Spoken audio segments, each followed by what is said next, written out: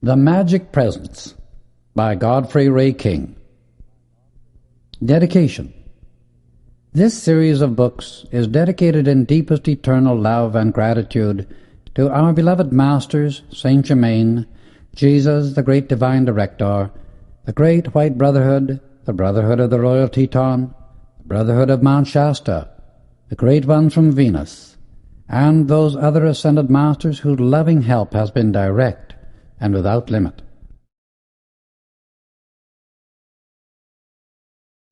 Tribute. The hour is at hand when the humanity of this earth must give more recognition to the activity of the great Ascended Masters and angelic host, who are constantly pouring out their transcendent light and assistance to mankind. There must come more conscious cooperation between the outer physical life of humanity and these great beings who are the protectors and teachers of the race. There is a special group of these great ones working at the present time with America to stabilize and protect her. Among them, the Ascended Masters, Saint Germain, Jesus, Nada, Sha'ara, Lonto, Cyclopeia, the Great Master from Venus, Arcturus, the Lords of the Flame from Venus, and one known as the Great Divine Director, are working here very definitely by establishing tremendous pillars and rays of light in America. They are also focusing these great outpourings of light at certain other points on the earth. They pour out their rays of light through the consciousness of all individuals who will accept them, harmonize their feelings, and turn their attention unto the mighty I Am Presence. If the people will acknowledge this great host of perfected beings and call down their ascended master consciousness into the hearts and minds of mankind, they can give assistance and protection without limit to those who make the call, and through them reach the rest of humanity. Only the ascended master consciousness, which is the mighty I Am Presence, can ever re-establish order and security upon this earth. Only this consuming flame of divine love can ever dissolve the fear and the feelings of the people. Only as the individual turns his attention to these great Ascended Masters and asks their blessing upon the rest of mankind is the connection made and the door opened by which their help can come through, releasing its perfection unto humanity and the earth itself. The Ascended Master always points each one to two things. First, the individual must look unto his own divinity, the mighty I Am Presence, for all good, keeping his attention upon it and giving it his first and greatest love. Second, he must harmonize his feeling by pouring out divine love as a force to bless everywhere. To the person who will do this, these great beings will give assistance without limit, for they work only and always through the divine self of the individual. The beloved Ascended Master, Saint Germain, is the emissary from the Great White Brotherhood, who of his own volition and great love is doing certain protective work and bringing certain illumination into America at the present time. He speaks of her often as the jewel of my heart, for whom I have labored for centuries. Jesus has offered to give a special service in connection with Saint Germain, and has said, these rays of light which we pour out are very real, tangible currents of energy, containing within them all good things and blessing you according to your acceptance. As in the days of old, and in all golden ages, these great perfected beings who have attained the victory through human embodiment will walk and talk face to face with mankind upon earth. They will explain the original divine way of life once again, that human concepts may be cleared and eternal truth be revealed. This book carries the definite radiation of the Ascended Masters who are working for America at this time, and is charged with Saint Germain's Ascended Master consciousness of freedom and victory in the light. Human fears and limitations shall be cut away. The earth shall be set in divine order once again, and filled full to overflowing with the light of God that never fails. Godfre Ray King. Forward. This book contains the second group of experiences which I was privileged to have through the love and assistance of the beloved Ascended Master Saint Germain. In the first book, Unveiled Mysteries, he revealed many, many things which have been held in secret and sacredly guarded for many centuries. In The Magic Presence, my experiences were the result of applying the knowledge he had previously revealed. In the various retreats of the Great White Brotherhood which we visited, I was shown the tremendous work they do for mankind through their messengers, who are sent into the outer world. The good they constantly pour out to this earth and its humanity is beyond any power of words to describe. All they accomplish is done through divine love, for they never use a destructive force at any time, and never intrude upon the free will of the individual. Those who are their representatives give everything as a glad, free service of love, and know no such thing as failure. The purpose of this book is to reveal to the individual the whereabouts of his own divine self, the mighty I Am Presence, that all who desire may return to their source, receive their eternal inheritance, and feel once again their divine self-respect. If the student or reader of this book will feel himself going through these same experiences, asking the Ascended Masters to illumine his consciousness by the light of the cosmic Christ, he will receive that outpouring of love which is the open door to all good things and sets mankind free. America is blessed beyond any other part of the earth, and because of her great blessing she must pour out great light. She is the cup through which the Great White Brotherhood can ever expand the great divine love of the universe and set mankind free. For that reason their work in America is of very great importance, and if it be necessary for her protection, then that light as of 1,000 suns shall descend and consume all selfishness from the earth. The truth, explanation of law, and my experiences given in this book are real, true, and eternal. The retreats, people, and instruments I saw and associated with while with the Ascended Masters are real physical places and things, and tangible, living, breathing beings. They are not imaginary, nor symbolic, and are not to be interpreted in any such way. The truth of everything in this book is for the reader to accept or reject as he chooses. If he does not accept or agree with it, that does not remove the truth nor its activity from the universe. But if he can accept the truth herein contained, he can only be blessed thereby, and his world will be a greater and more wonderful place to live in. The great Ascended Master Saint Germain has told us that the books of the Saint Germain series in the Ascended Master's Octave of Light are bound in covers of jewels. May we also value and obey the words of the Ascended Masters contained herein, and become their great love, victory, perfection, illumination, and freedom to all life forever. If the student or reader can feel the great rays of light and love poured out by these Ascended Masters, and can live constantly in adoration to his own mighty I Am Presence, he will positively become the full manifestation of perfection and will have his eternal freedom from the limitations of earth. May the great love, light, and happiness of the Ascended Masters flood the being and world of everyone who reads this book. May it forever be a blazing golden sun illumining the way to peace, prosperity, and freedom until everyone becomes a great heart of ever-expanding perfection and experiences the full victory of his ascension in the eternal service of the light of God that never fails. Godfre Ray King.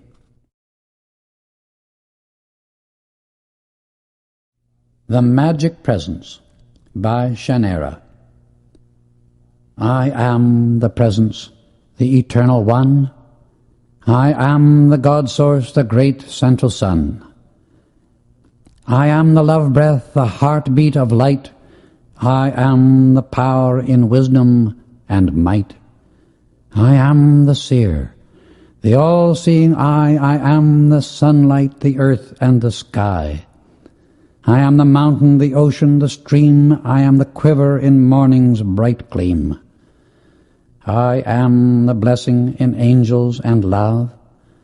I am the life flowing in, round above. I am the glory all had once in me. I am the light rays that set mankind free. I am the one heart that hears every call. I am the legion of light, answering all. I am the scepter of light's loving power. I am the master each moment, each hour. I am the spheres, every song that they sing. I am the heart of creation, its swing. I am all forms, never two quite the same. I am the essence, the will, and the flame. I am myself, all beings, and you. I am the magic presence, the God Self come through.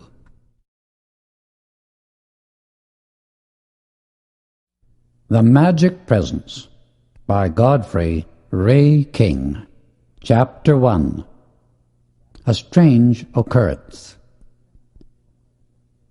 I left you, my reader, at the end of Unveiled Mysteries, with the great ascended master Lonto, sending forth his blessing to America and mankind from the retreat in the Royal Teton. In this book I shall describe another group of important and wonderful experiences which I was privileged to have during those months of association with our beloved ascended Master Saint Germain. I received a message from him one morning enclosing a letter of introduction to a Mr. Daniel Rayborn at the Brown Palace Hotel in Denver.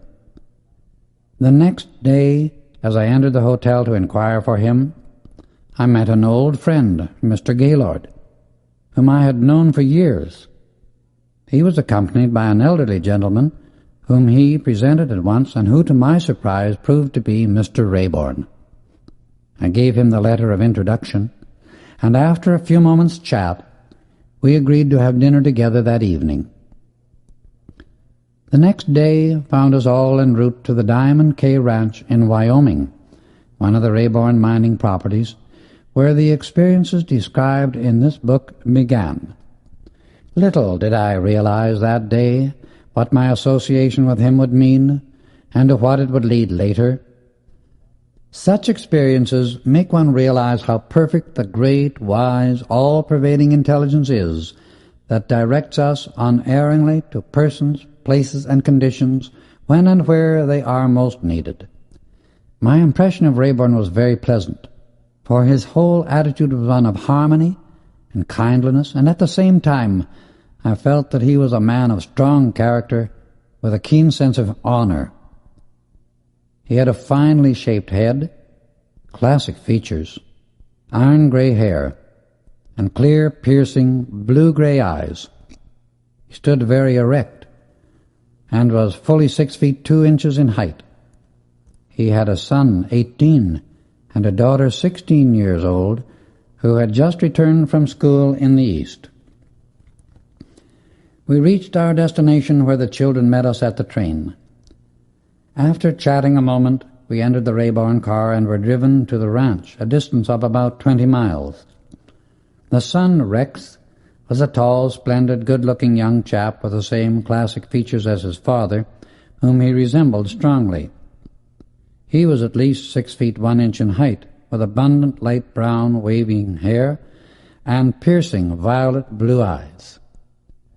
The daughter, Nada, was strikingly beautiful, with a strange sort of old-world dignity and grace.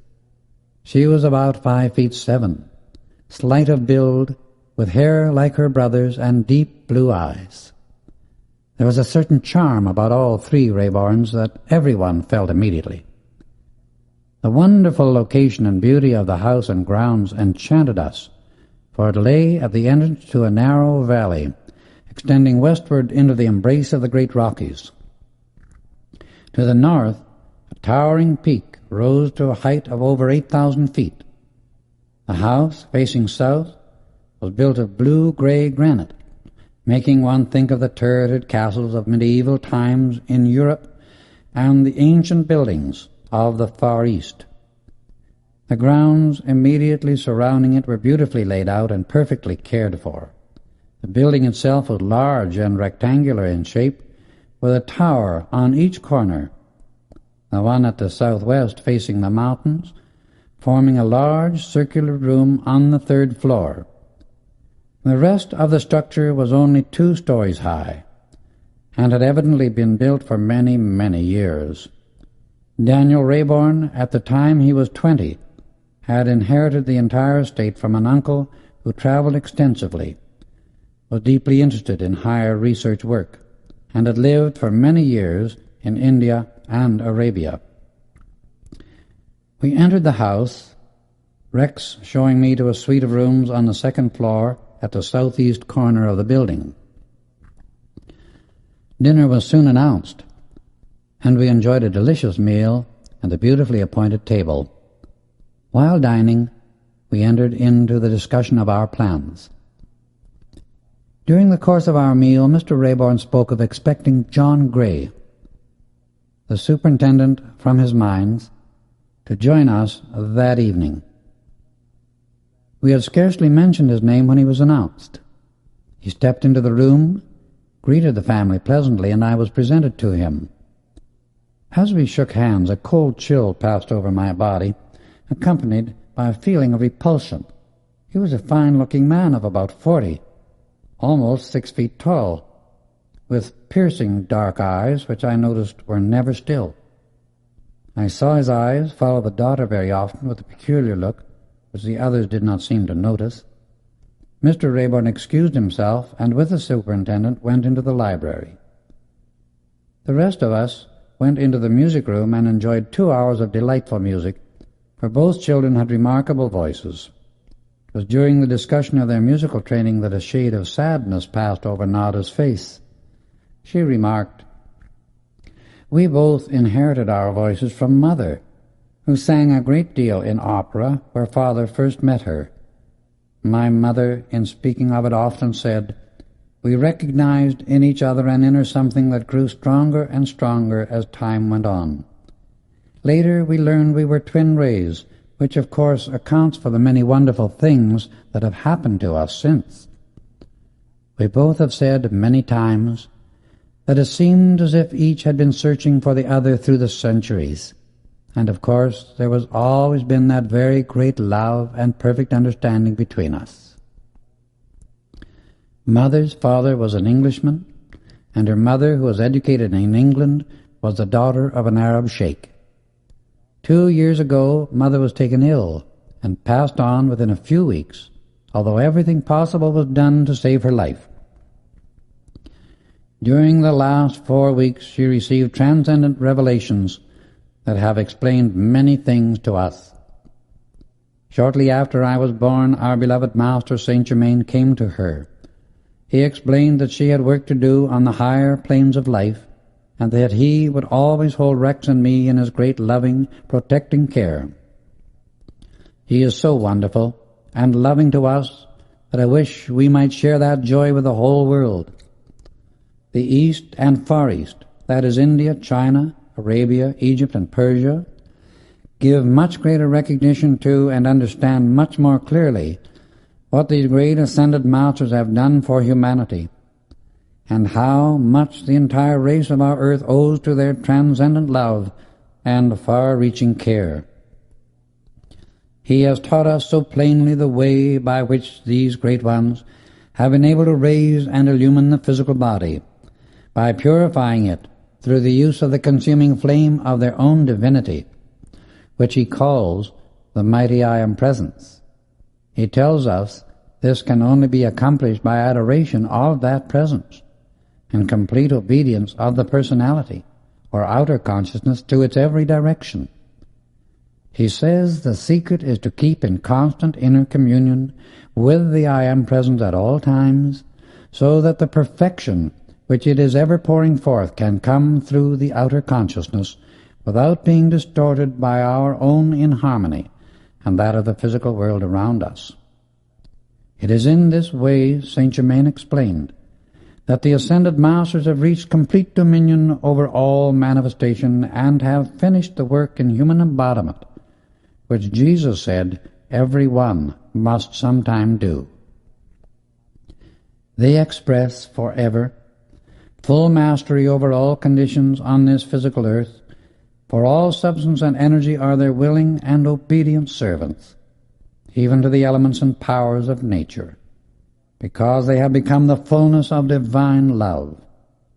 Their entire work with mankind is to lead everyone eventually to this same mastery, but it can only come through the self-effort of the individual and the fullness of enough love. Mother had many strange experiences in her childhood, and my grandmother told her of others, still stranger, for her grandfather had seen many of the remarkable things which these great ones do. One, whom he knew quite well, was from my grandmother's own land of Arabia. He was greatly adored by all he contacted, as his entire life was a constant blessing and service to mankind. Saint Germain first came to Mother one night at the beginning of her career in grand opera. She had been singing only a few months when one evening she became almost speechless with stage fright. She was in her dressing room shortly before the performance when a frantic fear seized her, making her forget everything. Saint Germain stepped through in his tangible body, introduced himself, and touched her forehead with the fingers of his right hand. Instantly, all nervousness left. The memory of her part returned, and she was calm and at ease.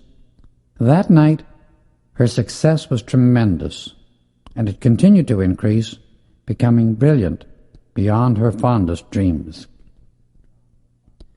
He told her she had earned the right to the protecting presence of the Ascended Masters, and from that time on it would be permanent. He described the man she was to marry, also the son and daughter who were to come to her.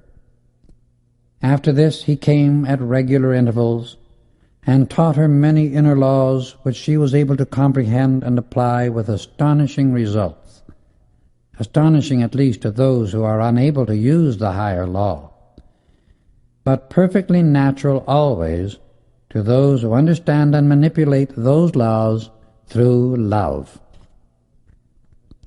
Father, Saint Germain said, was not sufficiently awakened to be told of such activities until about a year ago, when, because of danger that threatened, Saint Germain came to him in the tangible body and explained that Father would come very near death at the hands of one whom he trusted as a friend, but to remain at peace, for the Ascended Masters would give the needed protection. We were all so engrossed in this conversation that I felt almost disappointed when Mr. Rayborn and the superintendent joined us. After listening to Nada and Rex sing an Arabian love song for their father, we all parted for the night and went to our rooms. I was so thrilled, because Saint Germain had come to Mrs. Rayborn, that I had no desire for sleep. I began to feel there was a greater reason for my being in their home than I was outwardly aware. I sat down in a comfortable chair and gave myself up to the contemplation of the Ascended Masters, with deep gratitude to them for the gracious welcome with which these blessed people had received me.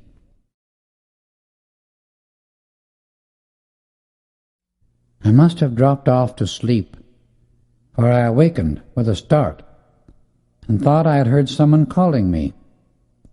I felt such an urge to get up and go out into the open air that I could not resist it. I was thoroughly awake, keenly expectant of something, but what I knew not. I went downstairs, out of the house, and down a path near a large barn. In a moment there was a movement among the shadows, and following a sudden impulse I stepped behind a tree. At the same instant a man came out of the barn. I saw another movement among the trees, and looking closer discerned a man standing with a rifle to his shoulder, dimly visible in the darkness. As he took aim at the man coming out of the barn, I wanted to call out a warning, but I could not make a sound. Before I could think, a blinding flash of light struck the man with the rifle full in the face, revealing his features as he fell face forward, as if struck by lightning, yet the sky was crystal clear. Still I was unable to move from my position, and the man from the barn came steadily on, totally unaware of his escape. I saw it was Mr. Rayborn, though he did not see me, so I remained where I was until he had passed into the house, and I hurried to the spot where I had seen the man fall, but he had fled. I searched around for some distance, but found no trace of him, so I returned to my rooms. It was then almost 1 o'clock. I got into bed quickly, and by a strong effort was able to go to sleep. When I went down to breakfast the next morning, all were radiantly happy except Gray, the superintendent, who seemed nervous and extremely pale. The Rayborns, Gaylord, and I had a most enjoyable time planning our day, which ended with the children suggesting that we go to Table Mountain, one of their favorite haunts in the Wyoming Rockies. Meanwhile, Gray was almost sullenly silent, refusing to meet the eyes of anyone. He finished breakfast, excused himself, and drove to the station. When he was gone, my first impulse was to tell Rayborn of the previous night's experience, but upon a second thought decided to wait until I could see him alone. I excused myself, prepared for our trip up the mountain, and returned just in time to see the groom bringing out our horses. One of them was a beautiful Arabian steed, cream in color, with white mane and tail, the most wonderful animal I have ever seen. He came directly up to Nada, to whom he belonged, and with a look in his eyes that was almost of human intelligence, stood proudly before her, waiting for the lumps of sugar she held out. She loved him, and he knew it. "This is Pegasus," she said, patting him. He reached out, put his nose against my face, went over to Rex and then back to Nada, as if giving consent to my being a member of the party. "He approves of you and accepts you as a trusted friend," Nada commented, after watching his expression a moment.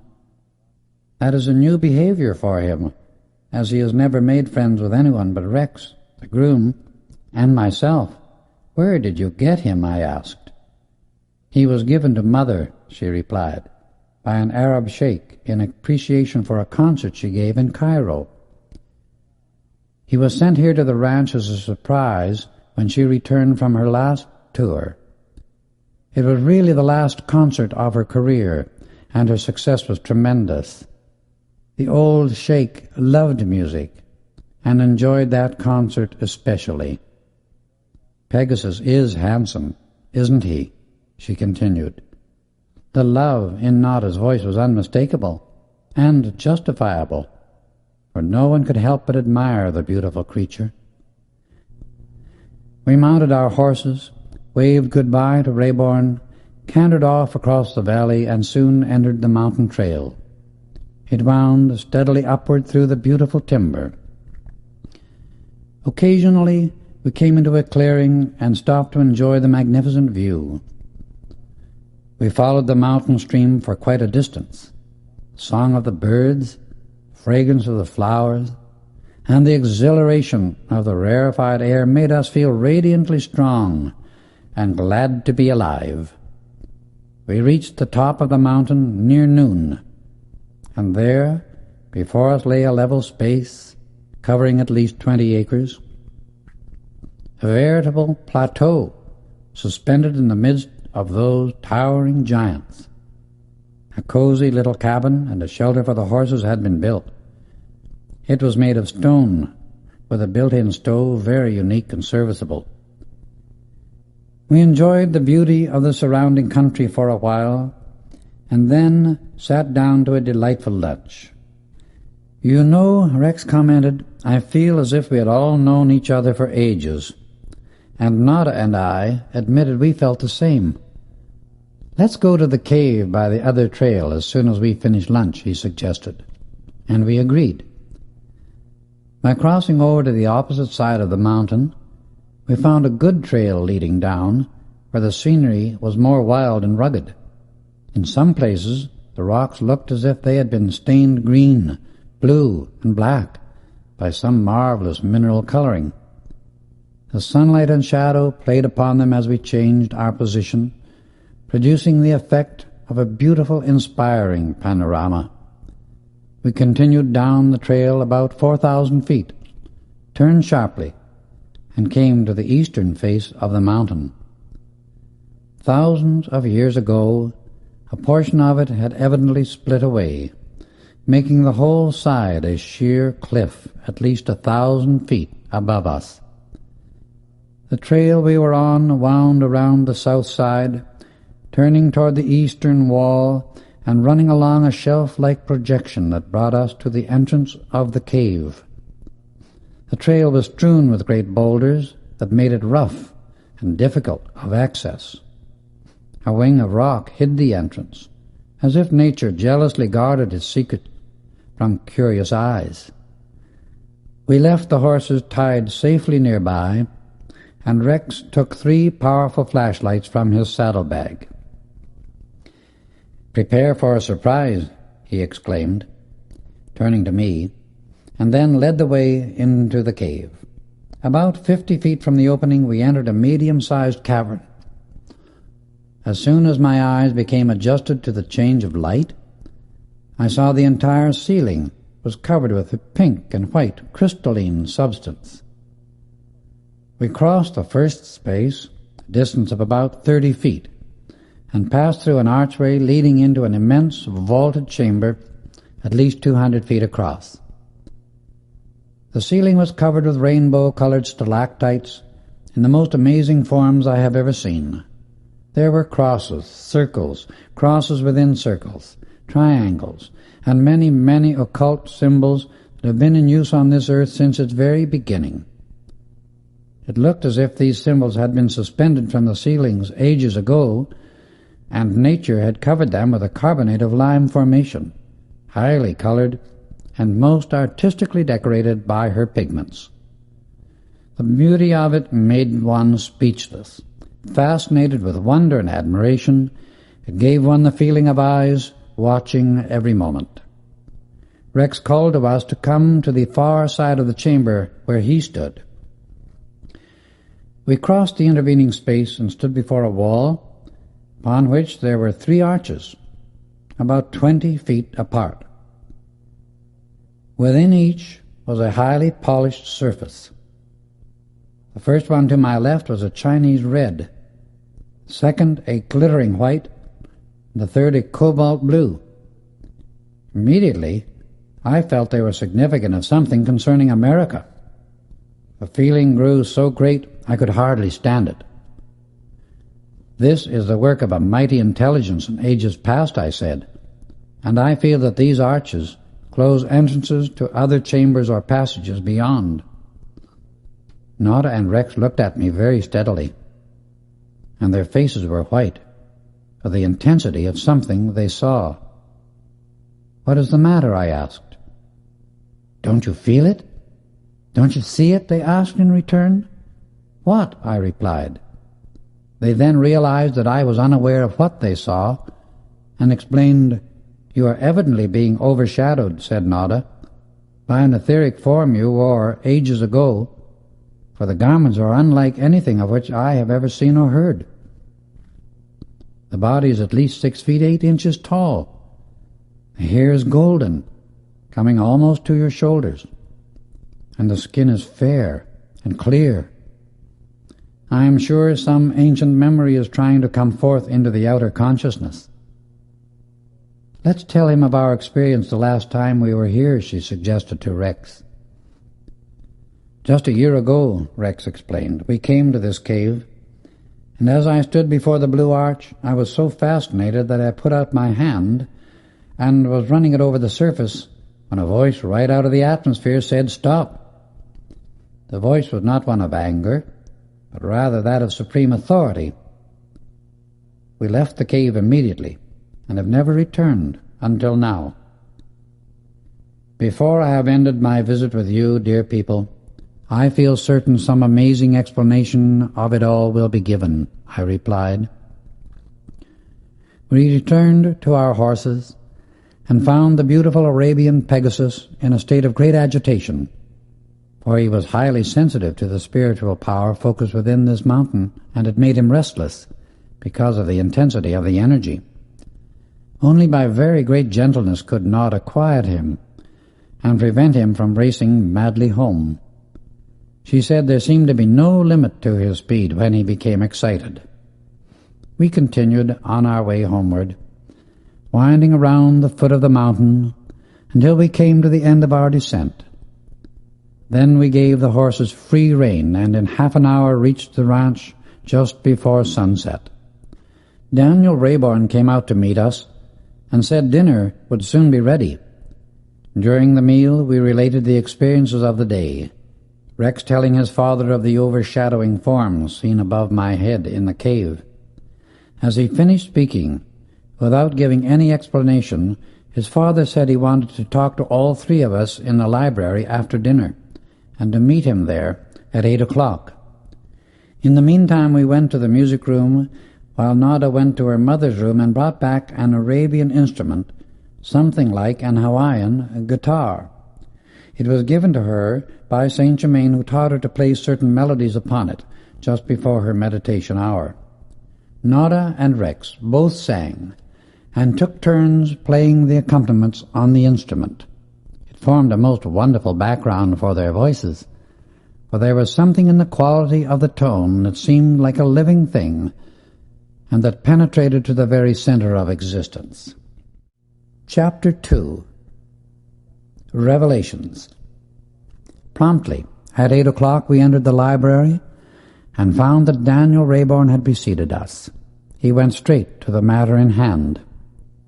At 2 o'clock today, he began, I received information that the men had made a rich strike at the mine in Colorado, and I have sent Gray on ahead. Day after tomorrow, I must join him. I would like all of you to come with me. Nada will be comfortable in the bungalow at the camp, and you two can stay with me in the mine. I have something else to tell you that is both grave and strange. At 4 o'clock this morning, I was awakened by a presence in my room, and when I became fully aroused, I saw it was our beloved Saint Germain. He talked to me for at least 2 hours, and among other things said that Gray had attempted to take my life last night. He saw the intent, and at the moment Gray tried to fire, Saint Germain directed a flash of electronic force that knocked him senseless for the time being. He has been warned that if he makes another such attempt, his own destructive motive will be permitted to react instantly, and his own body will pay the penalty. Then I told them of my experience the night of my arrival, and how I had witnessed the whole affair. Rayborn was deeply moved, and rising to his feet he extended his hand to me, saying, "You are surely one of us, and I am deeply, deeply grateful. Saint Germain said you had been brought into our home because you were greatly needed, and that from now on you would act in the capacity of elder brother to Nada and Rex. It seems we have known each other in a number of previous embodiments. He also told me that none of us was to be concerned in the least about danger of any kind, for we have lived clean lives and held close to high ideals. This, it seems, from the Ascended Master's standpoint, makes it possible to wield a mighty force for the protection of all. Saint Germain also instructed me regarding other things of importance. He explained to me the activity one experiences after he has made the ascension. Jesus gave the public an example of this, and sought to teach mankind its meaning, pointing everyone to that same attainment. I am, before long, to enter this great freedom. Our beloved Master made it very clear that one is sometimes raised into this condition, previous to or near the change called death. But all must accomplish it from the physical side of life. If the silver cord of light flowing into the body has been withdrawn, it is impossible to illumine and raise that body, and the one thus striving must re-embody once more in order to attain the final freedom from the physical side of human experience. All ascensions must take place consciously. For this ascended master attainment is the complete victory over all outer experiences through the personal self. I shall read you his own words, which I took down at his direction. Turning to a portfolio which lay upon his desk, he opened it and read, "So-called death is but an opportunity for rest and reattunement of the faculties of the personal consciousness. This is to free them from the turmoil and discords of earth long enough to receive an inflow of light and strength that will enable the outer activity of the mind to take up the work of physical experience again. Physical embodiment is for the purpose of preparing, perfecting, and illumining a body which can be raised to blend with the body of the mighty I Am Presence. We call it the magic presence. Jesus referred to it as the seamless garment.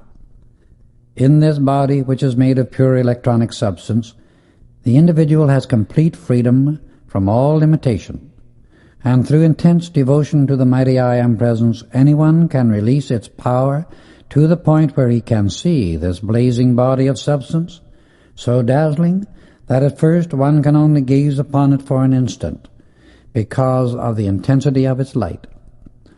Through such devotion, one begins to manifest more and more of his own individual, conscious dominion over all manifestation. This is everyone's eternal birthright, and the purpose for which all decreed the journey through human experience. When the one striving for such freedom has reached the point where he releases any amount of light he desires from his electronic body instantly by his own conscious command, then he can control all manifestation, no matter in what sphere he may choose to express. One has but to observe the world at large to see what discord in thought and feeling does to the beautiful bodies that nature provides for our experience in the physical part of life. In childhood and youth, the flesh structure of the physical body is beautiful, strong, and responsive to the demands made upon it. But when discordant thoughts and feelings are allowed to express in the personal self over the years, as one goes through life, the body becomes incapacitated, and the temple falls into ruins, because the outer waking consciousness does not obey the one law of life, love, harmony, and peace. Call it what you will, the eternal truth remains, that discord is another name for disintegration, a synonym for death. When mankind learns to live its life by the one eternal law of love, it will find that such obedience will have released it from the wheel of birth and rebirth, and hence the problems of human existence will have disappeared. In their place will come the joy of ever expanding the perfection which forever abides within love. Constant new creation will ever go on, for life is perpetual motion, and neither slumbers nor sleeps, but is ever and forever a self-sustained stream of expanding perfection, in joy, in ecstasy, and in eternally new design. This perfect activity and joy of life are all contained within obedience to the law of love. The last enemy, death, will have disappeared, for it is but a means of release from a garment that no longer has anything of value to give, for the use of the perfection of life. When the physical body is so incapacitated that the personality occupying it can no longer make self-conscious effort to express perfection, then nature herself takes a hand in things and dissolves the limitation that the individual may have a new chance to make effort that is of benefit. Grief for the death of a loved one is selfishness, and but retards the greater good the loved one should be enjoying. Grief from a sense of loss is really rebellion against the action of a law that has seen fit to give another greater opportunity for rest and growth, because nothing in the universe goes backward, and all, no matter what the temporary appearance, is moving forward to greater and greater joy and perfection.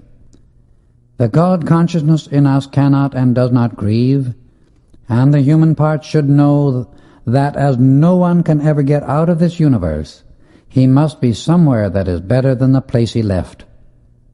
If there is real, true, divine love, it can never cease to exist, and must sometime somewhere draw us to that which we love. In true divine love, there is no such thing as separation, and that which feels a sense of separation is not love. A sense of separation is merely one of the mistakes of the personal self which it continues to dwell in, because it does not understand the nature of consciousness. Where the consciousness is, there the individual is functioning, for the individual is his consciousness.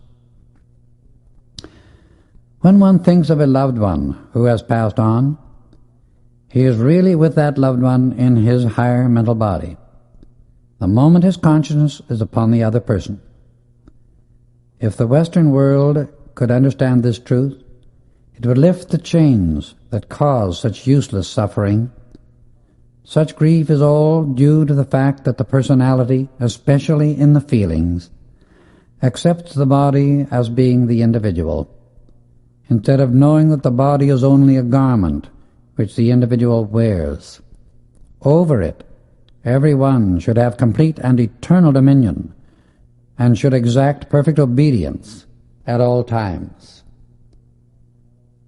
If one really loves another, he wants that other to be happy and harmonious.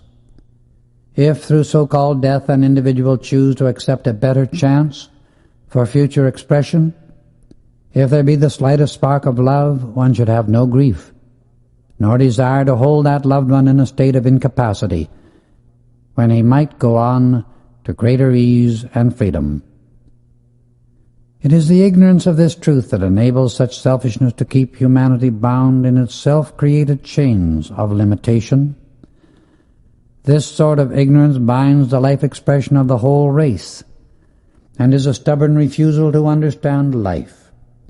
It drags thousands of human beings every year into the depths of despair, wholly unnecessary and avoidable, when they could and should be enjoying happiness and living the way the mighty I Am Presence intended them to live.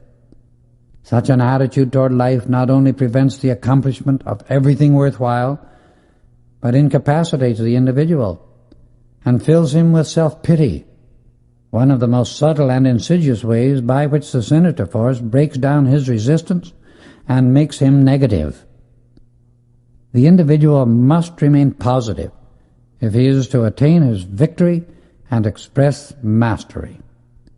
The sinister force that humanity on this earth has generated uses this method to keep aspiring, marvelous individuals from gaining their freedom and using the full power of divinity which has been theirs from the beginning, the gift of the Father to his children.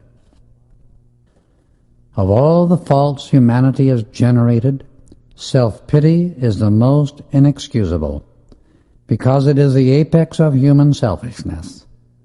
Through self-pity, the attention of the personal consciousness or outer self is entirely absorbed by the petty, puny, human useless desires of the physical body, and the great, glorious, adorable, all-wise, all-powerful light of the mighty I Am Presence always abiding above the physical body, is entirely ignored, yet its energy is being used for this destructive purpose.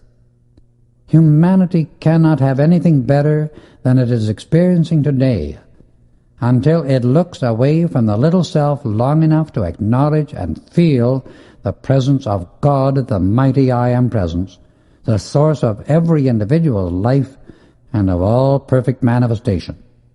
Grief is colossal selfishness, not love. Discord is selfishness, not love. Lethargy is selfishness, not love and not life. These sink the race into slavery because they break down the resistance of the individual by wasting the energy of life which should be used for the creation of beauty, love, and perfection. This slavery continues because the outer activity of the personal consciousness does not make the necessary determined effort to free itself from the domination of the psychic world. The psychic stratum contains only those creations of humanity generated by the discordant thoughts, feelings, and words of the outer activity or personal consciousness. This means the daily activities of the mind and body with which the personality continues to entangle the creative expression of life. The entire race has become so bound by its own discord that great, glorious, transcendent, ascended masters, out of sheer compassion for the slowness of mankind's growth and the misery of its degradation, offer to cut away the barnacles of the psychic plane and give humanity a new start. People are entertained, fascinated, and self-hypnotized by the various conditions of the psychic world, but I tell you, and I know both the inner and outer activities of life from the Ascended Master's standpoint, that there is nothing good nor permanent within the psychic stratum. It is as dangerous as quicksand and just as undependable. The psychic plane and the outer activity of the mental and emotional world, unless it reports perfection to you, are one and the same thing. It is entirely the creation of the human sense consciousness, and is but the accumulation of human thoughts and forms energized by human feelings. It contains nothing whatsoever of the Christ, the cosmic light. The desire for and fascination of psychic phenomena is a feeling, a very subtle feeling, by which it holds the attention of the personality away from the acknowledgement, the constant adoration, the continual communion, and the permanent acceptance of the individual's mighty I Am Presence. Attention to the activities of the psychic plane depletes the personal self of the energy and the ability required to reach to the God Source and anchor there permanently. I tell you eternal truth when I say that nothing of the Christ comes from the psychic realm, regardless of any seeming evidence to the contrary, because the psychic or outer activity of the mentality is forever changing its qualities, while the Christ, which is the eternal light, is ever expanding perfection, the one changelessly supreme, imperishable quality. It is because of the attention to and the subtle fascination of the psychic plane that mankind is today as a mass of children needing much help, and the wisdom of the Ascended Masters to raise them once more into the understanding of the light, which is the only means of release from the darkness of Earth's present chaos.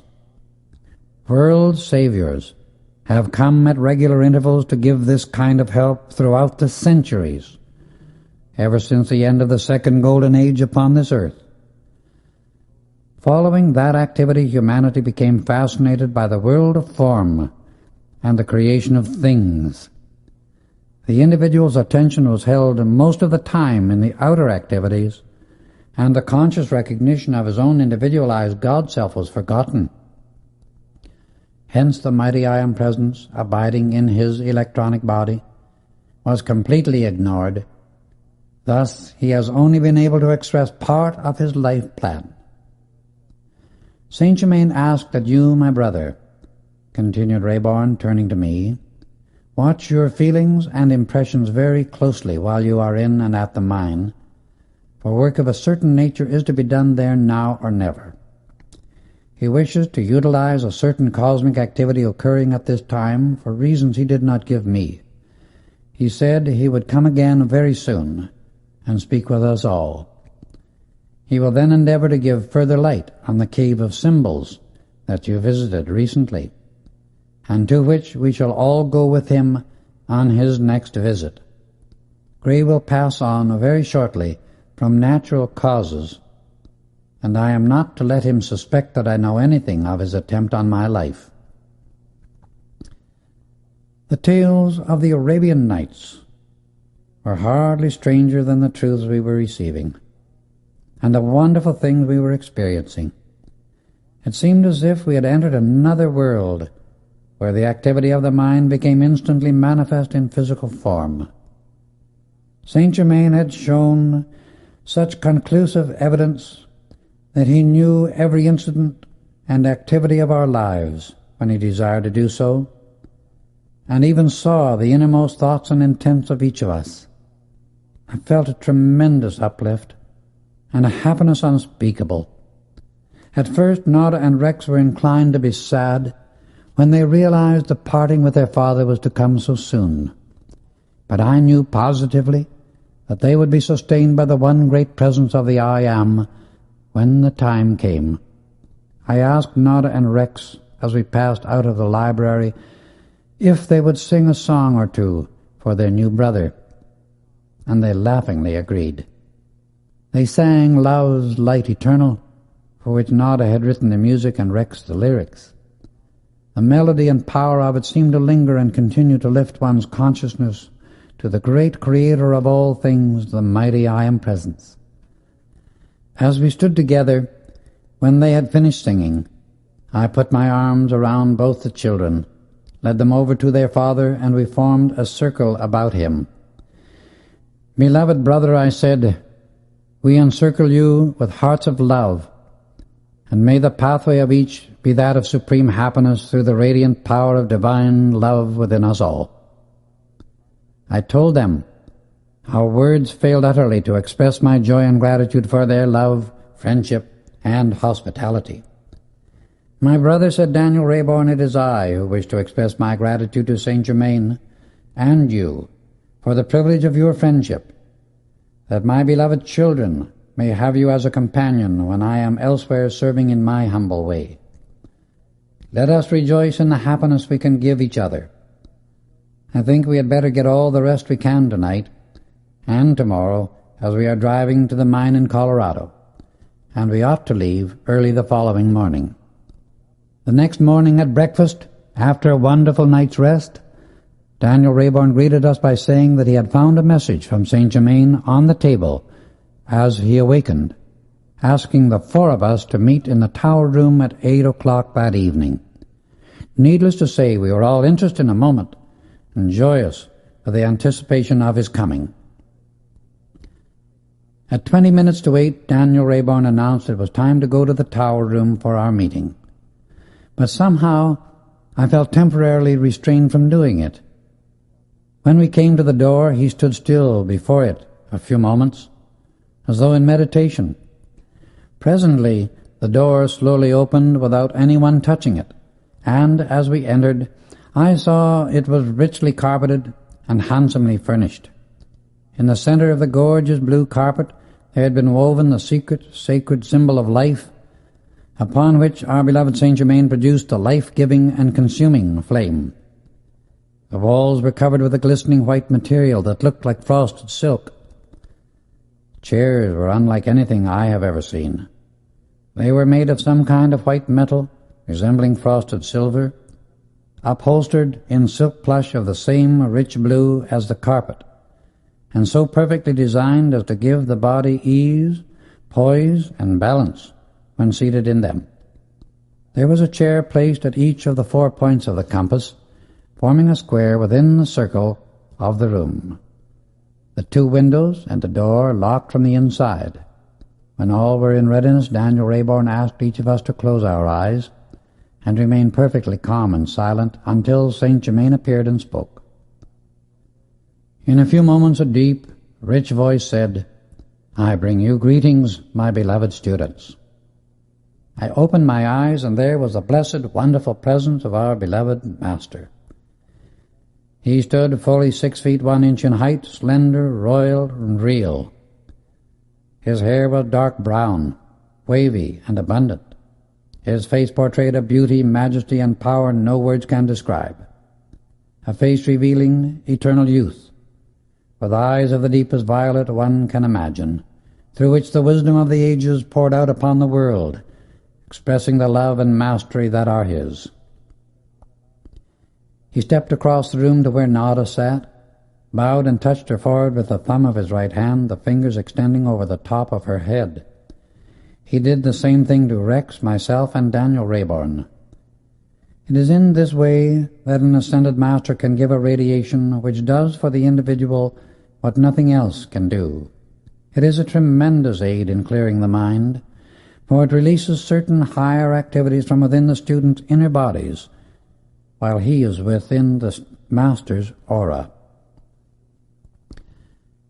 Beloved ones, he began, this evening I have come to explain certain laws that will enable you to manifest dominion over human limitation, once you know and fully understand the life principle within your human body. Then you will know and feel that it truly is all-wise and all-powerful. When you really comprehend this, you will see that it is not only natural and possible, but eventually compulsory, that you transcend all outer activity, its laws, and its limitations. These come into existence through ignorance and expressed in the outer activity because the intellect is allowed to act without the light from within the heart illumining it. Discord and limitation are imposed upon the outer activity by man and man alone, for an all-wise, all-perfect, all-powerful Supreme Creator does not and cannot create a limitation, a lack, or a discord. The concept that it is possible for all perfection to create imperfection or anything unlike itself is absurd, vicious, and entirely untrue. The Supreme Creator gives to the individual with free will the use of the attributes of the Creator with which to manipulate manifestation at his particular point in the universe. The individual is endowed with the capacity to form conclusions through using the intellect alone, which are the results of fragmentary information. It comes about from using only a part of the creative powers with which the individual is endowed. Conclusions drawn from partial instead of complete information must of necessity bring about unsatisfactory results. The individual must have free will, or he could not be a creator. If he choose to experiment with the spoke instead of the entire wheel, there is not to say him nay in his desire to experience those results. His wheel of manifestation cannot be and is not complete until he recognizes his mighty I Am Presence, for it is the only source that knows all that is required to build any pattern of manifestation that produces perfection for him. All patterns of perfection are stored within the all-knowing, fathomless, dazzling mind of the mighty I Am Presence, and can never be made manifest in the physical world of mankind until the outer activity of the mind, which is the intellectual consciousness, is illumined by the ray of golden light within the heart. This ray comes always and only from the electronic body of the individual. This is the magic presence, I Am. This mighty I Am Presence of mankind's being does not cognize and never can create the maze of confusion, chaos, and destruction that exists in the outer mentality and world of humanity, any more than the sun creates a cloud. It is the birthright and privilege of every individual to express the fullness of this glorious inner presence and power of perfection. But if the personal self will not call the power of the presence into action through the higher mentality, into the outer activity at all times, then all outer experience merely remains the ever-changing condition or dumping ground of the thoughts and feelings of other human beings surrounding it.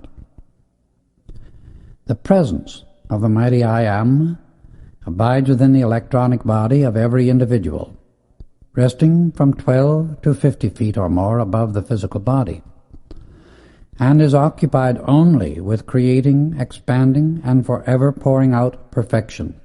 It lives in its own realm, doing creative work at cosmic levels.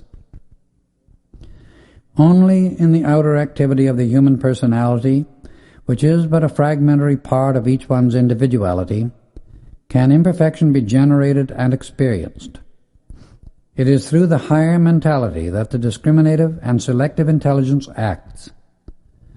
In this body, the individualized intelligence can look upon the discords of human creation and observe the conditions by which the personality is surrounded and those it is passing through, but it does not accept them into its consciousness nor world. It sees what is required to produce perfection in the physical experience and can reach into the electronic body, the individual's mighty I Am presence, and draw forth that which produces perfection in the outer activity. In transcending all earthly laws, we but claim our God-given authority to live and act in perfect accord with the mighty I Am presence of man and infinity. This presence is eternal, changeless perfection, yet forever expanding itself through the individual. As you see, I come into your presence in a locked room with walls of solid stone. These seemingly impassable walls are no barrier or obstruction to the mighty I Am presence, any more than they are to an electrical impulse. This presence is the mighty Master within, the God-self of every individual. When one acknowledges, accepts, understands, and feels this mighty I Am presence, its limitless powers are released into his use. This home and room were dedicated to the ascended masters of love, light, and wisdom at the time the tower was built, and it will continue to be a focus for their activity as long as they desire to use it. When the shell, which means the discord of the outer self, is dissolved, not by passing through the change called death, but by consciously raising and illumining the body and its every activity by the light of the mighty I Am presence, its power is released into the outer world through the individual, and he manifests complete mastery, the dominion that was given him in the beginning by the Father. Through his consciousness, every human being can release the limitless power of the mighty I Am presence. When one disciplines his outer faculties and makes them obedient to his conscious command of perfection, he is then able to let this tremendous power flow through him unobstructed and use it constructively. Within each of you is this same mighty power that I am using. You can use it as I do, when you acknowledge, accept, and admit at all times that the mighty I Am presence is always in action. This is the cosmic Christ, and the only consciousness in the universe that can say, I am. The thinking flame of God is the only activity of life anywhere in manifestation that can acknowledge its own individualization, use the creative word of God, and send it forth into the universe to cause manifestation. Only the Son of God, which means the individual with free will, can decree as God decrees and say, I am. Whatever quality follows that sound, spoken into the ethers, becomes a manifestation in the world of substance, and thus becomes a form.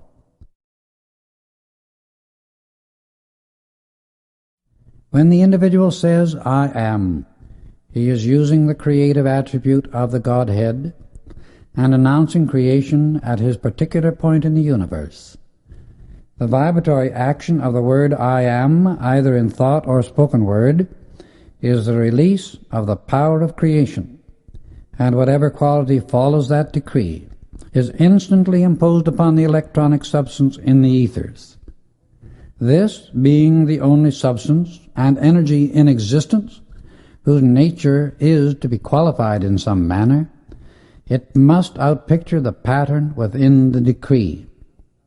If the decree is always for perfection, then the experiences in the individual's world express the fullness of the plan of life. But if the individual does not send forth that decree, it is impossible for that perfection to outpicture in his experiences until the decree is released into the ethers in which he lives. Every individual can think perfection at every instant if he only will, and it takes no more substance and energy to build beautiful, perfect forms and experiences than it does the imperfect. But if the individual wants this perfection expressed in his own world, he must use his own energy to utter the decree which will release that perfection unto him. Such is a law of his being, and nothing can change it. Life is the only presence, intelligence, and power that can act, or ever did act. These three activities within life are coexistent everywhere. The pure electronic light which fills infinity is the self-luminous, intelligent substance of the mighty I Am Presence, existing at all points, and of which all forms are composed. Discord and limitation can build a film, so to speak, around this substance, shutting off at least to some degree the radiance of its light. But imperfection of any kind can never enter in to the electronic substance itself. The discords and limitations that humanity has wound around itself are due to the activities of the intellect and the emotions, which have not been trained to look within the light of the individual's own mighty I Am Presence for the plan of perfection upon which each one should construct all his outer activities. This perfect plan does not exist anywhere except within the mighty I Am Presence. When the intellect and emotions are purified and illumined by the light of this great presence, then the perfect ideas and activities within it can flow through the personality without becoming distorted by the fragmentary information in the outer activity of the consciousness. The reports of the human sense consciousness are merely unillumined activities, for when light is directed into them from the mighty I Am Presence, they melt into its glorious perfection at once. Love, peace, balance, order, and perfect activity, or the coordination of all outer activities with the patterns of perfection from the presence, can only be brought about by the one great light, the I Am. There and only there does the design of perfection ever exist. If the student or individual will fix his attention with determined tenacity and hold it upon the mighty I Am Presence, he can release such divine love, light, wisdom, power, courage, and activity as he cannot possibly comprehend at present. Divine love contains the perfect activity of every attribute of the Godhead.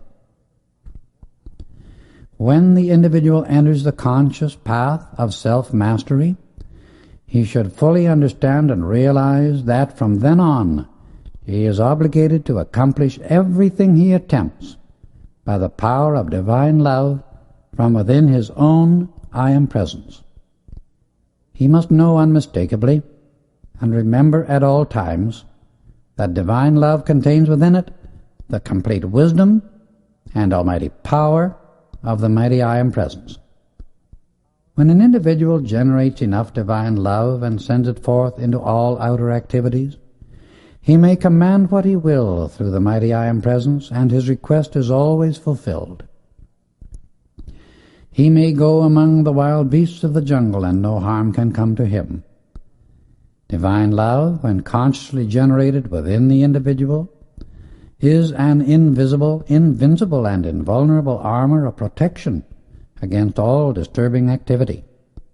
There is only one thing that can bring about perfection anywhere in the universe, and that is enough divine love. Therefore, love your own mighty I Am Presence intensely, and nothing else can enter your being or world. You four beloved ones have come to the point where the I Am Presence commands the assistance of the Ascended Masters. Therefore it will be my great pleasure to be of any help to you that may be required. Before I proceed further, I wish to convey the great love and blessing from your beloved mother and companion. Soon you will have the joy of seeing and greeting her face to face, and never again will you be disturbed by the thought or change called death.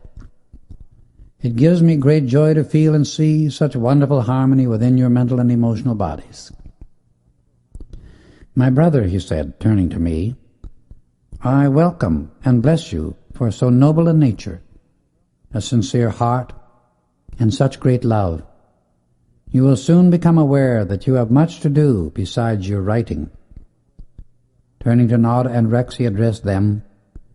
My beloved Nada and Rex, I feel like both father and mother to you, although I cannot take the place of your earthly father who is so noble, so fine, and whose earthly pilgrimage is nearing its close. He may be with you many months yet. Please forget entirely that which you regard as separation, and enter fully in the activities before you. I am more than pleased, he continued, turning to me, to see in your heart a great willingness to serve wherever that service is most needed. That attribute will bring you very great light. Including all, he continued, after your trip to the mine, I will impart to each of you certain private instructions that will greatly assist and hasten the awakening of certain faculties whose use you will soon need, and through which I will be able to reach you much more easily. This will bring to you a clearness that bars all doubt. The superintendent at your mine, he said, speaking to Rayborn, will retain his physical body only until he can say a few parting words to you. North of the tunnel where the last strike was made, which has been considered very good, there is a deposit immensely richer that has been passed. I will indicate the place when you reach the exact spot in the tunnel. You are to mark it, he directed, glancing toward me. There are those in touch with Gray, which makes it unwise to open this up until he is out of their reach. It will be much greater wisdom in the future to forbid any report going out of strikes made in the mine. This body of ore, which shall be indicated to you, contains over $20 million in gold, clear and above all operating expenses. Little do those of humanity who are in great need realize how easily and quickly they could and would be given their financial freedom if they would but turn their attention to the mighty I Am Presence and hold it there with determined tenacity. Great would be their reward for such effort.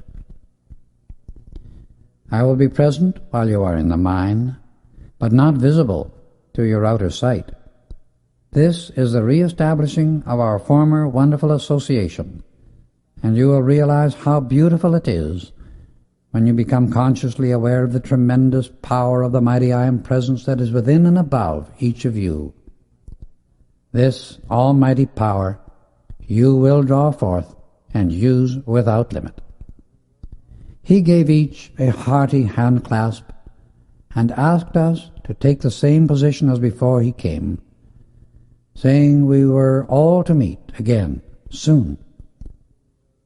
When we opened our eyes a few moments later, he had disappeared as quickly as he had come. Nada and Rex said the experience was the most glorious of their lives, and the happiest 2 hours they had ever spent thus far. Only a small part of such transcendent work can be conveyed in words to those who have not experienced these things, but all humanity may have the same opportunity when the individual is earnest, sincere, humble, and unselfish enough in his desire for the light, and really loves his own mighty I Am Presence. It was so remarkable and uplifting to see the room brilliantly lighted by the radiant presence of Saint Germain. It was conclusive proof that his presence was its own light. Each of us experienced such peace and love as we never dreamed during existence. We could not refrain from embracing each other, and there were tears of joy in our eyes out of deep gratitude for such a divine privilege. We said good night and went to our rooms, as we were to leave early the following morning for the mine. We left very early, driving nearly 500 miles over a highway that was in splendid condition. The day was calm, bright, and lovely, the scenic beauty gorgeous. We took turns at the wheel, so no one was in the least tired, and at exactly 7 o'clock in the evening we drove into camp. We noticed a great deal of activity and excitement. As soon as the men saw us, one of them came running to the car, saying excitedly, "Gray has been badly hurt in the mine. It happened while we were changing shifts." Daniel Rayborn hurried away, while Rex and I took Nada to the bungalow. The men took care of the luggage, and we hurried to the superintendent's quarters, to which Gray had been carried. As we arrived, the room was being cleared of the men, as Gray wished to speak to Rayborn alone. We stepped in, greeted him, gave what encouragement we could, and then left the two alone. 30 minutes later, Rayborn came out. He was deeply moved, because, as he afterward told us, the man had made a full confession, asked forgiveness, and passed on immediately. Saint Germain, referring to it later, said, "The soul withdrew from its temple of flesh when it realized that the human self could not withstand the temptation." In shooting the hole drilled by the day shift, Rayborn explained, a large piece of rock became loosened. And as Gray was inspecting and sampling the day's work, the rock fell, striking him on the head. He dropped unconscious, and another piece fell upon his chest, crushing him so badly that there was no hope of recovery. He remained conscious until I reached his side and made a full confession concerning his attempt upon my life, knowing he could not live. I gladly and freely forgave all, that he might pass on in freedom. His soul can thus have its greatest opportunity for growth. His gratitude was unspeakable for the opportunity to free his conscience and be forgiven. His passing was really in very great peace. We were all rather stunned by the suddenness and accuracy with which Saint Germain's statements were being fulfilled.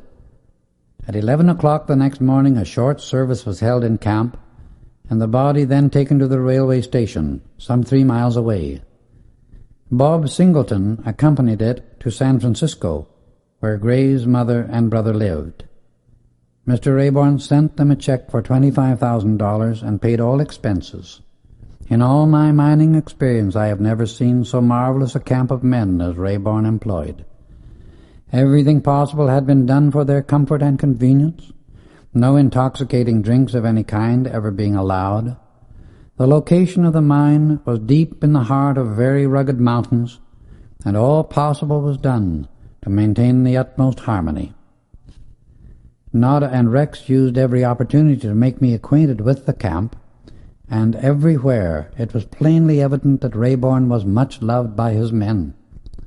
The entire atmosphere was one of harmonious cooperation, and there was a total absence of all coarse or undesirable elements. It was Rayborn's custom to pay every man a bonus of $1 a day as long as any rich strike lasted. He made Bob Singleton a superintendent, where he was a fine, noble, upright, honest chap with splendid ability. We spent a wonderful day going through the concentrating plant, from which only the concentrates were shipped to the smelter. Most of the richer gold was free milling, being run into bullion and shipped direct to the mint in Denver. That night at dinner, Daniel Rayborn, in speaking of Bob Singleton, said, "I have long wanted to make Singleton our superintendent, for I feel that he is a man that can be absolutely trusted. I think we had better not go into the mine until he returns from San Francisco, which will probably be the second day after tomorrow. In the meantime, we can trace the surface outcropping and surveys. I want both of you boys to become familiar with the boundaries and all departments of the mine. I will show you the principal veins of ore at the surface. While we have had this mine for about 12 years, yet you will see as you go over it that we have really only explored a small part, although we have taken out millions of dollars in value. Singleton returned late in the afternoon of the fourth day, and plans were made to go carefully through the underground workings the day following. During that evening, I felt as if I were being tremendously charged with a dynamic electrical current. Nada had brought her Arabic musical instrument, and she and Rex entertained us royally after dinner. At 9 o'clock the next morning we went to the shaft house and met Singleton, who was waiting there ready to take us into the mine. We entered the cage and descended to the 400-foot level. Here we went through various tunnels and crosscuts. As we were going through one tunnel that led to the southwest, I suddenly felt an electrical current pass through me. I stopped and, turning to Singleton, said, "What does this formation contain toward the north at this point?" "There's only country rock," he replied, "between these two veins. They are about 400 feet apart at the surface, with apparently very little dip." We started to pass on, but without the others seeing me, I marked the place with blue chalk. We then went to the 600-foot level and continued to go through the various workings. We came to a tunnel leading to the southwest, and almost under the spot where I had felt the current 200 feet above, I felt it again, but more powerful than before. I looked to my right and saw an intense blue light with a center of molten gold. This stood out clear and bright upon the wall of the tunnel. I marked the spot quickly, and at the same moment my inner sight was greatly quickened. I saw clearly through the rock what seemed to be a great cavity between the two main veins, at least 200 feet apart. The opening was fully 200 feet high and nearly the same in circumference.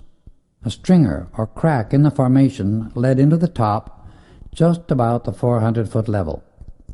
During an ancient volcanic activity, the ore had been forced to this point, forming very rich veins, but this crevice had allowed it to pour through, filling the cavity. It was one of those strange things that happen in nature, very seldom, of course, but nevertheless they do occur. The whole activity had been flashed on my consciousness in a moment, as all truly cosmic flashes do occur. I marked the spot, then went on with the others to examine the new strike. It was tremendously interesting. The two walls of the vein had suddenly widened in their formation, and at that point the large body of ore had been created. But it was not more than a tenth as large as the one I had marked. Just at this time, Bob Singleton was called away by one of his men, and I had a chance to explain to Rex and his father what I had been shown by St. Germain. I knew positively it was by his power that I had been enabled to see within the formation and mark its location. Rayborn decided immediately to have a cross-cut tunnel run in from the spot I had marked, to contact the ore body that had been revealed to me. When Singleton returned, Rayborn gave the order to have the men start work at once on this cross-cut. The superintendent looked at him in perfect amazement. However, none of his men ever thought of questioning anything he suggested, and Bob began making arrangements at once to carry out the order. Rayborn did give him a little explanation by saying, "Bob, I know you do not understand why I am having this done, but when this special work is accomplished, I will explain." "Mr. Rayborn," said Singleton, with a gentle, humble dignity, "it will always be my pleasure to carry out your orders without question." "I wish," continued Rayborn, "you would put the most rapid and trustworthy men on this part of the work. Use 3 shifts and finish it as quickly as possible." "How many feet can the men break down in 24 hours?" I asked the superintendent. "I think at least 10 feet," he replied, "more or less, according to the hardness of the rock." At that rate, I felt they would be able to reach the ore body in about 10 days, and I could have almost shouted for joy, because I knew there was no uncertainty about what they would find when they reached it. Rex and I liked Bob Singleton very much, for he seemed a man of fine, strong character, though very young for the type of position he held.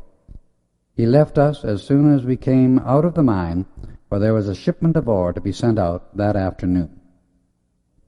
"I have wired the foreman at the ranch," Rayborn explained, "that we will not return for 2 weeks unless something vitally important demands it, because I wish to stay here and watch the progress of the new crosscut tunnel."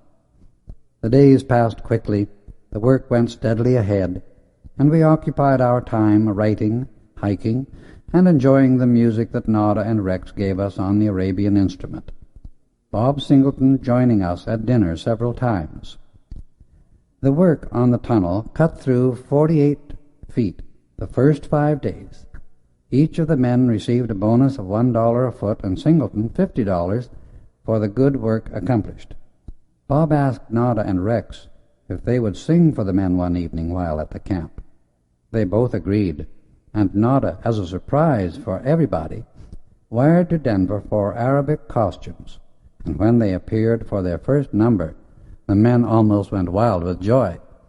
The program closed, and one of the men arose and asked if they might all shake hands with the children in gratitude for the evening's wonderful entertainment. The children agreed, and said afterwards that they had never felt such inspiration or such power in their voices.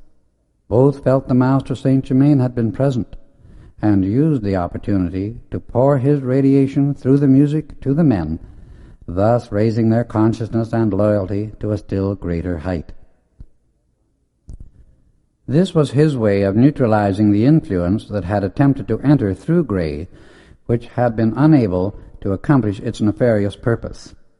At 12 o'clock on the 11th day, I was in the office of the mine with Bob Singleton, when a man came rushing in, greatly excited, saying they had struck rich ore in the new crosscut. The superintendent looked at me, utterly speechless, so plainly did he show his surprise. It was then I realized that he had never really dreamed of finding ore in the new workings. Merely by the use of ordinary geological observations, this ore body never would have been located, for geologists seldom take into consideration the freakish formations that sometimes occur in nature, and that she does occasionally extraordinary things. This deposit would never have been found except by the superhuman power of our beloved Master. Singleton asked me to find Rex and his father and tell them the news. I hurried to the camp quarters and found them awaiting me at lunch. When I told of what had happened, we all silently gave praise and thanks to the mighty I Am Presence and our blessed Saint Germain for making this rich strike possible. Rayborn sent word to Bob that we would be ready to go with him and examine the new discovery at 1:30. Nada decided to await our report. When we reached the spot, I saw the last shots had broken well into the ore body, as the entire face of the tunnel was in ore.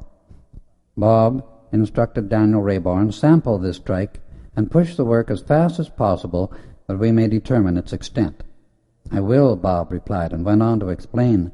"The formation in the ore deposit itself is much more easily drilled and broken than the ordinary rock." As we returned to the surface, he could stand it no longer and burst forth, "Mr. Rayborn, this is the most remarkable thing I have ever read or heard of in all my life. How did you know the ore was there? No outer signs indicated it." "Bob, my boy," he replied, "have patience. You will soon know.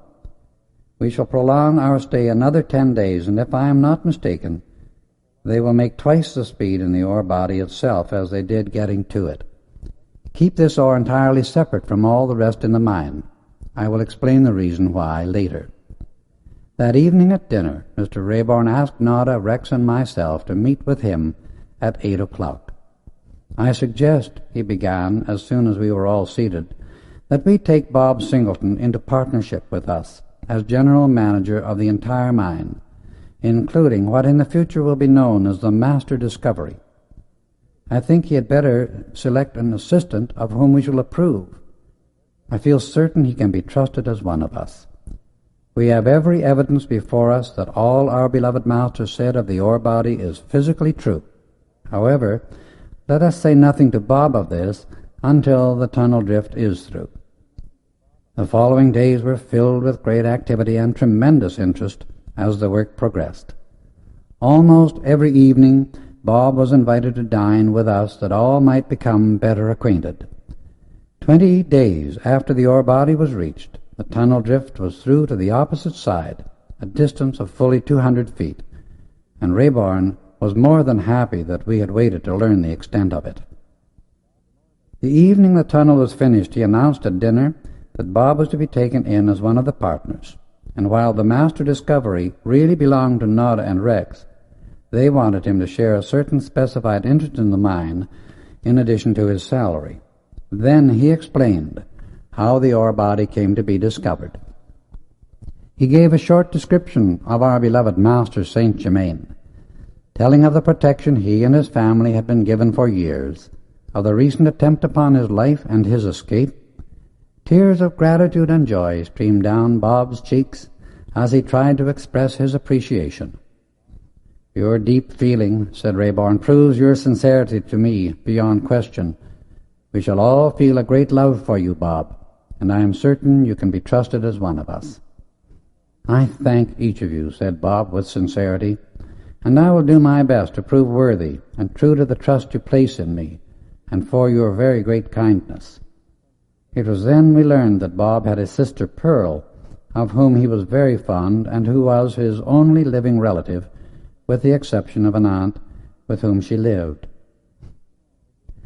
"I expect Pearl," he continued, "to reach here tomorrow, as she is coming on to visit me for a time." He was very enthusiastic in his praise of her, and drew forth her picture from his pocket. She was about 18, remarkably good-looking, and yet one felt she had a tremendous strength of character, with a natural sense of poise and command. He told Daniel Rayborn of the desire he always had to provide the means for her university training, and with his recent good fortune of sharing in the mine, this became possible of accomplishment.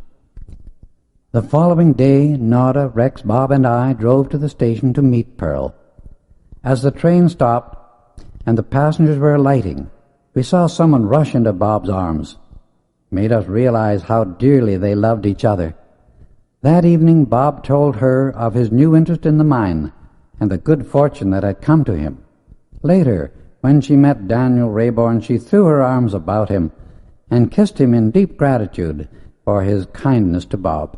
She tried to thank him, but he said, "My child, it gives me still greater happiness to know you are to share the joy with your brother, whom we all have learned to love." That evening we spent listening to Nada and Rex sing, and I think Pearl was, without question, the happiest, most grateful person I have ever seen. The next day came a message from the ranch saying Daniel Rayborn was needed there, so we made preparations to leave the second morning following. The assistant superintendent, whom Bob had chosen to help him, was to arrive at the camp 10 days later, and Nada persuaded Bob to let Pearl go back to the ranch with her until he had time to visit with her. Rayborn planned to stay at the ranch only 2 or 3 weeks and then return to the mine again. At 6 o'clock on the day of our departure, all the men were off duty came to see us off, and as Bob said goodbye, he held Pearl in his strong, fond embrace and expressed his gratitude that she had found so wonderful a friend in Nada. Rex and I took turns in driving that Daniel Rayborn might have a chance to become better acquainted with Nada's newly found friend. We noticed Pearl was a very close observer, and her appreciation of the beautiful scenery we drove through was very deep. Time passes rapidly when all is joy and harmony, and this is one of the great laws of life. If humanity would but comprehend the imperative need for its operation in their lives, and understand the vital factor it becomes in their conscious use, we would be living in a most marvelous world more quickly than we can possibly realize now. We made a long detour while returning, but arrived home at 8 o'clock ready for the splendid dinner that awaited us. We all seemed a little tired by the long drive, except Pearl. The newness of the scenes kept her interest so aroused, she seemed not to feel anything but the great happiness of the experience. We retired early, deeply grateful to the mighty I Am Presence for the wonderful blessings it had bestowed upon us. Chapter 3. Subterranean Marvels. The next day, Nada, Pearl, Rex, and I went to our favorite mountain lake. Pearl had gone for a walk, while the rest of us were sitting very quietly on the bank.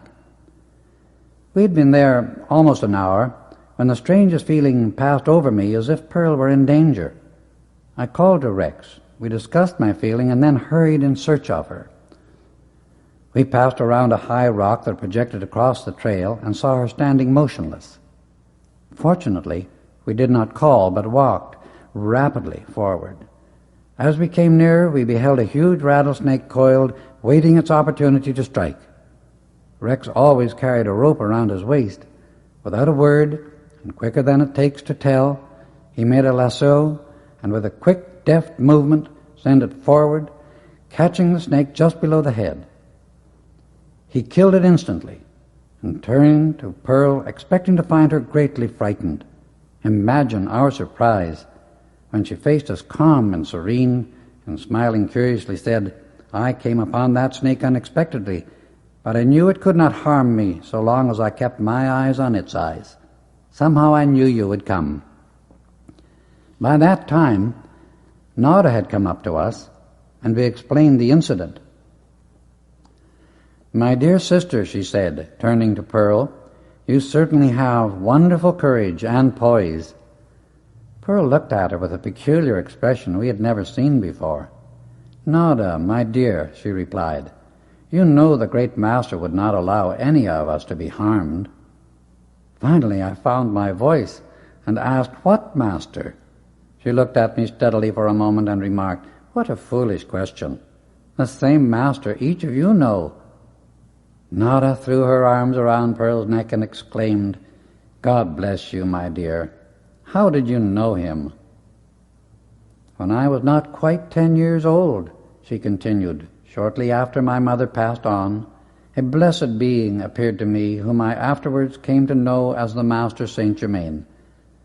After his first appearance he continued to visit and instruct me, but I was forbidden to tell anyone, not even my brother, until I was granted permission to do so.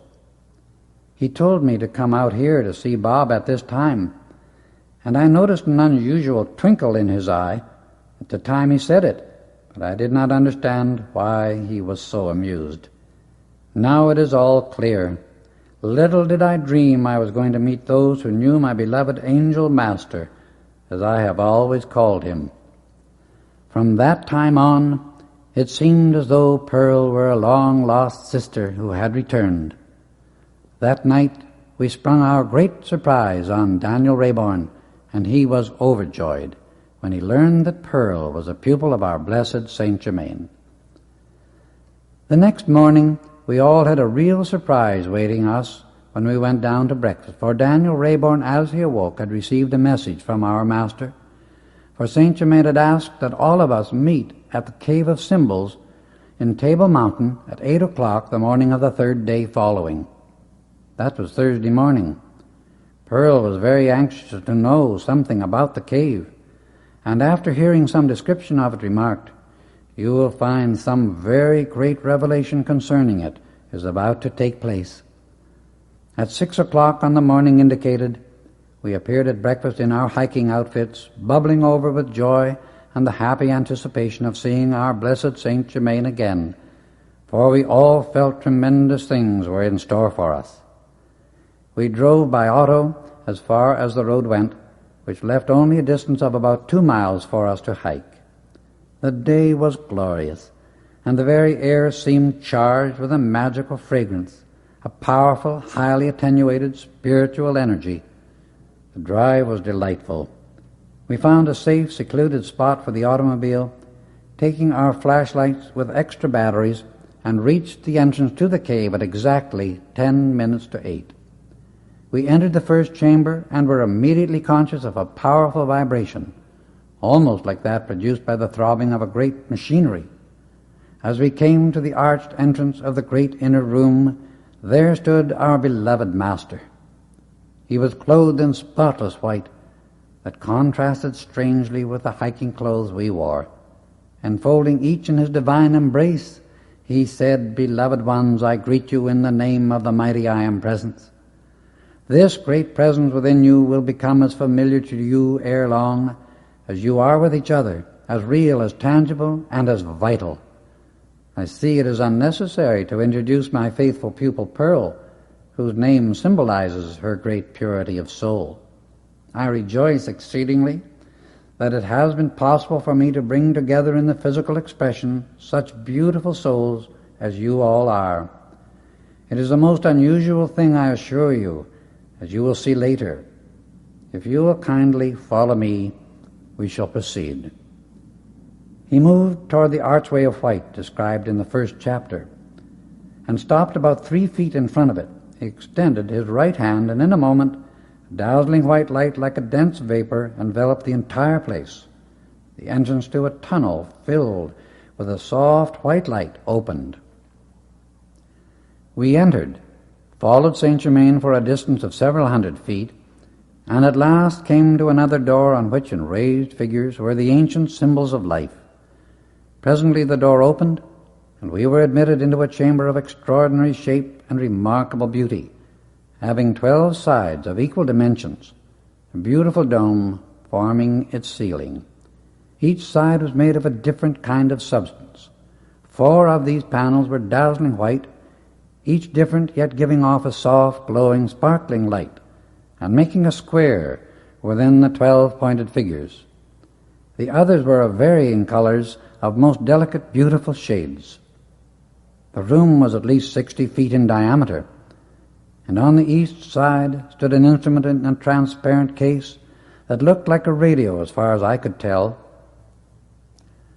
On each side of this case, forming a circle around the entire room, about 3 feet from the wall, were 12 chairs made of the same transparent metal as the case, one in front of each panel. Saint Germain seated us and stepped to the instrument. "Beloved students," he began, "your surmise is correct. Within this case is the most remarkable radio yet produced on earth. The case, as you see, is perfectly transparent. Yet the material of which it is made is as tough and strong or stronger than steel, so hard you cannot make an impression on it with a hammer. The inventor of this super radio will be here tonight when you shall meet her. I wish you to be my guests here for 3 days. I will see that a written message is delivered to your home by a visible messenger tonight, and that your automobile is guarded. Now, if you will come with me, we shall proceed, as we have much to do before evening." He went to the opposite side of the room from which we had entered and pressed his hand against the wall. A panel slid back and revealed an opening into a large oblong room. "This is a chemist's laboratory," he explained, "in which the great master chemists have been working for the past 50 years, perfecting formulas for the protection of America in the next and final crisis of her experience. After this crisis, her people will be taught the use of the universal energy for light, heat, and power. This will come forth in still greater perfection than has ever been known in any previous age." We went to the far end of the laboratory and passed into another room fully 3 times as large, where electrical experiments were being carried on. This entire room was lined with the same transparent material as had been used in the case of the radio. "Many discoveries and inventions," he continued, "are being brought forth here by awakening the past memory within those who are doing the experimental work. By calling into the outer activity of the mind that which has been attained in previous lives, and adding to this the greater and simpler perfection of the future, those doing this work are preparing wonders and blessings untold for America, her people, and through her for the world. During the next 70 years, America and her people will scarcely recognize themselves as they look back upon their limited activities of today. These wonderful beings, who have become so clearly aware of their mighty I Am presence, are perfecting and preparing for actual use many wonderful things for the great benefit and enlightenment of humanity. As people ascend in conscious understanding to the point where such things can be accepted and used, many of these formulas and inventions have been and are being taken from cities hermetically sealed that lie at the bed of the Atlantic Ocean, having sunk beneath its waters when the last cataclysm destroyed Atlantis. These great ones have drawn such formulas from within these sealed cities and are testing and improving upon them. This is how the greater perfection comes forth for the use and upliftment of the race in the coming golden age. The great ascended masters guard, watch, and direct this work. Their students, who have been trained to come and go from the physical body consciously, are the ones who carry out the experiments in the laboratory. The ascended masters are the guardians of humanity and have worked through the centuries from the invisible as well as the physical to awaken, to bless, to enlighten, and lift mankind out of its self-created degradation and selfishness. We have conquered death by complete and eternal dominion over the atomic substance of the physical body and world. All things obey our commands. The laws of nature and the universe are our willing, obedient servants. In these wonderful secret chambers of nature, the work goes on quietly, unknown to the outer world, and wherever the individual seeks the light for the light itself, then truly all things are added. Saint Germain called our attention to one thing after another that had already been perfected, and others that were under construction. I can never put in words the feeling of joy and exhilaration this gave every one of us. One thing in particular attracted the attention of all, and we asked its purpose. It is a mechanical way of quickening the atomic vibration of the human body, he replied, and assisting to raise it into the pure electronic body which Jesus referred to as the seamless robe or the bridal garment of the Spirit. It is composed of pure electronic light, for in and upon it no imperfection can ever be recorded. Light, you see, he emphasized, is substance, energy, and luminosity, all three in one. This pure electronic light, of which the eternal spiritual body is composed, is condensed, as it were, by your mighty I Am presence into a self-luminous substance, which is for you a self-sustained, immortal, ever-expanding, ever-perfect form and reservoir of divine love, light, wisdom, and power from the very heart of God.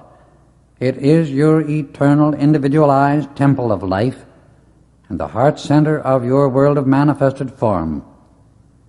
It is sometimes referred to as the white fire body, because the dazzling white light it sends forth is so blazing, so intense, and so all-powerful that to the human eye it looks like white fire. The ordinary person can only gaze upon it for the fraction of a second. This is the body in which Jesus made the ascension, and as the light within it increased into that higher octave of life, being a more rapid vibratory action, it became invisible to the watching, adoring multitude that witnessed his ascension. A human eye only records within certain octaves of vibration, but as the human, through self-purification, increases its vibratory rate, the light within every electron of the physical body glows brighter and expands its radiation to such a degree that the physical form becomes first self-luminous, next transcends the gravity pull of earth, and then is able to express consciously and at will in any octave of vibration the individual desires. He can come and go freely, anywhere within infinity, for the pure electronic light exists everywhere throughout creation. As soon as the atomic structure of anyone's physical body becomes all light, it has entered into the one eternal element, the great universal sea of blazing white essence from which God created all forms. Only in this condition of life is complete freedom, mastery, and attainment possible. This is the reality and ultimate of human existence. Then the human becomes raised until it is all divinity, which is forever free, omnipresent, omnipotent, omniscient, going everywhere and doing all it desires, still knowing itself as an individual, self-conscious focus of the mighty I Am Presence. In almost every secret society that stands for constructive activity, or in other words, that recognizes the light as the source of all good, there is always used in their initiations the word raised. That raising is literally, figuratively, eternally, and physically true, for the vibratory action of the physical atom is raised until it all becomes the pure electronic self-expanding essence or spirit, the pure God substance, light, light, light. We call this device an atomic accelerator, and it will be used a great deal in the future to assist in raising the physical flesh atom into its divine purity and structure, the electronic body. This perfect body remains forever eternally youthful, beautiful, strong, perfect, and free from every conceivable limitation. In this body, individuals can and do function wherever they choose in the universe, for in it there are no barriers of time, place, space, nor condition. The desire for this perfect condition of existence is an innate idea and ideal within the entire race of mankind, and has been always. In the legends, myths, and fairy tales of every race and nation that has ever existed on this earth, there are stories of perfected beings, immortal, all-wise, eternally youthful, and transcendently beautiful. These stories have a cause, an original idea from which they sprang, and it is this eternal truth of being which they carry forward from age to age, that the ideal may always be held before the mind of mankind.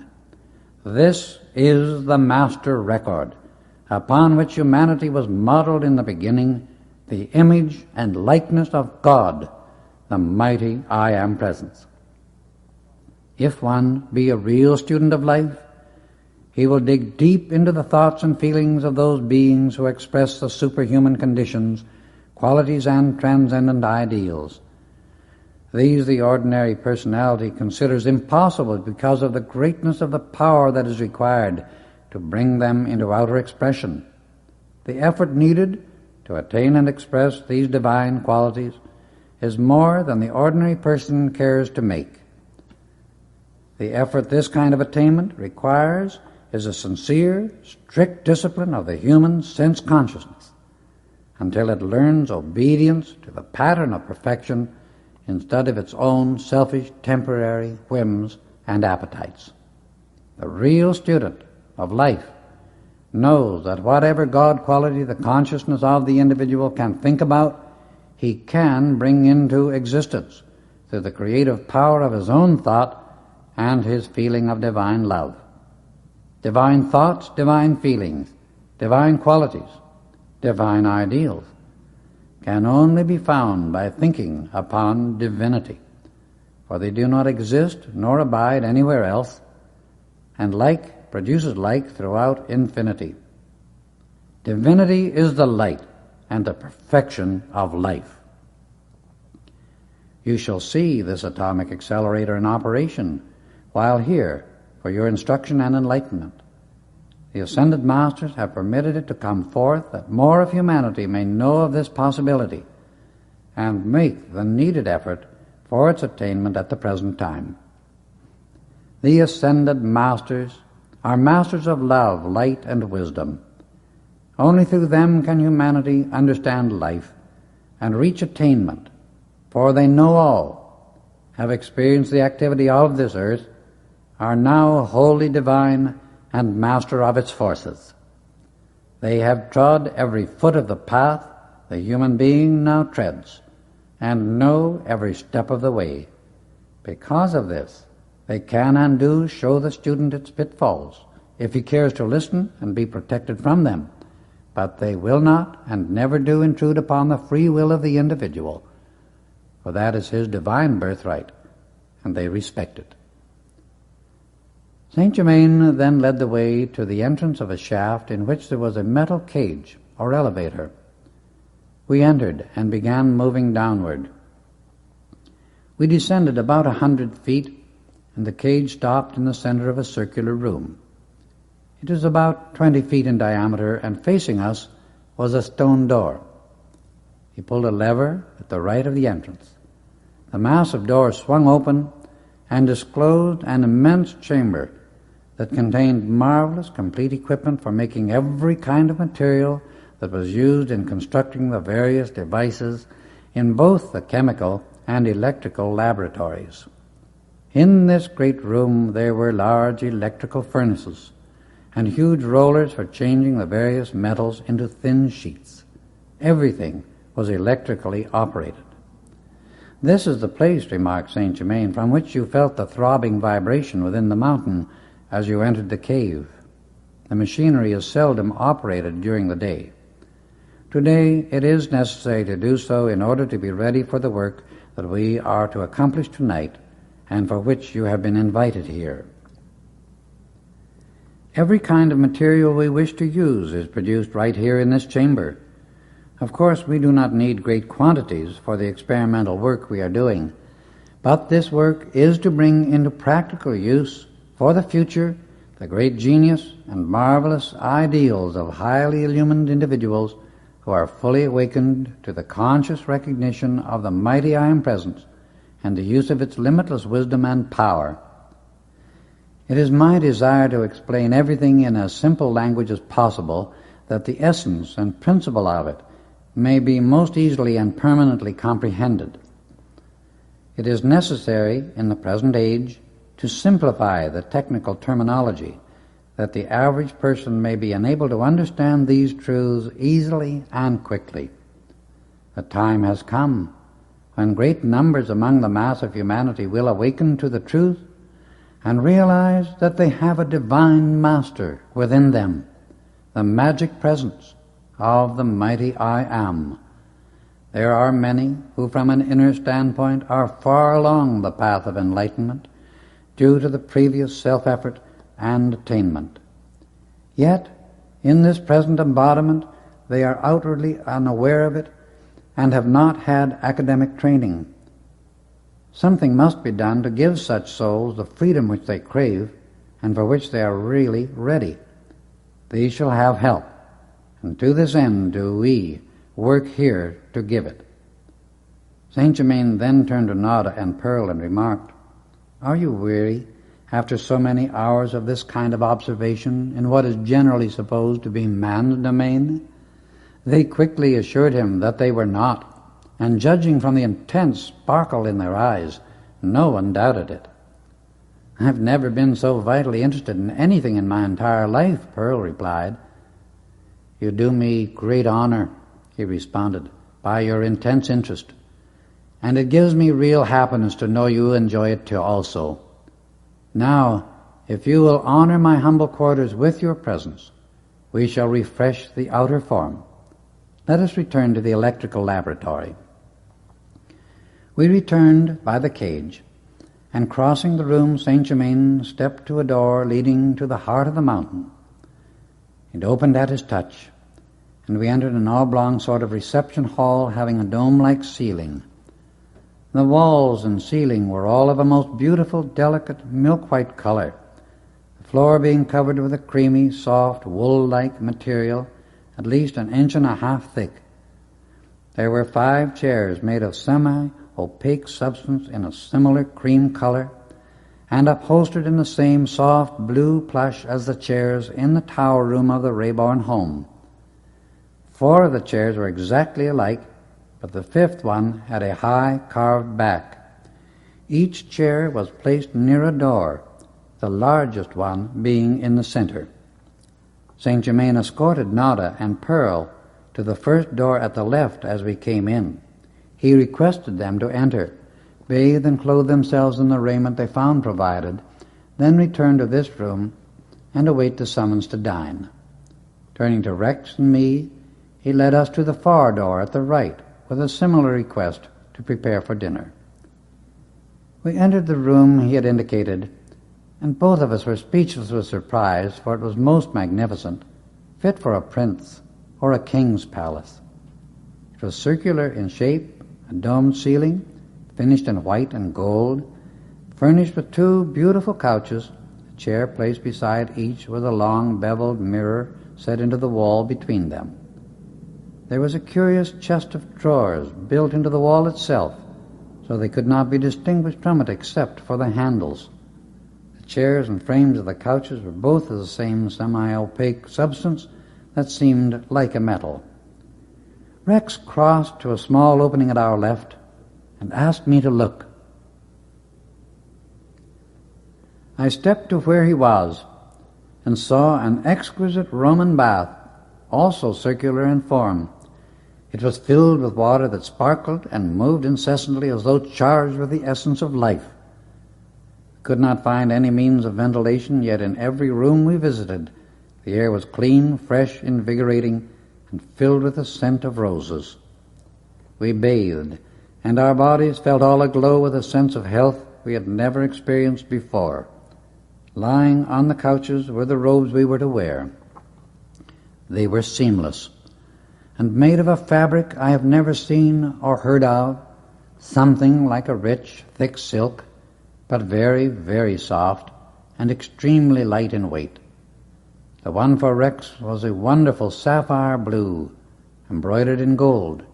The embroidery formed a girdle around the waist and wide bands around the neck, loose sleeves, and bottom of the robe. Mine was white, embroidered in gold. There were also beautiful sandals to match, which fitted perfectly.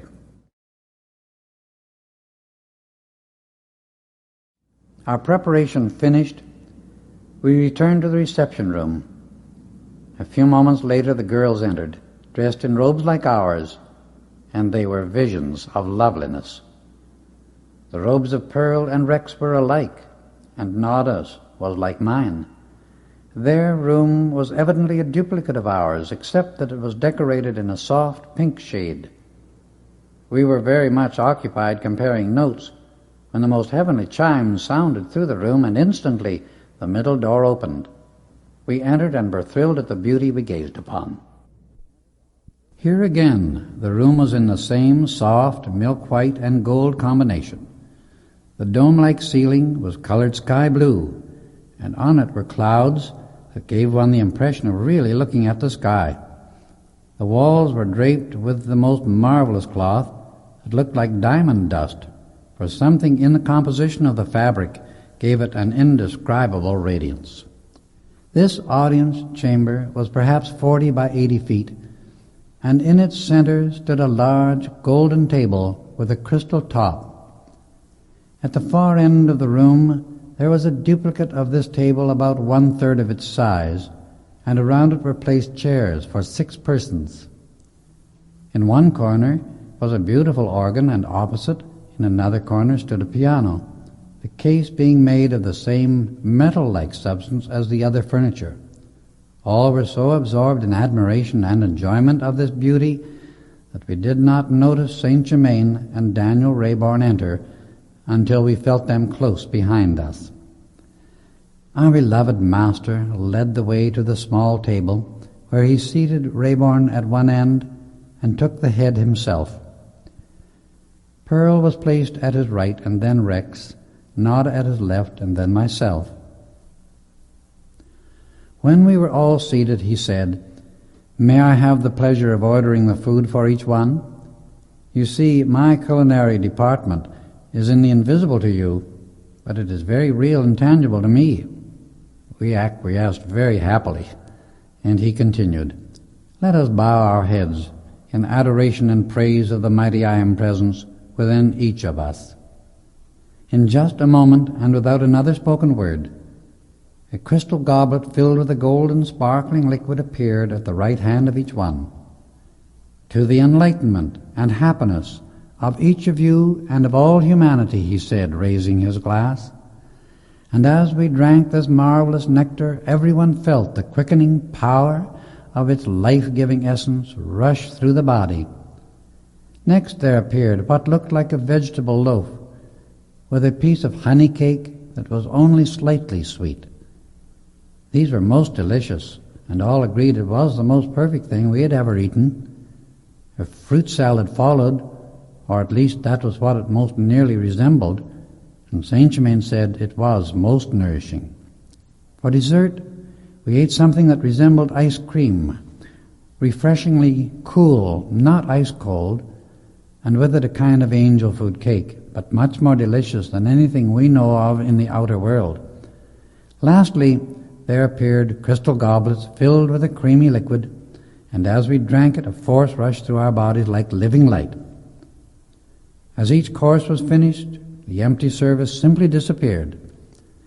None of us had ever before partaken of anything half so delicious, nourishing, and satisfying as this marvelous dinner our blessed Saint Germain had produced for us direct from the omnipresent universal substance. As we finished, Rayborn turned to him and said, "This experience that is so amazing, so wonderful to us, is all quite natural and normal to you. We feel that we have never been so honored, so pleased in our lives as we are tonight." "My beloved children," Saint Germain replied, "each one of you has this same mighty I Am Presence, the Master God Self and Almighty God Power within you, with which to do these things. You can produce everything you require direct from the universal supply. I have acquired the understanding of how to use this mighty power and how to direct its limitless energy to do my bidding. If you so desire, you too can soon be directing this mighty energy, which is God energy, to do what you now call great miracles. All mankind may learn to do this also if they only will. There is naught in the universe to say nay to whatever you desire, so long as it does not harm another of God's children. It requires much less energy and is much easier to produce everything you wish to use directly from the ever-pure universal substance than it is to go through the process of nature to grow it, once you know how." Turning to Nada and Rex, he said, "Will you two, beloved ones, do me the honor to sing two of your own compositions for our enjoyment?" "Gladly," they replied. Nada seated herself at the piano and ran over a phrase of the melody they were going to sing. She stopped, astonished by the tone of the instrument, for it was unlike anything ever produced on earth in musical tone. They sang a favorite, the Arabic love song. Their voices and this marvelous piano produced an effect of indescribable beauty. When they had finished, Saint Germain, with all the grace and courtesy of a courtier, bowed low before them in recognition of the mighty I Am Presence, which had been allowed to come through so perfectly. "I bow before thy gracious throne of song," he complimented them, "and never have I heard anything more divine. Now let us go to the radio chamber. Friends are waiting us there." When we reached it, we were presented to 3 ladies and 3 gentlemen who had arrived ahead of us. They wore the same sort of robes as ours, only of different color. Among them was an elderly gentleman with white hair and beard, who seemed almost feeble. One of the 3 ladies, whom we shall call Leonora, stepped to the radio and said, "This perfected radio is the result of my work during 7 different embodiments, In 4 of these I used a masculine body. I carried the memory of it over with me each time, and at last it has reached the perfection intended. This radio possesses 3 fields of operation, that which I term high, medium, and low. In high, it reaches other planets of our solar system. In medium, it reaches anywhere on our own planet, Earth, including its etheric belts, and in low, it reaches the interior of the Earth. Let us first connect with some of our cities. In a few moments, we heard clearly and distinctly a lecture being broadcast by one of the most prominent stations in New York. Afterwards, we picked up an orchestra broadcast from another New York station. Then she got connections with London, Paris, Vienna, Cairo, Calcutta, Hong Kong, Melbourne, and Tokyo. Distance seemed to make no difference in clear reception, and at no time was there ever the slightest indication of static. Now, let us reach into the first etheric belt around the earth, she said. Immediately, we heard the most majestic, soul-stirring music, and then a wonderful voice was heard saying, "This is from the golden etheric city over the Sahara Desert. We always know when an earth connection is made, but we have a still higher means of communication. It is the operation of the sound ray to speak over and the light ray to see through. When these 2 are combined, it becomes the highest form of television. However, the mechanical television will reach a very high state of perfection, and in a few years it will be as prevalent in the outer world as your telephone of today. Oh, that more of humanity might raise its consciousness and become attuned highly enough to have the marvelous use of these rays. You see, the mighty I Am presence within the individual does not recognize time, place, space, or condition. It is only in the outer activity of the mind or human sense consciousness that such conceptions of limitation occur. Leonora adjusted the radio into high, and in a moment we heard a voice saying, "Leonora, this is Venus. We know you, because yours is the only mechanical instrument that reaches us from Earth. Your usual communication with us is over the light and sound rays, so we judge this is for the benefit of others than yourself. Our instruments here indicate the planet with which we are connected by the sound and color of the vibration. The day is fast approaching when your mechanical television will be able to reach us also. Your scientists will not reach this success until they understand that there are etheric rays. They must be made aware of them and taught to use them. This will make all kinds of communication within cosmic space a very simple matter, and it will then become a daily occurrence to keep in communication with us. Within the next 10 years, or perhaps 20, depending entirely upon the harmony maintained among the inhabitants of Earth, a number of our great inventions will be given to those of your people who are attuned to receive them. These will be of very great benefit to your humanity, as is the wonderful atomic accelerator, which is near you. That instrument will one day bless your people tremendously. Call us whenever we can be of service to you. Our love, light, and wisdom enfold you and all the earth."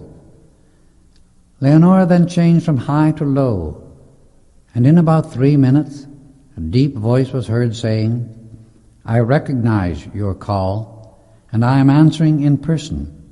This is Pelor.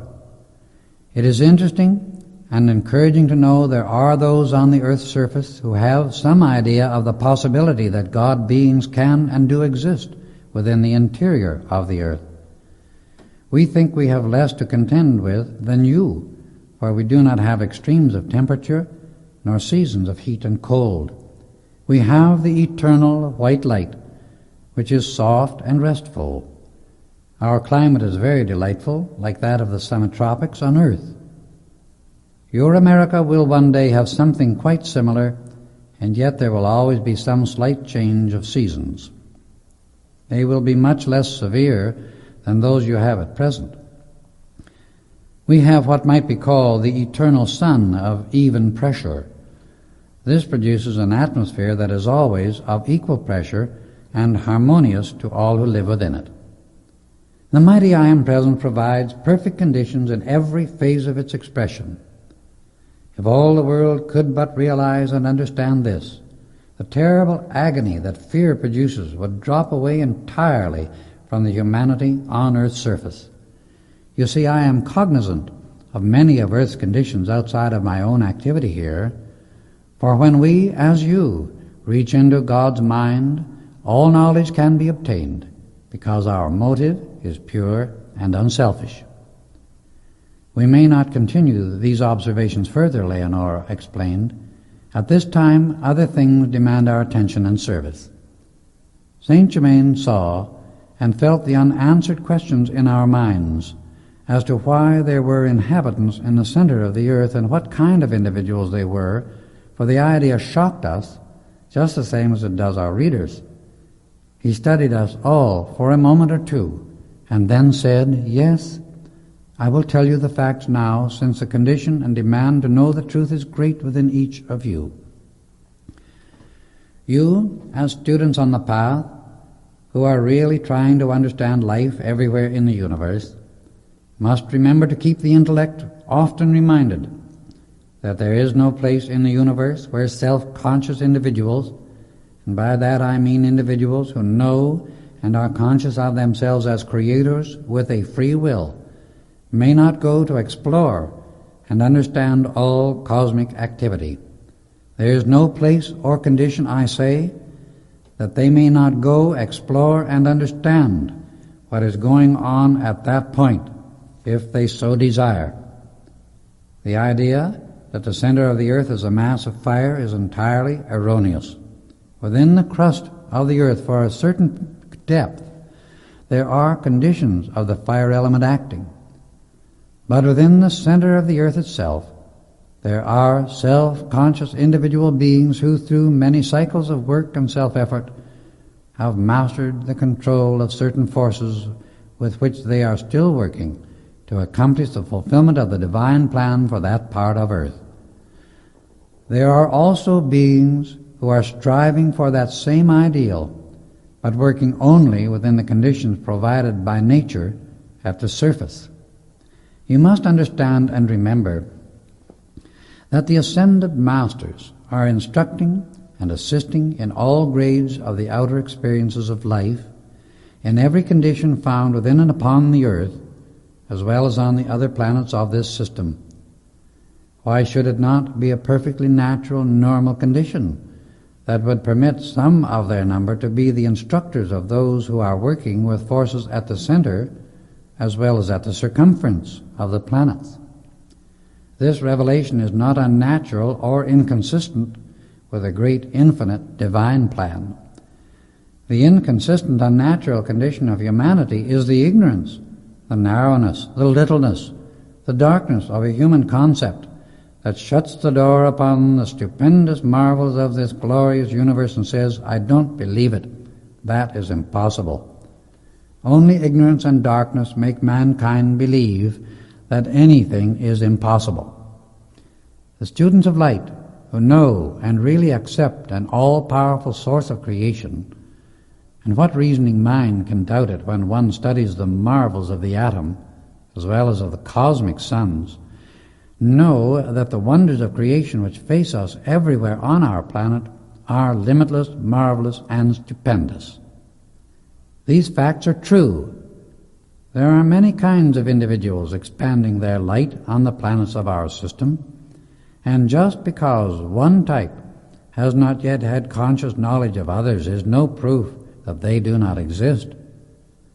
Humanity must someday learn a little more of what abides in the universe beside themselves, and this instruction contains part of that new knowledge. It is true, every word of it, and no human ignorance nor doubt can remove that truth from its manifestation in the universe. Clouds may shut off the sun's rays for a time, but they never will be able to put the sun out of existence.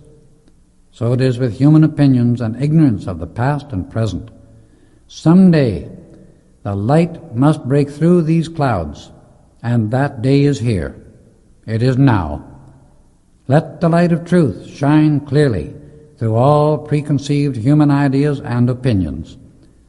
Facts will be revealed that compel all ignorance to disappear into the sea of forgetfulness and be replaced by the great light of the mighty I Am Presence. Now we shall continue with our other work. The hour is at hand for the ascension of this good brother, he said, referring to the white-haired elderly gentleman, whom we shall call David. Because of previous attainment, he has so attuned his life stream that he may now enter a wider or cosmic wave of expression, and in this great activity he will express far more transcendent phases of individual life than he can possibly do in this present existence. By previous growth and present self-conscious effort in this life, it is possible for the assistance which we can render to be given him. Let us now go to the electrical laboratory. As the door opened, we saw the room was flooded with dazzling white light. We stepped toward the atomic accelerator, and this time it was charged with the very essence of life. Permission has not been granted to give a detailed description of this instrument at the present time, other than to say that the chair in which the one being raised sat looked as if it were made of pure gold. But Saint Germain told us it was a combination of gold and several other substances as yet unknown to the outer world. Saint Germain asked David to take his place in the chair, and certain currents of light began to glow within the chair itself. David sat with his body perfectly at ease, completely relaxed, with his arms resting comfortably on the arms of the chair. There was no mechanism of any kind surrounding the chair, nor within it, and it gave one a wonderful feeling of marvelous, regal comfort. It was positively a most ecstatic, heavenly sensation one received about the whole arrangement. When all were in readiness, and we were very silent, one of the ascended masters of tremendous glory and power suddenly stepped directly out of the atmosphere. He placed those present in the proper position according to their radiation and asked that they join hands to make a complete circle around the chair, the mighty master himself facing David. The persons on each side of the master made their connections with him by placing their hands against his back just opposite the solar plexus, and Saint Germain stood opposite him behind the chair in which David sat. The mighty master then gave the necessary direction. Let each one, he said, close his eyes, focus the attention with all strength on the almighty power of the mighty I Am Present within. Joyously give praise and thanks that David's body is now raised into its divine perfection, and that he now accepts and receives his full God-given freedom, dominion, and mastery. He then spoke directly to me and asked that I observe the process closely. I opened my eyes, and at first could hardly see David's form as the intensity of the light increased. In a moment it became clearer, as I seemed to be in some degree lifted with it. Then I saw what almost made me start with surprise, for David's hair had returned to its original color, dark brown. The lines faded from his face, his flesh became the pink of perfect health, and his beard disappeared. I could follow no longer, for the light became so intense that I was conscious of nothing else. The most concentrated part was about his body, but it enveloped us all in the most dazzling radiance. The outline of his body completely disappeared, and involuntarily I closed my eyes. How long this lasted I never knew.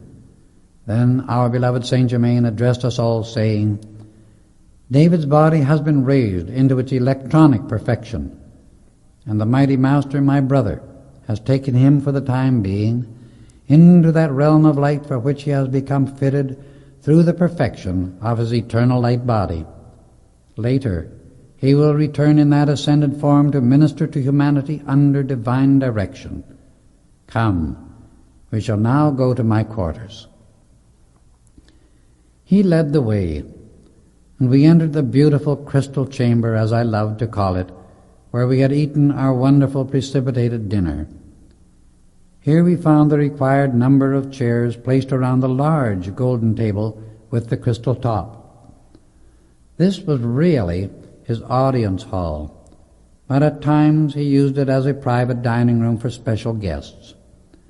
He took the chair at the head of the table, asked Daniel Rayborn to take the opposite end, and then began one of his amazing discourses.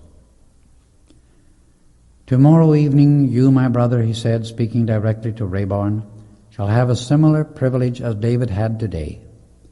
However, the process in your case will not be completed, but it will start the raising of the atomic structure so that when the time comes for what under other circumstances would be your passing through the change called death, you can have the necessary assistance and raise your outer form into the perfect electronic structure instead of casting it off. I promised, he went on, turning to Nada and Rex, that there should be no sorrow at your father's passing. Now you can understand why. This is the way we take ourselves out of the hands of the reaper called death, and so we enter consciously into that perfect life, which is the divine light and eternal inheritance of every one of God's children. Many have chosen to take a long time to come to this point, but all must make a beginning sometime, and all must do it eventually. This part of humanity's experience has received almost no acknowledgement. Neither has it been understood nor considered as possible of accomplishment until very recently. Yet the mighty Master Jesus gave the absolutely perfect example and explanation of it 2,000 years ago.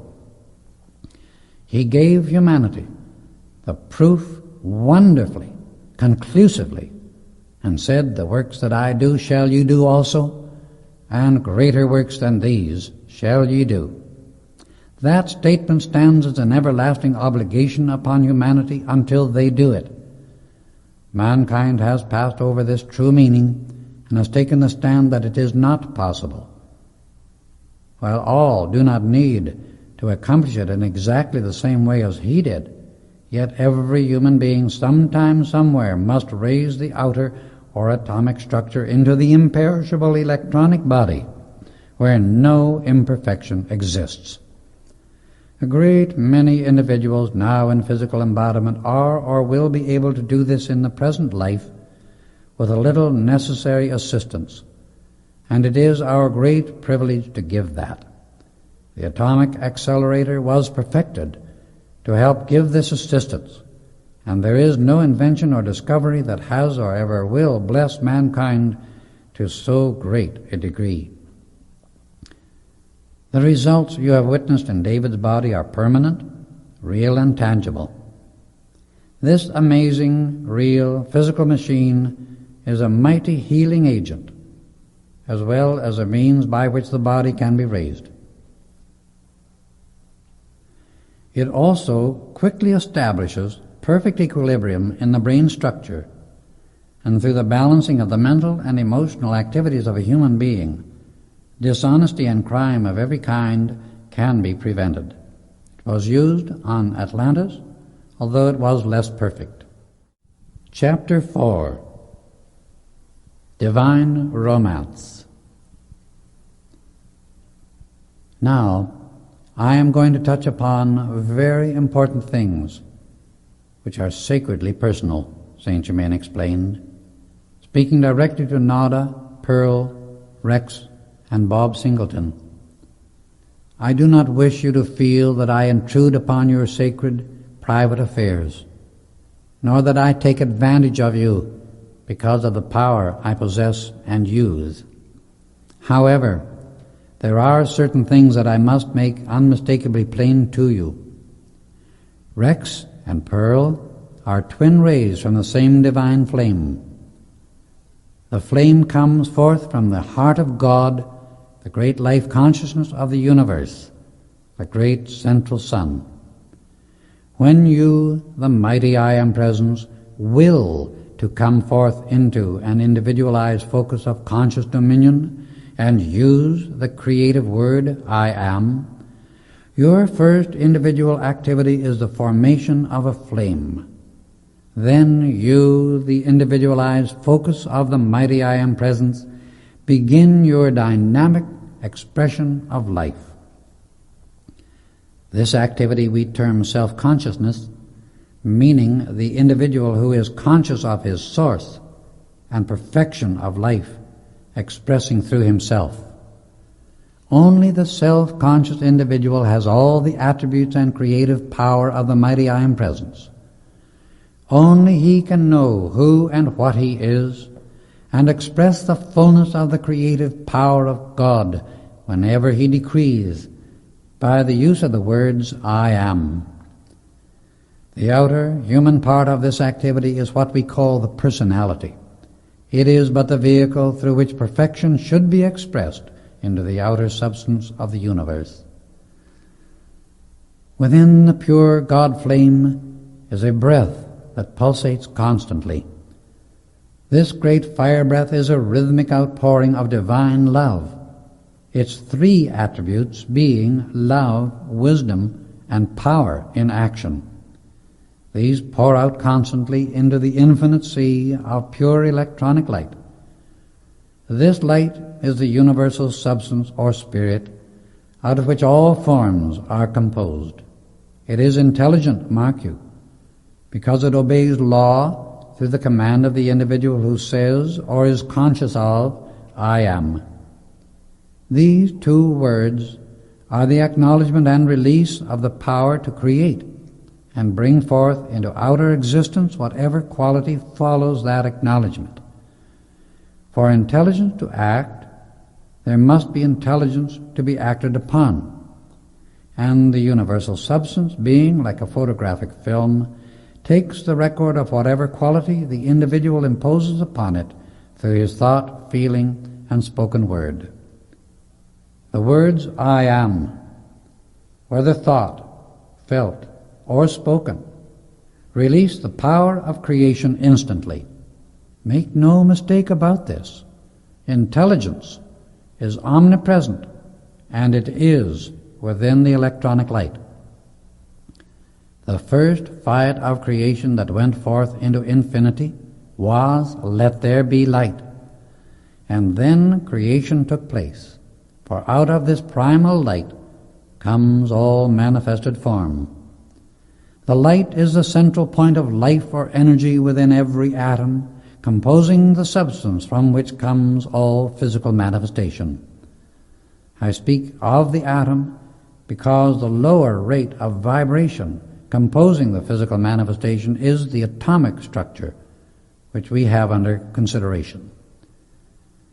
When you consciously envelop or hold any person, place, condition, or thing in the dazzling white light, you are penetrating, going through the atomic structure into the electronic, wherein there is no imperfection. In this use of the light, one penetrates the structure of imperfection, and that on which the attention is centered is then brought forth perfect, not only as the Father sees it, but it is the Father's perfection expressed. You, as the Son, are given choice, commanded to choose and direct where the energy, which is the activity of the light, shall go. It is imperative to have your conscious thought, your firm attention on what is to be accomplished, in order to give the needed direction to the activity of this mighty force, which it is your right and privilege to use.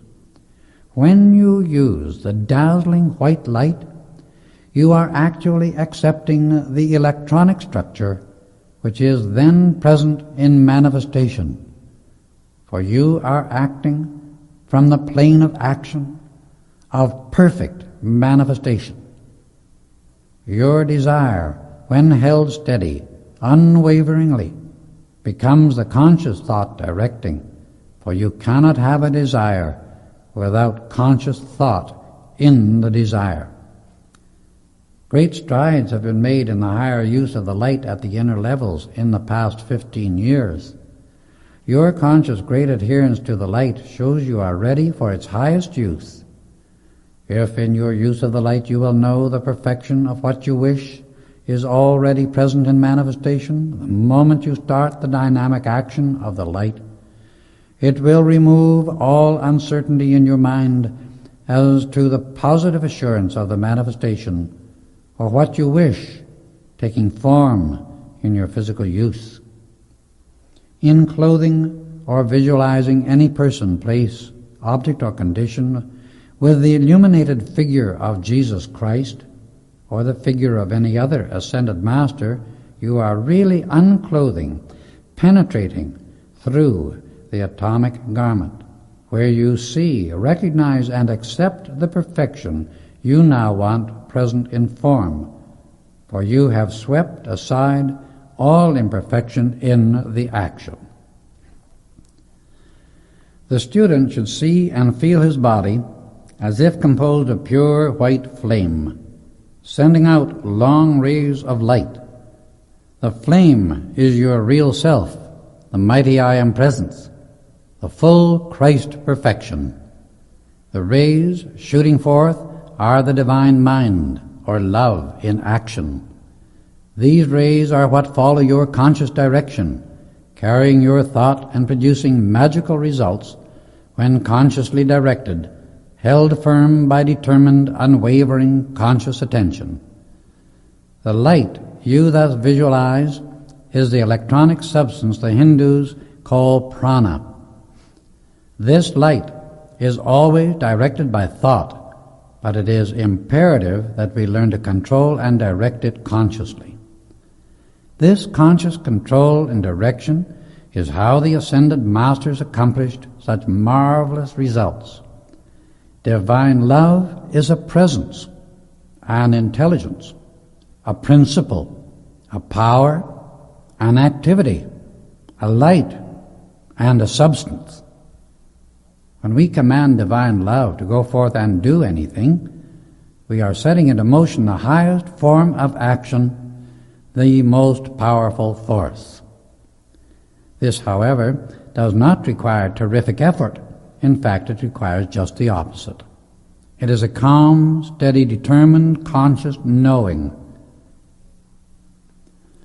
As this becomes a fixed consciousness, an absolute certainty in one's conscious awareness, he will find more and more instantaneous response to his demand and command. Never be afraid to demand and command anything that is a universal principle. Make no mistake, the light, the universal electronic substance, is for your use, is at your command. Your mighty I Am Presence is a self-conscious being, of which your outer consciousness is but a fragmentary part. Therefore, you can talk to your mighty Master within as you would to a loving Father who possessed limitless light, love, riches, power, health, happiness, or anything you could desire. For the more you consciously use this mighty presence of the I Am, the quicker will it respond to you. Divine love can control all manifestation. If in your use of divine love you are conscious that it has within itself all love, wisdom, and power of this mighty I Am Presence, the fact is that you qualify this principle which you command with whatever quality you are conscious of as being within it. You are given dominion of everything in the air, in the earth, in the fire, and in the water through the command of this mighty universal principle which is always at your conscious service and for your use. Love, divine mind, and prana are one in the static or still state. Through the conscious action of the individual, divine love, consciously directed, becomes love, wisdom, and power in action. This is why divine love, consciously directed to accomplish things, produces such marvelous results. It becomes instantaneous and all-powerful as soon as the outer consciousness ceases to limit it. Now to return to the explanation of the rays. The mighty God flame breathing within itself projects two rays into the great sea of pure electronic light. This intelligent light substance becomes the clothing, as it were, for these rays of the mighty I Am Presence. Each ray has all the attributes of the Godhead within it, and no imperfection can ever enter into or register upon it. The individualized flame sends down into the ray a focal point or spark, forming a heart center upon which gathers the electronic light substance, creating the electronic body. Around this, it sends out rays of lesser intensity that form an aura or force field. This force field is sometimes referred to as the causal body, and within it are deposited the results of all constructive effort during and between each embodiment.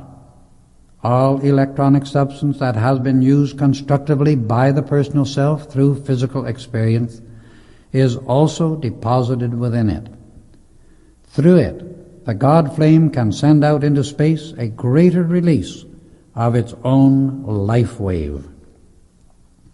The causal body, through the personality's journey in physical experience, becomes an ever-expanding sun and a self-sustained outpouring of limitless ideas, love, wisdom, and power, flowing out forever on rays of love to the rest of this universe. This sun is in reality a reservoir of constructively used energy and substance, gathered through human experience and drawn upward so it becomes the glory of the God flame, which, mark you, never loses its individual identity in the universe. This is how the beautiful, joyous, perfect, limitless activity of life and creation goes on, ever expanding its perfection. The universal substance and energy which the personal self uses discordantly accumulates in the atmosphere around the physical body of both the personality and the earth. Periodically it builds a vortex that can only be purified and returned to the great sea of the universal light by the activity of the fire element. The purifying process of the fire element acting within the flesh of the human body to consume wrong qualities sometimes produces a sensation of pain if wrongly qualified by the personality. But if the fire element acts within the flesh of the human body to vivify and energize, it produces the sensation of peace, exhilaration, and ecstasy. If acting in the atmosphere of the earth and within nature to purify, it sometimes produces volcanic and cataclysmic conditions. When acting to vivify and energize in nature, it produces marvelous growth and pure, rarefied air which vitalizes all. The personal self of every individual is endowed with the power of choice as to what it wishes to think, to feel, to create, and experience. If one uses all the substance and energy of his being constructively, then peace, expansion, joy, opulence, and glory are the return unto life for the outpouring of its gifts. If one choose and create otherwise, his misery and destruction return into himself and destroy his body. The personal self is a custodian of life, of ideas, and of light substance, pure electronic substance. The very fact that one is in existence as a human being is an open acknowledgement to those who are able to read the book of life that he has decreed to come into individual existence and accepted of his own choice the responsibility of being a creator. Everyone must carry the responsibility of his world. If he is created because of the appetites of the physical body, things and conditions he does not enjoy, he has all power to purify and dissolve them by the right use of the fire element, of which divine love is the highest, most powerful, and eternal activity.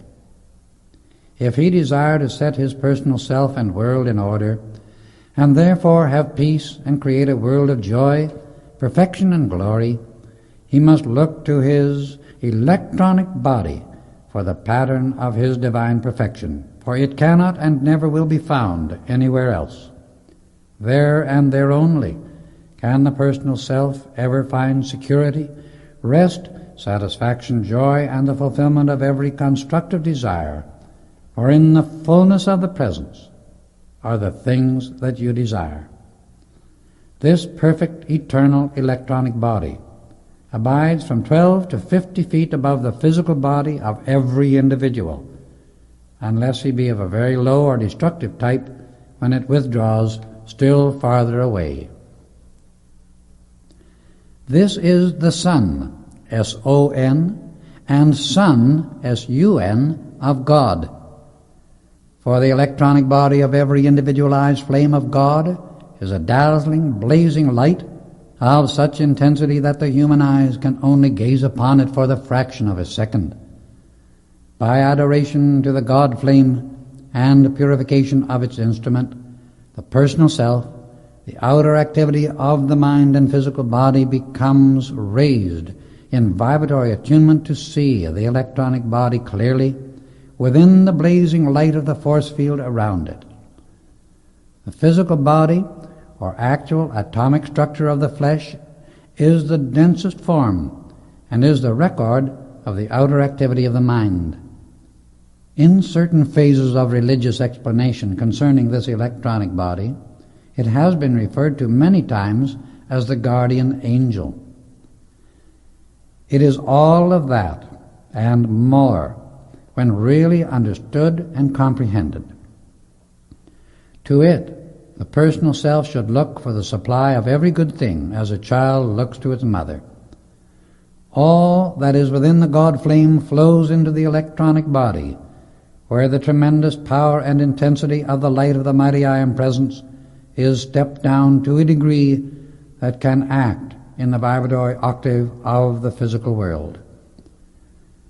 From the heart center of the electronic body flows a stream of life essence or liquid light, which enters the physical body through the pineal gland and fills the nerve channels.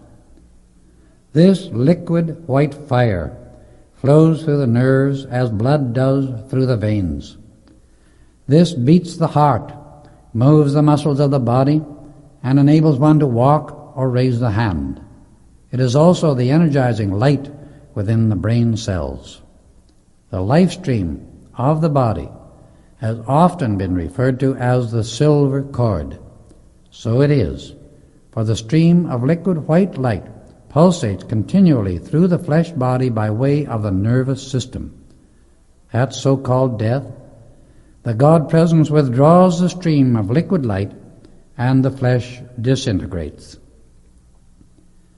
The reason the race continues to experience so-called death is because of the waste of this electronic light through emotional excesses, instead of retaining it within the physical brain and body to rebuild the cellular structure and supply the motive power for the entire body.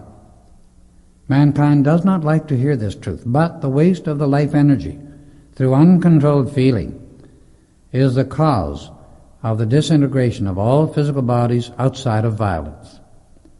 If one used the inner sight to observe the life stream of a strong, healthy child, he will see the nerves of the body full of this dazzling liquid white light. Then, if he observe the body of the same child when ill or fatigued, he will see the light greatly diminished. In an old body, it is still more greatly dimmed, and if one wished to observe the soul passing out of the body at so-called death, he will see this life stream entirely withdrawn at the top of the head, until it becomes only a thin thread of light which finally breaks. At that moment the heart ceases to beat. Again, let us return to the explanation of the rays. Nada and Bob Singleton are two other rays of an individualized God flame. Whether you choose to accept this wonderful fact depends entirely upon yourselves.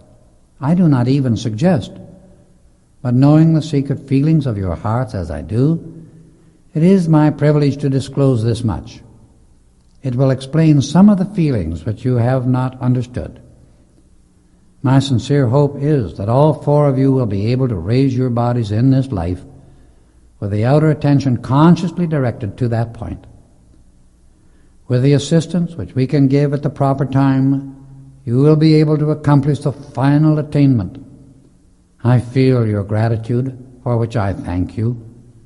In answer to your thought of why this glorious privilege is yours, I want you to know that it is because of previous growth. Your own indwelling mighty I Am presence commands it for your safeguard and illumination. I shall now give you the explanation of the law by which you are able to illumine, raise the physical body, and express the full dominion, victory, and freedom of the ascended masters. The seed within man and woman is only intended for the sacred office of creating a body by which another soul may come into physical embodiment. At all other times, the glorious light within the body should be raised into the top of the head and allowed to flow up in adoration unto the mighty I Am presence. Then, by uplifted thoughts and feelings, one can do creative work at the mental level through glorious ideas, ideals of art, music, invention, discovery, research, and the creation of beauty and harmony of every description through a service that blesses humanity and therefore the individual who gives it. Instead of wasting the wonderful liquid light, the marvelous God-given essence of life, in sex, sensation, and excesses, whereby the body becomes decrepit, flabby, crippled, the face lined, the eyes dull, the whole structure stooped and feeble, the brain inactive, the sight and hearing impaired, and the memory not able to function. This energy should be rightly used in wonderful, idealistic, creative activity. In such constructive consciousness and accomplishment, the physical body would remain eternally youthful and beautiful. The brain and faculties keen, alert, and active, and the whole physical expression would become the image and likeness of the living God, truly the temple of the Most High. Your bodies are now calling for their accustomed rest. The chambers are in readiness. Sleep until you awaken. I commend you to the embrace of your glorious, mighty I Am presence. Rest in peace. We returned to our beautiful sleeping chambers where all was in readiness. The most delightful fragrance of roses permeated everything, and we certainly never rested upon more comfortable couches, nor enjoyed such divine repose. Rex was very happy to find that Pearl was the twin ray of his own God flame, and in speaking of her after he and I had gone to our room, said, "Ever since we first met, I have felt a strange attraction to Pearl, and whenever in her presence I am always conscious of a sense of quiet contentment. Our blessed Saint Germain has certainly explained all most wonderfully, and I am deeply grateful." In giving this explanation to me some months ago, I replied, he said to me, "The beautiful love of one ray for its twin ray is tremendously uplifting, exalting, wonderful, and infinitely more joyous than when the great current of liquid fire, the life stream of the universe, is turned downward and becomes passion. This mighty, concentrated electronic force or life essence is a liquid light which flows wherever the attention directs it. The mind's attention is pulled this way and that by thought, feeling, sight, and hearing, in fact by the pull of all the physical senses. The true understanding of what mighty power is at your command when you have full control over your attention cannot be overestimated. The liquid electronic essence is this mighty energy, and it energizes whatever the attention rests upon. If one be doing intense mental work, the liquid light stays within the brain and flows forth through the center of the forehead between the eyes as a ray of light. And if the inner sight be opened, one can easily and always see it. If one be speaking, this pure mighty energy flows forth through the throat center as sound. If one be pouring out divine love, this liquid light flows forth as a radiance from the heart center. If one be sending out intense feeling, it flows forth from the solar plexus. Here it also performs the function of digesting the food. If one have the inner sight opened, he will see a stream of light pouring out from whatever center the energy is being used at the moment. This pure liquid light becomes colored by whatever quality the personality imposes upon it through the thought, feeling, and spoken word. Here lies one's responsibility as a creator and the means by which he can correct or purify whatever has been wrongly created.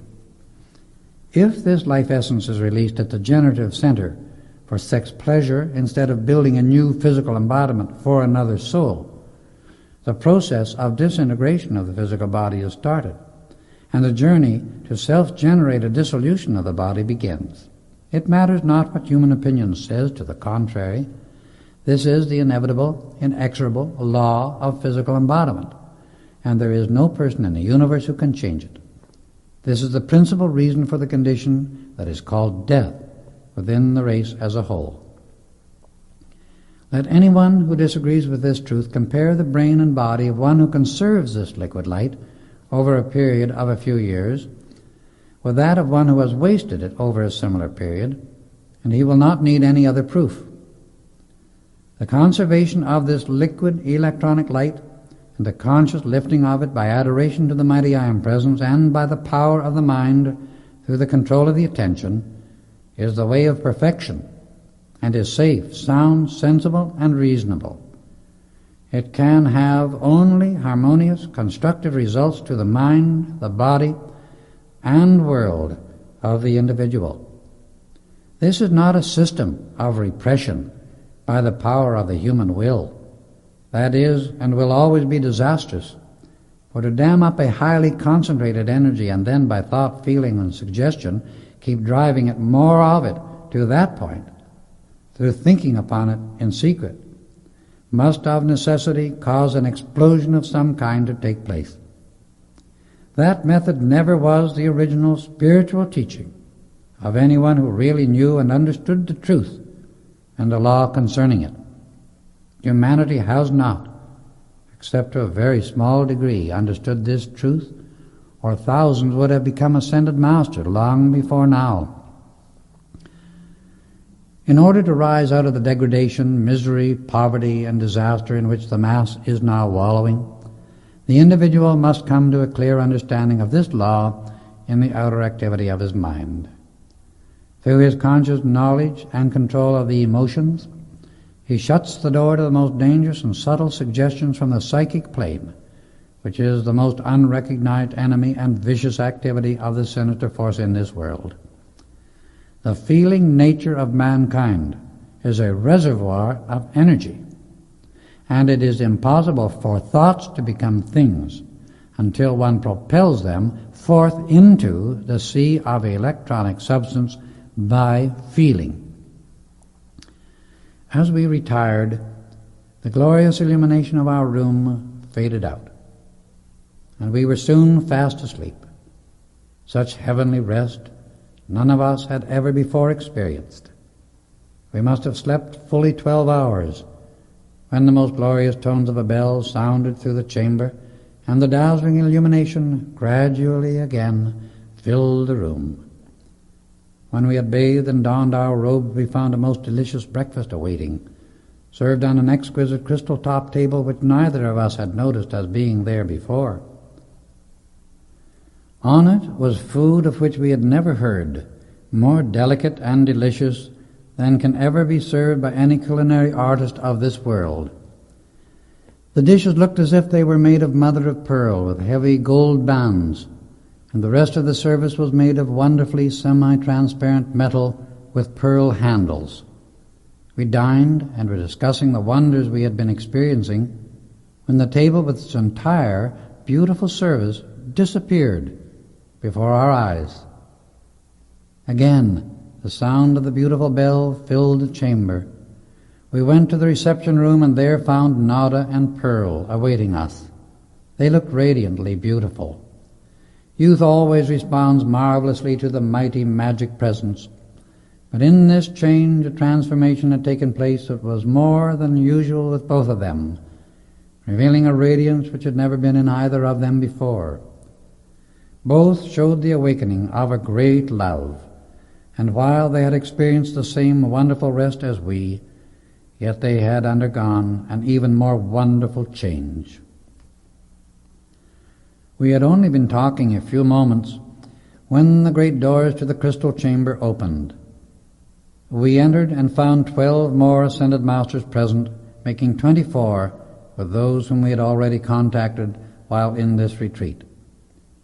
Saint Germain presented us to them, and I noticed one lady and one gentleman around whom the light was dazzling, for their radiance shone brighter than the others.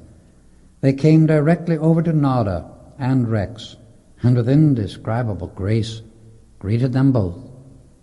"Beloved brother and sister," said the lady, "we come directly from the sphere in which your dearly beloved mother sojourns. It is not her home, but she is there for certain training.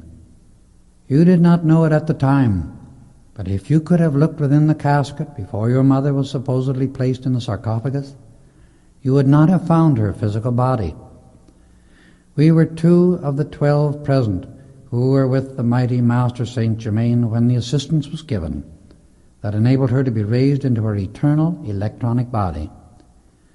She wishes you to know this, now that you have become aware of and have accepted the great Ascended Master's way of life. These, our blessed Ascended brothers, have found that each of you can be given the necessary assistance to raise your bodies as she has done, when the humanly accustomed time of your earthly pilgrimage is finished.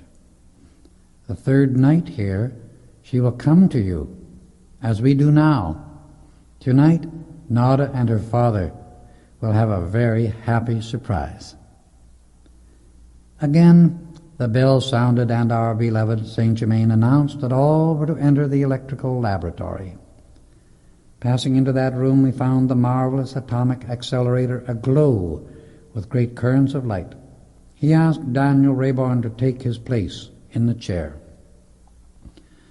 The 2 radiant masters stood at opposite points in the circle, one in front, the other behind Rayborn, Saint Germain standing within the circle of 21. Again he asked me to watch the process closely. In an instant, the light within Rayborn's body began to increase, and his face revealed great joy. Within the light around him were particles of substance continually rising, as the impurities in his physical body were thrown off and consumed. This lasted about 10 minutes, when I saw his hair gradually return to its natural color, a dark brown, and his face become radiant and youthful. The light within the chair gradually disappeared, and the laboratory was again as usual. Saint Germain extended his hand to Mr. Rayborn, and he stepped down lightly as if scarcely conscious of any weight. For more than an hour, the radiance about his face and the brilliant light within his eyes was most remarkable. "Words can never describe the marvels I have experienced," he said, turning to us, "and for the first time in my life I am beginning to know the real meaning of life. We do not dream in the unascended state what a small fraction of the mighty principle of life we appropriate and use in our ordinary, mundane experience. Each of you," said Saint Germain, "has been tremendously uplifted through the powerful radiation of this marvelous atomic accelerator." We returned to the crystal chamber and noticed the chairs to seat 24 persons had been placed around the large crystal top table. The 2 radiant masters took their seats at the ends, our beloved master in the middle and Nada opposite him. "Focus your attention upon Bob Singleton," he said, addressing Nada, "and request him to come to us." Almost instantly, a soft rose-colored light enveloped all, accompanied by a most delicate fragrance of roses. In a few moments, a beautiful blue formed around the rose-colored circle. This was followed by a radiance of gold around the blue. Then we heard a sound like the swish of wings, and Bob Singleton, in a tangible, visible body, stood upon the table before us, accompanied by the two radiant masters who before had been sitting at the ends of the table. I had not noticed that they had left until their return with Bob. As he stood there, I could see his form becoming more and more dense, until presently his body was as tangible as my own. Saint Germain arose and extended his hand to Bob as he stepped lightly from the table. We all rose to our feet, and Nada looked steadily at him an instant as the rest were about to offer their greetings. Bob put his arms around her and held her close to his heart. "My precious love," he said, "I have always seen you in my dreams. When you came to the mine, I knew you as my angel love, but you seemed so far beyond me, I did not even dare to hope. Now, to hold you in my arms is the most divine thing I know.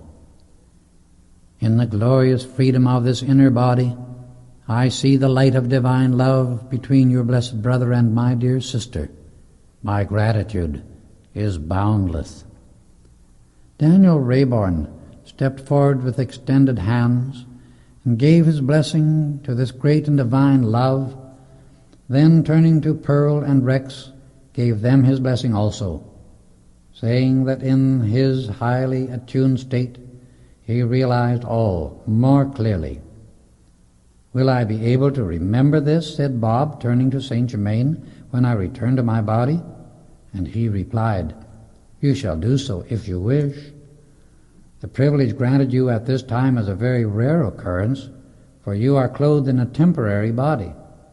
However, it is just as tangible as your own physical body and as the physical bodies of the others here." Everyone came forward and congratulated the happy lovers, the Ascended Masters making a connecting link through which assistance could be given at any time in the future in case of need. It was then we were told that the two radiant masters were also twin rays. The Ascended Masters present knew Bob from contact with him in the higher spheres, but he did not retain the memory of his acquaintance with them. When Saint Germain stepped forward, Bob would have kneeled before him. "No, Bob," he said, raising his hand in protest. "Your own indwelling I Am presence is just as great as the Ascended Masters who have found the way before you to complete mastery and freedom. To it belong your first love, recognition, and worship at all times. Never forget that. I am your elder brother, that is all, and it is my privilege to assist you to that same freedom. It is at the command of your own mighty I Am presence that you are enabled to be here in this manner tonight. It is always a joy to be of any assistance that the great law of your being permits. I wish you to come tomorrow night in this same manner, that you may meet your sweetheart's mother, for she will also be here at that time. Much is being done which you do not now understand, but your beautiful love and trust is opening wide the gates to blessings of which you do not dream. However, the full understanding will come as you progress. Arrange your work at the mine so as to retire promptly at 9 o'clock. Now you must return to your physical body. He then asked us all to form a circle about Bob. In a few moments the radiant circle of light in rose, blue, and gold again enveloped us. The two radiant masters took their places beside Bob, and in an instant all three disappeared. The rest of us walked about in the crystal chamber, and in about 20 minutes the radiant ones reappeared in our midst. Never in my whole experience have I ever experienced such wonderful joy and unspeakable divine love as radiated from every one present. This finished our work until the following evening. The 12 ascended masters who had appeared last formed into a circle and in a few moments disappeared from view. The remaining 6, after extending to us their blessing, vanished before our eyes. We all gathered around our beloved Saint Germain in boundless gratitude for the marvels we had witnessed and the limitless blessings we had received. My beloved students, he explained, do you not see how much easier, how much more joyous it is to rise above all human earthly limitations and produce whatever you require direct from the universal substance, which is the eternal, omnipresent supply of everything you can ever desire? Each one of you who has been requested to come here can learn to do this much sooner than you dare to imagine in the outer activity of your mind. The time required to attain this mastery is tremendously shortened when the individual comes to the understanding that his physical body is the temple of the mighty I Am Presence, the God of the universe, and that the very life energy which moves his body across the floor is the Most High, living God. This is the Christ, the only begotten Son, God in action. However, I find many who get tremendous results by thinking of it as the ascended Master within, or the mighty I Am Presence to whom they can talk. This presence is a glorious blazing light. You can see its light within your outer mind and body, its visible, tangible presence, resting a short distance above your physical body. You can speak to it and receive its definite answers, perfect direction, and wondrous revelation. You can thus always be God-directed if you will only contact your mighty I Am Presence close enough and often enough. Its mighty wisdom, intelligence, and liquid light will flow ceaselessly into whatever you wish to accomplish, if you will but hold your attention steadfast upon the mighty Presence first, and whatever you wish to attain second. Then follow this up by determined, persistent insistence. Such almighty power and intelligence is absolutely invincible and can never fail. Human doubt and fear, which are subtle feelings, can keep you from accepting this mighty I Am Presence and its perfection if you let it. But the Presence never did and never can fail. This is a simple formula for quick, certain attainment. You cannot possibly estimate what tremendous advancement is possible in a short time. If you will, because you can, consciously, continually, and completely accept the wonderful love, intelligence, and power of the mighty I Am Presence, whose energy is flowing and acting through your mind and body every moment of the 24 hours. There is one point that real students and those who wish attainment should know unmistakably, and that is concerning desire. No one can ever attain mastery over human creation and the ascension by an attitude of desirelessness, because without desire for attainment would not be possible.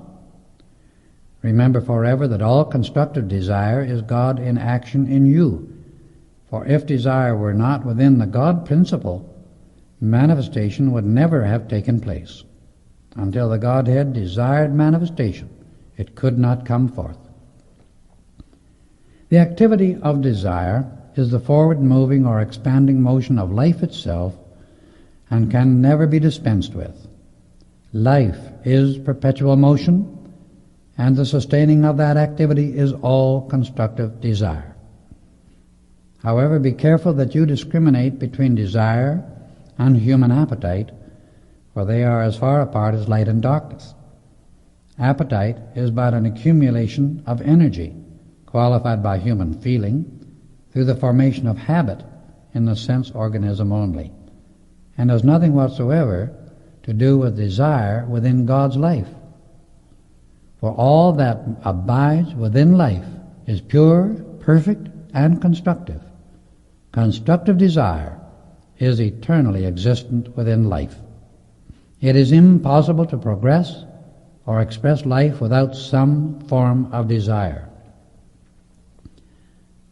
It is the student's duty to be alert and on guard, discriminating always as to his motive for doing anything. And here he needs to be severely honest with himself, to watch his feeling in the motive.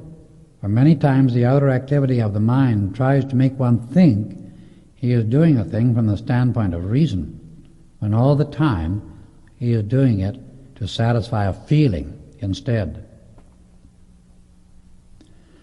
As yet, the majority of the race are but creatures of feeling, for it controls them 90% more of the time than does the wisdom of the mind. That is why they are principally creatures of physical appetites, instead of God-directed masters of circumstance and dominion. Until the student takes his feeling body in hand and definitely controls it by the love, wisdom, and power of his mighty I Am Presence, he cannot and never will be dependable, nor can he make permanent progress to freedom. The mighty I Am Presence stores its force in the emotional body or feeling body, and depends on this energy to accomplish the fulfillment of the perfect divine plan of life. Everyone knows the difference between a constructive and destructive idea, and the difference between the feeling of love, peace, and calm, and that of discord. So the simplest mind, even a child, innately knows the difference between the divine way of life, a God desire, and the human appetite for self-gratification. We are commanded to choose the divine way of life, and if we do not compel the sense appetites to obey that command, then we must suffer, experiencing chaos and destruction until we set our own world in order, so that it blends with the great, orderly, harmonious movement of the whole. When one wishes to give way to his own feeling of resistance, rather than still that feeling and replace it by peace, he destroys himself, mind, body, and world, because the law is that whatever discordant thought and feeling is sent forth by a human being, it must first vibrate through the brain and body of the sender before it can reach into the rest of the universe. After swinging out, it begins a return journey to its creator. While coming back, it gathers more of its kind, and that becomes the accretion of which the individual's world is composed. This is the law, and it is immutable. When the great life energy within the physical body is used constructively, the result is the greatest possible joy, happiness, and accomplishment, not only to ourselves, but to every person, place, condition, and thing we control. Then the mighty I Am Presence, through the vehicle of the personal self, manifests divine love in action. And the firmer and more concentrated the attention, the more powerful the action, and the more marvelous the results. Now, all go to your well-deserved rest. The all-powerful illumination and infinite peace of the Most High God attend each, for I shall have much to say to you at the close of our work tomorrow night. Let everyone remain in his bath not less than 15 minutes. It will be especially prepared. Then there will be food awaiting you. With my peace, strength, and love, I enfold you. And to your own mighty I Am Presence I commend you all. Good night. We went to our respective chambers and found everything aglow with the vivifying life of the mighty I Am Presence. The very atmosphere was charged with a pure electronic light. Upon entering my bath, I was delighted by the very living presence within the water. It was like the magic caress of the mother of all life. Every atom in my body was quickened into that radiant peace that passeth all understanding. When we were ready for the meal, we stood before the mirror and scarcely knew ourselves. Each looked and felt glowing and radiant. Our repast was heavenly, and after finishing it, we retired at once. At 5 o'clock the following evening, we were awakened by the beautiful tone of the etheric bells sounding through our chambers, and we noticed that the radiance of the light about us was much more dazzling than usual. It had been so quickened within our own bodies that its radiance emanated from our hands with great vividness. The food provided was of the rarest quality and was like concentrated essence. There was a creamy golden liquid that seemed almost like liquid light. As we partook of it, I said to Rex, "You know, some unusually powerful experience must be about to take place, and we are given this liquid so the body will not be burdened with unnecessary substance." As we finished, a small crystal tumbler about the size of a wine glass appeared on the table before each, and with it came a slip of paper on which were the words, "Drink without fear." The substance in the glasses looked like pure electronic energy. I picked up my glass and drained it without stopping. At first it seemed as though my being would never stop expanding. And then came a sense of being lifted to tremendous heights. I thought I was going to lose consciousness, but I did not. I soon became adjusted to it, and then I looked at Rex and saw him standing in a flame of blazing light. His eyes were closed, and his body swaying as though about to fall. I started towards him, and the words flashed before me, "Have no fear." Presently he opened his eyes, and as he looked at me, 2 rays of light streamed through them. It was an amazing experience. It was fortunate indeed that we did not fear. In a moment, the bells sounded, calling us to the crystal chamber. As we came to the large doors, they swung quietly open, and the most ravishing music greeted us. At the organ was seated the most beautiful, masterful presence I have ever seen or imagined, and another, its twin ray, sat at the piano. No words can possibly do justice to those harmonies, for the music reached into the very depths of one's soul. We were not aware anyone else was in the room until the music ceased, and then we realized that 10 of the ascended masters stood in our midst. Just beyond them were Nada and Pearl, enveloped in a brilliant light that extended around them for about 3 feet. Another glorious flood of music followed, and suddenly in the midst of it, we all turned toward the door. Our beloved Saint Germain and Daniel Rayborn entered, with a beautiful Lady Master between them. As they came in, the music ceased, and Nada and Rex exclaimed, "Mother!" The next instant, both were clasped in her arms. In a few moments, Rex came to where I stood, and putting his arm around me, drew me to his mother, saying, "This is our wonderful friend who came to us a few weeks ago. We could hardly love him more." "My dear son," said his mother, "I have observed much that has taken place, and I am quite as grateful as you for such a true friend to my loved ones. I join the family in the great love which they extend so sincerely. I see you reciprocate it radiantly. May God's choicest blessings, love, and illumination enfold you always." All came forward and extended greetings like one beautiful, happy family. We suddenly felt an intense vibration, and looking up, we saw the master, who had been playing the organ, floating near the ceiling above us. It really seemed as if we were in the etheric realms instead of in the heart of a mountain on the earth. Presently she stood on the floor beside us. We were presented to her as Daphne, the child of light. We met Arian, her companion at the piano, and Saint Germain remarked that they were from the 7th sphere, having long ago reached the ascended state, completing their journey through human experience. Daphne and Arion came directly up to Nada and Rex, agreed inner attunement forming the bond between them. They asked if the children would sing to the accompaniment of the organ and piano. They replied in the affirmative, and Daphne asked Nada what they were going to sing. "Love's light eternal," she said. "Rex and I wrote it." Daphne touched Nada's forehead a moment.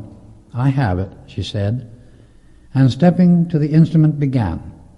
The children's voices were splendid before, but now there was a new power and beauty that was wonderful.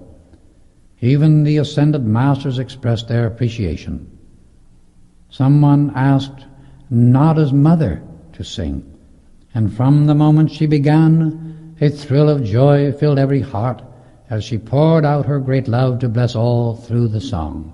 It surely was the glory of heaven poured out upon earth in a shower of happiness. It was at this point that Saint Germain asked us to come into the electrical laboratory.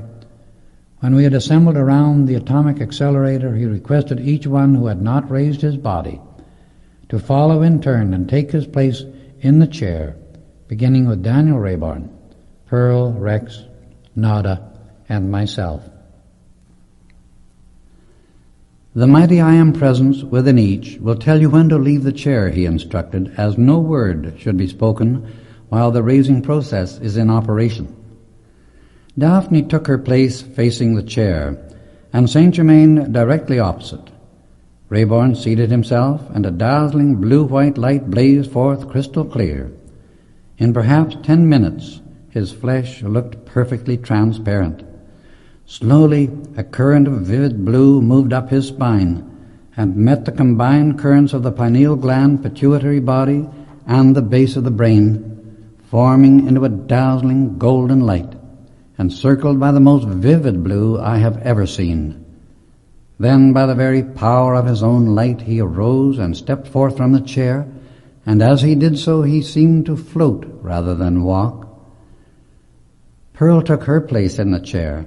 In less than 5 minutes, her form completely disappeared, so dazzling was the white light. This lasted possibly 10 minutes before she emerged from it. As she stepped down from the chair, the light followed, as if to caress her. Next came Rex.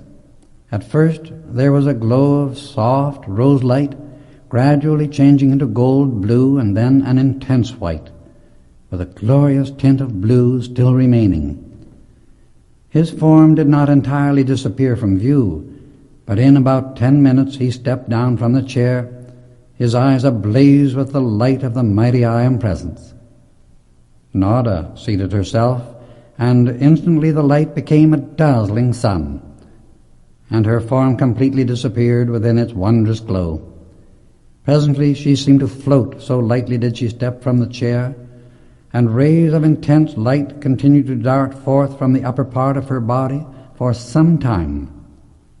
Lastly, I took my place. I felt 1,000,000 points of light pierce my flesh as the greater force from within the electrons was released through the atomic structure. At first, I wanted to jump right out of the body I was using and claim the full freedom of my mighty I Am presence. Soon, I became adjusted to it, and then a feeling of the most joyous exaltation filled my entire being, a sensation no words can describe.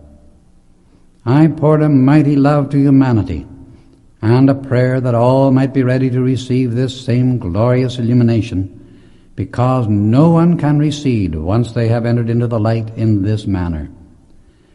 In this tremendously exalted state, I consciously sent forth the mighty power of divine love to bless and illumine humanity more powerfully than I had ever conceived possible. If 75% of mankind could understand, be raised to this marvelous state, and consciously send forth the mighty power of divine love for 7 days, the earth and all its inhabitants would be transformed. There would be no more selfishness, hence no more strife. Would to God that day were at hand now. Our beloved Master asked us to return to the crystal chamber. We did so and found the exact number of chairs for those present, placed so they faced the eastern wall of that wondrous room. Saint Germain stepped to a cord hanging upon the wall and pulled it. The wall covering drew apart and disclosed a polished surface about 12 by 20 feet. This, he explained, is a cosmic mirror in which any individual, having reached a certain height of attainment, may see his complete series of lives, the cause and effect of his conscious activity, and how the gradual process of mastery is attained. Then, seeing the divine plan of his future, he will understand how to cooperate with the great cosmic forward impulse, and so tremendously increase his power of service and usefulness, by consciously expanding the love, light, wisdom, and power of the mighty I Am Presence through himself. 5 of the chairs had been placed directly in front of the center of the mirror. In these, Saint Germain seated Rayborn, Pearl, Rex, Nada, and myself in the order mentioned. "I ask you all to keep your eyes closed," he said, "except the one whom I shall indicate to do the observing, and at no time allow yourselves to speak. I will speak the name of each one in turn as the preceding one finishes.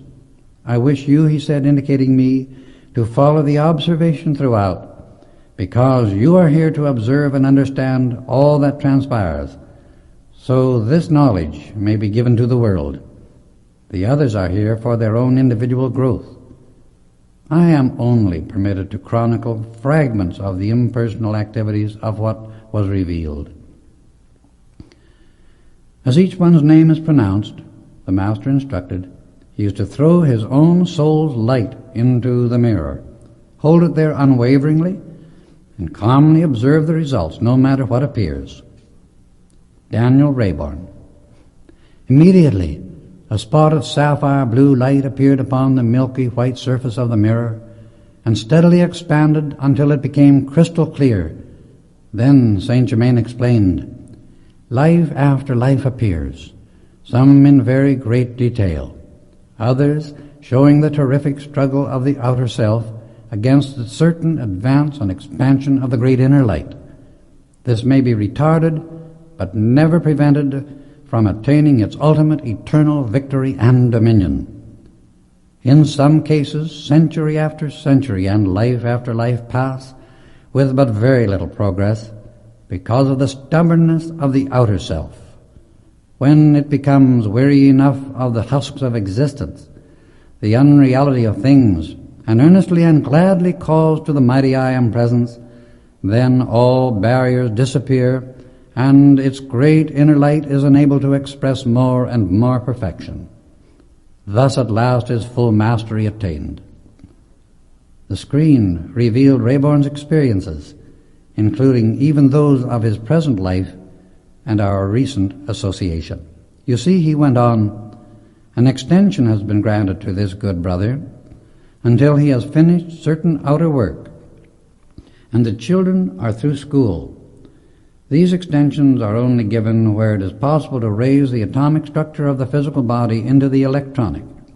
When this takes place, he will be united with his beautiful twin ray, the mother of Rex and Nada.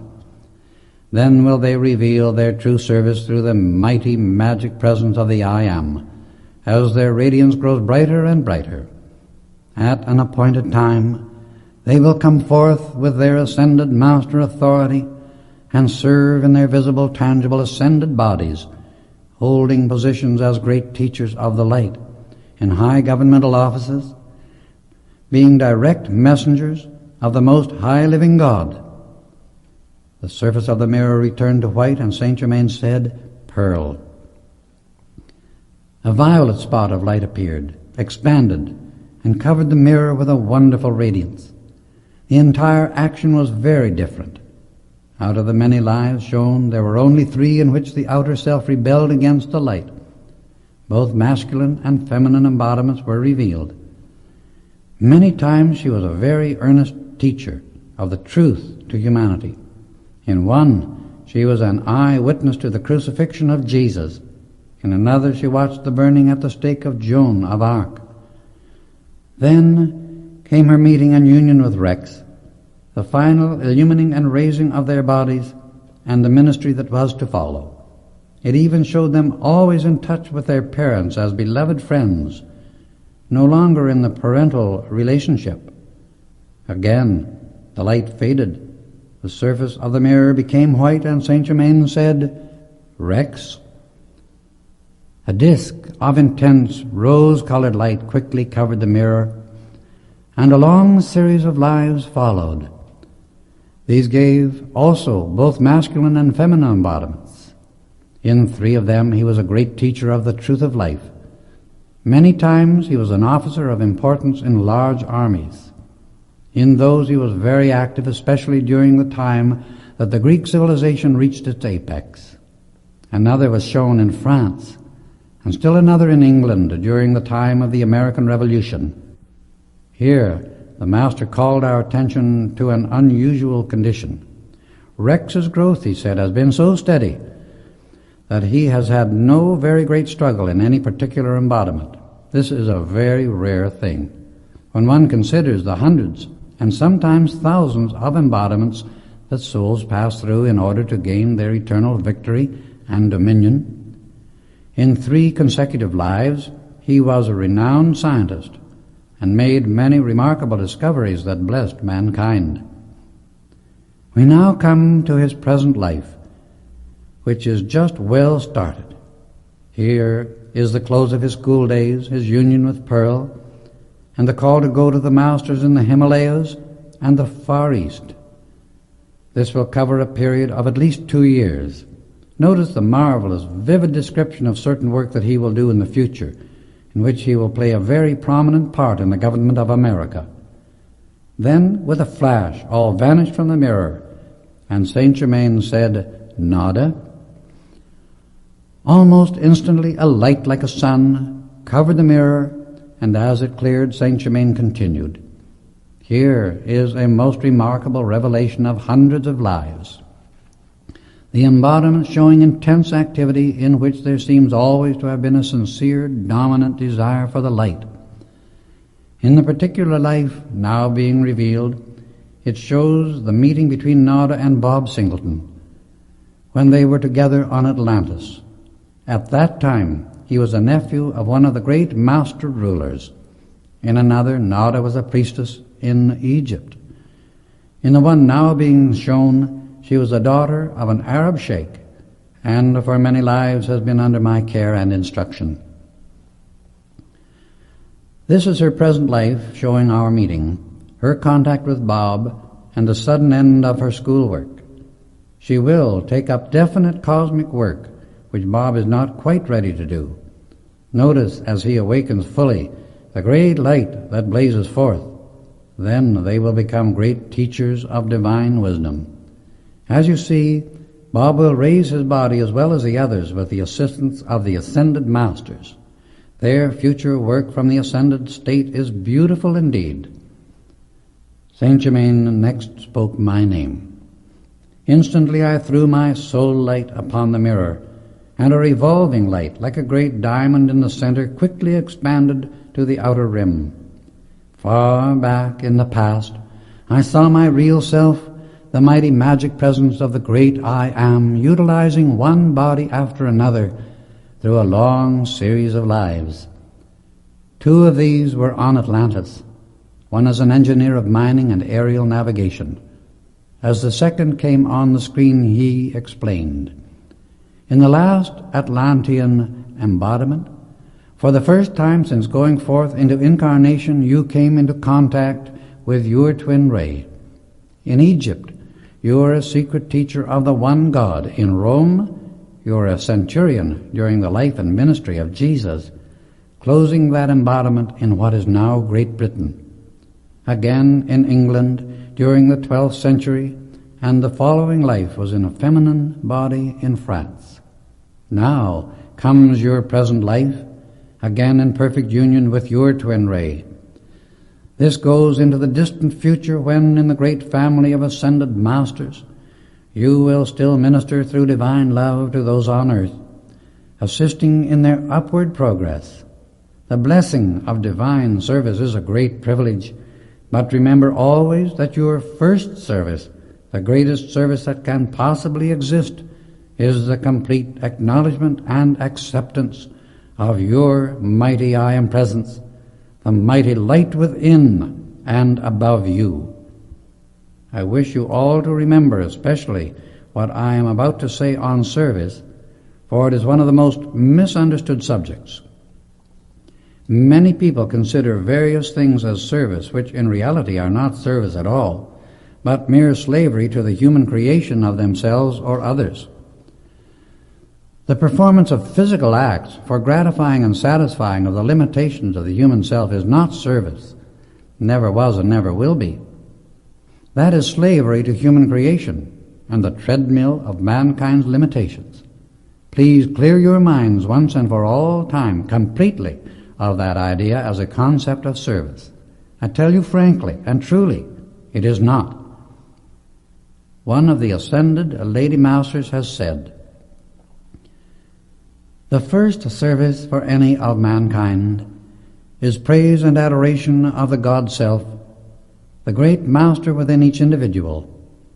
In thus fixing the attention of the outer mind on the only giver of anything good we can ever receive, it raises the outer mind into the full acceptance of the supreme conquering power, anchored within the human form which, after all, is divine.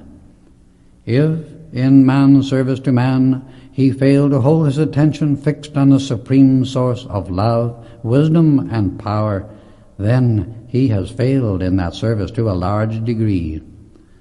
If in the quest of things in the outer senses, he becomes so occupied that the conscious attention becomes fixed on the manifestation instead of the supreme presence that produces it, then again he has missed the mark. Again, if in man's great desire to serve, the overwhelming desire to serve his fellow man causes him to neglect to keep his attention fixed on the supreme producer, then that service too has failed to a large degree. The only true service is in holding the attention and acceptance so firmly fixed upon the great Master within, the only producer, that the outer mind becomes so filled with the inner presence that naturally each activity of the day becomes, without considering it, the perfect divine service of the moment. Then the great Master within, the mighty I Am Presence, is always conducting the outer activity until the entire action becomes perfection expressed. The outer self, until fully awakened, has periods in which it unknowingly wants to strut its vanity and abilities over its fellow men. This always invites a shock of some kind to shake up the outer self until it becomes aware of what it is doing. Then it wildly looks about for its source of power, which it has either forgotten or willfully pushed aside. For in our compulsory choice and the use of the free will, this great Master within will not intrude itself unless welcomed and invited joyously to do so. I say joyously because the more joy we can put into the acceptance of the mighty indwelling power, the quicker manifestation follows. Our acceptance is a command which must be obeyed. It cannot be denied. The attention and acceptance must be held long enough, firmly enough, and steadily enough until the shell of the outer self is completely shorn of the idea that it has any power of its own. The outer mind cannot argue against the fact that all the energy it uses comes from the great presence within, no matter how that energy is applied.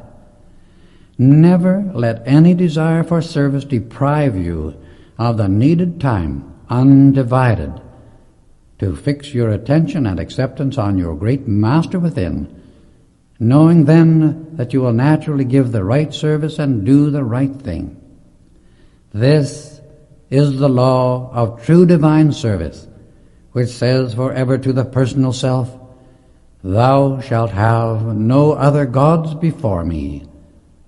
This is the whole of the law applied. Footnote: This instruction concerning service was originally given forth by one of the Lady Masters, also known as Nada, who raised her body 2,700 years ago, and who does very transcendent work for the humanity of this earth, as well as a greater work which she does in very much higher spheres. It was Saint Germain's request that it be put into the magic presence at this point, for he gives it to all his students, and has placed it here that everyone who reads this book may have the benefit of her radiation, as well as his own, and profit thereby. The personal self has absolutely nothing of its own, for it comes into embodiment without even clothes, and unless the physical body is illumined and raised, it passes through so-called death and leaves even the body behind. So the personal self really owns nothing. It cannot deny the fact that all it has is loaned to it by the great Master Presence, no matter how much it misuses the marvelous gifts of life. Keep your attention to the heights. The light and the struggle of the outer self will soon cease. You will find yourselves steadily rising into that glorified ascended state where the joy of divine service so far transcends earthly comprehension that there are no words to describe it. This discloses the revelations of individual growth through hundreds of lives and earthly experience. It is a rare occurrence and privilege for any student to be shown this, and it is only permitted where the individual has reached a height of attainment and inner strength that will enable him to observe the experiences of the past without receiving suggestions or being in the least influenced by them, no matter how terrific they may have been. Only a tiny fragment of all that passed upon that mirror is recorded here, for the experiences of one individual alone through hundreds of embodiments would fill many volumes. Saint Germain then drew the covering over the mirror, and taking his place in front of his guests, gave a most marvelous discourse. Much of it was private instruction and information for those present concerning their own work. I will give only a very small portion of it here. It is my wish, he said, addressing Pearl, Nada, and Rex, that Pearl return with Nada to her school and take up certain studies which I will indicate for the year until her graduation. At the end of that time, I shall be very happy to have you accompany me to the far east, where you are to remain for 2 years and make certain contacts which it is necessary for you to have. At that time, Bob will be ready to go with you. I will see that dependable men are brought to the mine and ranch. 1 year from today, July 28th, 1931, we shall all meet again in the Cave of Symbols, and Daniel Rayborn will complete the raising into his electronic body and enter perfect freedom with his beloved twin ray, Nada, the child of song. Each of you will receive training and instruction from time to time as you require it, and this will be your path to freedom. You all know there is but one source to look to for anything, and that is your mighty I Am present within and around you, to whom you can call, and you will never fail to get a response. From it you may receive without limit courage, strength, power, protection, and guidance that will take you through any ordeal you may ever encounter. I have not observed any weakness within you, otherwise you would not be here. Trials will arise from most unexpected places. You will, of course, remember that the sincere student is never off guard. The inner light will never fail unless you deliberately turn from it, a thing I trust none of you will ever do. Now, will you join me around the crystal table? We still have another service to render our beloved brother Bob. When all were in their places, he asked Nada to call Bob with the inner light. In about 10 minutes he stood on the table before us. Rex extended his hand, and Bob stepped lightly down and clasped Nada in his arms. She led him forward and presented Bob to her mother, who had returned to the audience chamber with Daniel Rayborn. She looked at him steadily for a moment, and with the sweetest smile held out her arms and embraced him. As she did so, the light within her blazed forth with such intensity that their bodies were hardly visible. "My beloved son, in whom I am well pleased," she said, releasing him, "I congratulate you both on this discovery and the love that enshrines your divine union. The greatest blessing my power of the ascended state can give enfolds you both forever. Always remember that pure, unselfish love and devotion form the open pathway to the ascended state." Nada asked Daphne and Arion to play again, and they assented. When they took their places at the organ and piano, a dazzling light floated above them near the ceiling. As they struck the first chords of a beautiful melody, a glorious tenor voice burst forth from within the light. The control of the voice was perfect. Its range seemed to be almost without limit. Here we were listening to a being we did not see, yet whose voice was the most magnificent proof of the presence and its great gifts to mankind. When the first song was finished, the organ, piano, and voice all modulated into America. Instantly, everyone arose, not only in tribute to America, but to the great Master, whose wondrous voice thrilled us all. America, said Saint Germain, means so much more than most of her inhabitants dare to dream, for she is the heart center of the spiritual progress on this planet.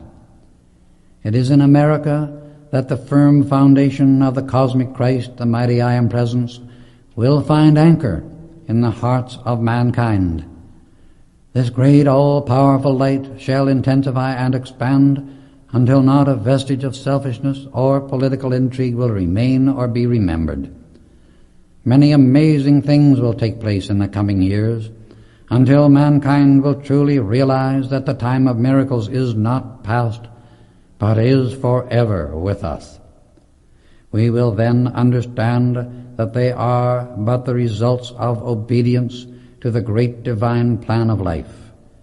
We are just beginning to enter an age of so-called miracles, which will reveal the glories the magic presence holds waiting for its children.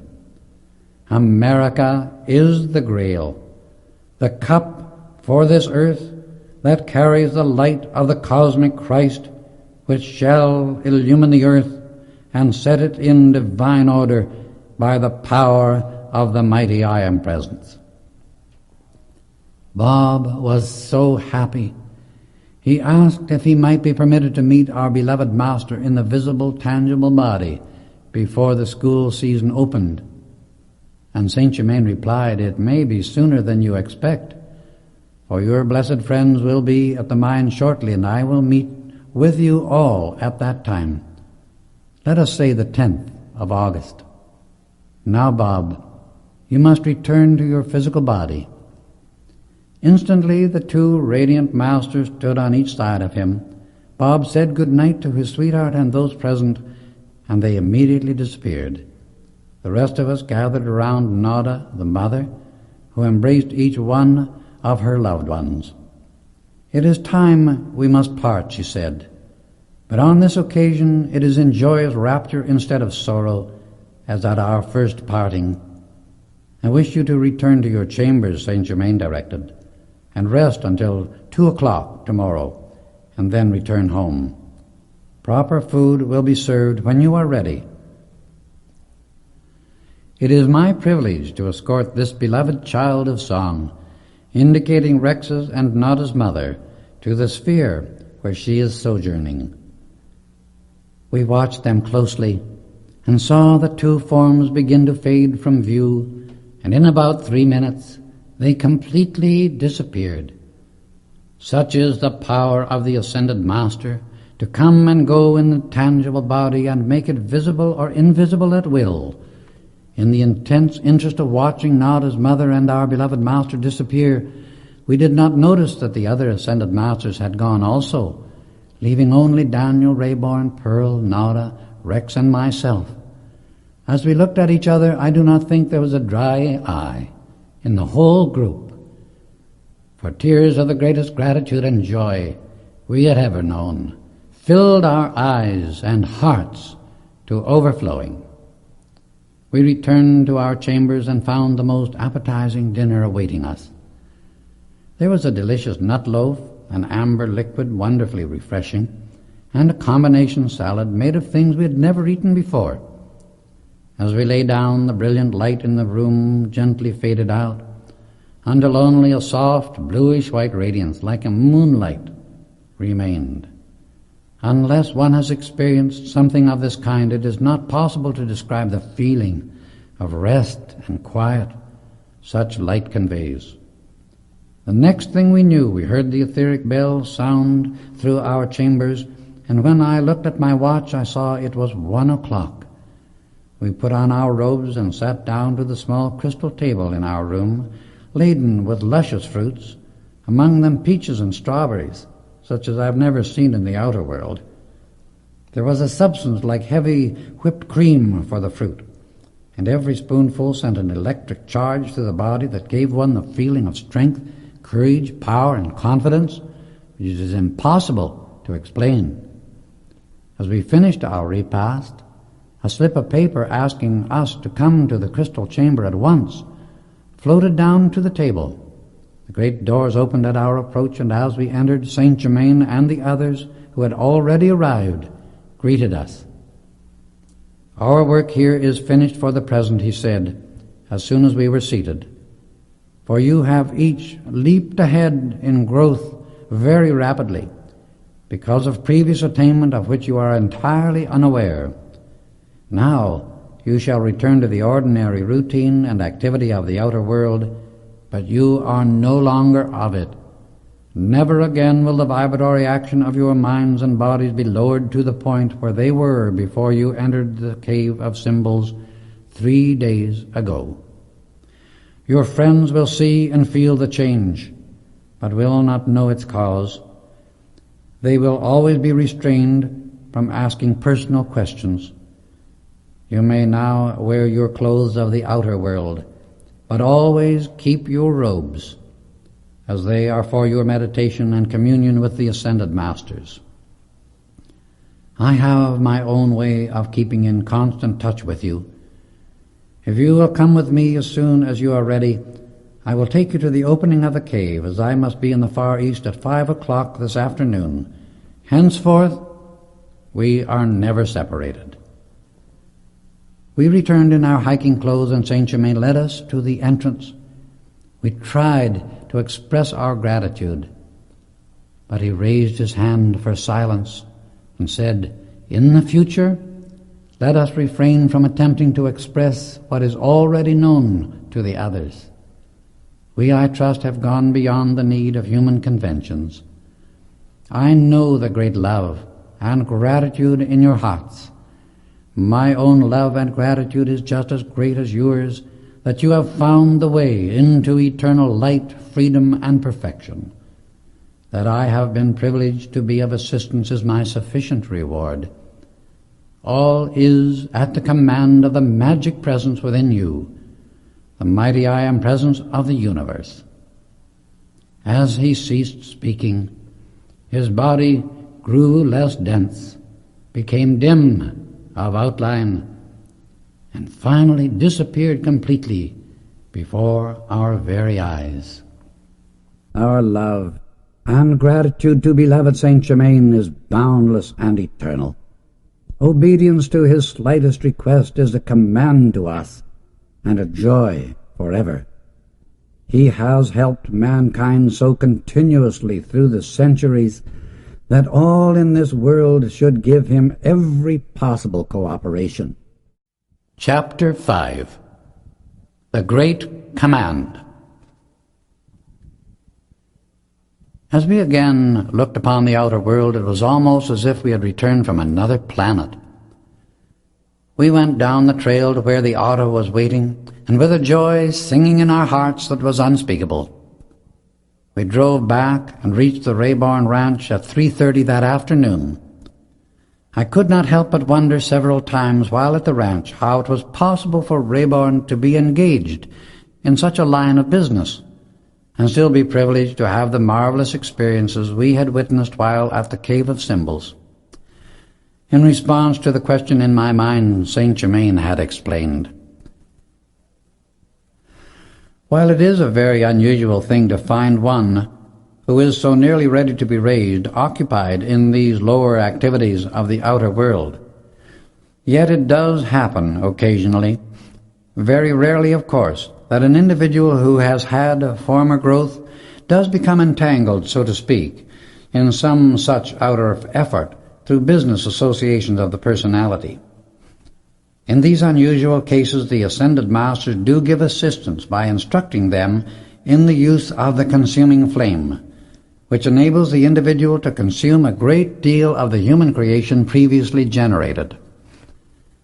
This they must use of their own choice. In this way, such an emergency can be taken care of and the plan of many lives fulfilled. We do not give sanction, however, to such avenues of work as the proper course for personal business activities. We do not want any misunderstanding about these conditions which the human side of mankind generate. For the raising of animals to kill for food is wrong from the beginning to end. But once in a while a soul of very great growth becomes enmeshed in some such activity through the suggestions and general conditions of the outer world.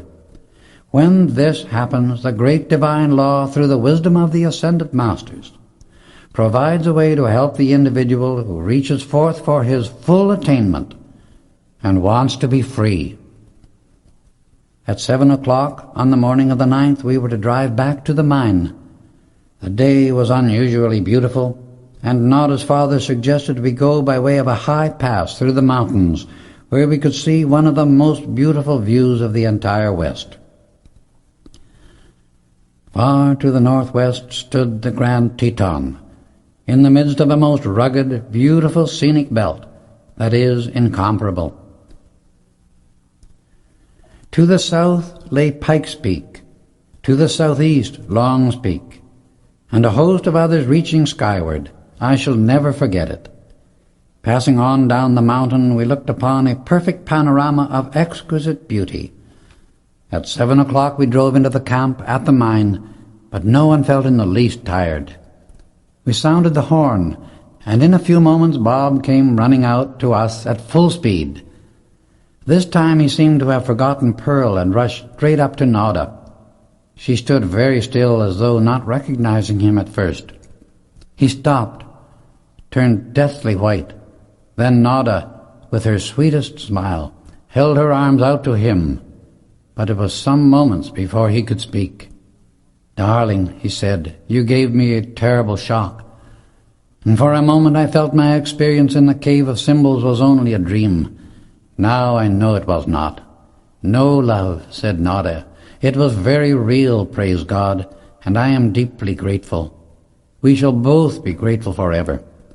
Then, as Bob looked up, he seemed to realize there were others present. "My dear, forgive me," he said, taking Pearl in his arms. "You know I would not neglect you." "Beloved brother," she replied, "I quite understand. It is all right." Bob gave each of us a bear hug, even to Daniel Rayborn. "Bob," said Rayborn, "it does my heart good to see you so natural and loving. Come to dinner with us tonight. From now on, you are one of the family. Always dine with us instead of at the camp."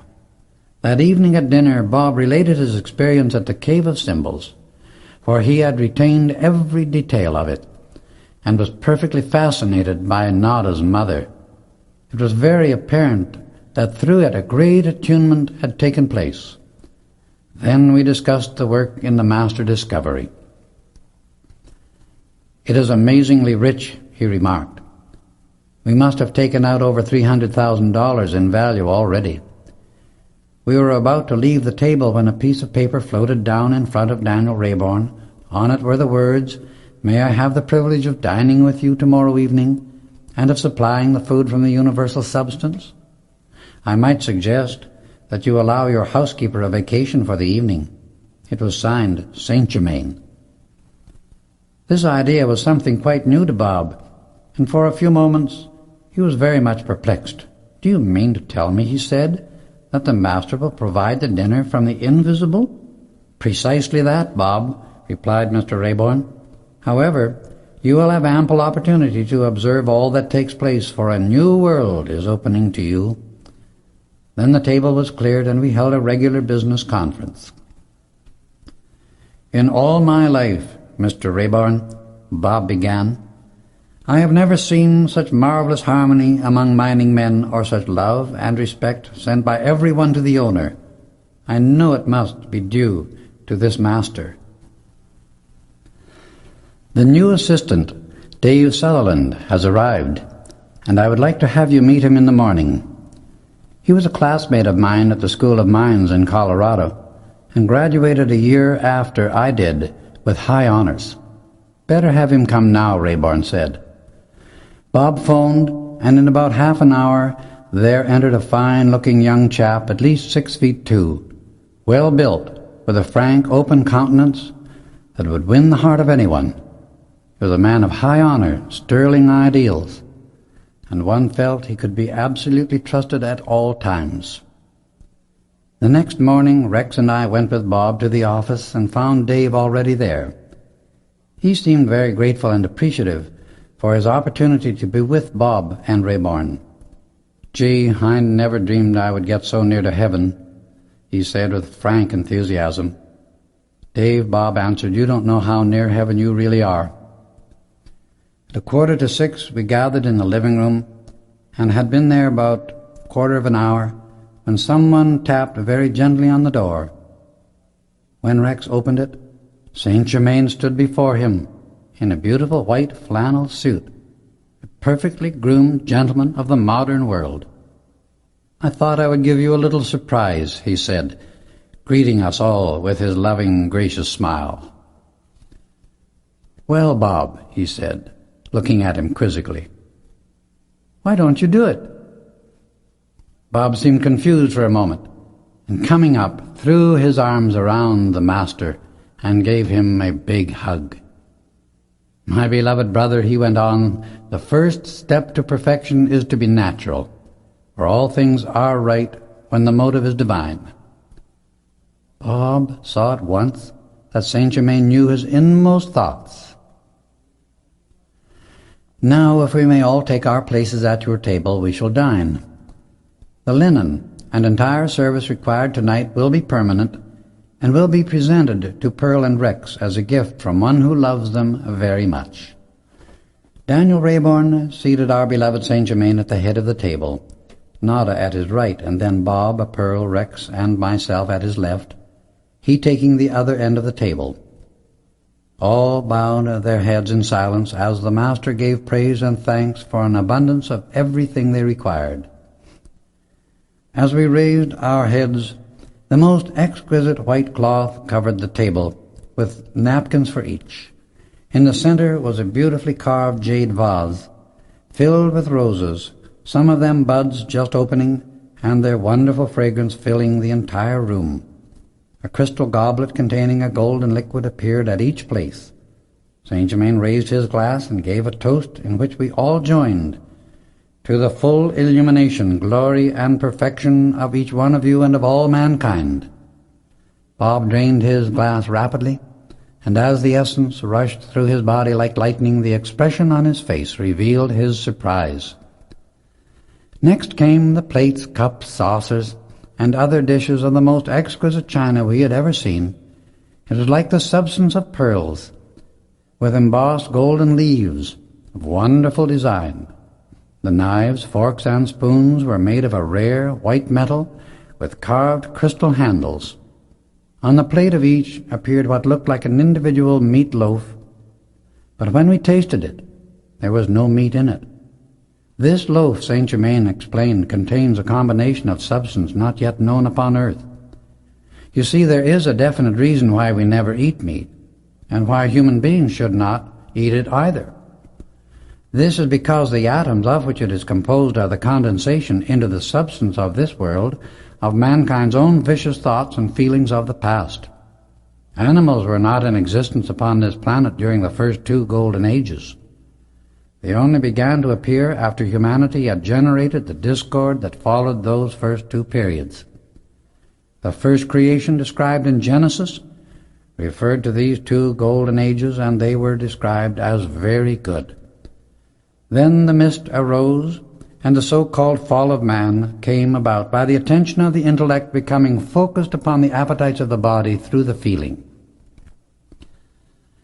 Thus the outer mind became more and more enmeshed in the world of things, and hence forgot the source and powerhouse of its being, which is the mighty I Am Presence. The plan of completeness or divine way of life was lost sight of, and more discord has continued to creep into the feelings of humanity ever since. As long as human beings insist on killing animals, they will never be able to break the vicious habits within their feelings by which they have bound themselves, are constantly destroying their own bodies and shutting out the finer mental impulses. The love of mankind for domestic animals is raising and purifying some of that past creation and releasing that stream of life into a more harmonious phase of existence. As humanity becomes more harmonious and pure, all animals will disappear from the earth. Even the weeds and blight upon plant life will be removed, and the earth once again return to her pristine purity described as the Garden of Eden, meaning obedience to the divine wisdom. The great harm of meat eating is that the flesh of the animal records the feeling of fear it experiences when killed. The animal has an emotional body, and the vibration of fear recorded previous to and at the moment of death qualifies the flesh, and that quality is absorbed by the emotional body of the human being who eats it. It also causes a certain substance to condense into the brain, which dulls the intellect and prevents the finer impulses from flowing into it from the mighty I Am Presence. This substance even an ascended master will not interfere with, because the individual does these things of his own free will. Fear, in its many subtle phases, is the predominant feeling within mankind today, and is the wide open door through which the sinister force holds its control in the personality and does its destructive work. The teaching that it is necessary to eat meat in order to obtain strength is vicious and entirely untrue. For the elephant, one of the strongest creatures on our earth, is a non-meat-eating animal. The idea that serums made from animals can produce health and perfection or protection against disease in a clean child's body or that of an adult is another consciously directed activity of the sinister force in this world in order to break down the health and resistance in the race, that the destructive feelings may hold sway and destroy the ideals of mankind. The medical profession has been unknowingly made a cat's paw for this destruction under the guise of science. It is only because of the persistent stubbornness in the sense appetites, which are feelings in the human body, that the race keeps using its marvelous mental capacity and the wonderful, pure energy from the mighty I Am Presence to create more and more destruction. When human beings will spend the same amount of time and energy studying perfection and the wonderful miracles of creation that face us everywhere, as they do now in gratifying the physical appetites and whims of the personal self, they too will produce the same miracles that the ascended masters are able to do. However, before 50 years are past, mankind will look back upon the meat-eating habit of today as we now look upon cannibalism. There are several things that leave a substance in the brain which must be cleared away if the full perfection from the mighty I Am Presence is to be released through the personal consciousness. These are, in the order of their importance: narcotics, alcohol, meat, tobacco, excess sugar, salt, and strong coffee. Now, we come to the remedy for these things, for I will never point your attention to any consideration of imperfection without showing you the way to transcend it and replace it by perfection brought about harmoniously.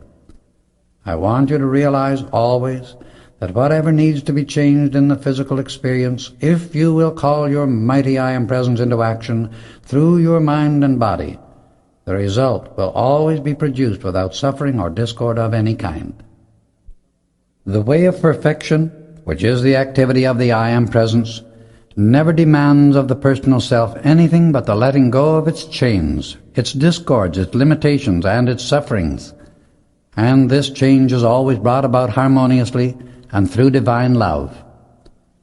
The way to purify the brain and body structure, if the personality has been putting these substances into the physical body in the past, is to call to your mighty I Am Presence to pour through your mind and body its violet consuming flame, using the following affirmation: Mighty I Am Presence, blaze through me thy consuming flame of divine love. Take this desire out of me, annihilate its cause and effect, past, present, and future, and replace it by the fullness of yourself, your perfect satisfaction, and hold your full dominion here forever. This same affirmation can be used for another with the same miraculous and permanent accomplishment. Then spend a few moments, at least 3 times a day, visualizing yourself standing within a pillar of violet flame, rushing from the feet to some distance above the head, and extending for at least 3 feet on each side around the body.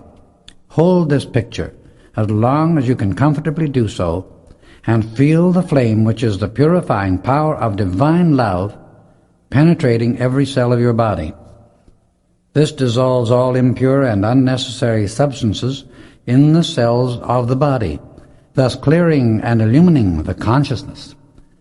This is part of the knowledge of the sacred fire, which has only been taught in the retreats of the Great White Brotherhood throughout the centuries. It is the way the Ascended Masters purify, heal, and harmonize mankind and the very earth itself. It is the power by which so-called miracles are performed.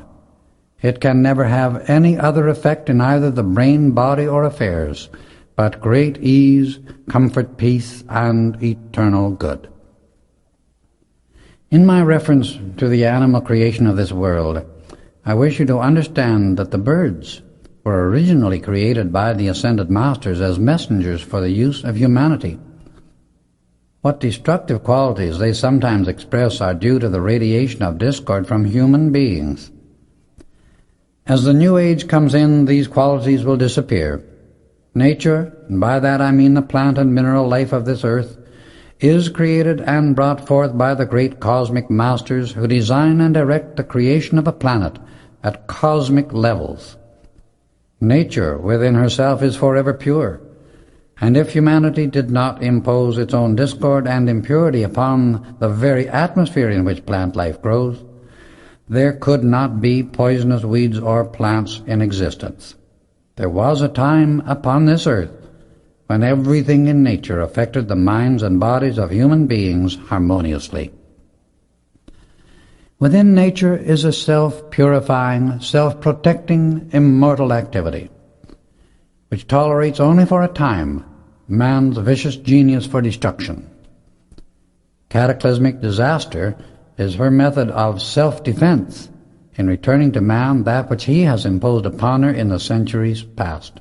Thus, through life after life, man continually meets his own creation, turned upon himself, until he builds his universe according to the pattern of divine perfection, which is the true expression of his own divinity. Age after age, nature is continually throwing back upon man, through cataclysmic action, his own iniquity, and she is stronger than any opponent, because she is a direct creation and outpouring of the Ascended Masters. In this way, man's own discord destroys and buries himself and nature in her pristine purity, goes on serenely expressing her immortality. Notice the many civilizations that have been built upon this earth, and the fact that nature has so completely obliterated all traces of man's work in them, until only in tradition and myth is there the faintest record of some of these activities. Man, if he have attained wisdom, which is the constructive use of all knowledge, may have the perfect cooperation of nature's gigantic forces, and through them make his accomplishments immortal also, he must stop the stupendous slaughter of animals for food and the business of raising them to kill. A few moments after we began our dinner, a tiny loaf of bread appeared in front of each one, Nada's and Bob's coming together, and Pearl's and Rex's also. This was followed by a delicious vegetable salad entirely different from anything we had ever tasted. For dessert, there was a most wonderful fruit whip made of a combination of peaches, plums, and other fruits unknown to us. Blended into this was something resembling whipped cream, but sparkling like frost, just deliciously cool, another unfamiliar delicacy.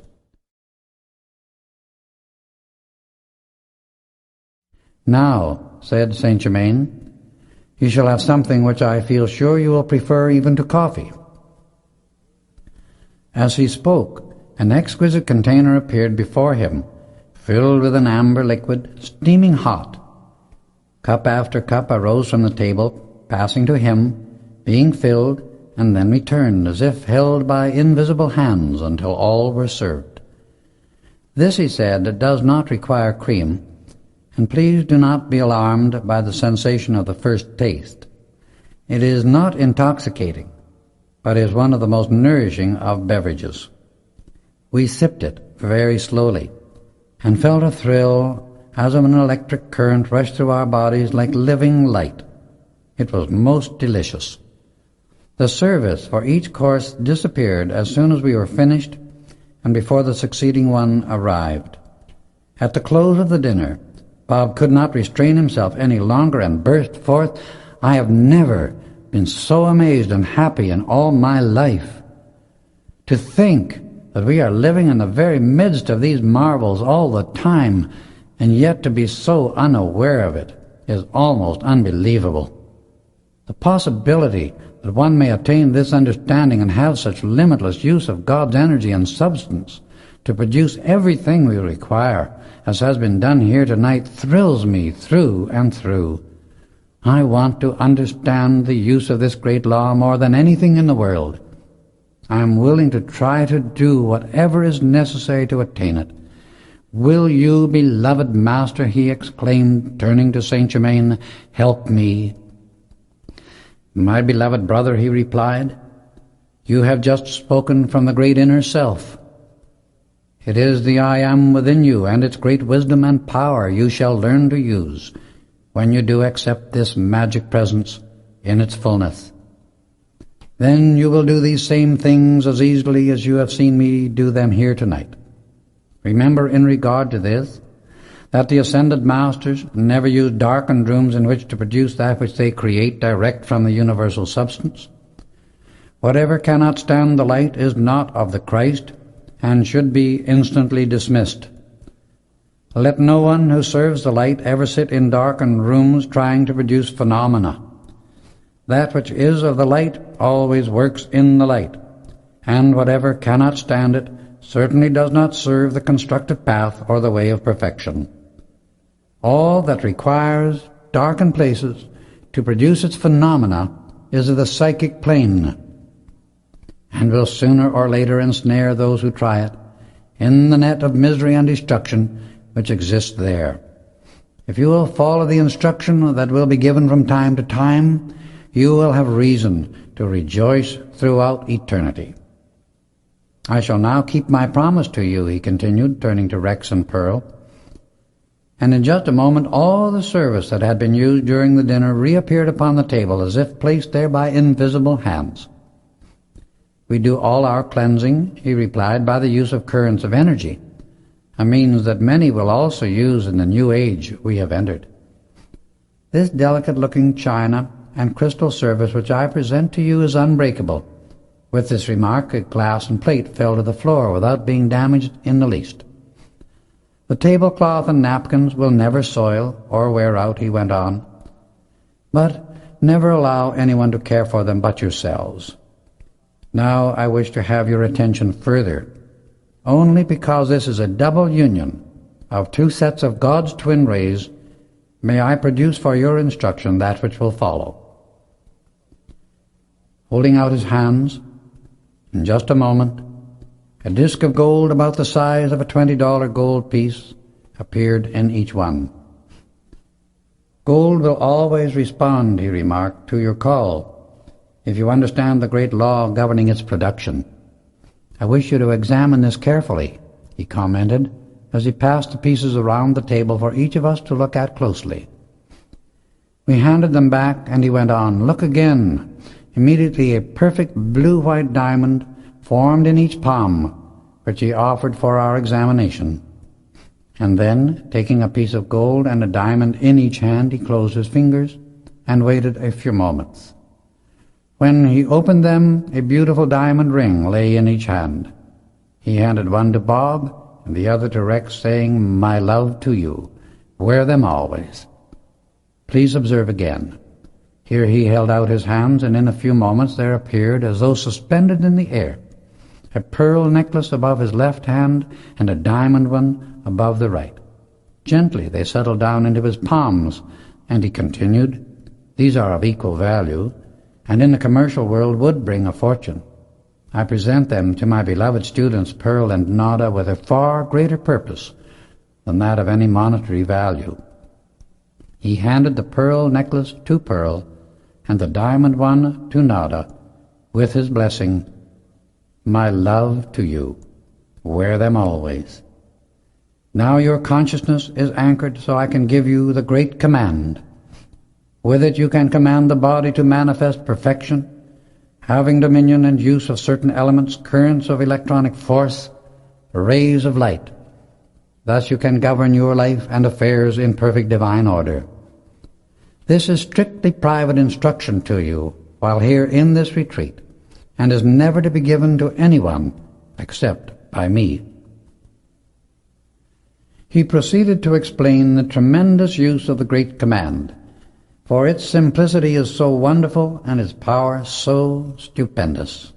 He then took each one separately and asked us to give the command and to realize fully how impossible it was for anything to result from it but the greatest possible harmony and blessing to everyone. Each of us had instantaneous results, and we were almost speechless before the enormity of its power. We took a vow before the mighty God-self in each that we would never use it except in the service of divine love. You have all heard the phrase often, "With God all things are possible."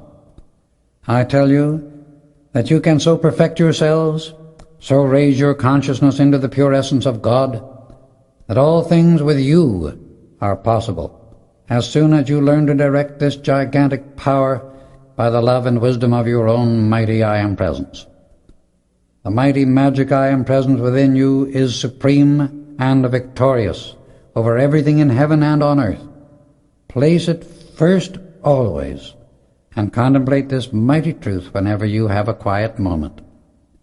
It was now 9 o'clock, and it had grown very dark out of doors, yet no one was aware that the light within had steadily increased as the light outside grew less. No one thought of turning on the lights, as Saint Germain had illumined the room by his control of the electronic force. I want each of you, he continued, to so train yourself that you are never surprised at my appearance. I may come at any time, anywhere, when it is necessary to give assistance. Here he looked directly at Bob. "No, Bob," he said. "A student is never given anything by us that he is not ready to receive. An ascended master makes no mistakes, of that I can assure you. In regard to those who are sometimes called masters, I wish to give an explanation that is of very grave importance to the students of light and truth. In the first place, there are those called masters, some of whom have attained a very high degree of wisdom and maintained life in the physical body for nearly 2 centuries, yet have not raised the body as Jesus did. There are also many who call themselves masters who have not the faintest concept of what a real master is. Of one thing you can be absolutely and eternally certain, that no one who is a real master will ever say so, and that an ascended master never accepts payment of any kind for the help he gives, because the first qualification of true mastership is to do all as his glad free gift of his service of love to the world. The ascended master is absolutely infallible at all times because he has passed out of the octave of vibratory action in which mistakes can occur, for he has become wholly divine. By the raising of his body, all atomic structure has been changed into the electronic. He sees with limitless vision and knows all because he uses only the all-knowing mind of God. Those masters who have attained even a very great degree of wisdom, but have not yet raised the atomic body, can and sometimes do color what they give out by their own personal concept. For no one becomes infallible until he functions in his electronic body, or the body of pure light, where no contamination or personal concept can exist. Bob, you are quite worthy of all you have been privileged to experience. Ever strive to make yourself more worthy of the mighty I Am Presence that beats your heart and gives you the use of every good thing. I wish to suggest that Nada, Pearl, and Rex return to school, and that this good brother, indicating me, remain at the ranch with their father until their graduation and his ascension. After that, the 5 of you may always consider the Diamond K Ranch your home. Your activity, after 3 more years, will be such that the world will be your home, for you will be required to serve wherever your assistance is required. 1 year from the 10th of the coming September, I wish Nada, Pearl, Rex, and Bob to accompany me to the Far East, India and Arabia, and to remain there for 2 years. Bob, it will be well to prepare Dave Sutherland in the meantime to take full charge of the mine during your absence. As to our plans, please be absolutely silent. I will meet with you all once more at the ranch just before the young folks leave for the university. And I wish you, Bob, to make arrangements to be there also. I will let you know the exact date later. Your great love and natural sincerity has opened wide the door of illumination. Be ever faithful to the great light within, the glorious I Am Presence. Always ask and then listen for your inner guidance. It will and must come clearly, definitely, and correctly. I rejoice to have been the guest of such noble, faithful friends. My love and blessings shall always be with you. Good night. As he spoke these words, the dazzling illumination of the bungalow faded out. Rex stepped across the room and turned on the lights. Saint Germain had gone. We returned to the dining room, and before us upon the table stood all the marvelous crystal, china, linen, and silver.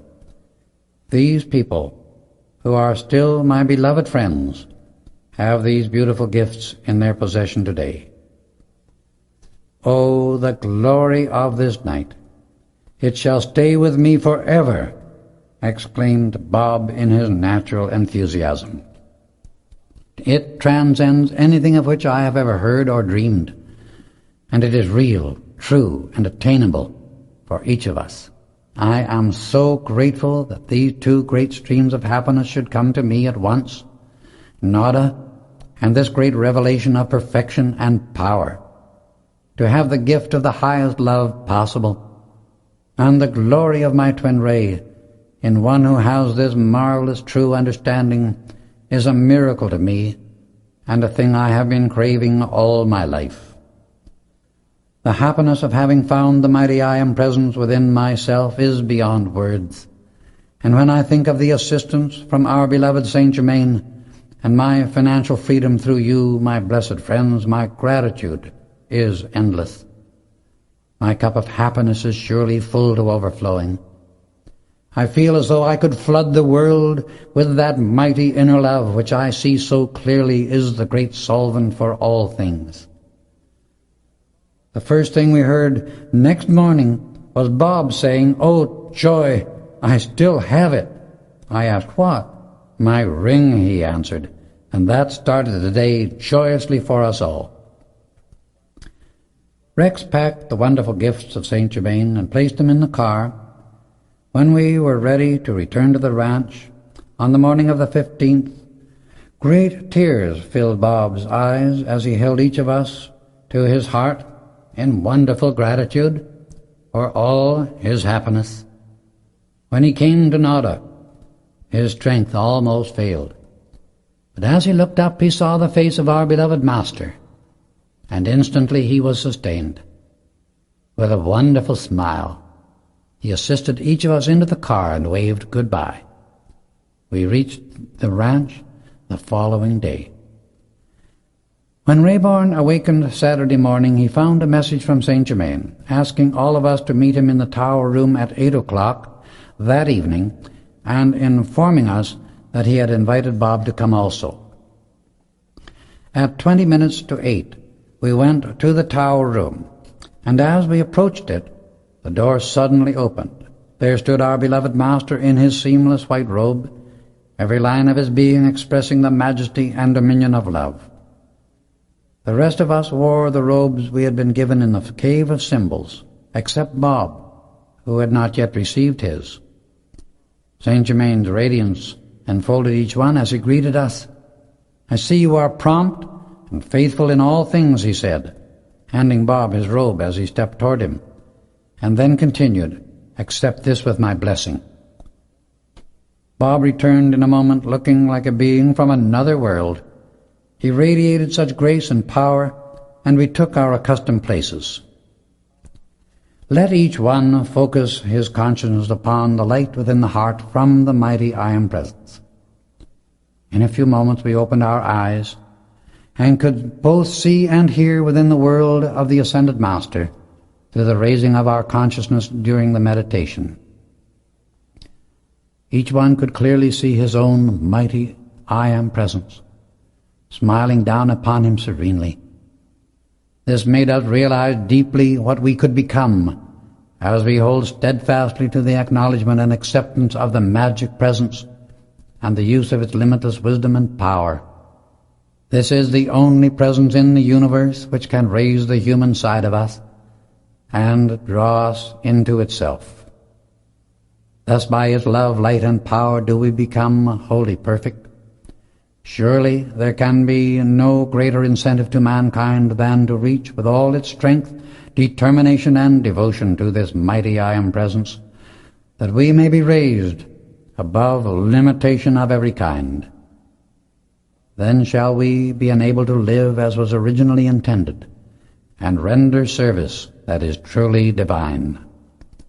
The opportunity to see, even for a few moments, our own electronic body is a blessing and privilege that cannot be overestimated, for it gives us strength and encouragement, drawing us like a magnet until at last we enter the Holy of Holies and become one with the source from which we sprang. After a few moments of contemplating that mighty I Am Presence, Saint Germain lowered the vibratory action until most of that higher consciousness faded from our sight. "Do you not see, my dear ones," he explained, "how easy it is to consciously lift your consciousness until it expands and encompasses everything you can possibly desire to know? This is the method I wish you to use, and by so doing raise your awareness to where you do actually comprehend the great law and attain its complete use and operation. Do you not see how you can utilize and direct this mighty energy without limit? But you will soon be doing it quite easily yourselves. I have shown you the individualized I Am Presence of each one, that you may understand what a small fragment of your own God-given dominion you are using in your physical experience. This glorious presence is ever urging you to arise, receive your crown of glory, and wield your scepter of complete dominion over its vast domains, and be free forever from every limitation. This transcendent I Am Presence which you have just seen is your own real Master, the pure Christ Self. It is all majesty and mastery, in full eternal dominion over all worlds, over all created things. I have a few directions to give before I leave you tonight. It is my wish that Nada, Pearl, Bob, and Rex meet the rest of us in Washington, D.C. for the holidays, between Christmas and New Year. Your father and this good brother indicating me will be there a few weeks ahead of you for work we have to do. Alexander Gaylord, your father's friend, will visit you here tomorrow. Remember, as you return into the association of the outer world, that the only true service is to understand and use in perfect divine order the mighty energy of God within and about you. To consciously direct this perfectly is the only important activity of your lives. All else is secondary. Again, I enfold you in the eternal light of love, peace, and complete illumination, with my sincere blessings. With these parting words, the body of our beloved Saint Germain steadily entered into that higher vibratory octave and disappeared. Chapter 6. The Messenger of the Great White Brotherhood. The prospect of seeing our old friend Gaylord delighted us, for his friendship with both was one of long standing, and it formed a sort of inner tie. Rayborn and I felt his visit was to be of great importance. Mr. Gaylord arrived at 11 o'clock the following morning, greeted us cordially, and as I was about to thank him for having brought me in touch with the Rayborns, he looked into my eyes steadily and remarked, "You have our beloved master to thank." "You know Saint Germain, then?" I asked. "Yes," he answered. "I have known him and been under his direction in specific matters for some 10 years. He is drawing certain of his students together for important work that is to begin this year. This concerns a very serious crisis affecting the entire world, and especially North America. Yet it is possible that certain things can be averted, and if they are, the world at large will never know the vicious danger that threatens and the overwhelming disaster that it will have escaped. There is a certain sinister force at work within the atmosphere of Earth that is trying to destroy the beautiful Christ light which is growing like a flower in the hearts of more than 60% of humanity. The greater portion is in America, but there are many in all nationalities. We went into the house where Gaylord greeted Rex and Nada as if they were his own children, and was then presented to Pearl. "May I be excused?" he asked immediately. "I have matters of a private nature to discuss with your father, and will you," indicating me, "remain within call?" In about an hour I joined them, and it was then I realized how important his visit really was. When we were seated, Mr. Gaylord revealed some of his activity as a secret messenger of the Great White Brotherhood, and presented his credentials. His work in this capacity had extended over a period of 7 years. He had his own avenues of personal contact with some of the higher officials and diplomatic circles in Washington, as well as many other places of importance.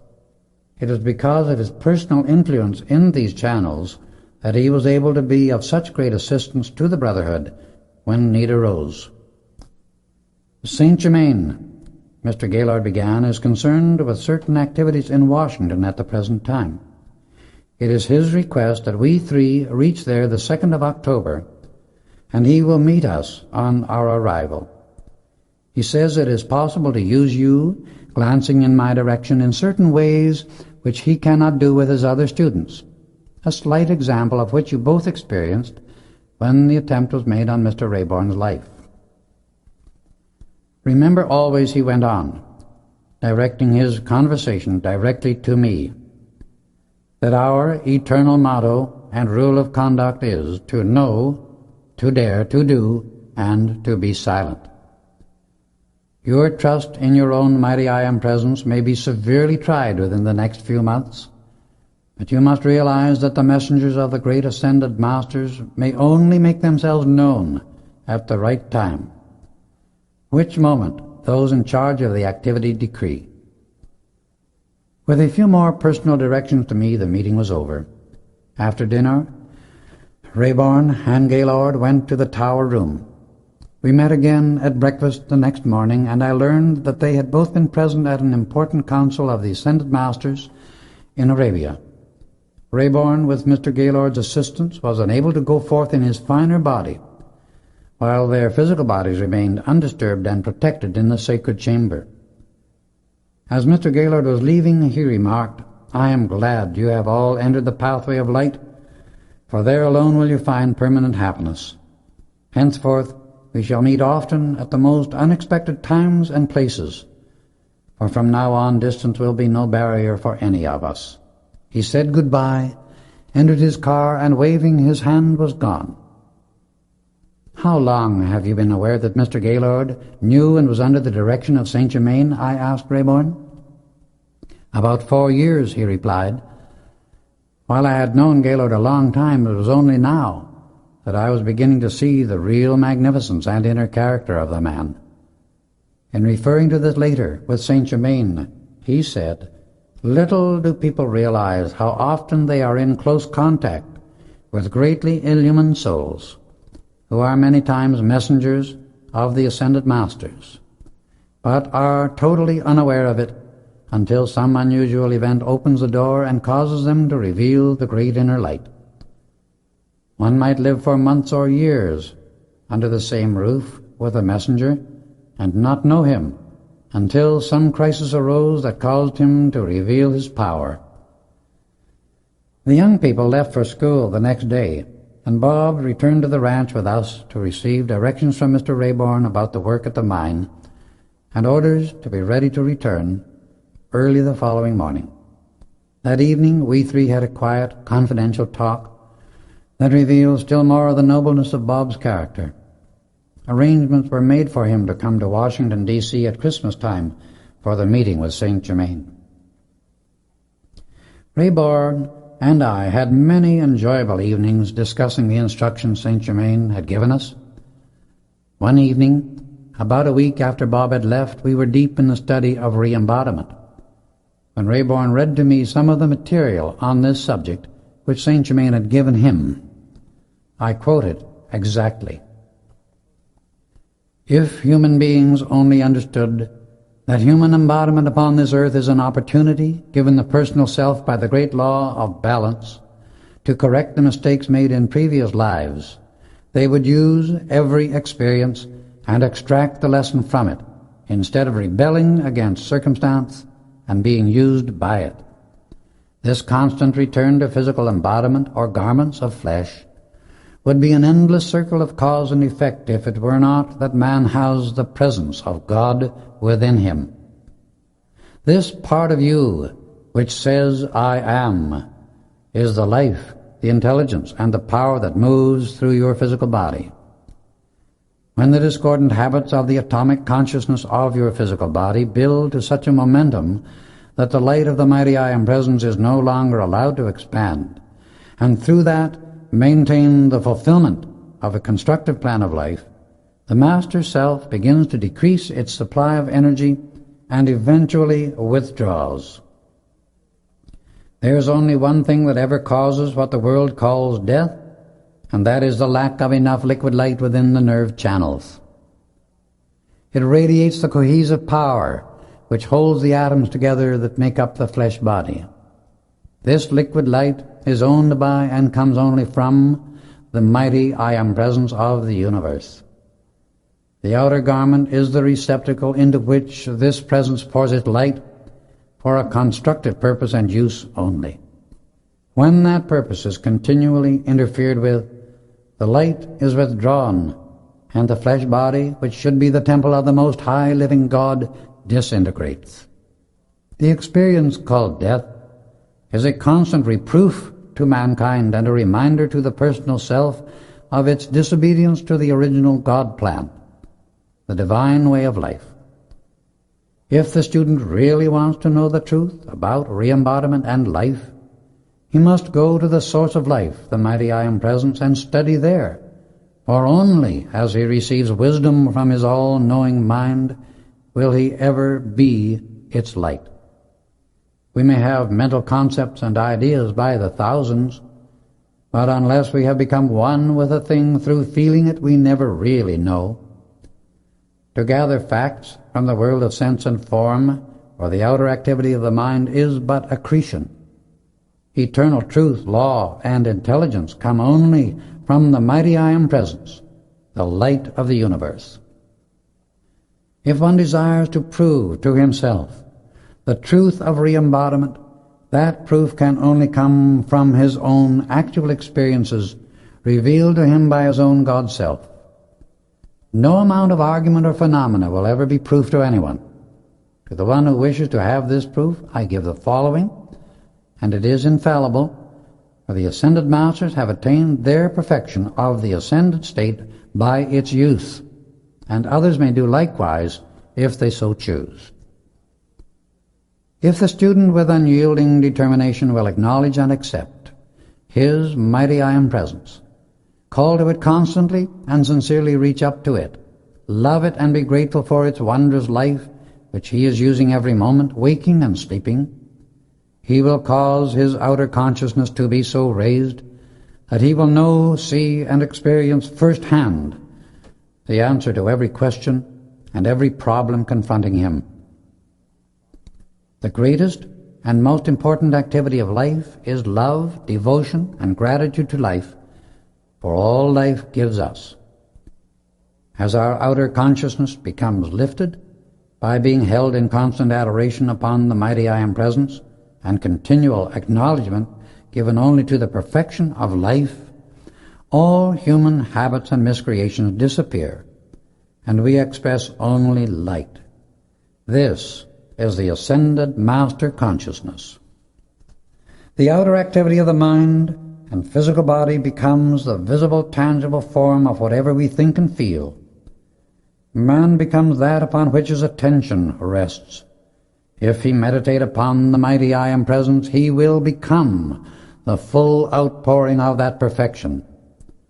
And if he spend his time and energy through his attention upon the appetites of the physical body, trying to satisfy their insatiable demands, he destroys his temple. No man may say him nay, no matter what his choice. The responsibility of his choice is unescapable, for it is inherent within free will. The paramount command of the Eternal is, be ye perfect, even as your Father in heaven is perfect. For life will return you the individual consciousness again, and again, into human embodiment until you fulfill that supreme edict of life. When that decree is obeyed, we shall find the manifestations of the constructive way of life have become immortal. The cosmic activity and light from our earth is being expanded at this time. Many feel this greatly increased energy, and unless it is used in a constructive way, the individual qualifies it with his own feelings of irritation and resentment against persons, places, and conditions. This but creates greater turmoil in his own mind and body, which constantly disturbs himself and others.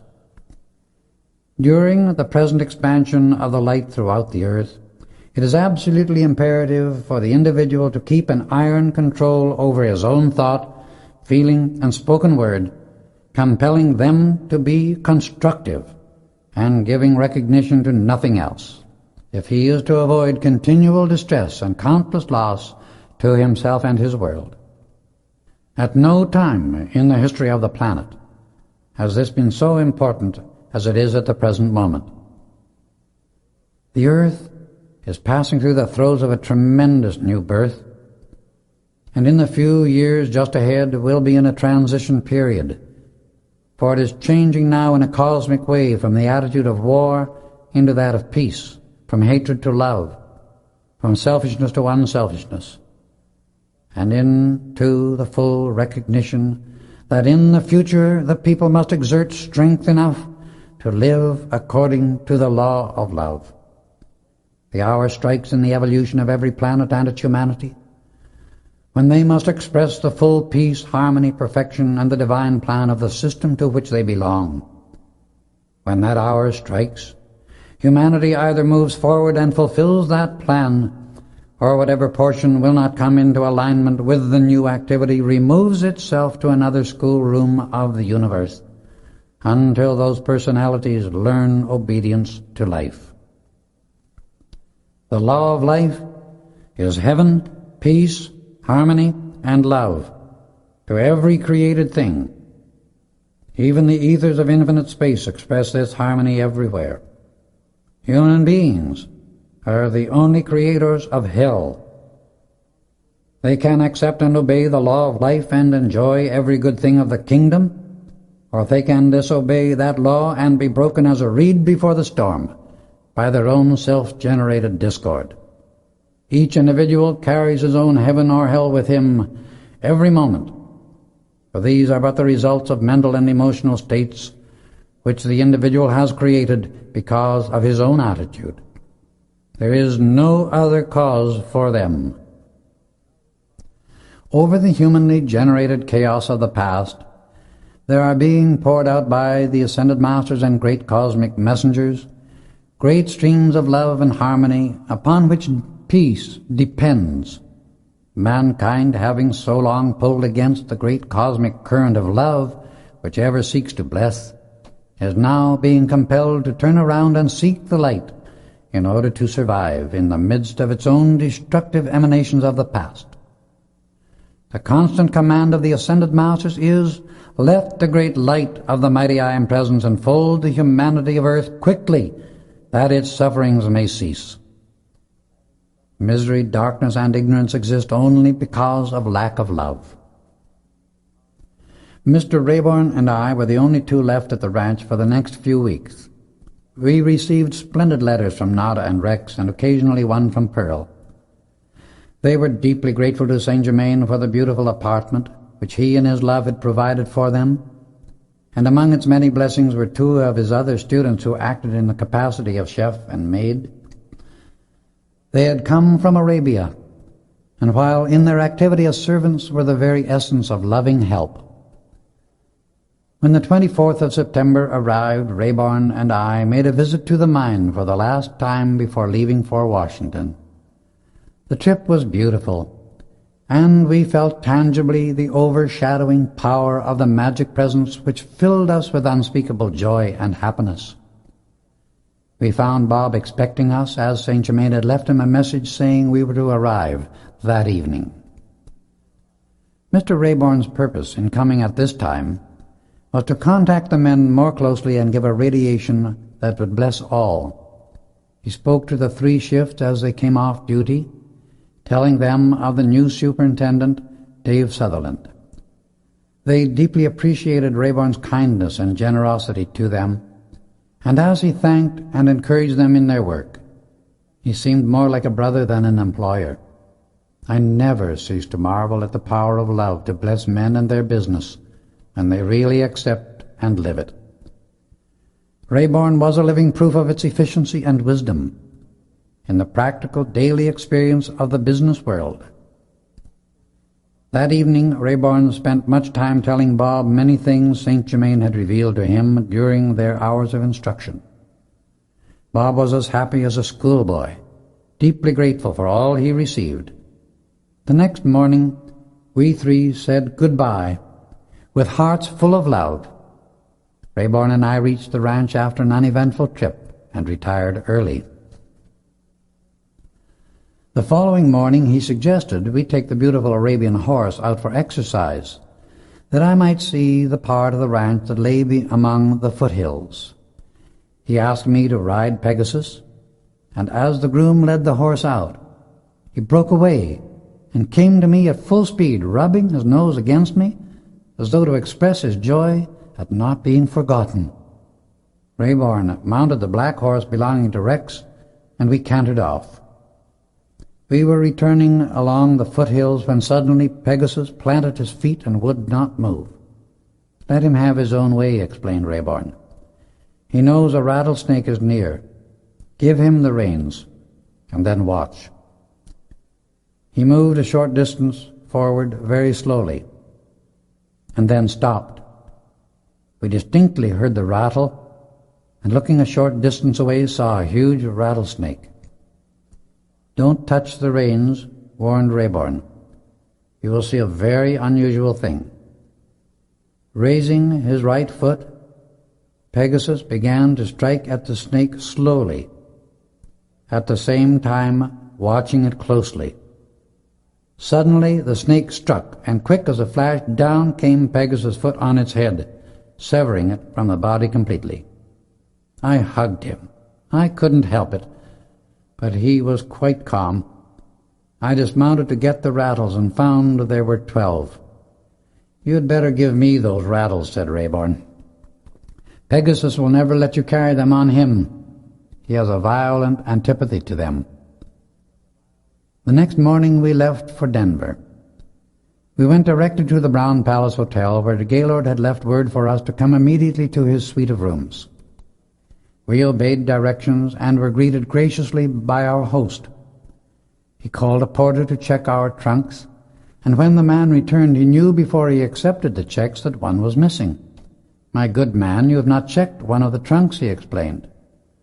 The porter saw his mistake and returned later with the missing check. We boarded the train at 9 o'clock and found that he had engaged 3 adjoining drawing rooms. Gaylord excused himself almost immediately. "I wish to retire at once," he explained, "and leave my body, as I must go to Arabia for further directions, but I will be with you at breakfast." The next morning, at the first call, Gaylord, Rayborn, and I went through to the dining car. While we sat at breakfast, a dark, handsome, wiry sort of man passed our table, accompanied by a beautiful woman of striking appearance. Involuntarily, we all noticed them. We finished our breakfast, and Gaylord asked us to come at once to his drawing room. "That man and woman," he explained as soon as we were seated, "are 2 of the communist representatives with whom we have to deal. We are perfectly safe because they do not know how to protect themselves nor their secrets by the power of the inner light. They do not serve the light, and are therefore unable to use it as we do, and so release its power. However, we must be on our guard from the start, so that at no point will they be able to sense anything of our activities. The man's companion is one of the cleverest, most dangerous, and notorious persons known in Europe. Put on your armor," he said, speaking to me, "for in handling this woman, when the time comes, you will need to use all your powers of diplomacy. You have a part to fulfill more important than you dream of, but I know your courage, poise, and assurance from the mighty I am present within. That will take you through victoriously. Through my visit to the Far East last night, it is very evident that we are getting into action here none too soon. Those who are the claws of the sinister force are already polluting and corrupting wherever possible by their deceit and treachery. Now you can realize how great was Saint Germain's wisdom in his 3 days' preparation and attunement of you while in the Cave of Symbols. You wonder that I know of the place? I have been there many times. Will you, I asked, tell us whatever of your experiences you are permitted to reveal? I will be glad, he replied graciously, to relate whatever I am permitted to reveal for your instruction and enlightenment, but not just for entertainment. We changed trains at Chicago, and after leaving there, which will be about 9 o'clock tonight, I shall be glad to visit you again. When we reach Chicago, have all the bags taken to your compartment and wait for me, as I expect to have important communications for both of you. When the train pulled into the station, Mr. Gaylord stepped off the car and disappeared immediately in the crowd. He must have drawn the cloak of invisibility about him, I said to Rayborn. He has gone so quickly. We changed trains and went immediately to our compartment. As the train pulled out of the station, we heard Gaylord enter his compartment. In about 10 minutes he tapped on our door and asked us to join him. It was just as I thought, he explained. Our adversary has a powerful tool in this city, one of the high political officials who is receiving large sums of money for the assistance he is giving to these destructive activities. However, he is under surveillance and will be taken into custody in the morning. No one will dare to announce it publicly because of others with whom he is connected and whose prominence makes it too dangerous for them to allow his name to be revealed. It is the same old story. When the battle grows too fierce in the camp of the unvirtuous, it is each man for himself, and each man's deeds trap him in his own net. The man and his companion, whom we saw at breakfast the other morning, have taken the compartment next to you, he continued, indicating me. However, you will know exactly the right thing to do at the right moment, and I know you will do it. Now I will explain for your instruction one of my experiences that began in India, reached its height in Arabia, and finished in America. Some years ago, when the aftermath of the war was spending its fury, I was selected by the Council of the Great White Brotherhood in India to act in the capacity of messenger. This work necessitated taking my physical body with me, for at that time I was not able to levitate and transport it through the atmosphere as the ascended masters do. However, now I can leave my body consciously at any time, as you are both fully aware, and this good brother, indicating Rayborn, has physically observed. Obeying the call from the Council of India, I sailed for France, the first part of my journey. At that time, I was not so clearly sensitive to the finer vibratory action as I am now, and had to be led more or less intuitively. Little did I dream in those days that I was obeying as definitely as I am now. The first morning at sea, I found a most distinguished-looking gentleman seated at my table as I came down to breakfast. He arose as I approached and introduced himself. "I take the liberty of introducing myself," he said. "I trust I am not intruding." I liked him very much the moment I shook hands with him, and we chatted on generalities for a few moments, when he remarked, "I presume you are traveling for pleasure, possibly on a mission?" And as he pronounced the word mission, he looked at me very sharply. Instantly, I felt something tighten within, and I was on guard at once. "I enjoy water travel very much," I replied, "especially in the month of May." A slight smile passed over his face, and an amused look came into his eyes. Still, the feeling that I liked him grew stronger, and somehow I could not help it, nor explain the cause. Suddenly he shifted the conversation, began speaking of a certain young prince, and asked if I had met him. "Only as a small child," I replied, "but I have always felt he was a great soul." "Just what do you mean by that?" he asked. "I mean he is one who has lived many lives and attained certain inner knowledge through much experience," I replied. "Then you believe in re-embodiment?" he questioned again. "I not only believe it, but I know it to be true, and a certain phase of one activity of the great cosmic law," I answered. "You speak with great assurance," he continued. "In this respect I speak from actual knowledge," I retorted. "Oh, you do? Now, for instance, do you think you and I have ever met before?" he went on, and there was a sort of quizzical, half-teasing note in his voice, yet a loving kindness in its quality, that denied any real opposition to my thought. "Yes," I continued, "we knew each other before the last cataclysm on Atlantis, and also in Egypt. Now we have met again and shall work together many times for our mutual good." I spoke with an inner impelling power and a feeling of authority that amazed me. I was surprised at my own words. He extended his hand, looked at me with a smile that would have melted anyone, and gave me a sign which I knew came only from one of very high authority in the Great White Brotherhood. I was deeply grateful and very happy. "You passed the test splendidly, my brother," he explained. and it is well you are on guard so naturally. This makes it possible for the inner presence to act at all times.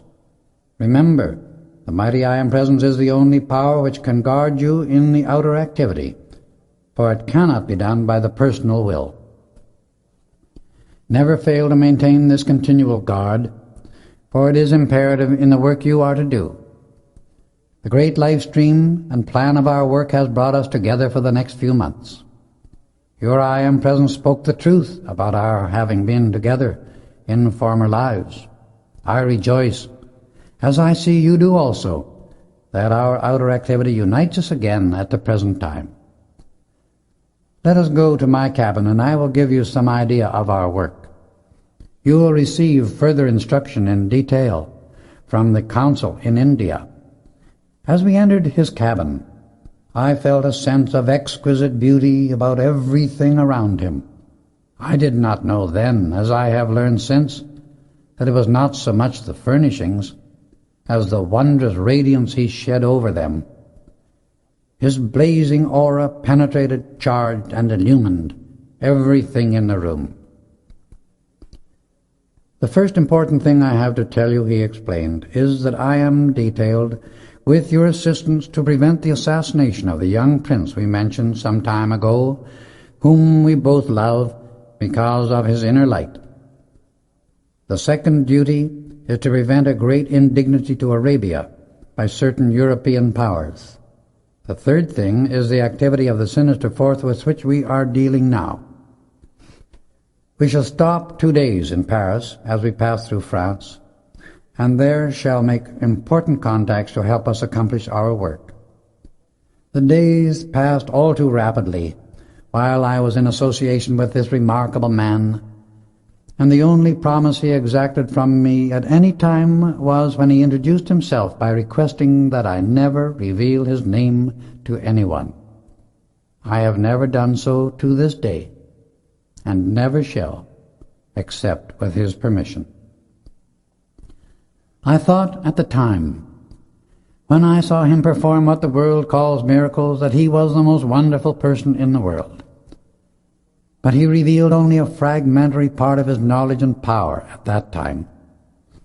When I mentioned these things to him, he replied, "This sort of activity is the least important work the members of the Great White Brotherhood are able to do. In fact, there is nothing they cannot do when necessity and the divine law permit." The boat arrived at Cherbourg, and as we disembarked I saw a man who looked like an Arab give my friend the sign of the White Brotherhood, which he answered. The Arab led us to a magnificent auto that we entered at once, he taking the wheel. Inside the car sat a closely veiled woman to whom I was presented not by name, but as the brother from the far west of America, and she merely as sister of the White Brotherhood. As nearly as I could see and sense, she seemed very young, not more than 17 years of age. We were hardly seated when she said, "We can reach Paris much more quickly this way," indicating a road into which we turned immediately. "We are being followed," she warned a moment later, and looking around we saw another car following at full speed. At once there arose from the ground a wall of vapor between the two cars. "They will not pass that barrier until we are well out of their reach," she assured us. We arrived in Paris a few hours later and stopped at an old castle-like residence from which we could see dimly the Eiffel Tower. It was situated high up, and from its many windows one had almost a complete bird's-eye view of the city. It seemed as if it had been built for that purpose in the first place. The veiled lady led the way through the entrance and up a grand staircase. We entered what looked like an audience chamber, and passing through a side door came into a large library. A tall, handsome man, turning from one of the bookcases, came forward and greeted us with a courtly grace that is not the custom of our time. Later I realized why. He was one of the great ascended masters who had made his ascension more than 500 years ago. His eyes sparkled with kindness and a wisdom that seemed as old as eternity. The veiled lady who had accompanied us, he explained, was his daughter in a former life and a pupil of his in this one. She had been in the ascended state more than 300 years, yet she looked not over 17. I can never tell you the effect those experiences had on me. Every new revelation stirred a feeling within that I never knew existed. My beloved friends, our host said as soon as we had been presented, and greetings had been exchanged, please be seated. Luncheon will be served immediately, and afterwards I will convey the instruction which I am to give you. A few moments later, 2 youths in cream-colored robes appeared and served our meal. It was very delicious, and was the same kind of precipitated food that we have all been privileged to eat at St. Germain's retreat in the Cave of Symbols. Tonight, said our host, you are to be my guests, together with 8 of the brothers who will be here to meet our American brother. They know him, but as yet he has not recalled the memory of them. Promptly, at 8 o'clock, our host led the way to the top floor, and we entered a circular room where everything was decorated in soft milk-white color. In the center stood a white onyx table, and around it had been placed 12 chairs. We stood for a moment, one at each corner of the table, with heads bowed, and when we looked up, the 8 brothers were there in living, tangible bodies. I was presented to each in turn, and then the group sat down. They all knew my friend of steamship acquaintance very well. Many problems of national and international importance were brought up for solution, and in every case a real remedy, worthy of their time and attention, was found to meet the requirements. It was during this time I learned that our host was chief of the Council of France, although he was not a Frenchman. Each brother was given specific direction which it became his duty to carry out. As the council adjourned, everyone said goodbye with the blessing, we enfold you in the potent power of the magic I am presence, to whom all brothers of the great white brotherhood look and receive without limit. We bowed our heads, and the brothers disappeared as silently as they had come. We bade our host good night, and were shown to our rooms. We had breakfast early the next morning, and were ready to leave by 9 o'clock, the veiled lady accompanying us as before. We arrived at the docks in Marseille, just in time to ask God's blessings upon our fair sister and take our leave.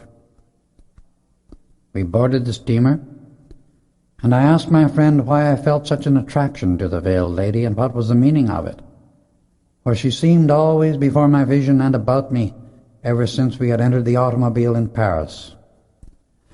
Have patience, he answered. You will soon know. Our cabins adjoined, and we settled down to enjoy our trip on the Mediterranean to the full.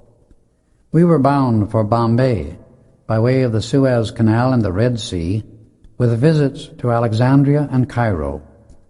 It was a trip one could not forget in 1,000 years.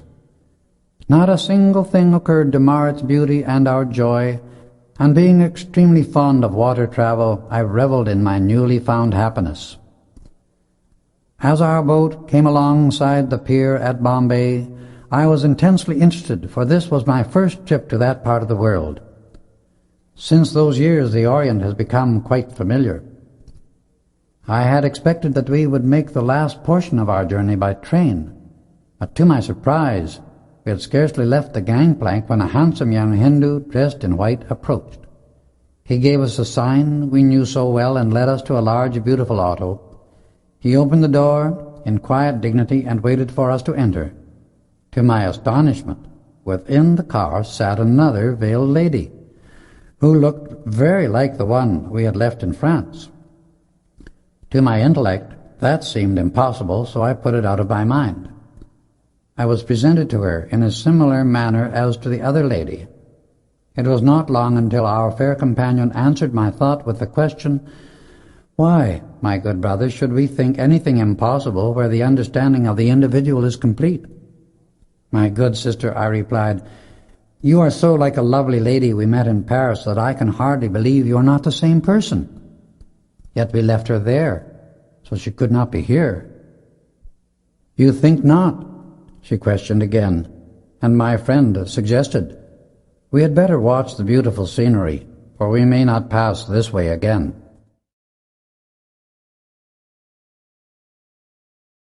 It was 10 o'clock in the morning when we left Bombay. We drove until 6 in the evening, and by that time had reached a quiet little city. We drove to a large native residence. The man in white driving the auto waited for us to alight, and then drove away immediately. Again our veiled sister led the way to the dwelling.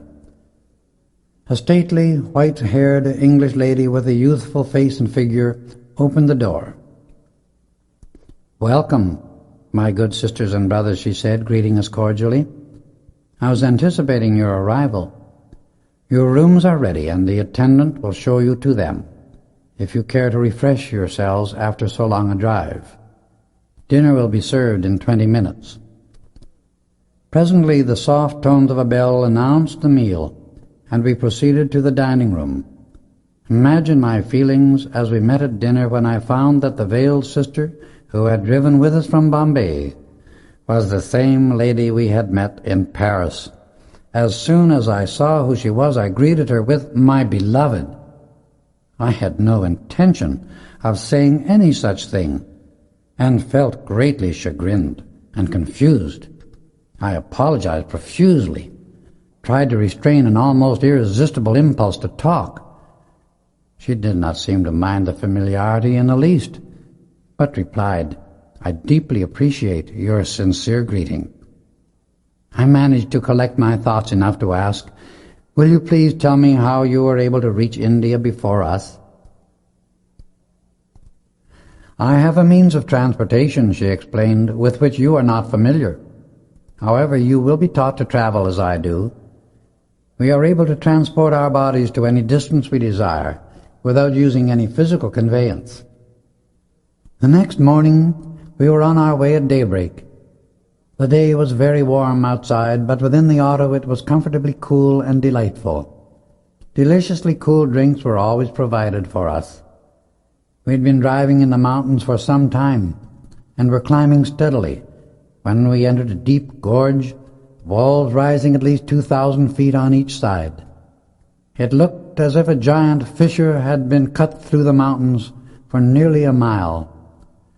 We drove through this crevasse, and came out into a basin about 4 miles in circumference, surrounded by towering peaks. Never before or since have I ever seen a more beautiful spot on earth. It was a perfect paradise. On the west side of this basin, facing east, stood a magnificent palace of white marble, unlike any building I have ever seen in the outer world. Saint Germain has not said so, but I have always thought it was a precipitated substance. A large golden dome covered the central portion of the roof, and there were 4 smaller domes, one on each corner. When the morning sun flashed upon these domes, the whole scene became an indescribable blaze of glory, a daily silent symbol and acknowledgment by nature of the great light and wisdom that poured out constantly upon the earth from this temple of beauty. We drove to the eastern entrance of this magnificent palace, and 2 youths in snow-white garments came out to greet us.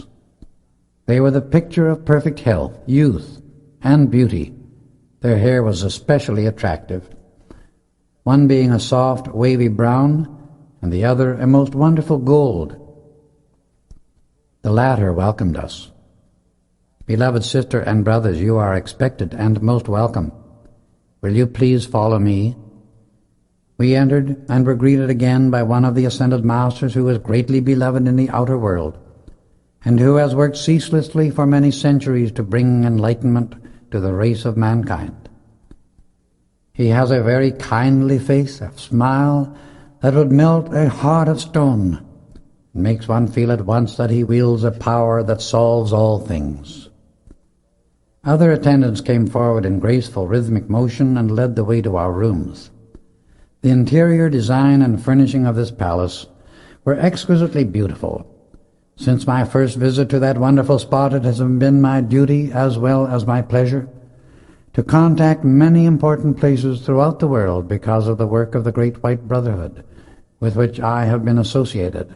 But even the most elaborate have never approached the exquisite perfection of this white marble palace of the Ascended Masters.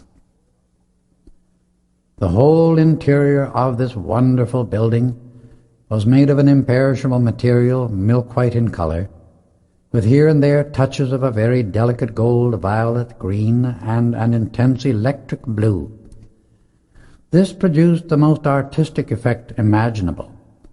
Everything remained immaculately clean because within and around the building all was so powerfully charged with electronic force, and the vibratory rate was so high that the power of the light repelled everything imperfect and kept all in a self-sustained state of beauty and perfection.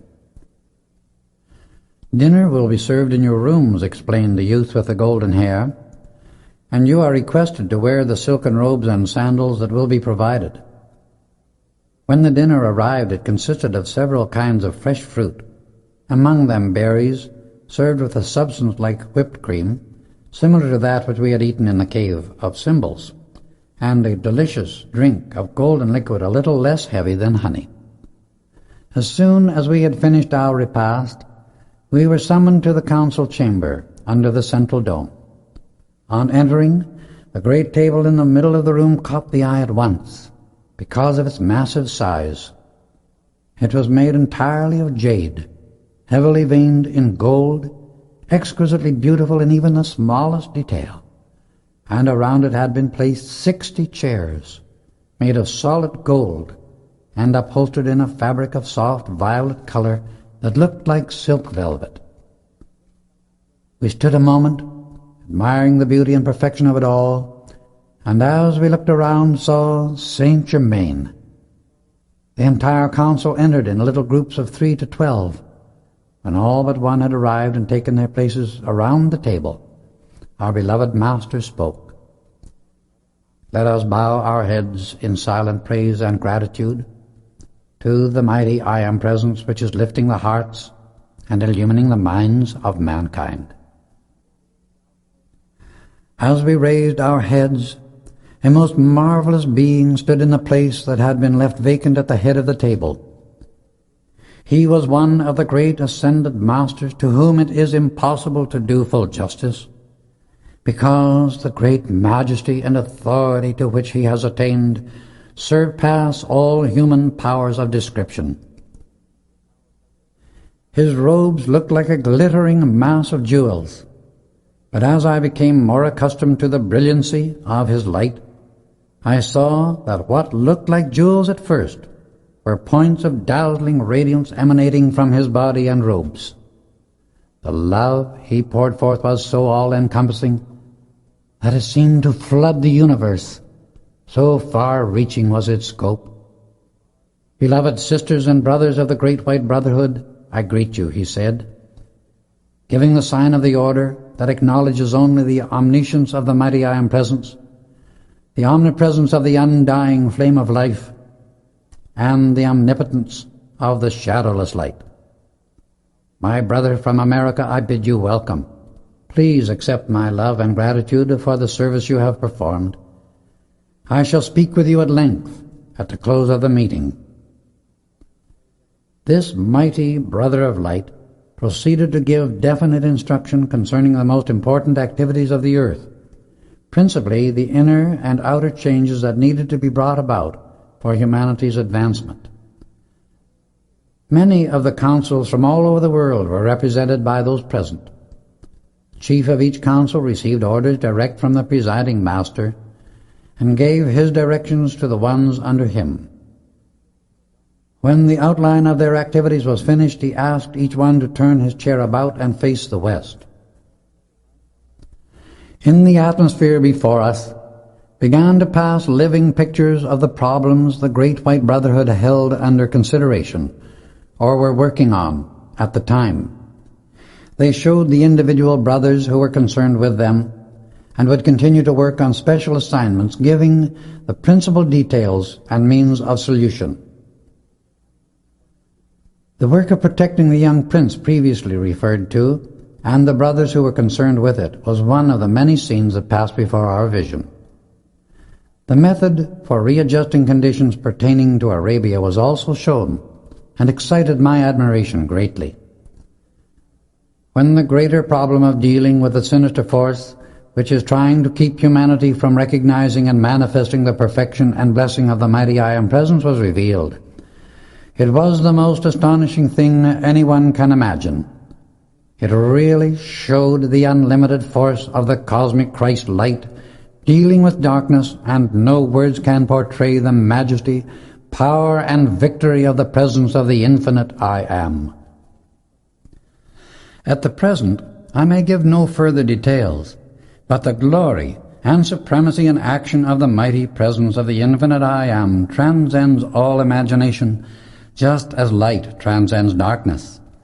The pictures came to an end, and the presiding master, he of the dazzling radiance, turned to the sister from France and myself. "Come, my beloved children," he said. We stepped forward, and he extended both hands, his left one to her, and his right to me. "My brother from America," he went on, "I bless you exceedingly. You have not yet realized the eternal perfection that is now yours in the outer activity. Our beloved sister is your twin ray. This is one of the greatest of God's mysteries, and explains the mutual attraction between you since your first meeting in Paris.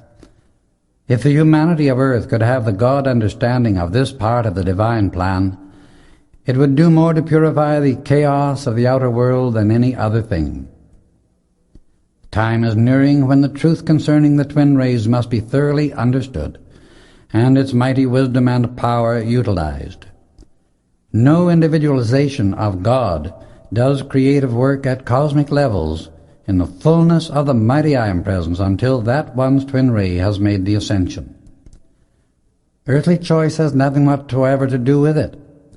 Each ray must, by conscious understanding and the use of the great command, purify, perfect, and illumine all the human creation by which it has surrounded itself. It then becomes the ascended master, who forever has conscious dominion over the earth and all that is therein. When both rays have made the ascension, they are of the same state of purity, freedom, and perfect dominion. The two are then able to work at cosmic levels. There they can project great cosmic rays of love, light, and wisdom, focusing them with such power that they create and control cosmic activities and reveal the great glory of the mighty I Am Presence.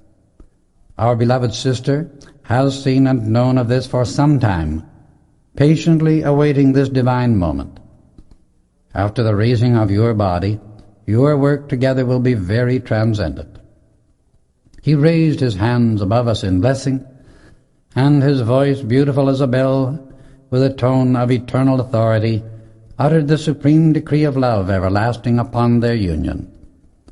By the command of the mighty I Am Presence, I join these twin rays of the eternal flame of life in supreme love, light, and perfection.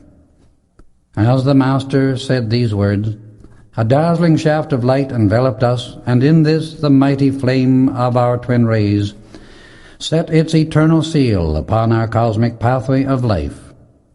In that moment, we were fully conscious of ourselves as only that magic presence of the I Am. This closed the council meeting, and in the hour that followed we met the members of that retreat and received their congratulations. They assured us that our unlimited cosmic service would now begin. The next day, the Master, who was our host, explained some of their work and revealed the perfection that had been maintained there for centuries. In explaining the origin of their work, he said, "This Council of the Great White Brotherhood was created centuries ago by the Great Brothers of Light, that a powerful focus of their help and illumination to humanity might be brought about and perpetuated for a definite period of time. The wonderful semi-tropical climate you find here will last as long as we desire to retain this place as a retreat. That evening we were shown the perfected instrument for television in operation. I could not help remarking what glories and marvels humanity could and would experience if it would only reach up consciously and sincerely to the inner light, and the individuals open their hearts and feelings to the mighty magic presence of the I Am. Early the following morning we returned to Bombay, whence we were to sail for Arabia. The trip to the coast was delightful, the atmosphere in the car always remaining cool and comfortable, no matter how warm it became outside. I knew this was due entirely to the deep understanding of my beloved and my friend.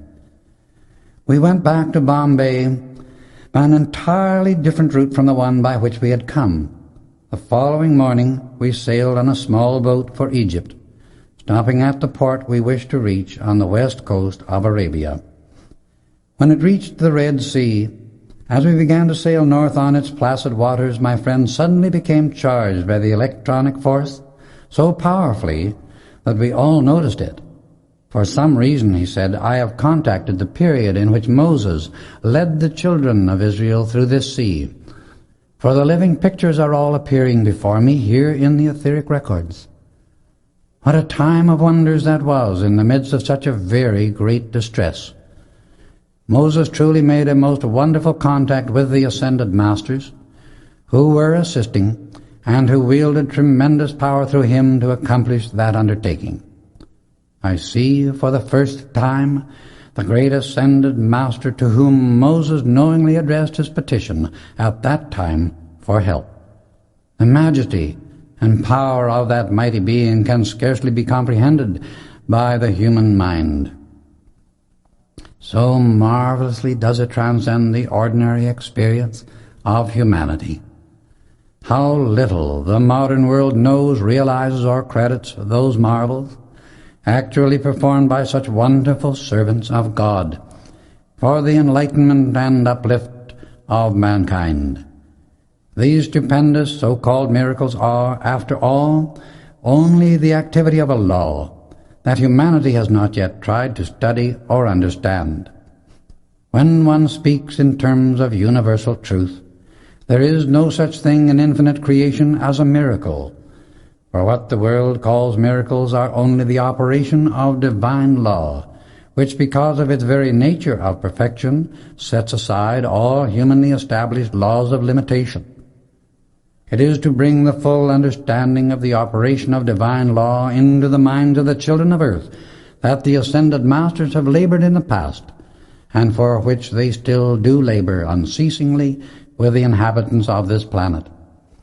Today, all unknown to the outer world, there are still more wonderful things being done than in those days of long ago. So far as this vast, deeper knowledge and power is concerned, the majority of mankind are but babes. However, the hour is rapidly approaching when humanity must awaken to the all-encompassing inner presence of God, acting through the individual. At last, the boat stopped at our seaport on the coast of the province of Hejaz, a sort of peninsula jutting out into the northeast edge of the Red Sea. We landed at this quaint place, and again were given the secret sign by a tall, slender Arab in spotless white garments, who stood beside a large, powerful auto, opening the door for us to enter. Without a word, we were driven away at unusual speed over a hard, sandy highway. There were lovely refreshments already provided within the car. Late in the afternoon, we entered a small mountain village and drove up to a low, snow-white house. Our silent Arab guide opened the door and motioned us to enter.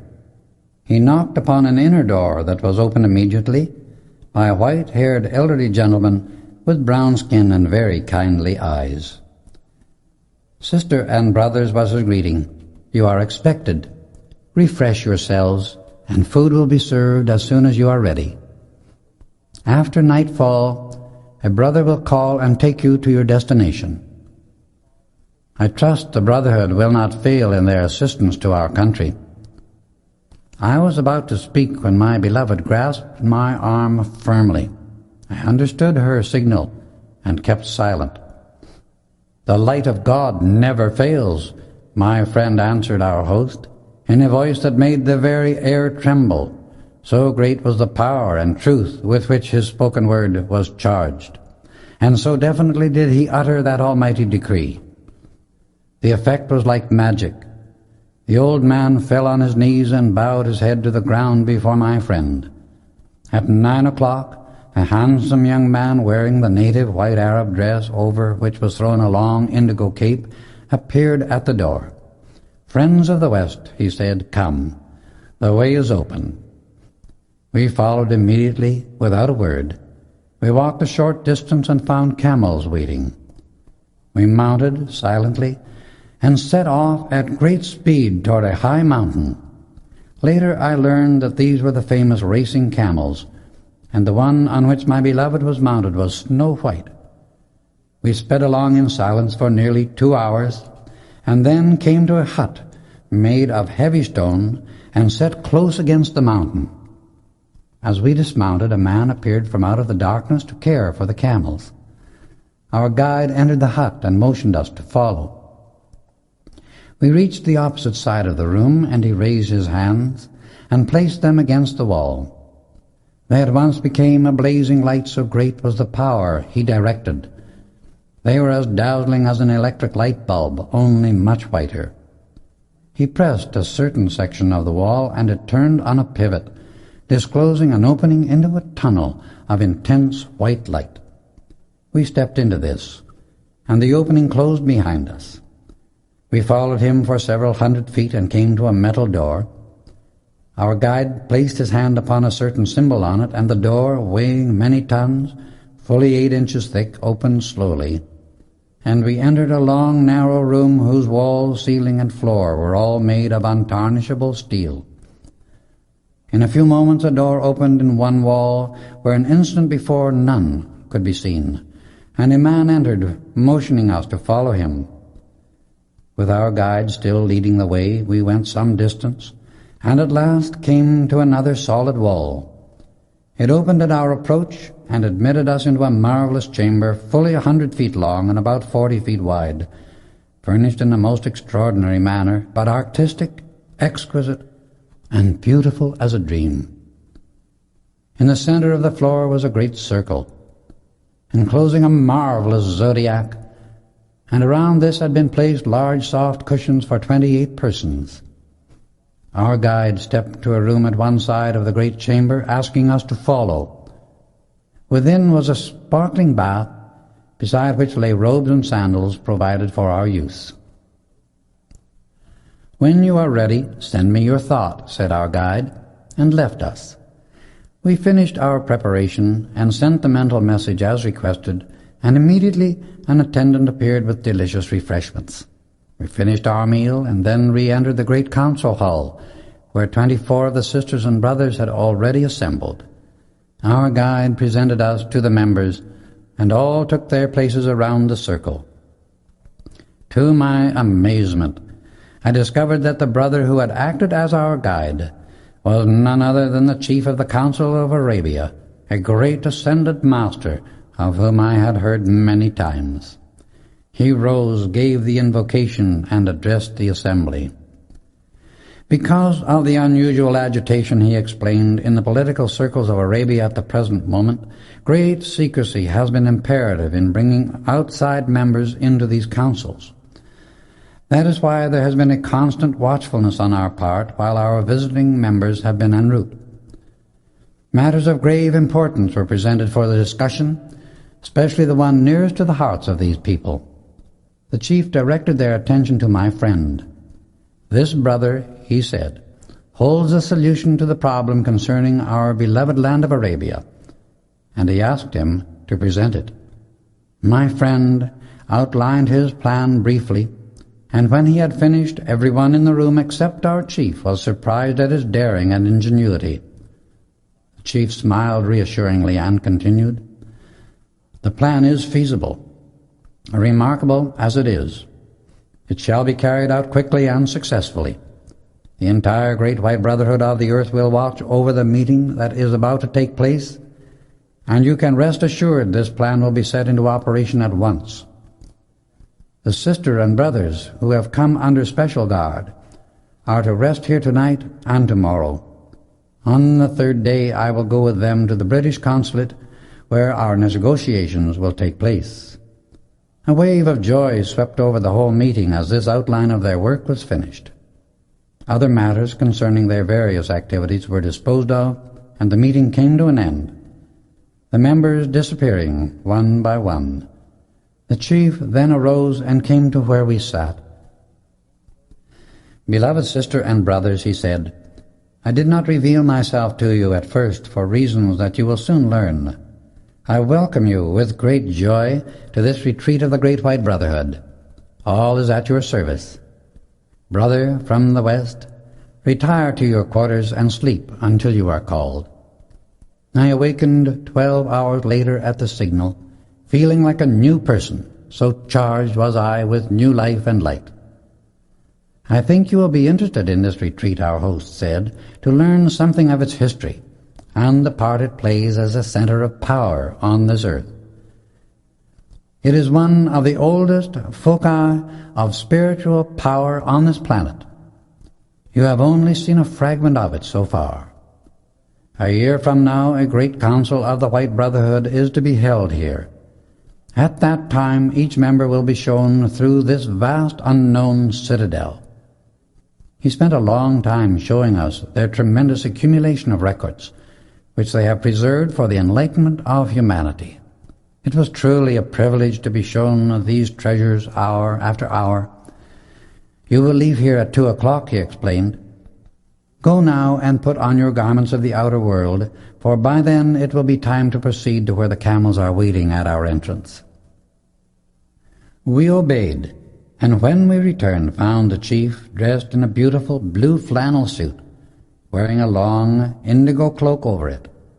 Except for the marvelous texture of his skin and the brilliant, piercing, loving light in his eyes, one might easily have thought him to be a man who belonged to the outer world of business. "Why may I not look like yourselves?" he remarked, as he saw my thought.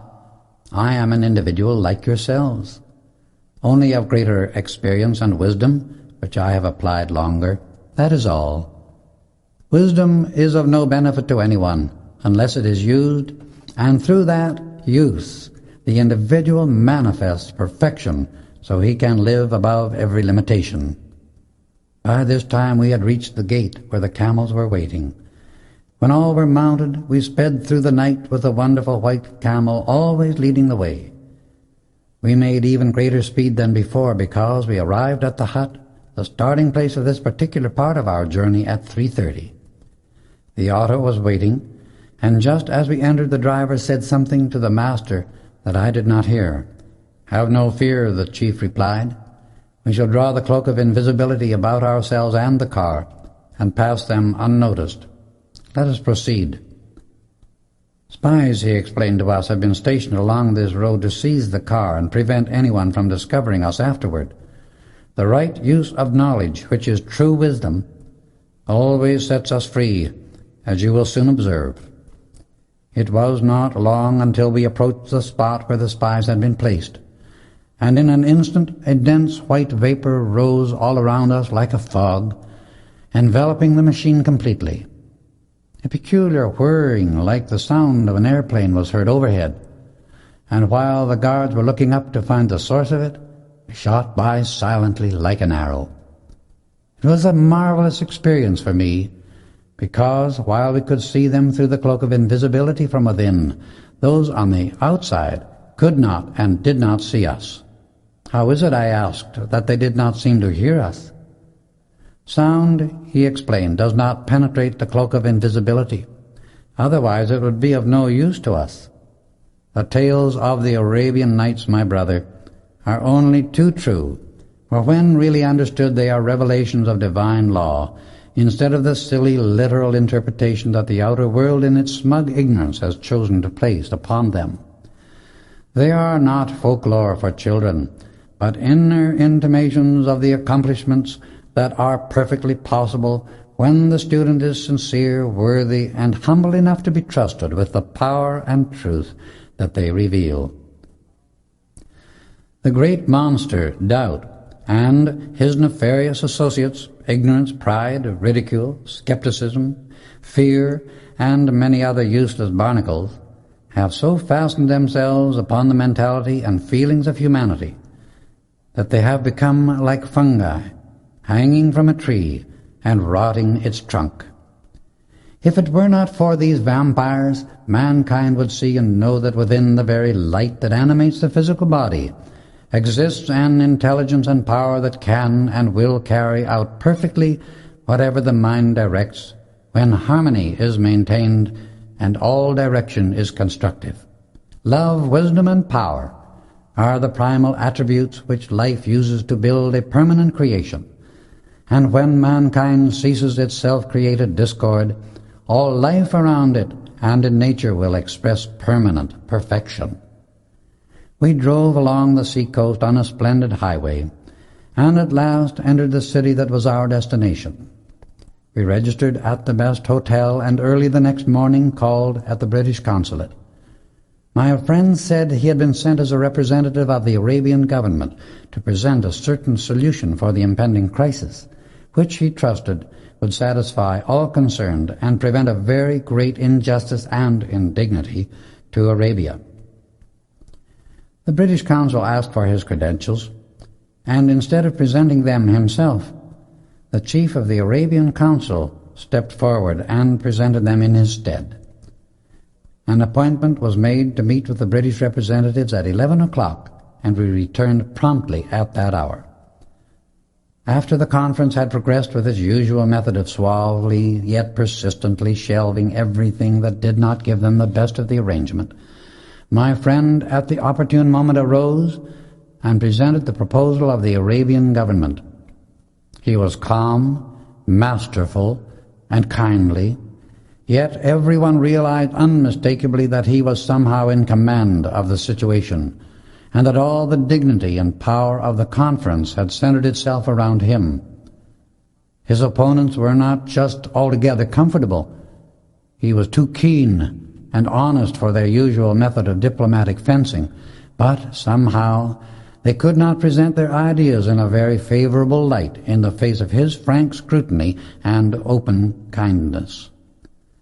They played for time by various kinds of strategy, when suddenly I was conscious of the entire conference being held within a great circle of blazing light, so bright it seemed to me everyone must see it.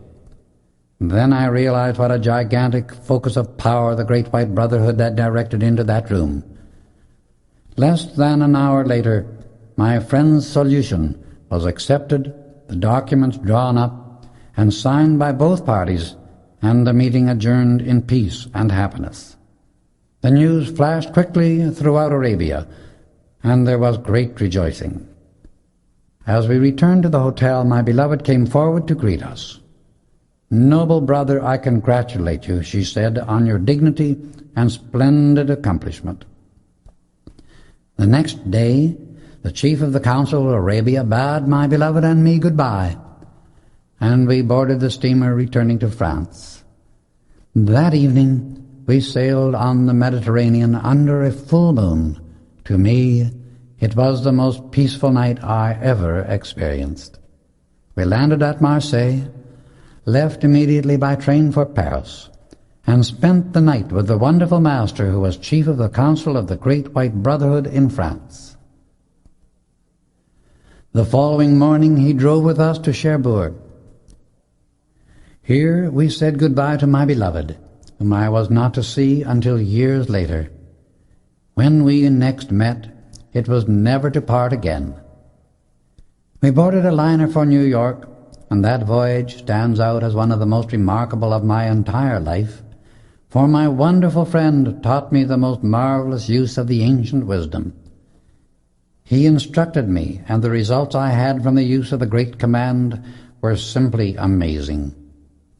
We arrived in New York and hurried at once to Washington, where my friend presented the results of the Arabian matter to the President and his cabinet. The news had already preceded his arrival. That ended my first personal contact and observation of the stupendous and marvelous activity of the Great White Brotherhood. As Gaylord finished relating his experiences, we saw daylight just breaking on the eastern horizon. "Let us go to your drawing room," he said, referring to me, "for one of the Ascended Masters has much to do in the work we are to accomplish next. The lady and gentleman, who are but pawns of the sinister force, have in their possession certain documents and records which they have stolen. These papers contain information we need, which they intend to use against innocent people for blackmail purposes. We must have that information in order to protect others whom they seek to injure, and to bring into their clutches through the power of fear." We then returned to my compartment. I wondered what Mr. Gaylord intended to do next. We waited a few moments, and soon heard the man and woman go into the dining car. "Now, watch carefully," said Gaylord, "and do not move or speak while I am operating." We sat down, and he focused his attention upon the door that led into their compartment. In a moment he directed a ray of electronic light upon it. He steadily increased the power, and we were enabled to look within the room. A traveling bag lay upon one of these seats. Gaylord held the force steadily until he saw what it contained. The expression on his face indicated he had found the information for which he was searching, and in an instant he released the power and said, "In 3 days they will be ready for the proper authorities to welcome them to a long rest from any further activity of that kind. With those papers in their possession, it makes their escape impossible. In this case, the newspapers will not be able to break through the wall of secrecy and invisibility of the Ascended Masters, who control all human law by the one eternal law of divine justice." Saint Germain had indicated the hotel in Washington where we were to stay, and when we arrived he welcomed us in person. His appearance was changed so that he did not attract undue attention. "My beloved brother," he said as he went up to Gaylord, "I do sincerely congratulate you and give praise and thanks for your splendid success, because you have broken the backbone of a very destructive activity, at least so far as that group is concerned." Turning to Rayborn and me, he greeted us in that loving, gracious manner that is such a distinguishing characteristic of all Ascended Masters, and particularly of Saint Germain. "May I have the privilege of providing you breakfast?" he said. "I trust it will be quite satisfying and delicious. Will you come to my rooms?" After breakfast, he suggested that we retire and get our much-needed rest, yet while in his marvelous presence we were never conscious of needing rest. The 3rd day after our arrival, Rayborn, Gaylord, and I, accompanied by Saint Germain and certain members of the Secret Service, went to the rendezvous of an important group of those who were willing channels for the sinister force. There were present the 7 principal leaders in America. We reached the place and stood for a moment outside their rooms. We could hear an excited discussion going on in undertones as we approached the door. Suddenly it burst open, and we walked in upon them, Saint Germain charging the atmosphere with an electronic force that held them immovable. Their drawn guns dropped to the floor where they stood, and their arms hung motionless by their sides.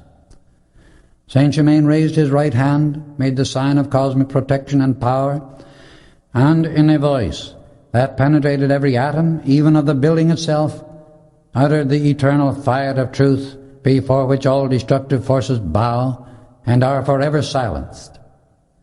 "Tell those who have been associated with you and all who come after you that the light of God never fails." As his voice carried that decree into their consciousness, they turned ashen with fear from their own creation, and their bodies shook like leaves in the wind. The members of the Secret Service stepped forward and took them into custody, where they shall remain until they serve the light. Chapter 7. The Mysterious Message. "I will be with you 2 weeks longer," said Saint Germain, as soon as we had returned to our hotel. "With your permission, I will devote a part of each day to individual instruction, which I can see with the inner unlimited sight you are going to need. Our interference with the plans of the sinister force and the imprisonment of their tools that took place in Washington recently has drawn the attention of certain forces to you, especially to Gaylord and this brother," indicating me. "You both have certain faculties developed in former lives which can be used in many remarkable ways. It is because of this that the sinister force will try to strike at you. However, you will be protected in every way and kept perfectly safe, so long as you keep poised and free from anger, hate, or fear. This is why I wish to give you certain definite training along the line of self-protection. The most important and imperative thing for you to remember always is to fully accept and realize that the mighty I Am Presence is the magic presence, and that it is focused in, through, and around you at all times. You have seen your glorious God-self of dazzling light, the very life of your own being, while you are at the ranch, so there is no excuse for not accepting it completely. The outer activity of your mind is the bucking bronco. This you must bring under subjection and make it perfectly obedient to the mighty I Am Presence in every way. For those who have not been privileged to see the God-self, there might be some excuse, although it is speaking constantly through the heart to every human being that ever was born into this world. But after an individual has once seen his perfect self, the blazing God light, there is no reason for ignoring that presence afterwards. When its form and light have once been recorded in the outer activity of the mind through the sight, the individual can at any instant recall that picture, consciously and at will, and again release that power into all earthly problems. The sincere student can draw the full power of the mighty I Am Presence into any condition, and so charge all things with perfection. Thus, he can live once again in the Father's house, in the glorious freedom that was originally designed for him. This is the only predestination there is. Having once seen your mighty I Am Presence, your own vision is one of the most powerful faculties you have for bringing invisible activity into visible physical form. The architects of your business world are doing this constantly. They receive an idea, which is an invisible activity, and then draw a picture of it. It is but a very short time until the substance is drawn together and the invisible idea has become a visible, tangible building. The individual's ability to use this law is absolutely unlimited, but it is only when the student consciously sets to work to control his faculty of sight, so that he closes it to the picturing of negative conditions, that he begins to have freedom and puts his world in order. The average person's thoughts and feelings are nothing but a mass of chaotic pictures and negative suggestions, which he has accepted from the world about him and keeps repeating and feeding them by his own energy through his attention. Order is heaven's first law, harmony and peace the cohesive power of the universe. These come from one source only, and that is the mighty I Am Presence of the universe, your God-self. Limitless substance and invincible power are forever about you. You have only to understand how to raise or lower the atomic vibratory action by the power of the I Am in order to produce whatsoever you can possibly desire. There is no one to say what shall come into your experience and world but yourself. The limitless omnipresent substance is always about you, waiting to be acted upon. You, the individual, are the channel through which the mighty I Am Presence wishes to expand its perfection. It pours out ceaselessly the limitless light or energy of life, but you are the governor of its use, the director of its destination, and of the result it is to bring forth for you. It can and will produce anything you wish instantly, if you will but keep your personality harmonized so that thoughts, feelings, and words of discord do not interrupt its ever-flowing perfection. Life is perfection, and it contains all perfect manifestation within itself. The only duty of the personality is to be a cup that carries and reveals the perfection of life. Until one obtains obedience from the outer senses and maintains a feeling of peace within himself, he pollutes the purity and perfection of the life that is flowing through. It is your duty to know that the wisdom of the mighty I Am Presence always directs your use of its power and life. It alone knows what is perfect for you, except an ascended master. He, being one with the all-knowing mind of God, is one with your I Am Presence, no matter whether it acts through you or through him. Thus, only your own I Am Presence or an ascended master knows what is right for you at all times. Only these two sources, which are really one, can see down your entire life stream and know all the forces that play upon your problems and the cause of your experiences, past, present, and future.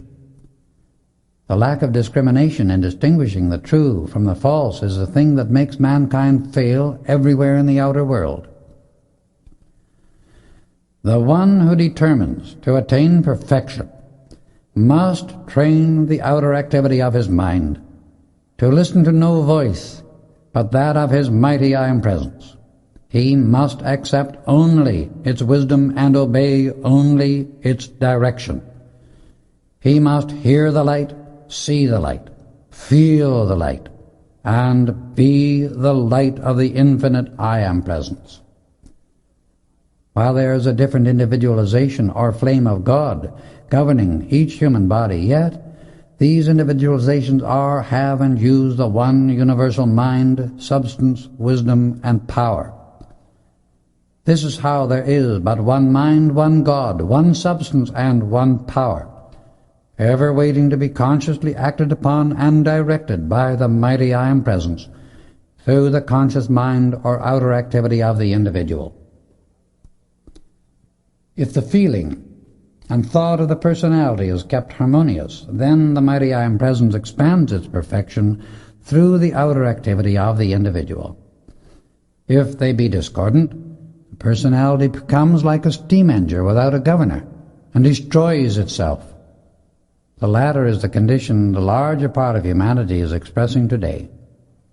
Everyone is constantly using this wonderful, limitless energy, the greatest force in the universe. The responsibility for its use rests entirely upon the individual, for he is a creator. If this tremendous energy be used with the conscious understanding of love, wisdom, and power of the mighty I Am Presence, the individual can only express freedom, perfection, and mastery. We all know that there are thousands who desire this instruction. That is true.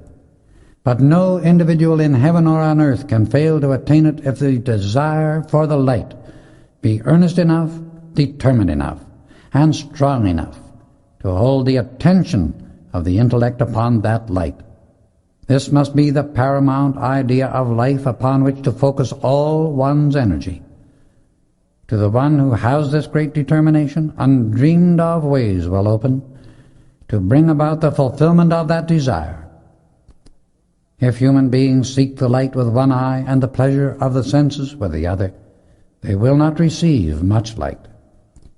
The great ascended masters have become perfect and all-powerful by dwelling or thinking upon perfection and obeying the one law of life, love. They are that upon which they have meditated. Today, mankind is that upon which it has meditated or focused its attention in the past. Human beings would not live to be over 12 years of age if it were not for the continual help of these great luminous beings of transcendent attainment and love. They give the same wonderful care to the inhabitants of earth that loving, unselfish parents give to their children. and help all individuals who have a sincere desire to live constructively. To such persons an opportunity is always open that they may attune to and contact the mighty I Am Presence within themselves, anchor to perfection, and thus come into the ascended state also if they be determined enough. The ascended masters always work in perfect cooperation with the cosmic law of love. Students often ask, why, if these masters are all-wise and all-powerful, do they not correct the discord upon earth and make humanity's suffering cease? They do help the individual who wishes to serve the light, to harmonize his thought and feeling and bring the body into obedience to the mighty I Am Presence. They protect him thousands of times from destructive currents of force and activities of which he has no knowledge. But they cannot and do not fulfill his plan of life for him. Each individual knows a thing only when he attains the consciousness of it by the expenditure of his own energy, for then he feels it. An ascended master never intrudes upon the eternal sacred prerogative of the individual's free will. Whenever a destructive force of any kind gathers a certain momentum or accumulates pressure, whether it be done by an individual, a group of individuals, a nation, or in nature, the great cosmic law allows it to spend its force in order to annihilate the focus, balance the pressure, and release the misqualified energy back into the universal reservoir. There it becomes purified by the great flame of life and can be used again. The personality, if it be obedient, can by the conscious command of the I Am Presence release the consuming flame of divine love and willingly purify its own miscreation. Thus the individual avoids the necessity for compulsory balancing and purification by the action of cosmic law. The willingness to right a wrong, correct a mistake, balance and purify any miscreation will always open the way for an ascended master to give assistance and bring permanent attainment. This willingness can come in a group, a nation, or an entire humanity, just as well as it can in the individual. For the infinite only acts and controls the universe through its own individualization, through the being who says, I am. Creation could never have taken place if the infinite had not acknowledged its own being through the individual, I am. When the individual determines to express the perfection of life, he must be loyal enough to his own I Am Presence to stand back of his own decree in the face of all outer experience. He can then give the great command, and life yields to him the fullness of every good thing, so long as the mighty I Am Presence is acknowledged as the owner and doer of all that is good. If one refuses to accept his I Am Presence, he refuses all good and the source that gives it. As life is the great God flame from which all proceeds, he, by this attitude of thought and feeling, refuses life. Hence, disintegration is the self-chosen experience, which the individual permits the outer activity of his consciousness to impose upon his own stream of life. If thoughts and feelings of anger, hate, selfishness, criticism, condemnation, and doubt of the I Am Presence are permitted to remain in the consciousness of any human being, the door to perfection closes, and his existence becomes but a process of sleeping and eating until the energy drawn by the outer consciousness spends itself and the body is left to dissolution. Then the individual makes another effort to express the fullness of perfection through another body, and continues this effort for aeons if necessary, until that perfection is fully expressed. It is to avoid such continual re-embodiment into limitation, that it is so imperative for the individual to have conscious understanding of the purpose of life, because the knowledge of how to release love, wisdom, and power enables him to fulfill that purpose perfectly. I can assist you to attain this, because by the use of the consuming flame of divine love, for the purifying and blessing of humanity, you can always free yourself. I am delighted with Bob's progress. It is a long time since I have contacted anyone with such determination, and whose desire for attainment is so intense. His advancement is truly wonderful. I have tickets to the opera of Parsifal tonight, he continued, changing the subject abruptly. Will you be my guests? That evening, in his wonderful presence, Parsifal became something far more than an opera. It was the struggle of the individual through human embodiment. The instruction he poured out to us as the drama of the soul and the victory of the I Am Presence unfolded itself in music and allegory was one of the most marvelous experiences I have ever had. As the performance began, he said, "Observe what can be done for those who are sincere and loyal to the highest ideals through their art." The two who play the part of Parsifal and Kundry were the fortunate ones chosen for this remarkable blessing. They had been singing a short time when Saint-Germain turned on a great stream of spiritual power, and instantly one could detect a change in their voices. They became more remarkable in quality, the timbre increased so powerfully that the singers themselves were visibly delighted and amazed. One could feel the charge of electronic light penetrating everything. The audience felt the change too, thrilled with delight and enthusiasm, and called them back again and again in its appreciation. What will be the result, I asked, at the first opportunity, when they find their voices are not the same the next time they wish to sing? This added power and perfection will be permanent, he replied. Former growth permits it to be done for them at this present time.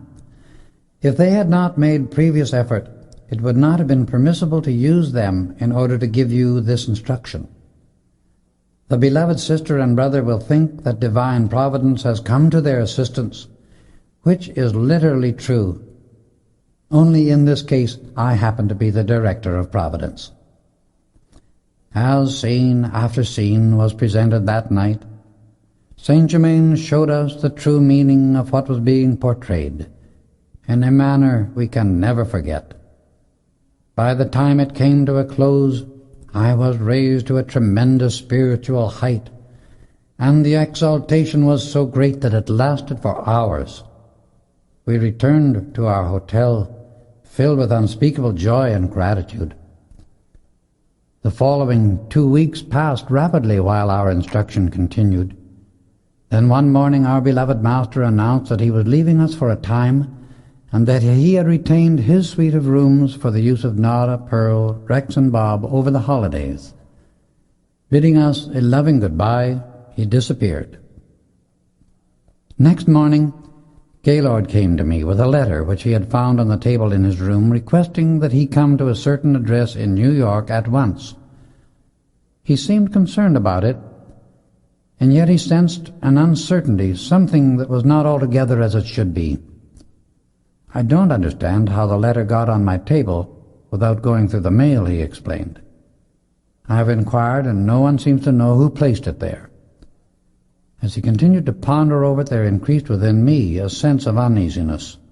I said so frankly, but his only remark was, "I must go and find out what it means, and shall leave by the next train." I wanted to accompany him, but he explained it was not necessary, so I determined to follow my own inner direction. As soon as he had gone, Raybor and I discussed it, and I decided to follow him. "I am leaving at once by airplane," I said. He will be in great danger, I feel certain. And why he has not sensed it himself, I do not know. At any rate, I shall watch events, and may call you by telephone." Fortunately, I had noticed the address in Gaylord's letter, and hastened at once to the flying field, where a plane left immediately, reaching New York long before he arrived. I went to the address, looked the place over thoroughly, but saw no sign of anything unusual. At last, I saw Gaylord get out of a taxi and enter the building. The place was a high-class apartment hotel, and as he inquired for the number, I heard the man at the desk say they are on the 10th floor. I followed and kept well out of sight. The door to the apartment opened, and a beautiful woman admitted him. I waited a long time, but he did not come out. At last I was about to go to the door when it opened, and two tall, fine-looking men and the beautiful woman with Gaylord came out. They went down to the lobby, passed quickly through, and entered a waiting auto. I saw Gaylord was very pale, but poised and calm. They drove rapidly away. I jumped into a taxi and followed, giving the driver orders to keep them in sight. Their car arrived at a pier from which a transatlantic liner was sailing. They went aboard at once. I made inquiries and found that the boat was to leave at 10 o'clock for Cherbourg. I was positive by this time that Gaylord was being forced to accompany them, so I went direct to the transportation office, and after considerable argument and tipping, finally secured passage. I wired Rayborn of my sailing and sent a letter explaining. I provided myself with a grip and clothing, boarding the steamer at 9:30. I asked the magic I Am Presence to see that my stateroom was near Gaylord's. Not knowing the name under which these people traveled, I secured a passenger list and asked the I Am Presence to show me which staterooms they were in. My attention became focused upon 4 names, and the inner light corroborated my feeling. I looked up the location and discovered that one of them adjoined mine. I made it my business to watch and listen, and was rewarded the second morning about 4 o'clock by hearing voices, and among them at intervals Gaylord's in an undertone, just barely audible. I put my ear close to the wall, and using all the power of the I Am, so that I might miss nothing and be able to give him assistance if necessary. There was evidently some argument, and very determined pressure was being brought to bear upon him in several ways, for at last I heard his voice raised to a pitch that indicated he was giving an ultimatum that did not work to their advantage. At last he spoke so loud that anyone passing outside could hear him. "No," he was saying, "I will not intercede for your accomplices, even if you kill me." "We shall see," replied a man's deep voice, "when we get you in the hands of our assistants in Paris." In those few words enough was revealed to show they were trying to force the release of the others who had just been seized in Washington. I sent a wireless to Rayborn to be silent and wait, that I had learned the necessary details.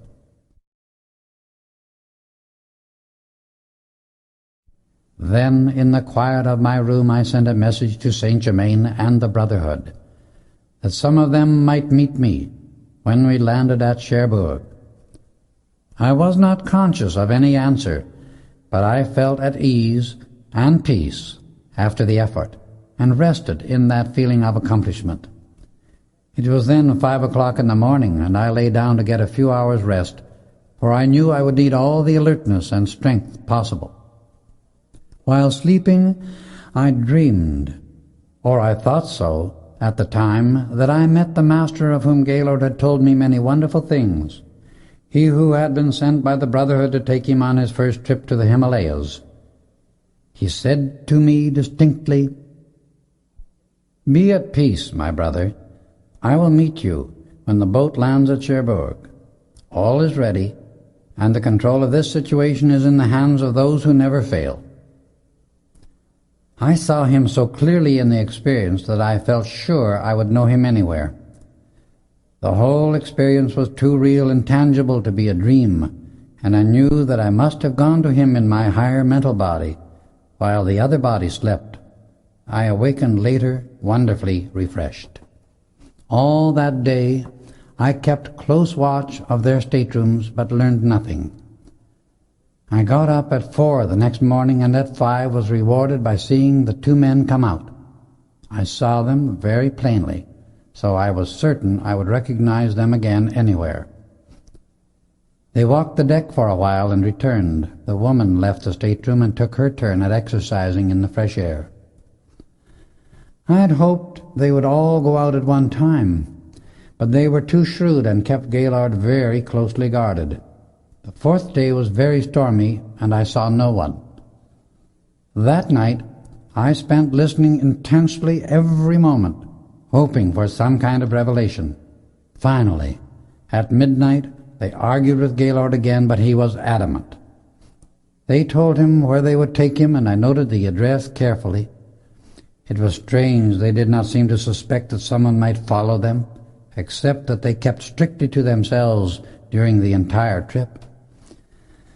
The 5th morning, the woman came out to walk on deck a short time, and during that interval I heard the men discussing her. She was evidently an American, and socially prominent in Paris. As near as I could judge from their conversation, she was under their influence, and through her they were avoiding any suspicion being directed to themselves. I realized there was no opportunity of reaching Gaylord without endangering the whole matter, so I trusted to my inner feeling and relied upon the Brotherhood and Saint Germain to guide me further.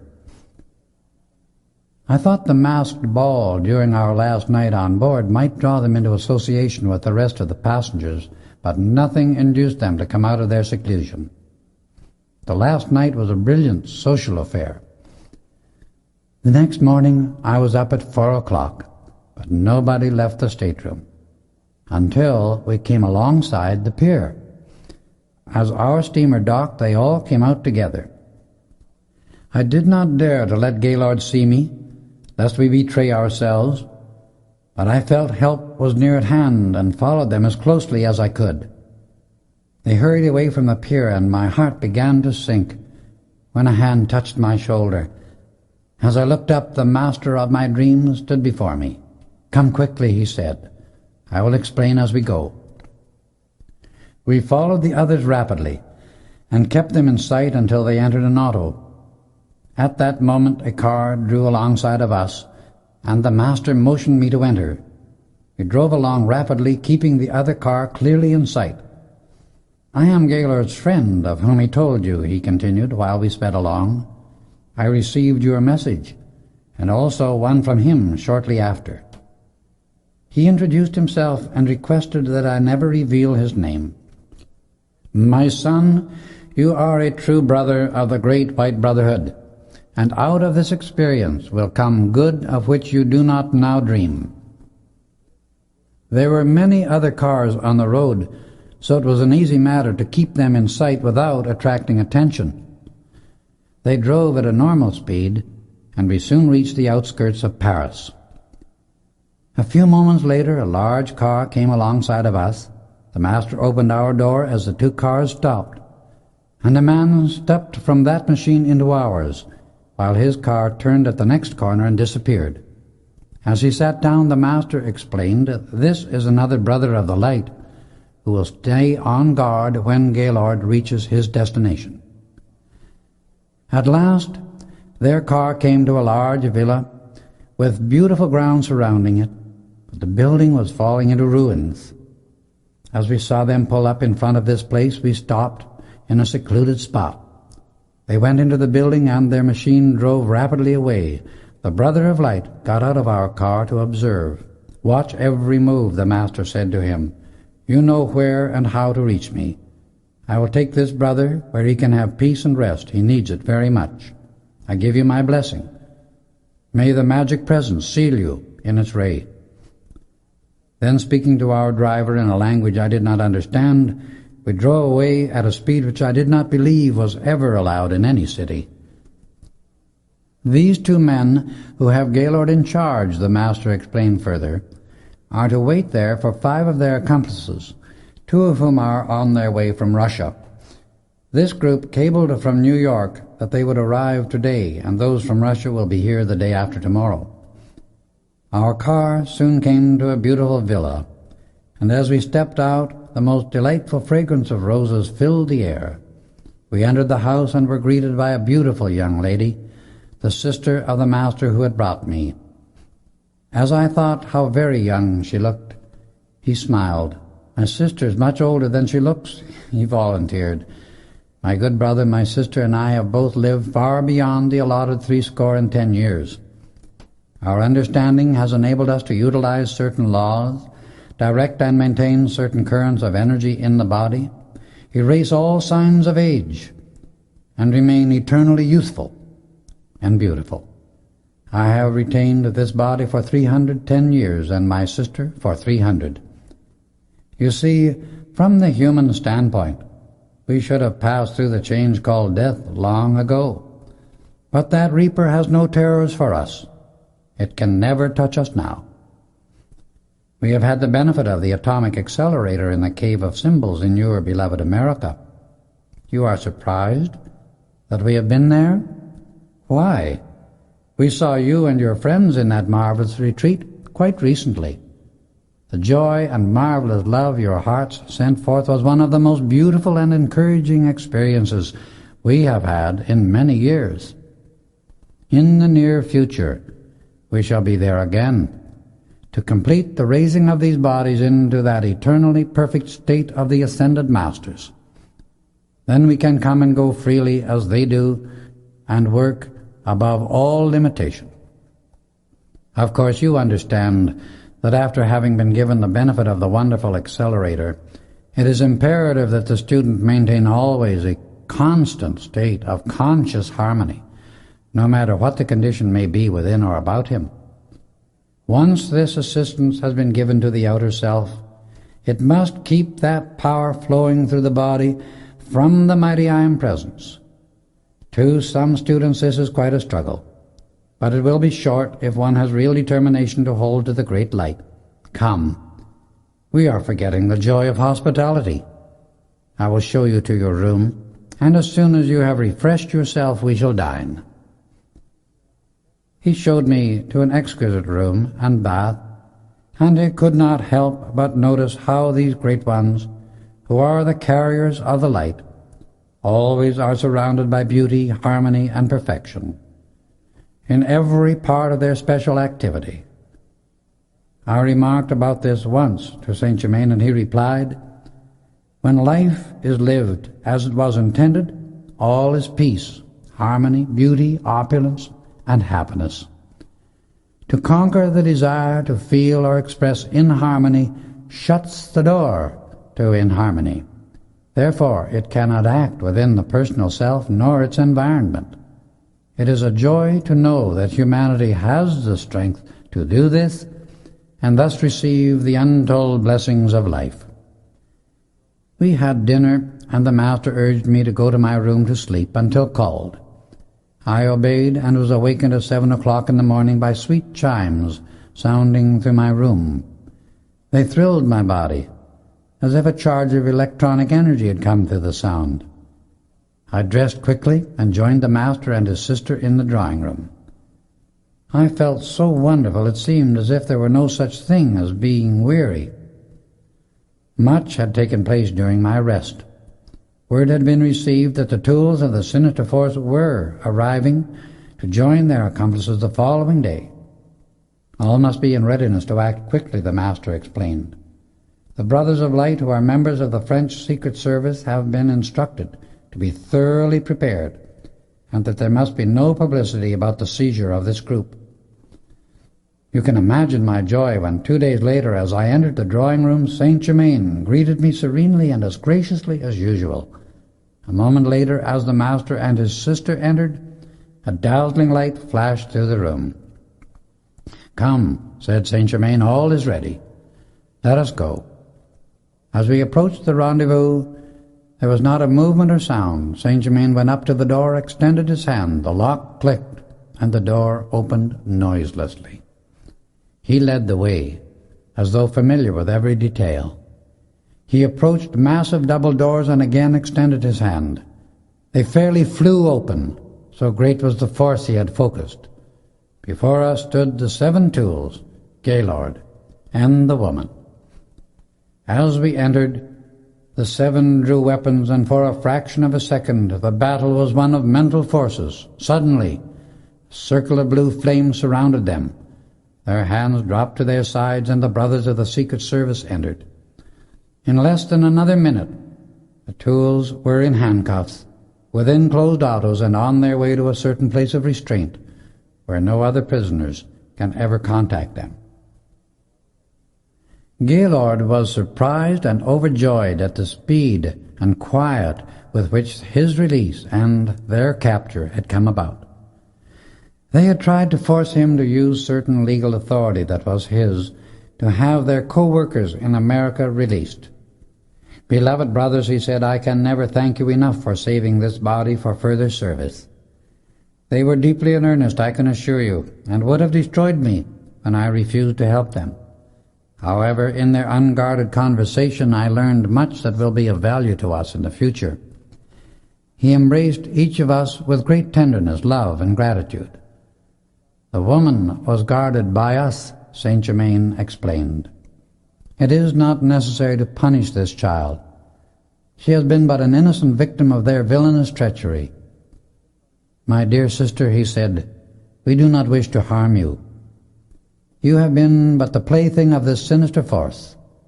You shall have complete release and freedom forever from its influence and control." Instantly a blue spiral flame encircled her from head to foot. Her body swayed as if she would have fallen to the floor, and yet could not, because she was held in the embrace of its marvelous power. She stood thus fully 10 minutes, and then the flame slowly faded out. Her body trembled violently a moment, and her eyes opened with a pleading, appealing expression. "Oh, where am I?" she asked. "You are with friends," Saint Germain replied, as he took her hand in his. "You are forever released from a condition far worse than death. Come, and we shall take you home." "No, no," she replied frantically. "I can never go home again after all I have done and all that has happened. I cannot. "Yes, you can," Saint Germain answered, with a conviction and power of the truth that changed all resistance into instant obedience. "You will find everything changed, for your good husband understands and will welcome you home. Your daughter, an invalid who has suffered so much, shall also be restored, and your home will be a happy, wonderful place once again." We went out, entered the car of Gaylord's friend, and drove to a beautiful residence in the best residential section of Paris. We entered and were received by a tall, slender man whom I knew instantly to be an American. He had been handsome in earlier years, but now his face showed deep lines of care and sorrow. With tears streaming down his face, he held out his arms to his wife. She rushed into them, sobbing as though her heart would break. Saint Germain waited a moment, and when she became calm, presented us to him. "Beloved friends," he said, "let us go to your lovely daughter, for we have further work to do." We entered a lovely room where a girl, once beautiful, lay upon the bed, so drawn and deformed that she hardly seemed human.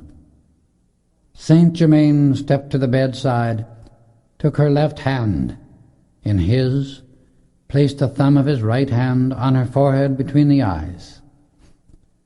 He stood in this position for about 5 minutes, while the rest of us looked on expectantly. Suddenly, the girl gave the most unearthly scream.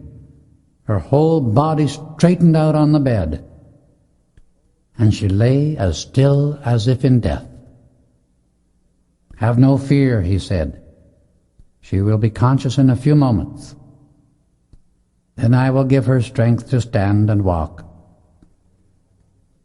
Presently, she opened her eyes with the sweetest smile of love and gratitude, and the light of her I am present streamed out in blessing to Saint Germain. He extended his hand, assisting her to rise and stand on her feet, while she received the loving embrace of her father and mother. Saint Germain picked the child up and carried her to a soft couch in the drawing-room. He gave directions for her care and said he would be with them the following day. We returned to the home of our wonderful friend, and a full explanation was given to Gaylord of all that had happened since he had left Washington. His gratitude was very great, and he discussed his own feeling and reaction during the trip on the boat. "The only feeling I had during the entire experience," he explained, "was to trust wholly in my mighty I Am Presence and the great White Brotherhood." "My beloved students and brothers," said Saint Germain, "do you not see how unfailingly the great law of God acts? In this case, the sinister force tried to compel a member of the great White Brotherhood to serve it, and therefore darkness. You see, our good brother became the decoy, and his light, the channel by which 7 more of their destructive talons were cut off from any further activity, and a very great joy and happiness was restored to a wonderful, blessed family. I have news that will surprise you still further. The man to whom his lovely wife and daughter were this day restored is Arthur Livingston, the uncle of our beloved brother, Bob Singleton. This man is the most highly inspired mining engineer I know. I mean by that, he is well directed by the mighty I Am Presence in his mining work. I wish all 3 of them to return to America with you, for you will find they will become very earnest fellow students. Tomorrow I will arrange a return passage for you, but during the next week you are to remain in Paris until your boat sails. During that time we were the guests of Gaylord's wonderful friend and his sister. The next day we accompanied Saint Germain to the Livingstons. When we entered, the transformation was greater than the human mind believes possible. Mr. Livingston looked 10 years younger. The daughter was radiantly beautiful and happy, gaining strength and the normal use of her body with amazing ease and rapidity.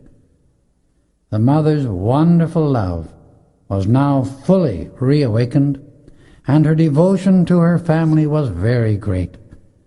She wanted so much to make amends for all the suffering that had come to them through her. "This suffering," she said to us, "that so nearly wrecked everything for myself and my family, was the result of my desire for social supremacy wherever we had lived. As I look upon the whole experience now, I can see that my desire for social influence was an intense craving that completely absorbed all my time and attention. Very nearly did irreparable damage to us all. I promise you, I shall never forget this lesson. I shall try to make amends for it all by greater devotion to my family and eternal service to the light." "I wish the 3 of you," said Saint Germain, addressing the Livingstons, "to sail with these friends to America, where I desire you to make your permanent home. It will help you to forget the experiences that have caused so much suffering here." Their joy was unspeakable, and their gratitude to him is everlasting. A week later, when we said goodbye to Saint Germain, Gaylord's friend and his sister, we could not find words to express what was in our hearts, for love is the only thing that expresses the gratitude one feels under such circumstances. We went aboard the steamer at 4 o'clock and enjoyed every moment while crossing the Atlantic. Gaylord asked me several times to relate with full details all the experiences we had passed through, and after each story his only comment was, "How marvelous! How wonderful!" On our arrival in New York, Rayborn met us at the pier, and I never saw a happier man. When he was introduced to Arthur Livingston as Bob's uncle, he was delighted indeed. We went directly to Washington, D.C., where the Livingstons were to establish their new home. Thus does the Great White Brotherhood ever continue to bless humanity in this marvelous silent manner, and through its unconquerable power and intelligence forever fulfill the law of the eternal. The light of God never fails. Chapter 8. The Conquering Power. Our return with the Livingstons to Washington, D.C. was followed by many weeks of pleasant study, while receiving the great wisdom of our beloved Saint Germain. We were very busy during this time, and days sped by on wings, for during our contemplation of the light and the ascended masters we transcended all sense of time. After all, only as human events call our attention to it are we ever aware of time. We had arrived in Washington on the 2nd of October, and the Christmas season was now approaching. For some reason, Rayborn said to me one morning, "Saint Germain wants the children to come here earlier than was originally planned. Let us wire them to be here by the 21st of December. He said arrangements had been made to have them excused a few days earlier. He did not say why he wanted them, so I did not presume to inquire. We sent the wire, and late in the afternoon of the 21st they all arrived. Bob's train came in half an hour ahead of the others. We all went to the hotel where Nod and Pearl were given the suite of rooms Saint Germain had engaged. During the evening, with a twinkle in his eyes, Saint Germain asked the four of them to sing a certain group of songs. "I sent for those songs and have been practicing them for 3 weeks," Bob announced. "So have we," chorused the other three. "Why should we all have chosen the same songs?" "That is very good," said Saint Germain, smiling knowingly. And then he revealed his surprise. "We've been planning to attend a concert on Christmas Eve," he began. "2 of the soloists will be indisposed. I know the man in charge of the entertainment, and at the opportune moment I shall offer to supply the artists to take their places." Bob looked at him in positive fright. "I've never appeared in public in my life," he said. "I should be scared to death." "Bob, do you not have confidence in me?" said Saint Germain, as he stepped up to Bob and put his hands on his shoulders. "Of course, I have all the confidence in the world," he answered, as his eyes filled with tears. "Then leave it to me," Saint Germain replied. "All fear will be gone when you awaken in the morning. Be at peace." The next morning at 10 o'clock, a telephone call came from his friend in charge of the concert, who was in great distress because 2 of his soloists had been taken ill and were unable to appear. "Be at peace, I think I can help you out," Saint Germain replied. "I can send you a quartet, 2 of whom are splendid soloists." The manager knew that he understood what was needed, but did not know he was an ascended master. However, he accepted the proffered assistance without question. He made the announcement that a quartet would appear in place of the soloists. Christmas Eve came, and the great auditorium was packed to capacity. As the curtain rose, there were exclamations of appreciation here and there in the audience, as a gorgeous fairyland scene was revealed before them. Saint Germain kept in touch with the manager at intervals, and all felt a curious state of expectancy, feeling that something unusual was about to take place. The feeling grew stronger as time passed. The other artists sang, and then came a sort of hush. The second curtain lifted, revealing a marvelous setting of Bethlehem in the background, with a brilliant star shedding its wonderful radiation over the entire scene. Just at this point, an airplane in the shape of a great white bird floated down and landed mid-stage. Out stepped the quartet in beautiful Arabic costumes. They first sang Holy Night, and the audience compelled them to repeat it. Then Nada sang a solo, Light of Life, We Look to Thee. The enthusiasm of the audience continued to increase as they showered applause upon her. The quartet sang the next number, Master Jesus, We Follow Thee. The fourth number was Rex's solo, In the Light, I Rest Secure. Handkerchiefs were waved and some rose in the audience calling for him to repeat it. The quartet sang again, and then the manager stepped to the front of the stage and announced his surprise for the closing number. Allow me to present our guest artist of the evening, he said, singing I Come on the Wings of Light. Prima donna Nada. We all gasped with surprise as the mother of Nada and Rex entered, wearing a gown glittering with jewels. Her own beauty far transcended that of the gown she wore. The applause and greeting from the audience was tremendous. She raised her hand for silence. The audience responded instantly, and she began. She sang with tremendous power and glory as her radiation was released to flood out over the audience and the city of Washington in blessing. From there it has spread like a mantle of peace and comfort over America and the earth. At the close of her song, the audience was gripped in silence a few seconds, and then burst forth showering their deep appreciation and joy in loving gratitude upon her. They called for her again and again. After she had sung it for the third time, she raised her hand for silence and spoke to them. Your joy and gratitude is so sweet, so sincere, that I shall sing for you something I love, which expresses my feeling for you. It is called I Love You. In this, her voice took on a beauty and power that acted like magic. She sang as only an ascended master can sing.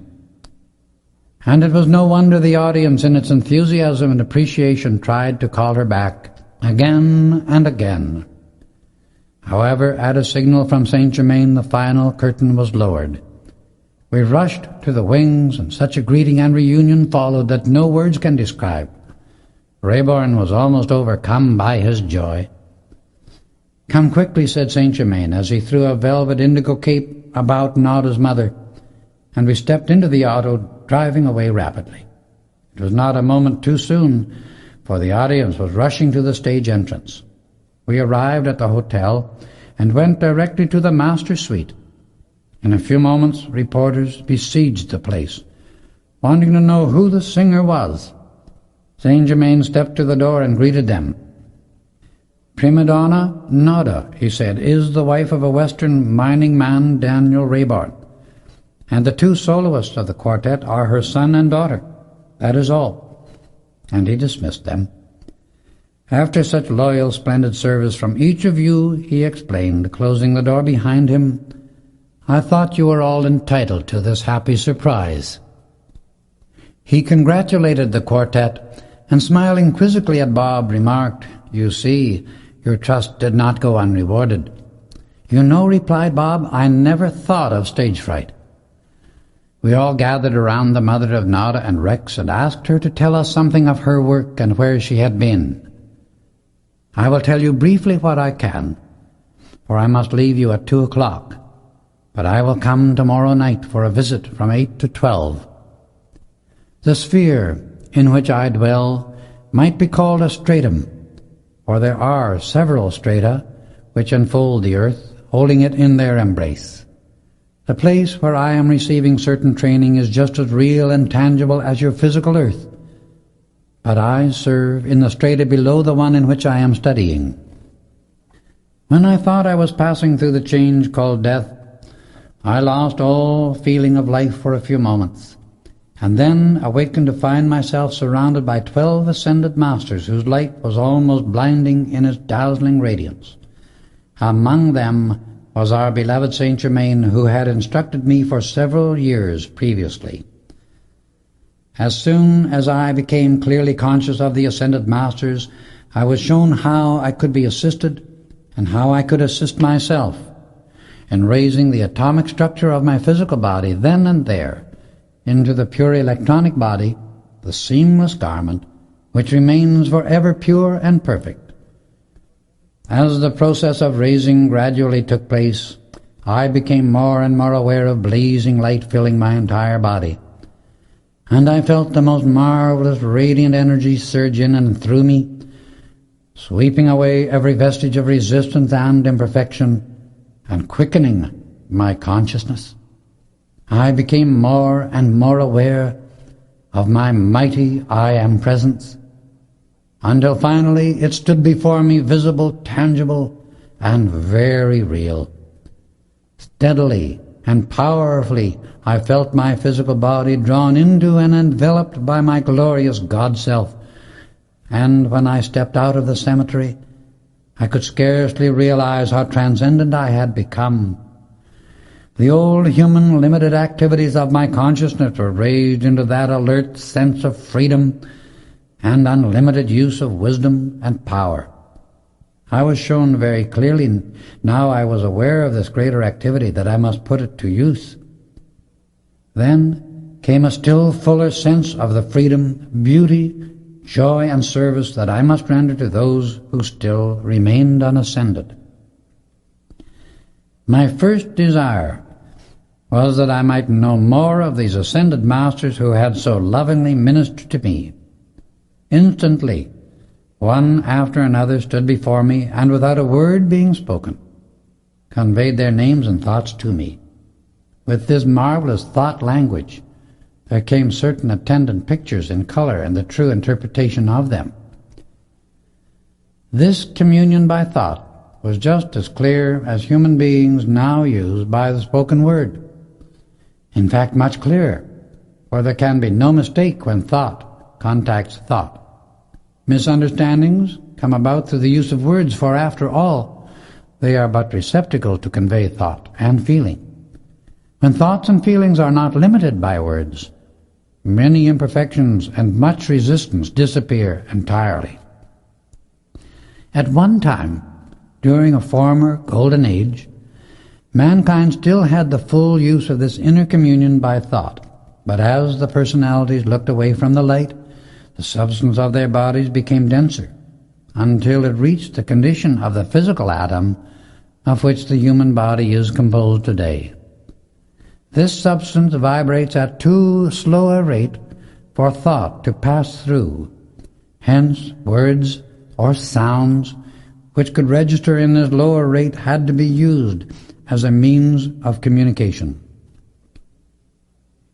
Even today, the individual could again draw forth this same perfect way of communication by releasing a ray of golden white light from within his own magic I Am presence by conscious command, visualizing its passing through the brain structure from the electronic body. This wave of greater light would increase the vibratory rate of the atoms of the physical body to the point where thought would register and be comprehended without the spoken word. Thought waves are always being catapulted, as it were, upon the flesh of the body, both from within the individual's own consciousness and from the thoughts of others. But how many people comprehend that fact enough to read the thought whose impact is felt? Mental telepathy is a slight part of this activity, but how many people can interpret the thoughts received and know from whence they come? It was weeks before I ceased to marvel at this wonderful threefold means of inner communication through the sight, the thought, and the feeling. The glorious freedom of the Ascended Master is so marvelous that we long for every human being to understand and enjoy that same great happiness. This is the final crowning glory of all human activity, the ideal and reward for which all human experience is sought and endured. If mankind could but understand and look toward this true ideal of life, the self-created chains and limitations that have bound the race for hundreds of thousands of years would drop away in less than a century. It is the determination of the ascended masters that the light which is the ancient wisdom shall flood the earth and its inhabitants now, and whatever cannot stand the radiance of that light must disappear as mist before the morning sun. The law of life of the whole universe is the law of light, and before its blazing glory and invincible power, all discord and chaos are consumed. My first experiences, that seemed to me so marvelous, proved to be but fragmentary compared with what has been revealed since my ascension into this far greater and more wonderful activity of life. Please keep this fact clearly in mind, that in the ascended state, each revelation of more expanded activity always contains the attendant wisdom and power for its right use. This is a never-ending joy and wonder to the sons and daughters of the light. After I had become somewhat adjusted to the new condition, Saint Germain took me to the place for which I was best fitted, where I assimilated the new experiences for a short time. After this, I was given the benefit of illustrated instruction. Then I began to enter into my real activity, my true service. One of the ever-increasing joys of the ascended state is that as we study any particular condition, it is always accompanied by illustrations of the exact activity we are to use, and there can never be any mistake, for the end is seen in the beginning. However, this remarkable means of illustrated instruction does not occur below a certain state of consciousness, which can only be known as it is attained. It is a definite, positive feeling and knowing. You, beloved ones, do not realize how fortunate you are in having the blessing of the wonderful atomic accelerator, one marvelous result of the love and work of our blessed Saint Germain. Great has been his love, his service, and the gift of himself to humanity. The beauty and rapid progress of each of you is due to your sincere and intense gratitude. It is the certain pathway to great heights of attainment, and the easiest method by which to achieve every good thing. Gratitude to life for all life pours out to you is the wide open door to every blessing in the universe. It is because humanity has forgotten to be grateful to life for all the blessings upon this earth that it has shut the door to peace and become bound by the chains of its own selfishness. The mass of mankind seek the possession and holding of things, which is an inversion of the law of life. Life forever says to the individual, expand, and ever let me pour greater and greater perfection through you. The law of life is to give, for only by giving of oneself can one expand. To give the intense love of your own mighty I Am presence unto all mankind, to all life, is the mightiest activity we can use to draw the human into the divine. In this divine love is contained every good thing.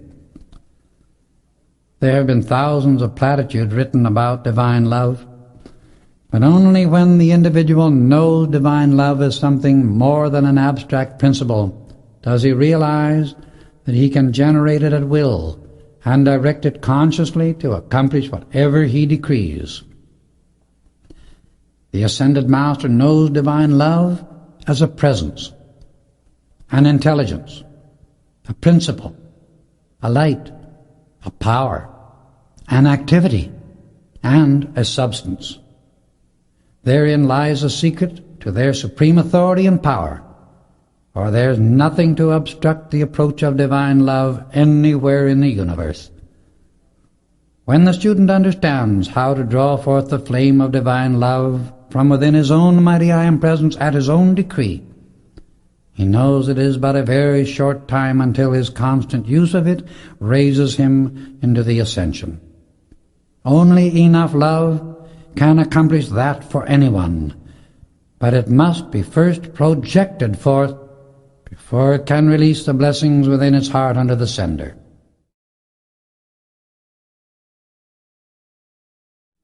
Divine love, being the eternal, is the unquenchable, invincible, unconquerable presence of the I Am, and therefore master of all.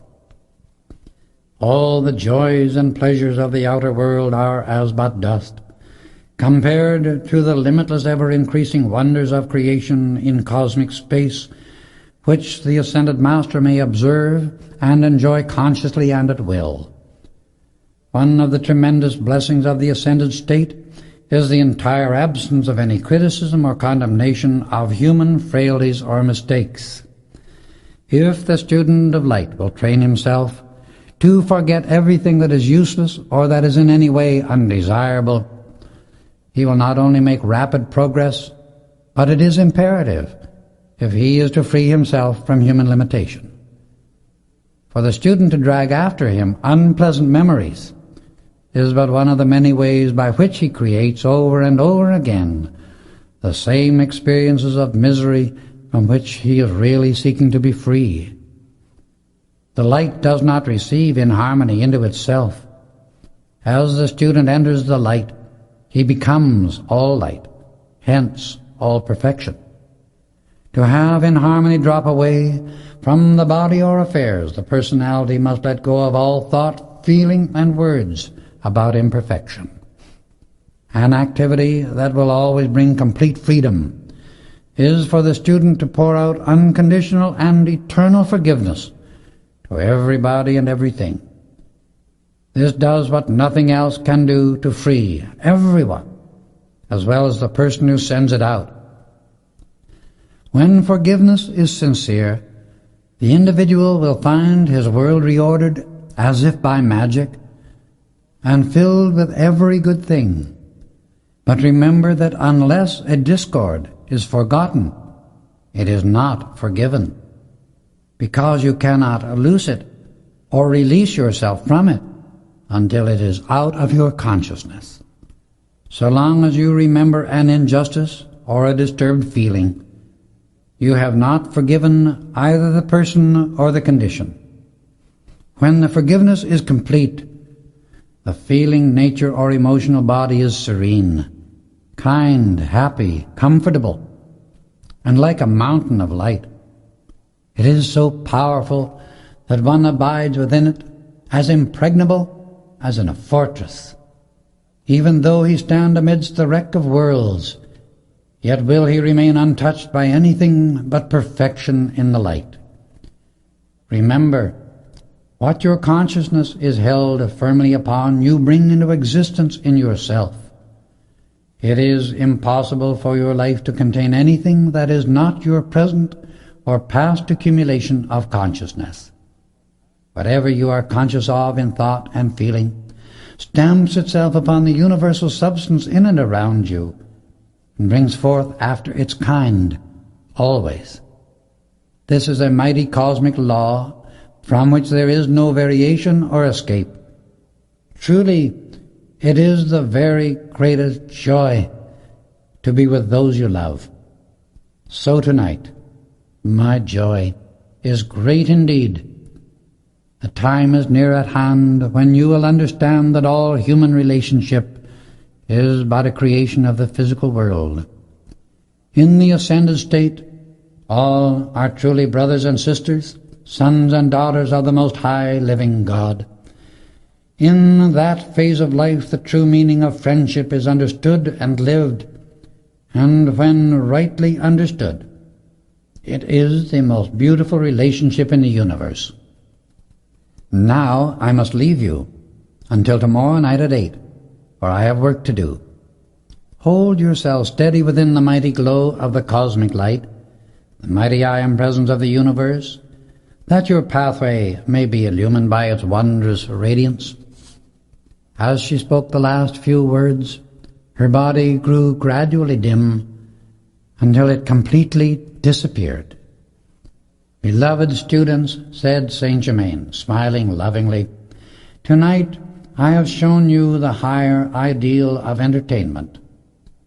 It is not only very enjoyable but tremendously uplifting because of the magic presence whose limitless power it releases. You see, when the proper channel is opened, there is no limit to the blessings an audience may receive wherever the condition is made possible. You have realized that with sufficient understanding it is possible to cause your body to respond instantly to the higher and unlimited use of the I Am Presence within you.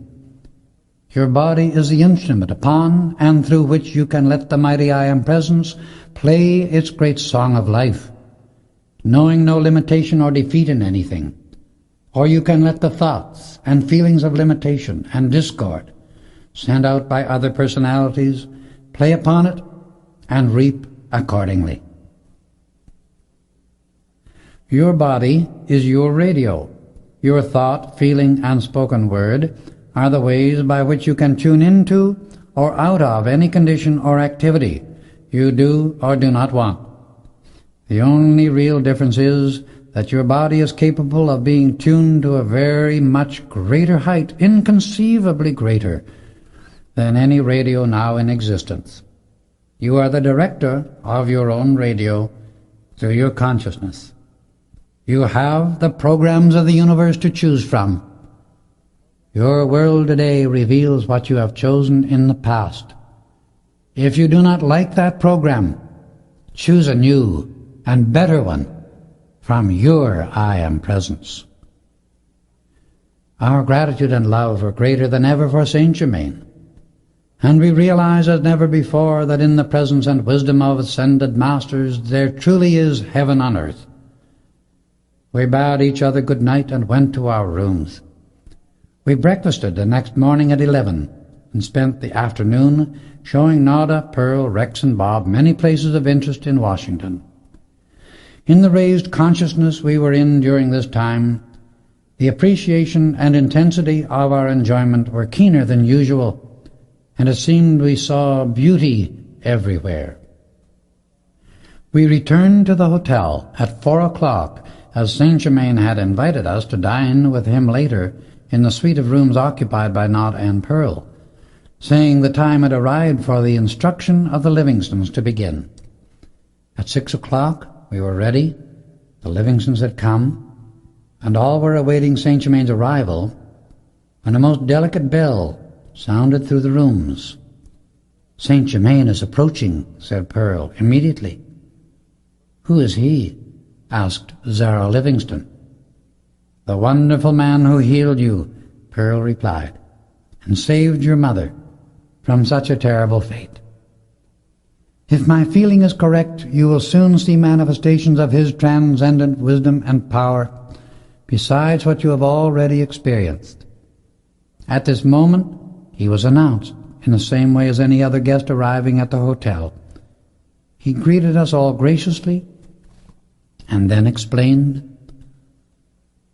"It is my wish that these good friends, the Livingstons, become accustomed to the higher use of the law of light. We shall now begin by realizing first that everywhere about us is a universal substance which we call cosmic light, and which the Bible refers to as spirit. This is the one pure primal essence, out of which comes all creation. It is the pure life substance of the first cause, God. This is infinite, and we may draw upon it at any time for anything we can ever require. This pure electronic light is the great limitless storehouse of the universe. In it is all perfection, and out of it comes all that is. Now if you will gather about the table, we shall dine, so you may see, feel, taste, and know this wondrous omnipresent substance, so often talked about, but so little understood."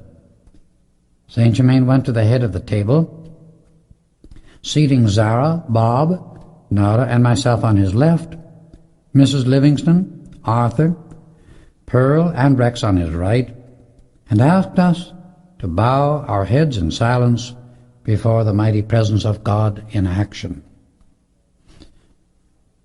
Each felt the powerful current of divine energy, liquid light, surge through his mind and body and fill him with a feeling of infinite love and peace. As we raised our heads, a beautiful snow-white rose-patterned cloth covered the table, made of a fabric none of us had ever seen. It most nearly resembled silk with frost upon it, both in quality and appearance.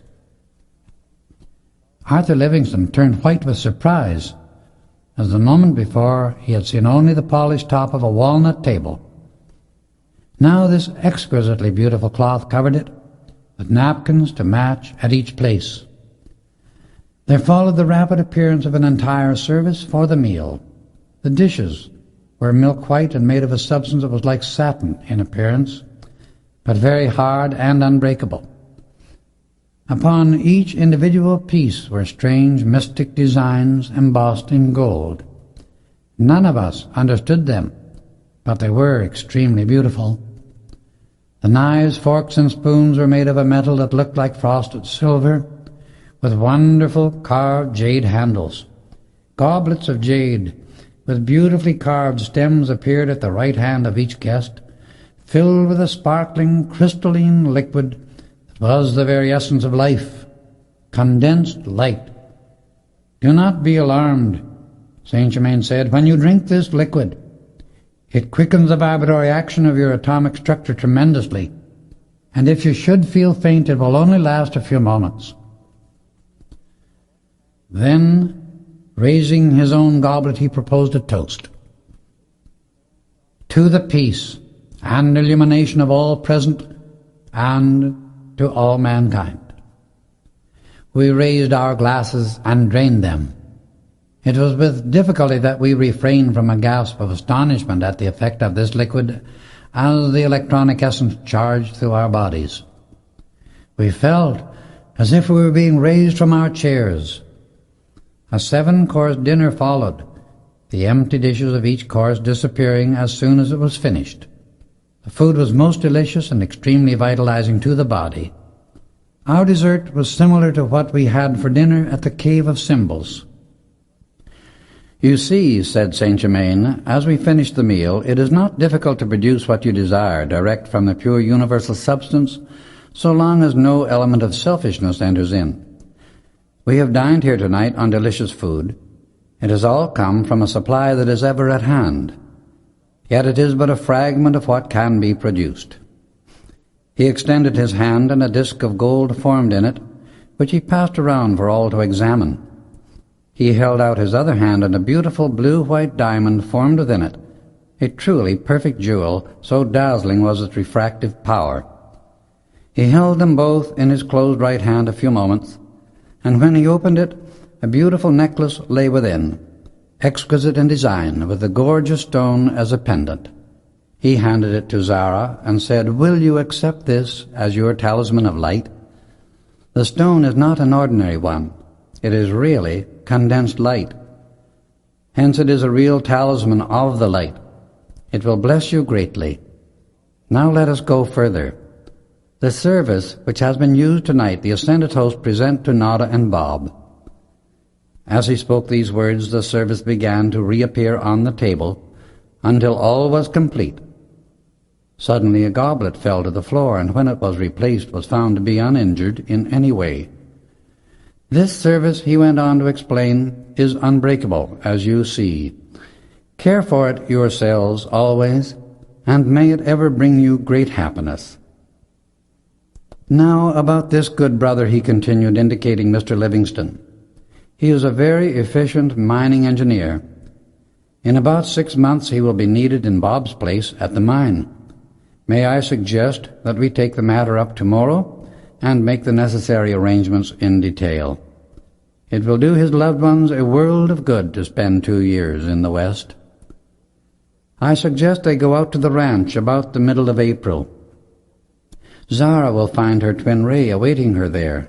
When she sees him, she will recognize him instantly. The drawing together of these sets of twin rays is one of the most remarkable things it has ever been my privilege to accomplish. My dear Livingston, as you take up the study of these mighty laws, you will understand everything clearly.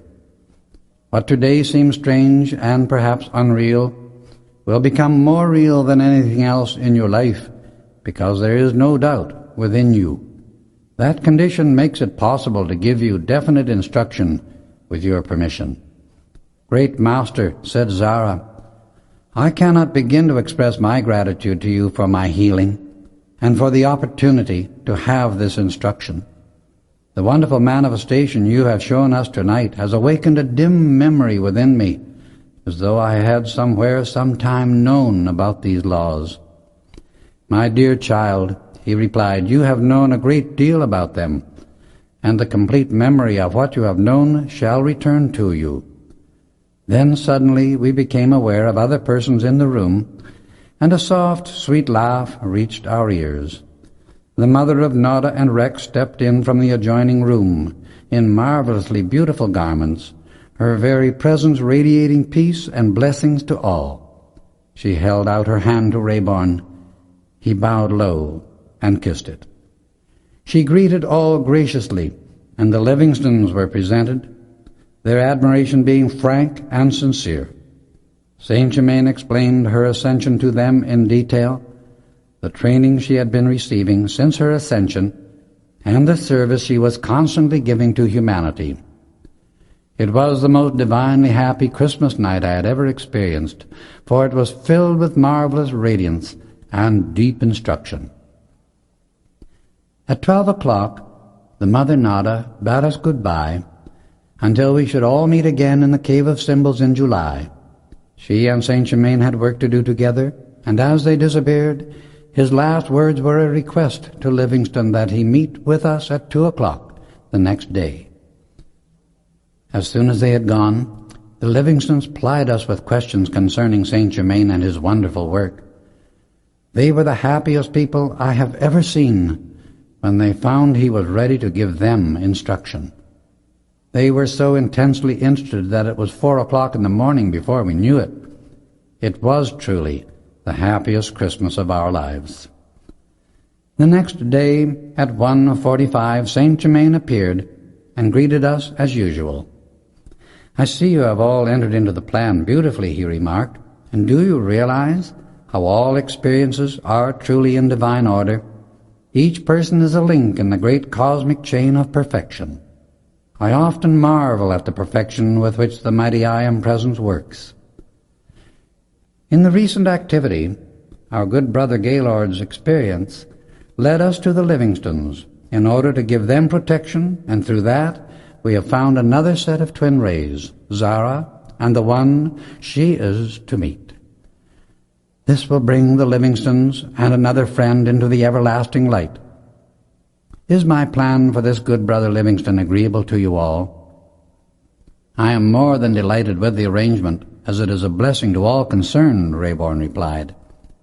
Well then, with your cooperation we shall enter into very intensive training during the next 3 months.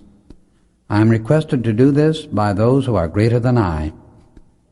We shall leave Washington on the 7th of April for the ranch.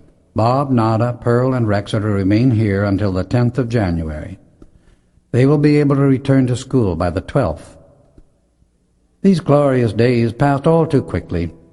Bob accompanied the others as far as the university, and from there went on alone to the mine. The rest of us settled down to intensive training, and one of our greatest joys was to see the enthusiasm with which the Livingstons entered into Saint Germain's instruction. To all of us he truly is the light of God that never fails. Chapter 9. The Ascension of Daniel Rayborn. Our intensive training under Saint Germain continued for 3 months. During that time our happiness was very great, for the joy and blessing of actually seeing, knowing, and conversing with the mighty I Am Presence was unspeakable, and can only be known through having the actual experience. We received weekly reports from the children, whose progress at the university was splendid. Bob's letters told us that all was moving in good order at the mine, and that the men were actually singing at their work. Saint Germain said at this time that justice and loving service could and would bring about that same activity everywhere in the business world when those same principles were applied. Saint Germain promised to meet us at the ranch later and then went to the Far East. We left Washington on the 7th of April. We reached Denver on the 11th and drove to the ranch early the next morning, where everything seemed to breathe the joy, peace, and freedom of the wonderful mountains. As time for graduation drew near, we received a wonderful letter from Nada and Rex describing an experience which they surmised was given them by Saint Germain, and that brought them all great happiness. They sat up late one evening discussing a graduation suit for Rex and gowns for Nada and Pearl. The next morning Rex found a beautiful new suit of clothes lying upon the table in his room, and attached was a slip of paper with this message, "Please accept this from those who love you." It was made of a most wonderful blue material and fitted him perfectly. In the rooms of Nada and Pearl were complete ensembles for each one with similar slips attached. Their gowns were of soft white material embroidered in exquisite design. Rex insisted that his father, Bob, Gaylord, and I attend their graduation exercises, and was so determined there seemed no way of refusing, so we returned for that event. This university had a benefactor whom the public did not know, but we began to suspect him to be Saint Germain. Later he told us that its president was a member of the Great White Brotherhood. Rayborn had invited the president and his sister to have dinner with him before his return west. The affair was one not soon forgotten, for when they arrived, Saint Germain was with them, to everyone's surprise and joy. He spoke to us at length concerning the new era of university training.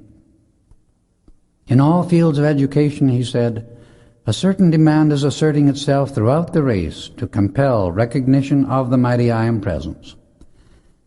This is the only foundation upon which permanent happiness, freedom, and perfection can ever be built.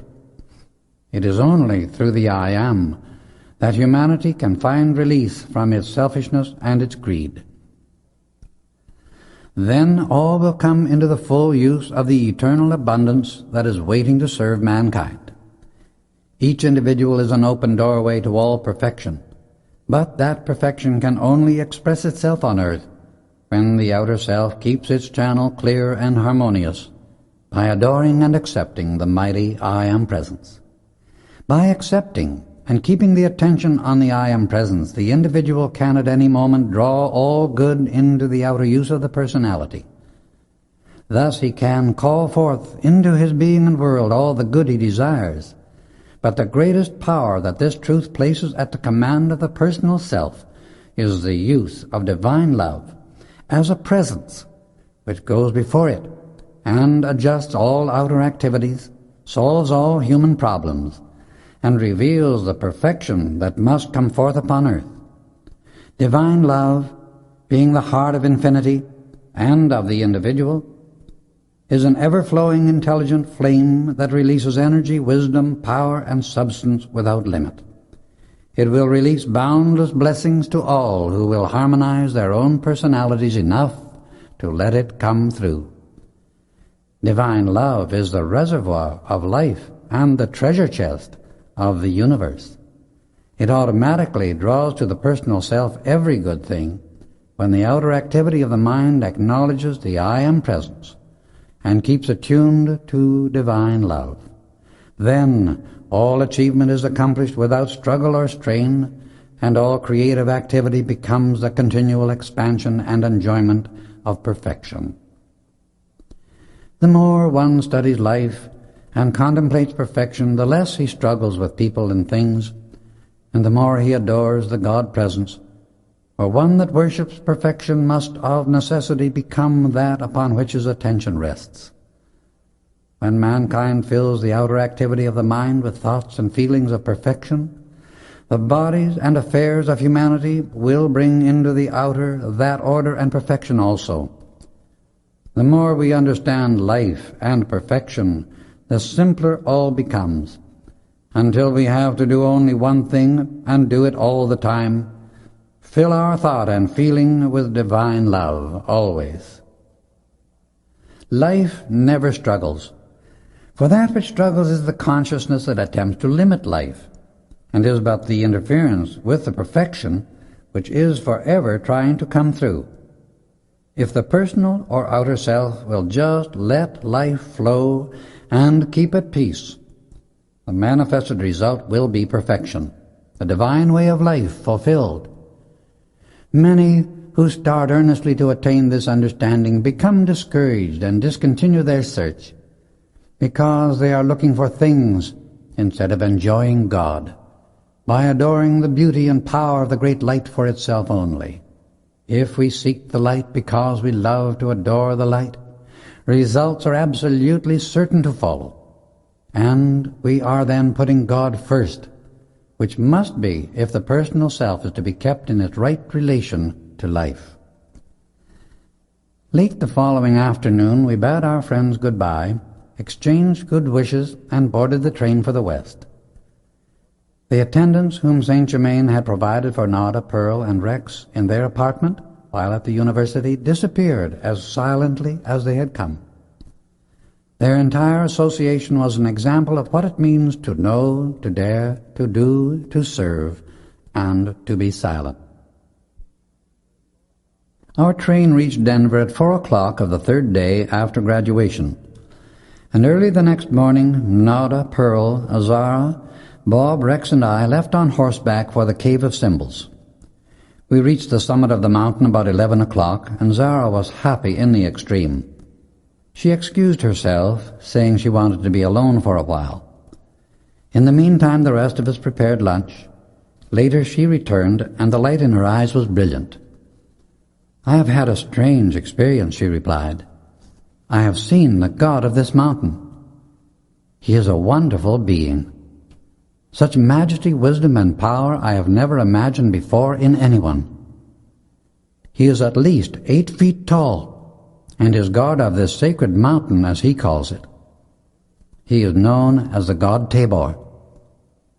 He told me he would have much to do in helping us all in the near future.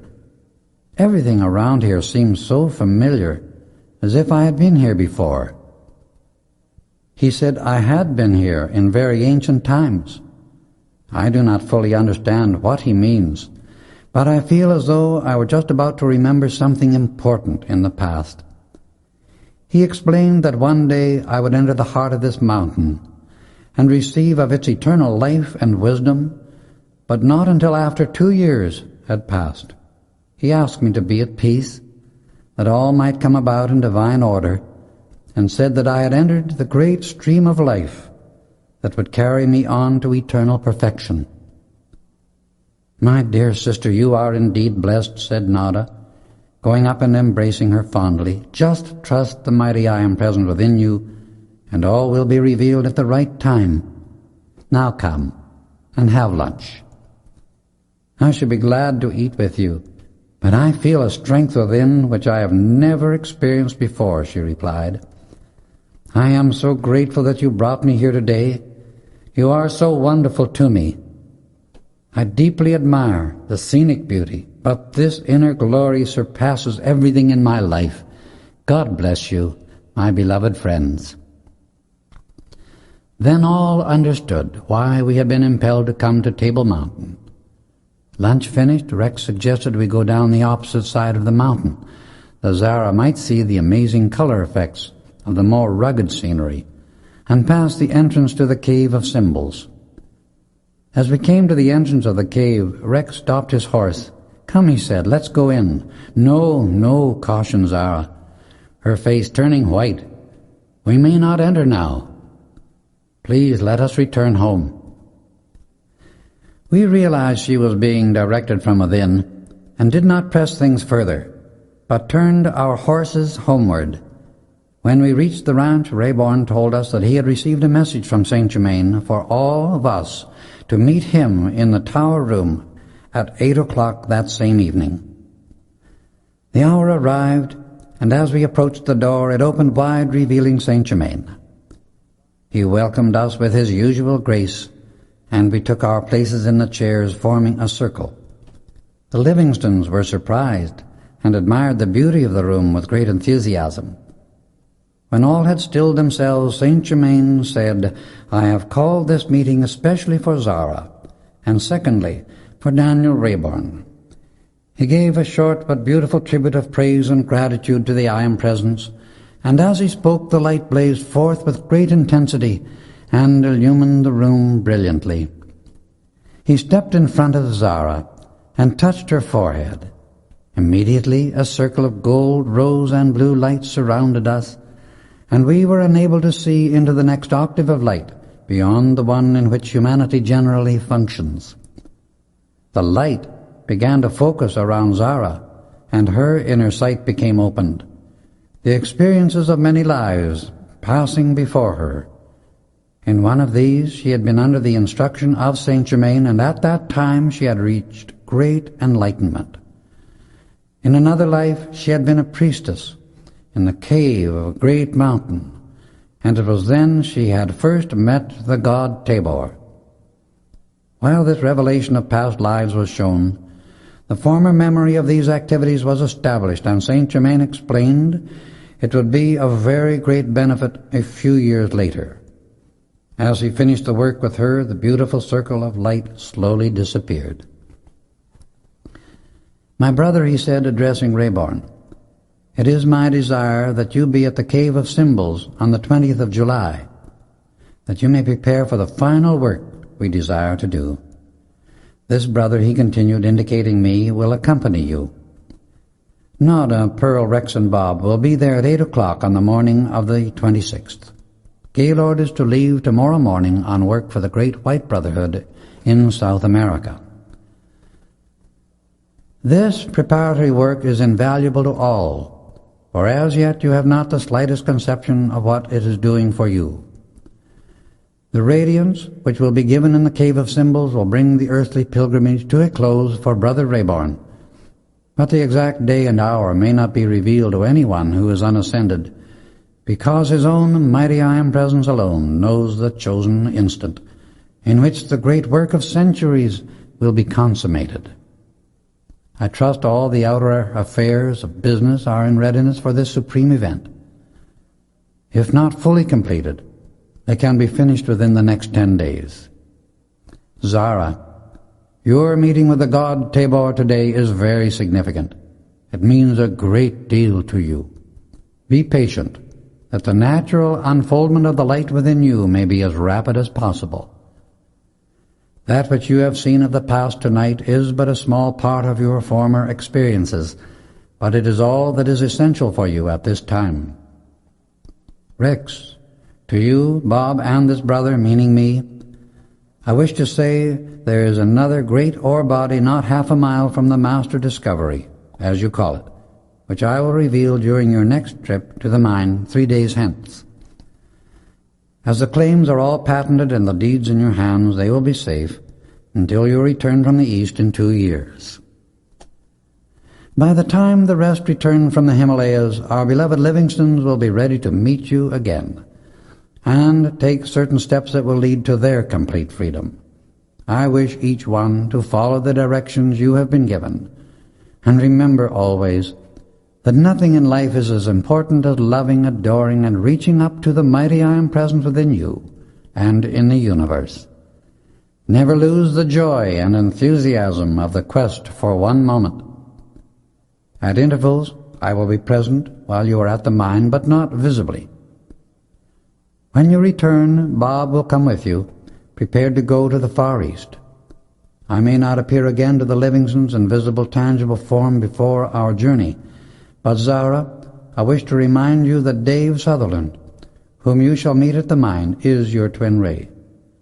You will remember and recognize his face and radiation, for his features are similar to those of the embodiment in which you were last together.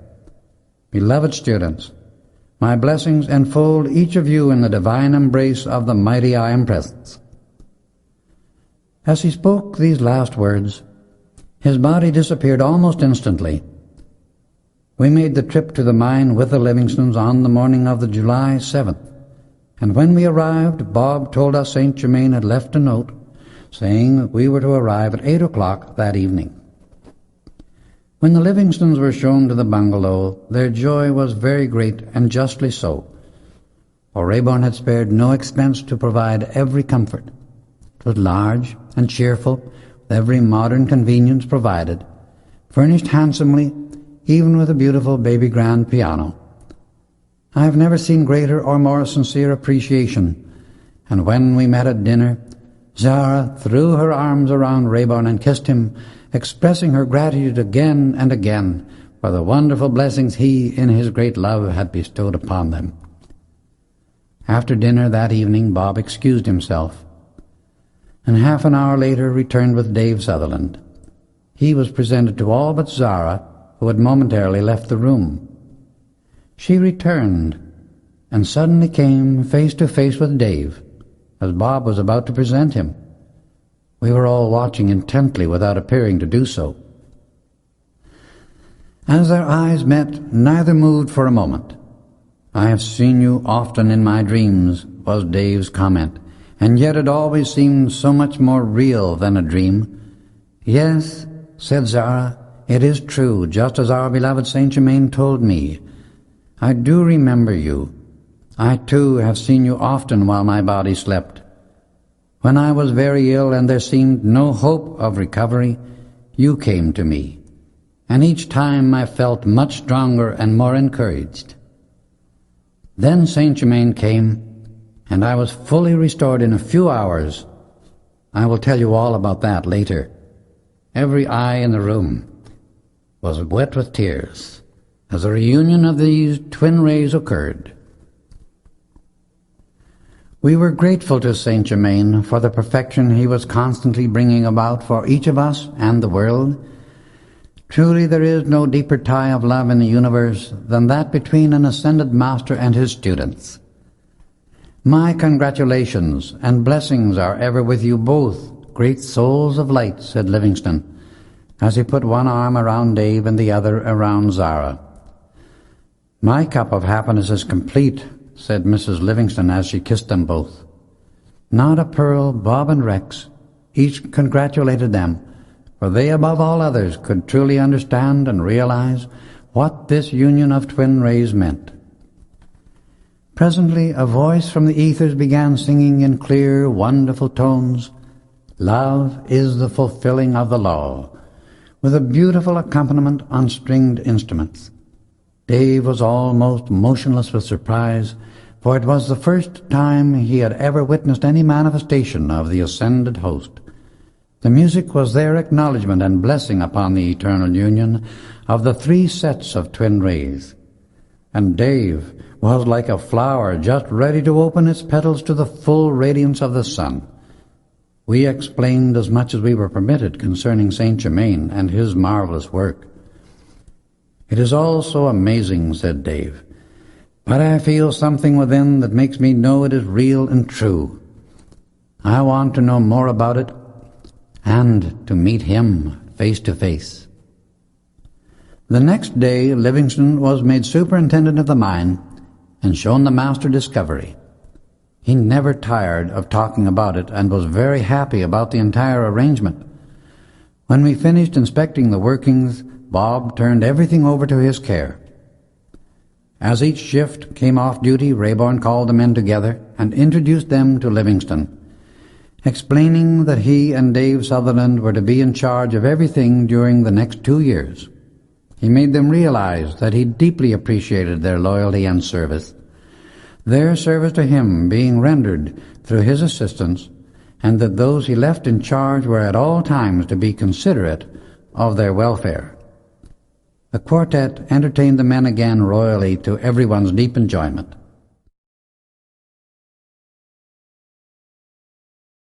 That night, just as I was retiring, a slip of paper floated to the floor at my feet. I picked it up, and on it was a message from Saint Germain for Bob, Rex, and myself. He asked that we come to a certain place on the Rayborn mining property at 7 o'clock the next morning. We obeyed, and on our arrival the electronic current charged me from head to foot. All heard distinctly, spoken audibly, the words, "All calmly sit down in a triangular form.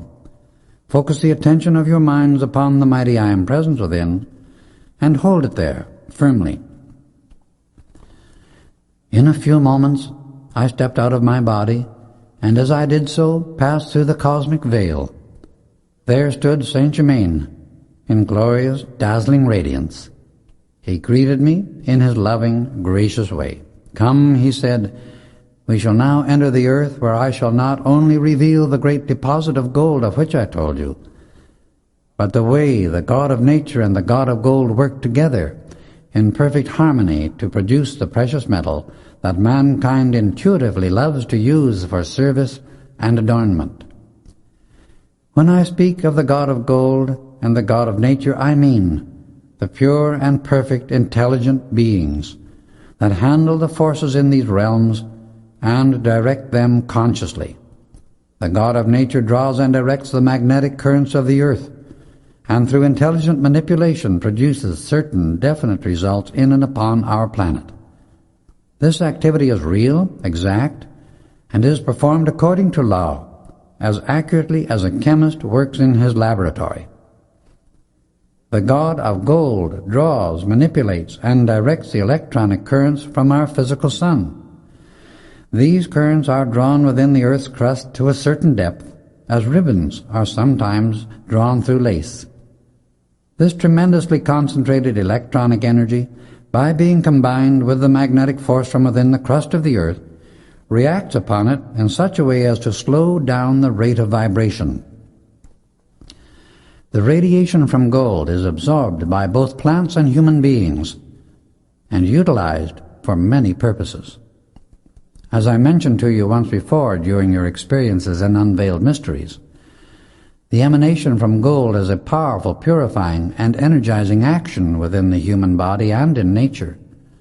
In all golden ages, the metallic form of gold was in common use by the mass of mankind, and during these periods their spiritual development reached a very high point of attainment. One reason for the chaos of the present time is because the gold in the commercial world is being hoarded, instead of being allowed to flow freely among mankind and carry its balancing, purifying, energizing activity into the commercial life of the race. The hoarding of gold in great quantities means an accumulation of inner force, which, if not released within a certain time, will release itself by the overcharge of its own tremendous inner power. Saint Germain then drew me closer into his radiance, and the inner activity of the earth was revealed. Before us stood two transcendently radiant beings, one drawing and directing the magnetic currents of the earth, and the other those of the gold which had been formed within the earth's crust. The one whom he called the God of nature was a being of glorious beauty and power. His body was fully 6 feet in height and clothed in garments of green, gold, and pink. They looked as if they were made of a self-luminous substance. An aura of intense blue surrounded his head, and rays of light poured forth from the heart, head, and hands. The ray from the right hand was green, and that from the left pink, those from the head and heart being white and gold respectively. The being whom Saint Germain called the God of Gold was enveloped by such a dazzling golden light that it took several seconds before I could look at it steadily enough to see further detail. His garments, too, were of light substance, but the rays that extended from the head and hands were of fiery gold. The rays from the heart, blazing white, and the aura, which extended fully a foot around the head, looked as if made of single rays of white lightning. The existence of gold, Saint Germain continued, in white quartz is its purest formation within the earth at the present time, the white quartz being the residue, so to speak, from the magnetic currents, and the metallic gold being the lowered rate of the electronic substance from the sun. This is the reason for its being spoken of occasionally as a precipitated sun ray. That phrase is nearer the truth of what actually takes place than men dream. Now watch. Here the two beings directed the rays of light through their hands to a cavity in the rocks, into which a small quantity of gold had run through a connecting fissure when in the molten state, evidently caused through volcanic action. The intense heat had sealed the fissure with molten granite, thus hiding the entire vein leading into the cavity. This particular ore body, he continued, at its highest point is about 200 feet below the surface. From a geological standpoint, it could not and would not have been discovered. After you return from the Far East, it will be opened up, and one day the ore will be used for a special purpose, so that mankind may be blessed and enlightened. We continued to watch these two beings as their projection of the light rays caused the gold within the cavity to expand and glow, as plants do in sunlight. "We have been here about 30 minutes, remarked Saint Germain as he turned away, and we came back again to my physical body. Rex and Bob looked as though in a deep sleep. A few moments later, when they opened their eyes, I explained to them what had happened. Their mission being different from mine, the revelation and instruction they received was of a more individual nature, yet they had retained full consciousness during the experience and had been shown part of the same activity I had been observing. We returned to the bungalow at 8 o'clock for breakfast and described our experiences to Nada, Pearl, and Rayborn. It was then he told us we were to return to the ranch on the 10th. The evening of the 9th was full of music and joy, in which the Livingstons joined, for we were not to be with them again for 2 years. Our drive home was uneventful, and the next 10 days Rayborn spent in closing his business activities, giving everything to Nada and Rex. His holdings were very large, and his great fortune placed his 2 children among the wealthiest of our western country. Surely no 2 people were ever more worthy to be custodians of God's riches. On the evening of the 19th, we all assembled in the tower room, where a surprise awaited us. For as we opened the door, it was already illumined by a soft white light. When we had become very still, Rayborn rose to his feet and poured forth a prayer of praise and thanksgiving, in deep gratitude for the good that had been his, ending with a farewell blessing to all his earthly possessions for their great service to him. We then entered into deep meditation and received great assistance and illumination. After our meditation, we returned to the music room, where the quartet sang for about an hour. Then Rayborn embraced each of his loved ones and went to his room, as he and I were to leave early the next morning for the Cave of Symbols. We left at 6 o'clock, Rex driving us to the nearest point. The walk to the entrance in the invigorating morning air was very exhilarating, and as we approached, we heard the sound of throbbing machinery.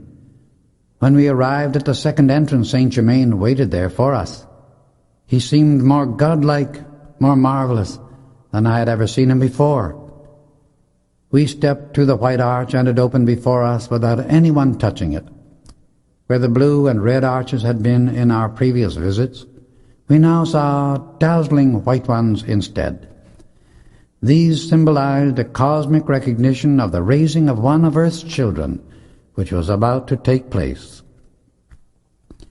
We entered the radio chamber, and I can still recall the feeling of peace I enjoyed while there.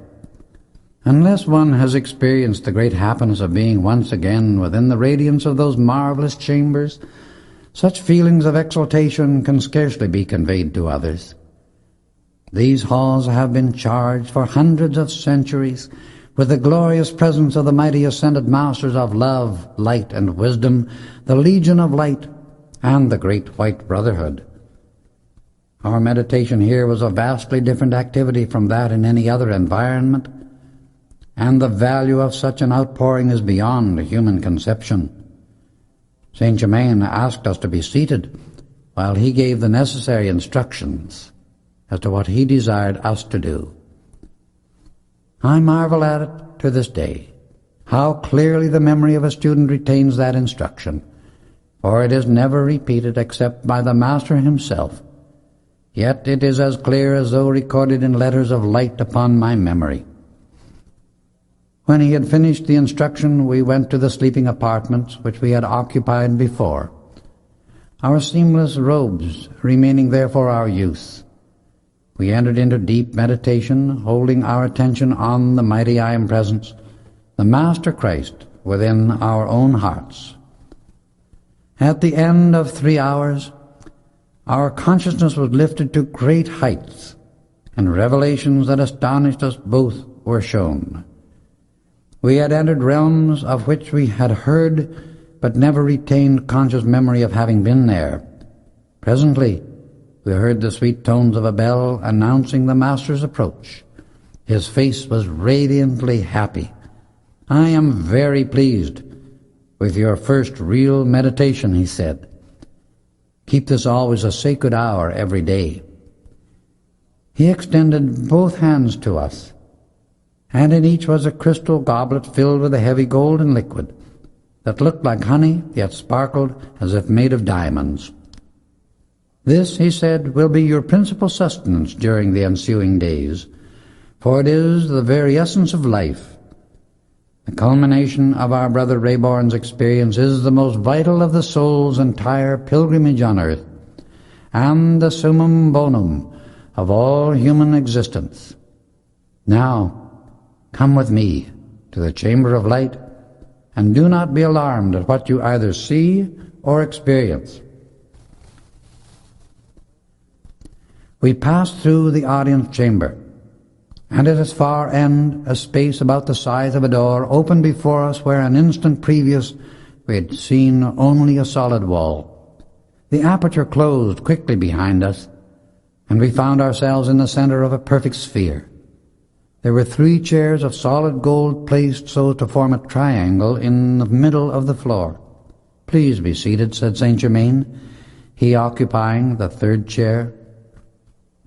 The chamber was filled with a soft glowing light, and this began to steadily increase in both intensity and movement until we became conscious of its amazing velocity. Tongues of flame began to dart forth from the surrounding light, penetrating our bodies with an astonishing effect, in which we felt electrons entering and charging our minds and bodies with their tremendous energy, yet the sensation was one of delightful coolness. As this continued, we felt and saw the light within us rise and expand, until in a few moments the most delightful fragrance of roses filled the entire sphere. It grew stronger, and then we became aware that it emanated from the light within ourselves. Suddenly the essence of the roses condensed, and we lay upon couches of roses of very exquisite colors. Our experience brought an exaltation to our consciousness that no words can describe, and produced a feeling of deep peace. There was nothing imaginary about this whole experience, for the perfection that exists within pure electronic light is without limit, and by the proper understanding of its manifestation it can and will take any form and quality that an ascended master chooses to impose upon it. The glorious feeling of peace, happiness, and bliss we experienced obliterated all idea of time, for the inner and the outer activity had become one complete unit of harmony, focused for the time being by Saint Germain into the absolute purity and perfection of the one great light, the mighty I Am Presence. Gradually the velocity of the light changed, growing less and less, until it shone with the soft radiance of moonlight on a placid sea. To our astonishment, we found the roses real. Although they had come out of the light, they did not disappear with it. After this experience, I could easily understand why the rose has been used throughout the ages as the symbol of the soul, and why the radiation from an ascended master so often has the fragrance of a rose. "You shall come here, my brother," said Saint Germain, addressing Rayborn, "every day at this hour, but the remainder of the time you are to be alone." When we returned to the audience chamber, I realized we had been in the chamber of light for more than 3 hours.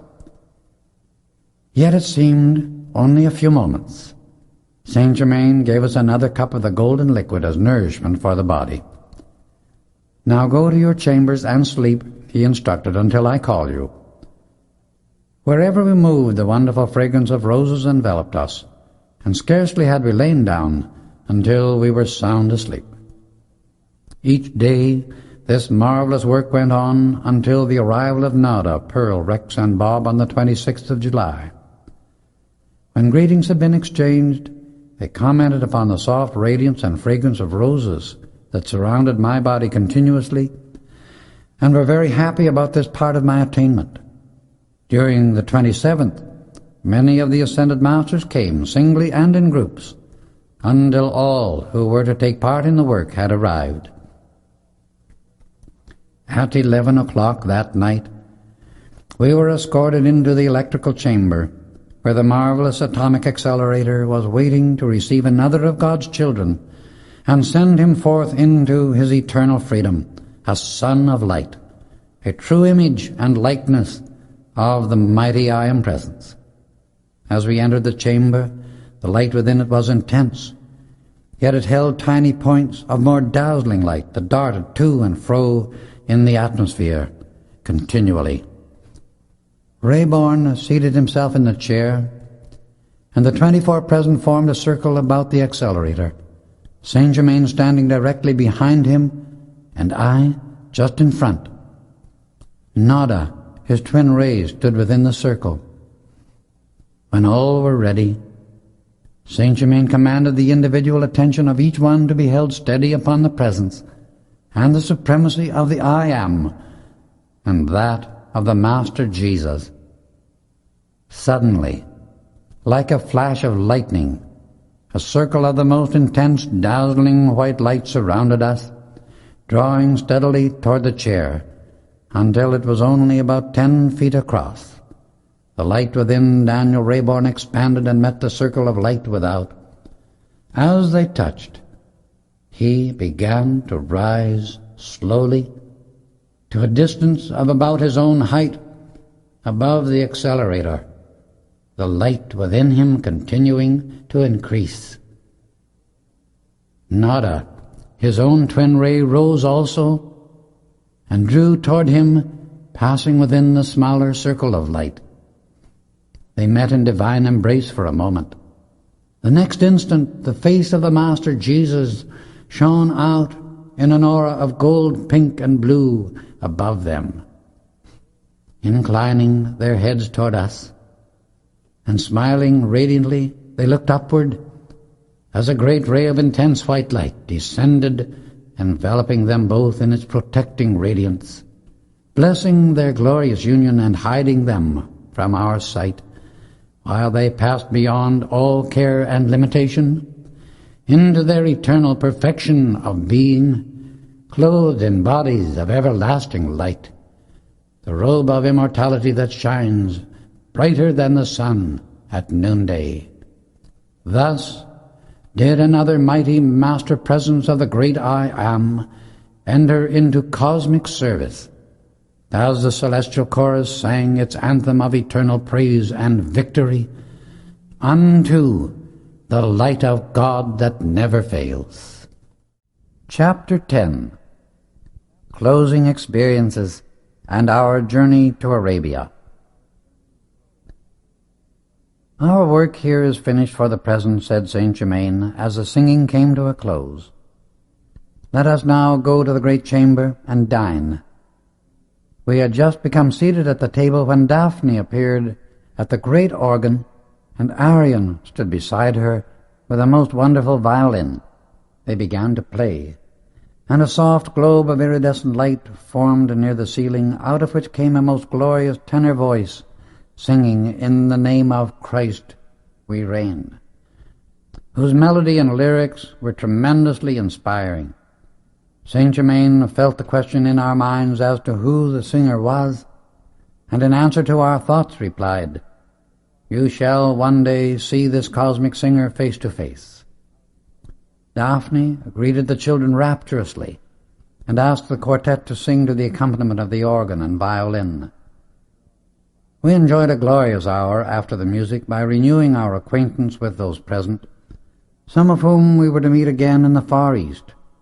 It was nearly daybreak by the time the other guests had gone, and we five were alone with Saint Germain. "Retire now," he said, "and get your needed rest, so you may return home tomorrow afternoon." The next day the bell awakened us at 11 o'clock, for we were to meet with our beloved Master in the great chamber. As we came near, we noticed the great doors were already open, and the interior was lighted as brilliantly as the noonday sun. We had never experienced this effect of interior sunlight before. "Why are you still astonished at these things?" asked Saint Germain, aware of surprise. "You know every conceivable thing can be accomplished in the ascended state of consciousness. These things are always possible and are produced with absolute certainty and perfect ease. I know you are not yet accustomed to what seems unusual, but to the Master Christ, the I Am present within you, there cannot be anything unusual. Try to realize this fully, so you too can live in the ascended Master consciousness and come into the knowledge and the use of this same transcendent freedom. Now let us be seated." Immediately a most delicious luncheon appeared before us, and while we ate, Saint Germain gave instructions for the journey to the Far East. "I would suggest," he remarked, "that you travel as lightly as possible.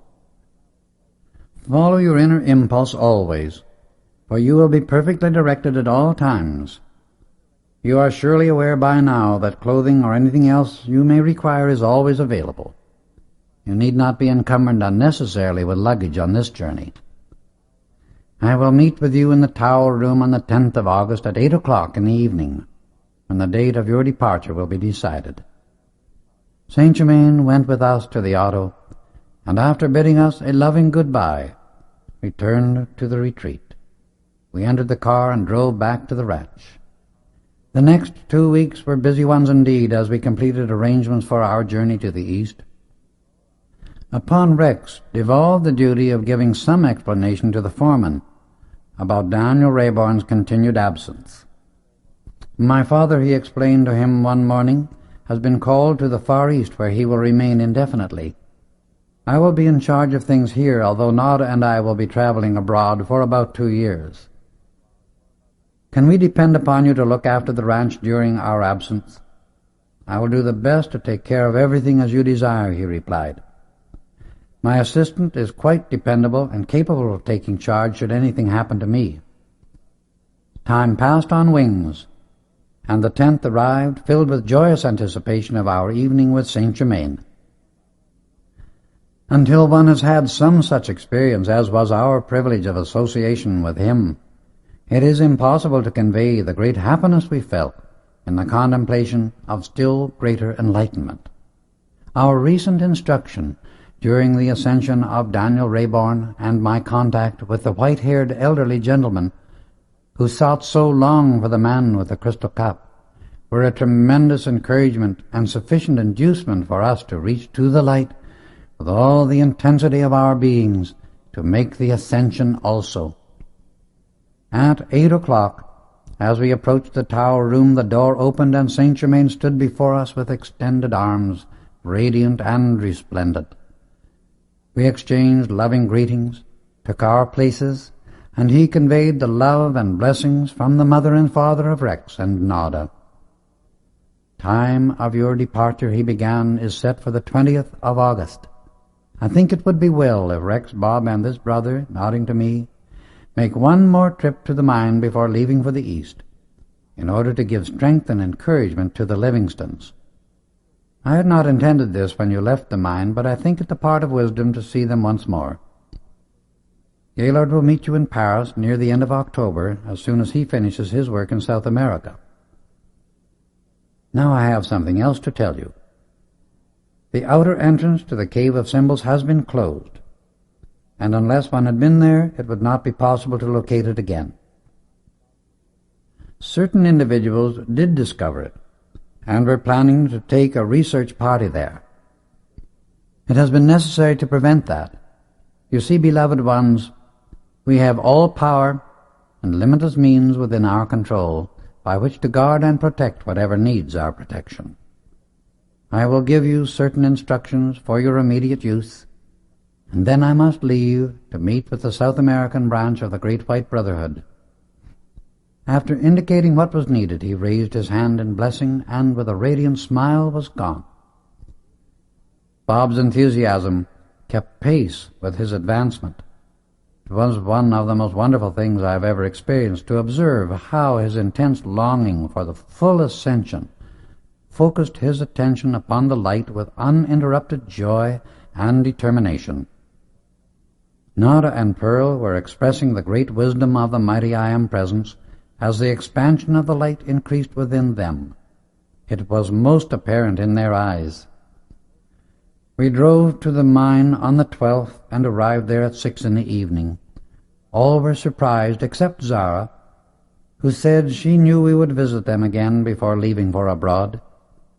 We left early the next morning and returned to the ranch knowing our visit would be a sustaining strength to the Livingstons. I shall never forget our last night in that wonderful ranch home where so much happiness had come to all of us, and where events of such paramount importance had occurred that affected the life of each one so vitally. I felt a strong impulse to go to the tower room for a farewell meditation. It grew so strong that I asked the rest to join me. As we approached the door, it opened to admit us, and within there was the same soft, beautiful radiance that hallowed it with a sacred presence, a peace unspeakable. The door closed behind us, and involuntarily I dropped to my knees in the greatest praise and gratitude I had ever known. Suddenly my feelings found expression, and the words poured forth from my I Am Presence, giving voice to the deepest outpourings of my soul, in phrases far beyond my outer ability. As I finished, Bob uttered a prayer of such beauty that it thrilled everyone. The others felt the same impulse and expressed their feelings from the depths of their hearts. Surely that outpouring of our love and gratitude must have reached into the very heart center of creation, it was so intense and sincere. As we finished, the light in the room became perfectly dazzling. Suddenly a strong, masterful voice spoke from the ethers, saying, "All is well." In following your prompting to give expression to that inner feeling of praise, you have contacted great heights, as well as great ascended beings. This will bring you blessings untold. The peace of the cosmic Christ enfolds you and carries you forth on wings of light until you have reached eternal perfection. Slowly the light diminished until only a soft radiance remained. We silently left the room, knowing we were under the loving, watchful care of mighty powers of light, of which as yet we had very little conception. A deep, unspeakable radiation of love and heavenly joy went from each one to the others as we retired to our rooms. We left by train early the next morning and arrived in New York a few days before we sailed. While enjoying many things of interest there, we felt a tremendous inner appreciation for the Statue of Liberty. "What a wonderful symbol that is," said Nada, "and how few ever stop to realize what it means. It is really a focus of spiritual power guarding the shores of America. The torch held high represents the light of the mighty I Am Presence, which reveals the way and sends its rays of love and peace unto all mankind. The majesty and power of the figure itself is a marvelous expression of the great presence which carries the light, and not only guards and sustains America, but all of mankind who truly seek the light." It is as though the spirit of America held the light high in silent greeting to the figure of the Christ that stands high on the towering Andes in South America. Little is known of the mighty power that caused the Statue of Liberty to be placed where it is, and why the figure of Jesus occupies its high pinnacle in the southern hemisphere. These are not accidents or the results of blind chance, for there is no such thing anywhere in the universe. What seems so to the intellect is but the lack of understanding of the law of the universe. You may be sure that these figures placed at these particular points give indication of the service that both continents will give to the rest of the world. At 4 o'clock in the afternoon of the 28th, we boarded the SS Majestic, truly a floating palace. The tugboat towed her out toward the open sea, and as she began to plow her way through the mighty deep, we stood watching our Goddess of Liberty fade from view. We went down to the dining room at the first call for dinner, where we had reserved a table for 6, expecting, of course, that our party would be alone. We had just finished ordering when the steward brought a beautiful young lady to our table. As I looked up, imagine my astonishment when before us stood the pupil of the head of the Council of France, at whose home we had spent a week before returning to America with the Livingstons. It was she whom I had first contacted as the veiled sister, and who was Gaylord's twin ray. She greeted me cordially, and as I turned to present the others said, "You may call me Leto." After greeting her, they expressed their joy and delight for her presence. "I have come," she explained, "to take you to our home in Paris, which my master wishes you to make your home while abroad. It will make him very happy to extend his hospitality to you all." We joyously accepted his invitation, knowing it to be a part of the divine plan Saint Germain had arranged for us. To add to our happiness, we found her suite next to that of Nada and Pearl. When opportunity offered, I explained to the others that this little lady, who looked not more than 17, had used her present body over 300 years. I almost strained the credulity of my friends, in spite of all Saint Germain had said and done, that they might become accustomed to the great truth and reality of the Ascended Masters and their work. The first evening we sat on deck completely at one with the great peace of the deep, for it was calm as a mirror, silvered by the beauty of a full moon. The next evening we spent in our suite listening to the instruction given by Leto. She explained how to lay the body down, leaving it consciously and at will. It was the simplicity and clearness of her explanation that made all comprehend everything so clearly and realize something of the possibilities of the attainment before us. "This training I am giving you," she said, "is most efficient, and I will show you the proof of it tomorrow evening." In Leto's radiation, everything seems simple, clear, and easy of accomplishment, for all imperfection or human creation was instantly consumed on entering her presence. Our joy and gratitude were very great when we heard that she was to instruct us during the entire journey. Again we marveled at the way all was prepared ahead for us by the mighty I Am Presence, working through the glorious Ascended Masters. This is their activity for and to the student when he enters sufficiently into the light, the great ascending stream of life, where his eternal freedom always exists. As each of us said good night to Leto, it seemed as though a gossamer garment of light enfolded us, and the fragrance of heather, which had filled the room all evening, clung to us while we retired. We met at breakfast, and the radiance was even greater than the night before. During the course of our conversation I asked her why we had been conscious of the fragrance of heather during her instruction.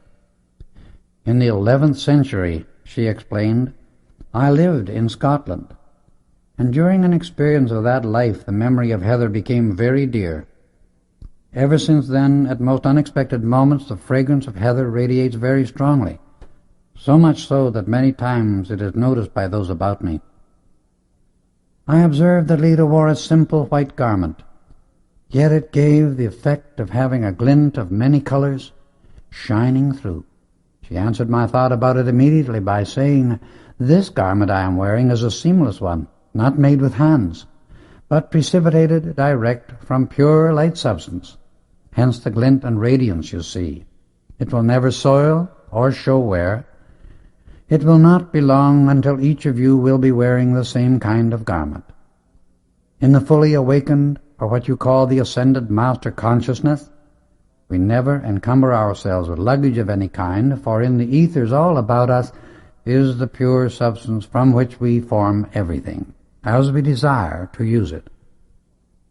All we need to do is to bring it into form through holding the conscious attention upon our mental picture or visualized form.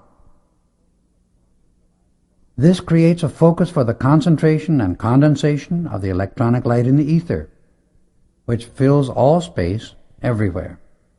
Our feeling, united with the mental picture, sets up a drawing activity, a magnetic pull upon the pure electronic substance.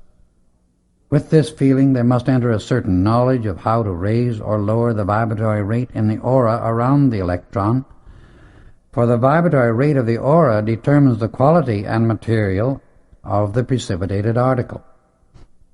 When I use the term electron, I mean an eternally pure heart center of immortal fire, a perfect balance of light, substance, and intelligence, around which is an aura of lesser light that the scientific world calls a force field. The electron is forever changelessly perfect, but the force field or aura around it is subject to expansion and contraction, and this is the determining factor in bringing substance into form from the invisible into the visible. Because of the inherent intelligence within the electron, it becomes an obedient servant and is subject to the manipulation of the individual who acknowledges his source of life by his awareness of the mighty I Am presence within himself. From this height of consciousness, such an individual, by a direct command of the intelligence within the electron, can release a wave of its fire to flow out and cause the force field to expand or contract at his will. This is the raising or lowering of the vibratory rate, and is the activity that causes the force field to register or become the quality of the material which he brings into physical form. For illustration, iron has a much lower vibratory rate than gold, and if one be precipitating gold, the force field around the electron would naturally be much larger in extent and hence contain more of the immortal fire than would that of iron. In bringing about this sort of manifestation, the vision and feeling must be held steady to produce quick results. It is the work of the student to master himself and maintain the conscious control and direction of the energy within his own mind and body, so that he is able to govern the flow of its power through the channels of sight and feeling to a definite objective and hold it there until the receptacle, which is his mental picture, is filled full of the living luminous substance from the universal fire of life. This instruction is for your use, and you must apply it if you wish to attain any degree of mastery. For only by use of the knowledge we already have can we utilize that which is still greater. No one can ever attain any degree of mastery except through the operation of the great inner law of the I Am. The greatest of all fundamentals is to remember forever that from the lowest to the highest being in the universe, the only presence and power which can move or do anything constructive is that conscious intelligence which acknowledges its own being and manifestation by decreeing I Am, followed by whatever quality that being desires to bring into outer existence. It is the Word of God, through which all creation takes place, and without it, creation does not take place. Remember, there is only one power that can move through creation, and that is the mighty electronic light existing everywhere and interpenetrating all manifestation. The individual who can say, I am, by that acknowledgement of his own existence, must accept the responsibility of his own decrees. The great creative principle is everywhere present, the same as the use of the multiplication table. But it takes the individual's acknowledgement of his I am presence to set it into action and fulfill his plan of life, which is perfection or perfect balance. The personality or outer activity of the individual is but one focus through which the magic presence of the I am acts. If the energy of the mighty I am is qualified by thoughts and feelings that consider only the appetites of the flesh body, the perfect balance of the individual's vehicle is not maintained, and is like a wheel off-center. Hence imperfection and discord is expressed. But if the individual considers the perfect balance and makes his decree include the whole instead of only a part of his universe, he will only follow his acknowledgement of the I am presence and the release of its power by decrees that maintain the perfect balance.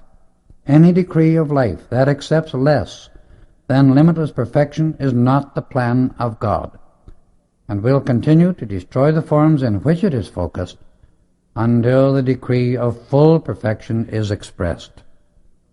When the student understands this, he will keep joyously radiant and firmly conscious of only his mighty I am presence, never allowing his spoken word to go forth decreeing anything less than the perfection of life. From our height of consciousness, after having watched mankind for centuries in the struggle through self-created misery and discord, it is amazing how humanity refuses to understand why the minds and bodies of the race continue to grow old, decay, and disintegrate, and some of the most materialistic scientists acknowledge that the cell of which the physical bodies are made up is eternally immortal. The cell contains within it the power to eternally renew and sustain itself, because there is perfect balance in all its parts. If left to its own activity and sphere, it will continue to maintain that perfection. The wonder to us is that the race is content to go through the experience of death while all the time clinging to youth, beauty, and life, and yet refusing to keep harmonious enough to let it be maintained. The student who will stand at one with his I am presence, accepting and decreeing only its perfection and great inner power, will release its flow through the outer activity of mind and body and produce whatsoever he decrees. To be able to come and go from the body at will is a necessary step in the student's freedom that will lead to many greater attainments. A part of my service to humanity is in teaching individuals how to do this, a work for which I have a deep love and natural ability. I am able to convey this idea to others so they too are able to go forth and comprehend life in a greater measure. Within 2 months, you will be able to come and go from your bodies consciously, as easily as you now come and go from your home. At first, I will assist you until you understand and fix the operation in your consciousness. Then you will be able to accomplish what you desire entirely by your own effort. We rarely find several individuals ready for this instruction at the same time, but because you four are 2 sets of twin rays working together, is this unusual condition explained. Let us enjoy the sea breeze, the beauty of the night, and the perfect weather which we shall have while crossing, for there are never storms or disturbances where there is a focus of the great white brotherhood. Each member is a definite focus.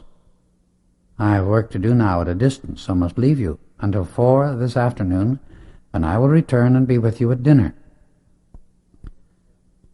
I have always enjoyed travel at sea, but this voyage was more than enjoyable, for our association and work with Leto kept us constantly aware of the God presence.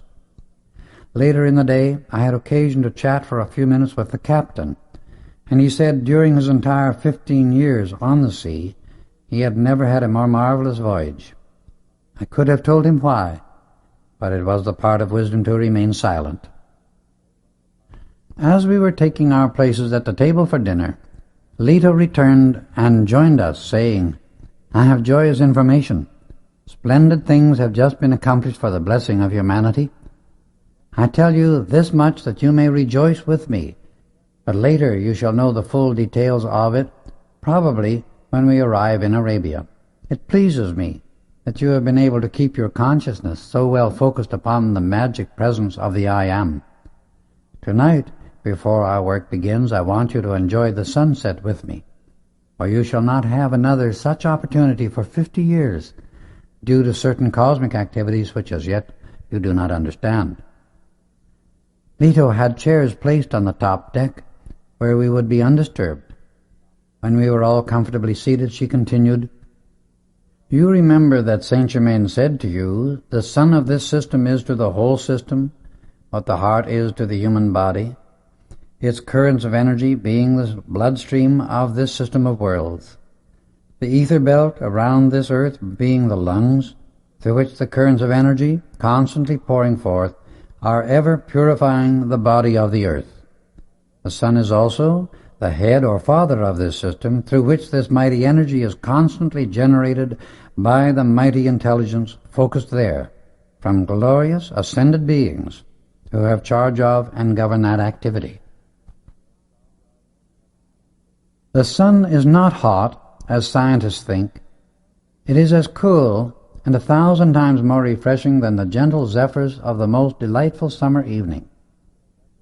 It is only as the sun's currents of energy pass through the ether belt of the earth that they become heat. The sun is the electronic pole and the earth is the magnetic pole. The ether belt is the element through which the currents are diversified. The Christ mind is embodied in great beings upon the sun, similar to the way it is here on earth. Always keep this in mind. God sent forth his rays individualizing himself in order to govern, regulate, and direct his activity through self-conscious beings. That is why we, as the sons of God, are given free will, choice. By recognizing and accepting fully this mighty God power, love, and intelligence anchored in us, we become able to express more and more of the full power of God in conscious action. Only the most advanced students realize that there are mighty beings, as much beyond the Lord of the earth as the Lord of the earth is beyond the ordinary mortal. Now, each of you withdraw the consciousness from your body and place it fully upon the sun. Partly close your eyes and then wait. We sat very still for almost 20 minutes and then went forth as a group. Leto leading the way. She became dazzling and radiant. Deeper and deeper we entered into the intense light of that great focus of cosmic light, and presently became aware that we were approaching the globe itself. The radiance which it emitted gave one a feeling of great exaltation with a glowing sensation of peace and power. The nearer Leto drew, the brighter became her radiance. We then approached a magnificent city called the City of the Sun. Within it were wonderful perfected beings like ourselves, except that their bodies were slightly larger than those of our humanity. But their radiance and beauty were transcendent beyond words. Presently we found ourselves receding. The glorious city began to fade from view. The indescribable light grew less. And then we heard Leto speaking, commanding us to return with her. With a sudden shock, we were conscious again of our physical bodies. "A grand success," she said smilingly. "I have brought this about that each may bear witness to the others of what you have seen, for in this is tremendous strength. The concept which mankind has that the sun is a focus of great heat is absurd and infantile.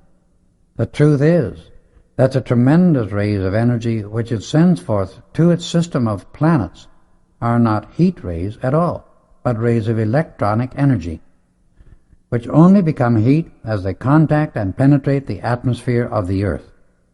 The atmosphere surrounding our planet is a force field produced by the rays of magnetic force sent forth from the center of this planet and when the rays of electronic energy from the sun touch these, we have the phenomena in our atmosphere that we call heat and light from the sun.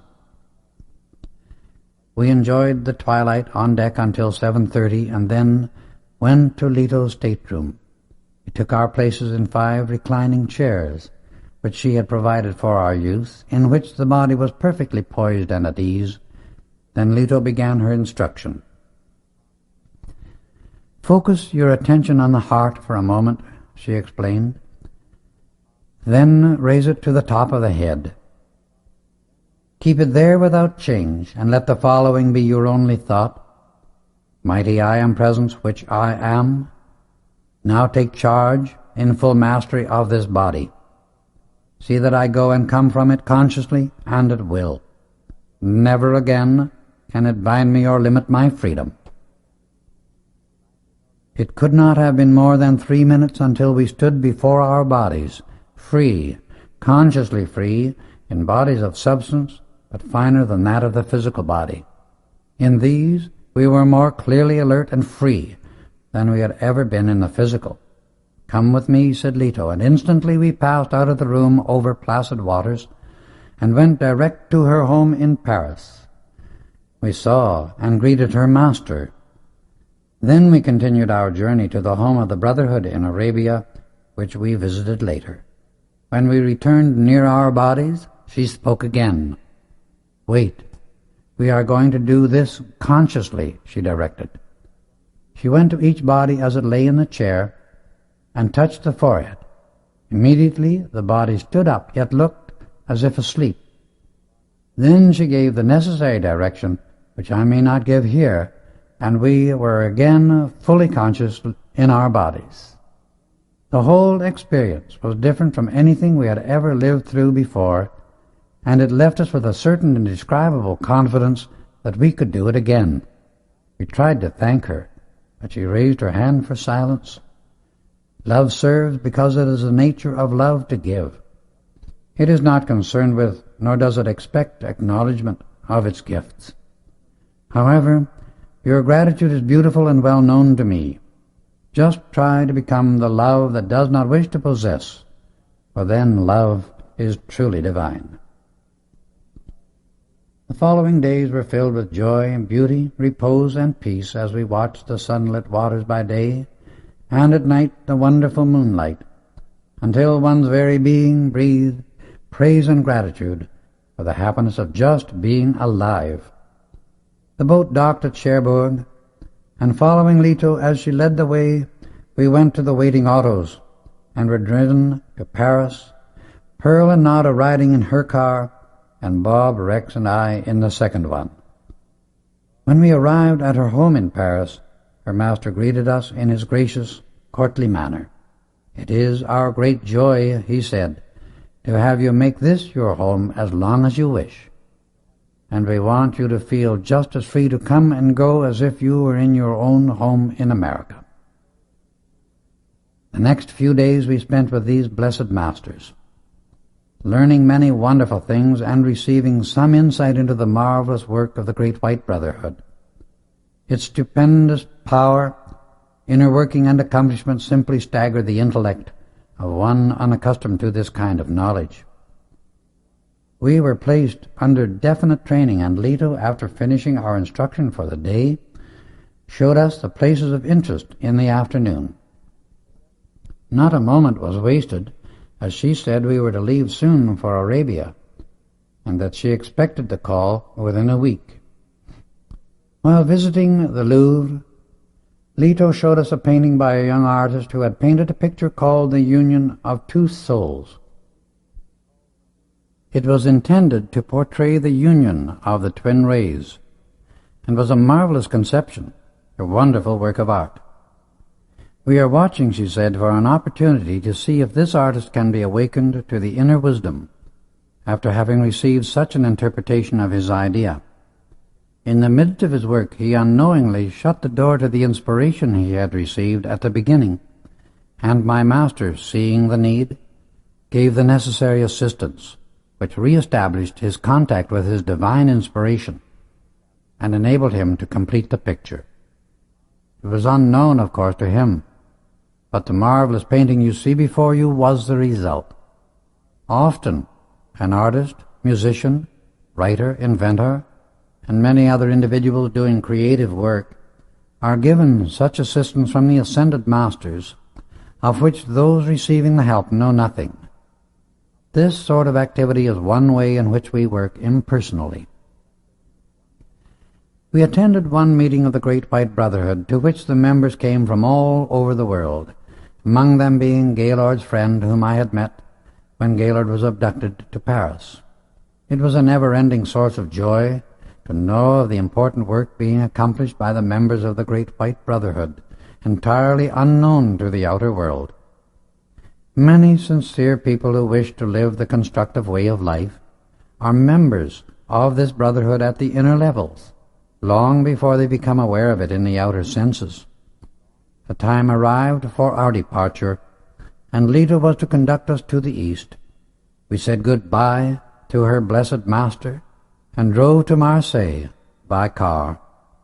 We went direct to the steamship office of the Messagerie Maritime Line. As we entered, a tall, fine-looking man in Arabian dress came out and bowed before Leto. "Your Highness," he said, "reservations are on the steamship Mariette Pache. This envelope contains the necessary papers. Your accommodations at the usual place are in readiness. Can I be of further service?" He touched his heart and forehead, and Leto, returning the salutation, gave him a sign which we recognized as belonging to the Great White Brotherhood. We knew by that he was one of the brothers. We returned to the auto and were taken to what proved to be a private old hostelry, quaint but spotlessly clean, and the accommodation good. Leto told the driver to call for us at 9 the next morning, and I must confess I was greatly interested to know why she was addressed as Your Highness. Promptly at 9, we entered the autos and were driven to the pier, Leto telling the drivers to return to Paris. As we boarded the ship, our entire party was shown great deference, and our accommodations were truly palatial. We had a delightful trip on the deep blue waters of the Mediterranean, and finally docked at Alexandria. Leto again led the way to waiting autos, and after driving for about 20 minutes, we entered a walled enclosure and stopped before a beautiful home built in the Moorish type of architecture. A youth in Arabian dress admitted us and led the way to a circular room. A tall, beautiful woman, who looked not more than 20, yet whose eyes held deep wisdom, came forward and greeted us graciously. Leto presented her to us as Electra. "Beloved sisters and brothers," she said, "I have been expecting you, and you are most welcome. Please accept my humble hospitality now and at any time that you are in Alexandria. You will honor me to make this your home. Your beloved master was here yesterday and asked that you remain for 2 days. At the end of that time, a boat will take you to a place on the coast of Arabia from which you will drive to your destination." She then touched a set of exquisite chimes. The youth returned and showed us to our separate suites. During our conversation at dinner, we learned something of Electra's family. Her father was an Englishman and her mother was a Frenchwoman.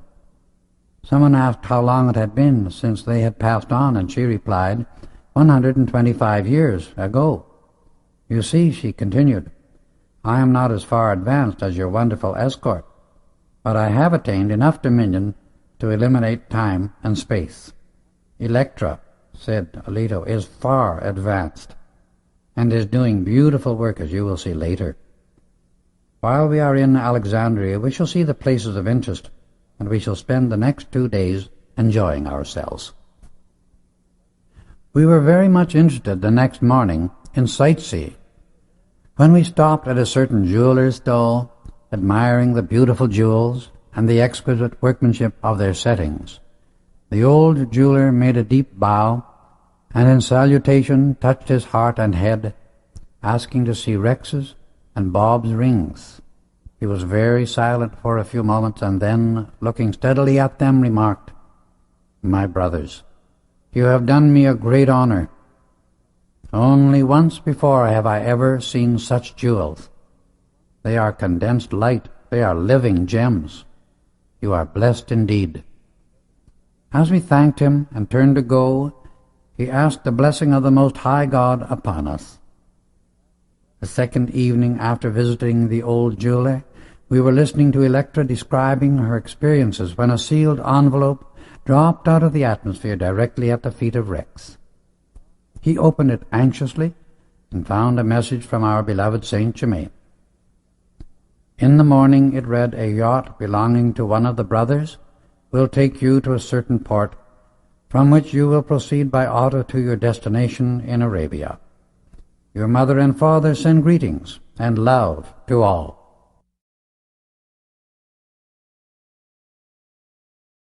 The next morning Electra accompanied us to the yacht, a beautiful, graceful boat, as trim as a greyhound. "I shall expect you on your return before you go to India," she said, as she bade us goodbye. When we went aboard the yacht, we had another surprise, for its owner was none other than Gaylord's friend, the brother who met me at the boat when I arrived in Cherbourg, while Gaylord was being held captive. Our entire journey was well prepared at every point, with much comfort and convenience. One can scarcely realize the joy of these activities unless he has experienced something of this sort. As soon as we were well out at sea, our host gave us his undivided attention. "I have just received a letter," he said, "from Gaylord, who is still in South America. He is completing certain work there and asked to be remembered to everyone. He says he hopes to see you before many more weeks have passed. Until then, his love is ever enfolding you." We thanked our host for the message from our friend, for whose welfare we felt deeply concerned. Our trip through the Suez Canal was delightful, and there was so much of divine tradition attached to the Red Sea that we expected to feel a thrill in passing through it. We had repeatedly experienced such wonderful things that we half anticipated the waters to divide and the scenes of long ago to appear in the ether. As we recalled the miracles of that time, our host instructed. "Miracles," he explained, "are but the result of a mighty, omnipresent cosmic law set into action consciously by one who accepts his divine authority and understands its use.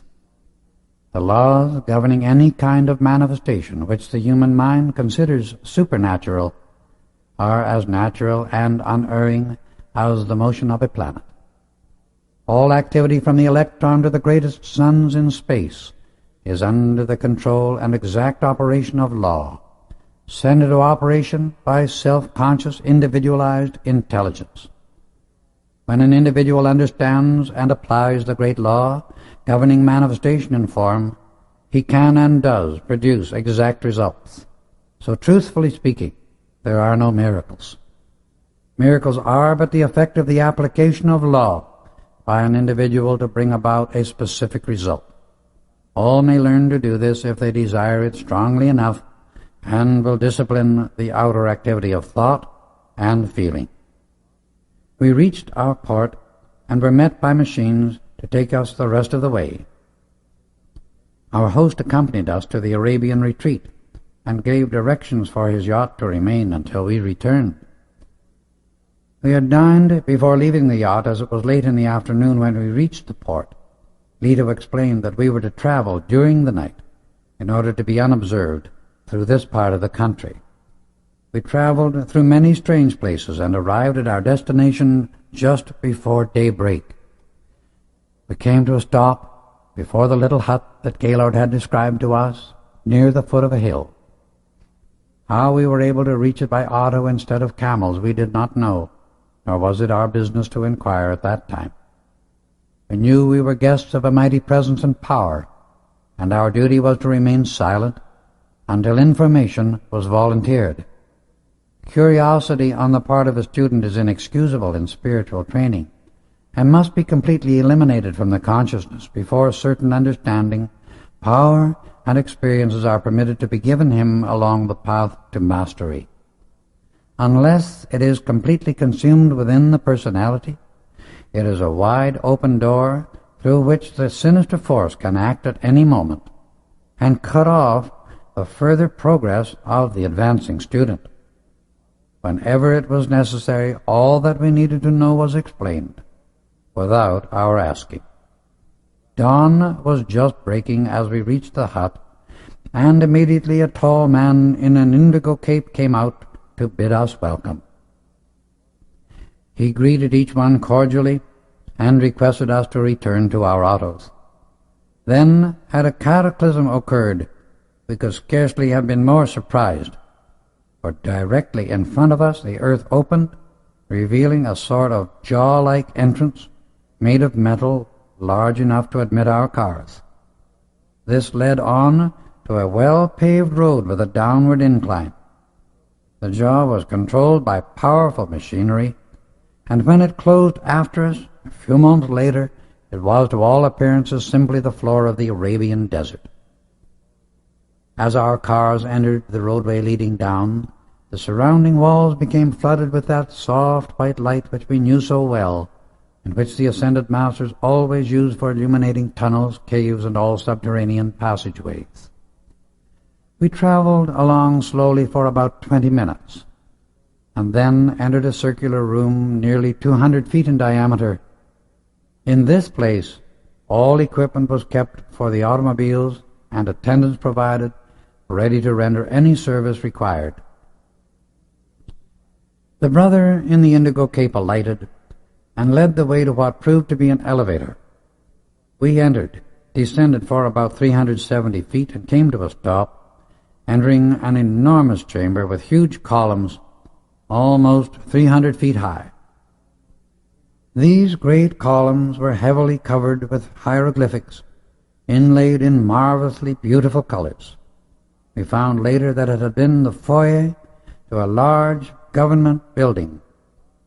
Our guide led us through this chamber to a great arched doorway that opened at his command, admitting us into another chamber that was beautifully decorated.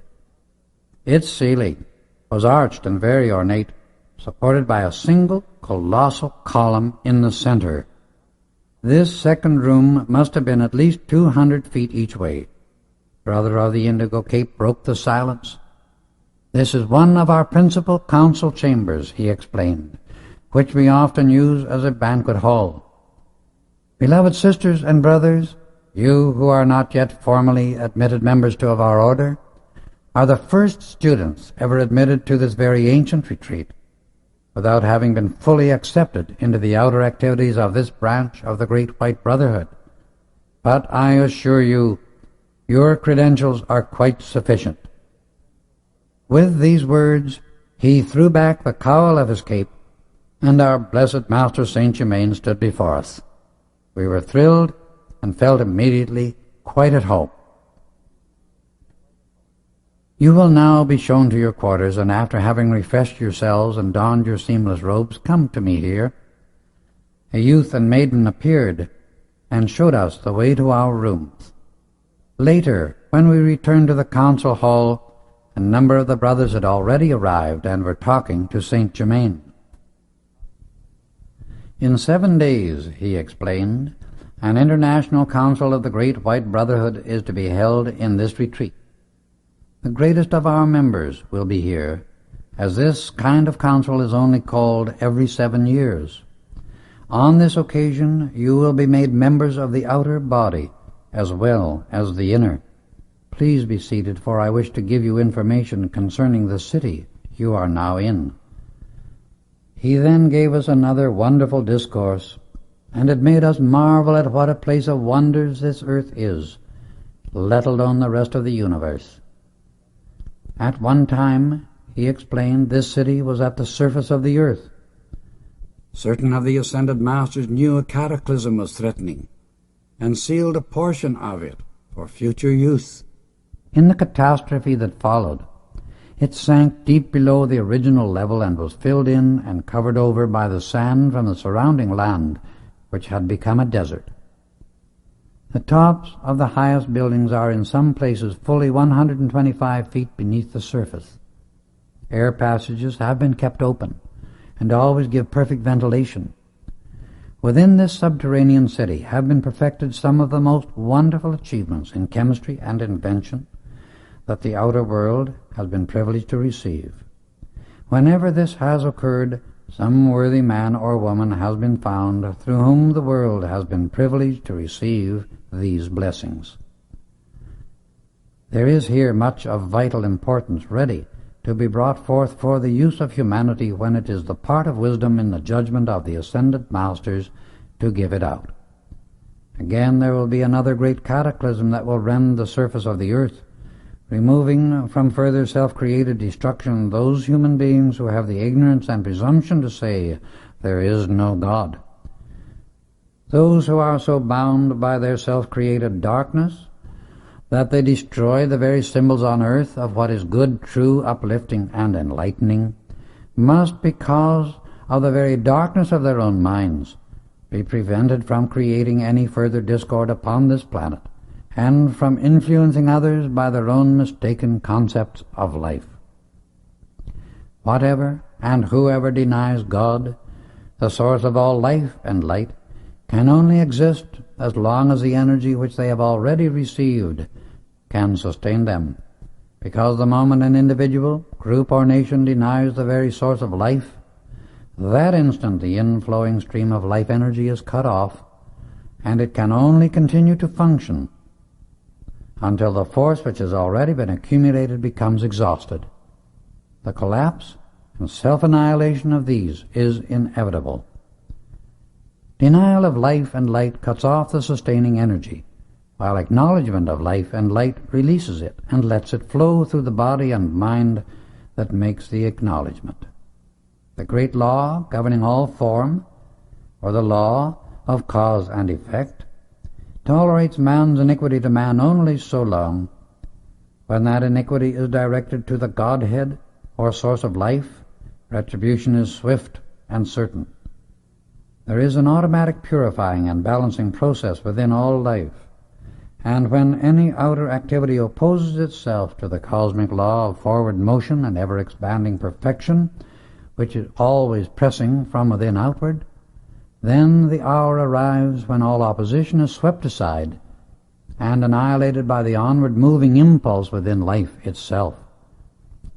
When those ruling a nation turn from God, destroying all that calls attention to the light of Christ, it means the end of that government and group is close at hand, because it causes a certain cosmic activity to be released upon the planet which sweeps them out of existence. The human intellect acquires many peculiar kinks in its thinking, and one of the most disastrous of these is the activity of human consciousness that refuses or forgets to love and thank life, the mighty I Am Presence, for the blessings life is constantly bestowing upon mankind and this earth. The average human being lives life after life without once loving or thanking his own mighty I Am Presence for the energy which flows ceaselessly through his mind and body, for the substance he uses in his body and world, or for the hundreds of good things by which he is constantly surrounded, which he uses and enjoys, and yet gives nothing of himself in return. Many people carry a feeling of personal grudge against life, blaming it for their suffering and failures, when even a very small amount of gratitude and love poured out to the I Am Presence within each human heart would transmute every discord into peace and love, releasing the perfection of life into the outer activity of the individual. Human beings find plenty of time to love dogs and cats, food, clothes, money, diamonds, people, and 1,001 things. But it is very rarely that an individual takes even 5 minutes out of a lifetime to love his own divinity. Yet he is using every second its life and energy by which to enjoy those things. Even those who think they love God give almost no acknowledgement to the mighty I Am Presence within themselves, and no gratitude goes up to it for the good things that come to them in life. It is not that we should not pour out love to things in the outer activity, But we should certainly love the divinity within first and more than any outer thing or personality. It is this very life and consciousness by which we exist. Happiness cannot exist except when love is pouring out. This is life's law. When people are loving something or somebody, they are happy. Even a miser is happy when he is loving his gold, because he is pouring out a feeling of love to the thing he tries to hold. What he is really trying to hold is happiness. But he does not realize that the feeling of happiness is not contained in the gold, but is in the pouring out of love from himself.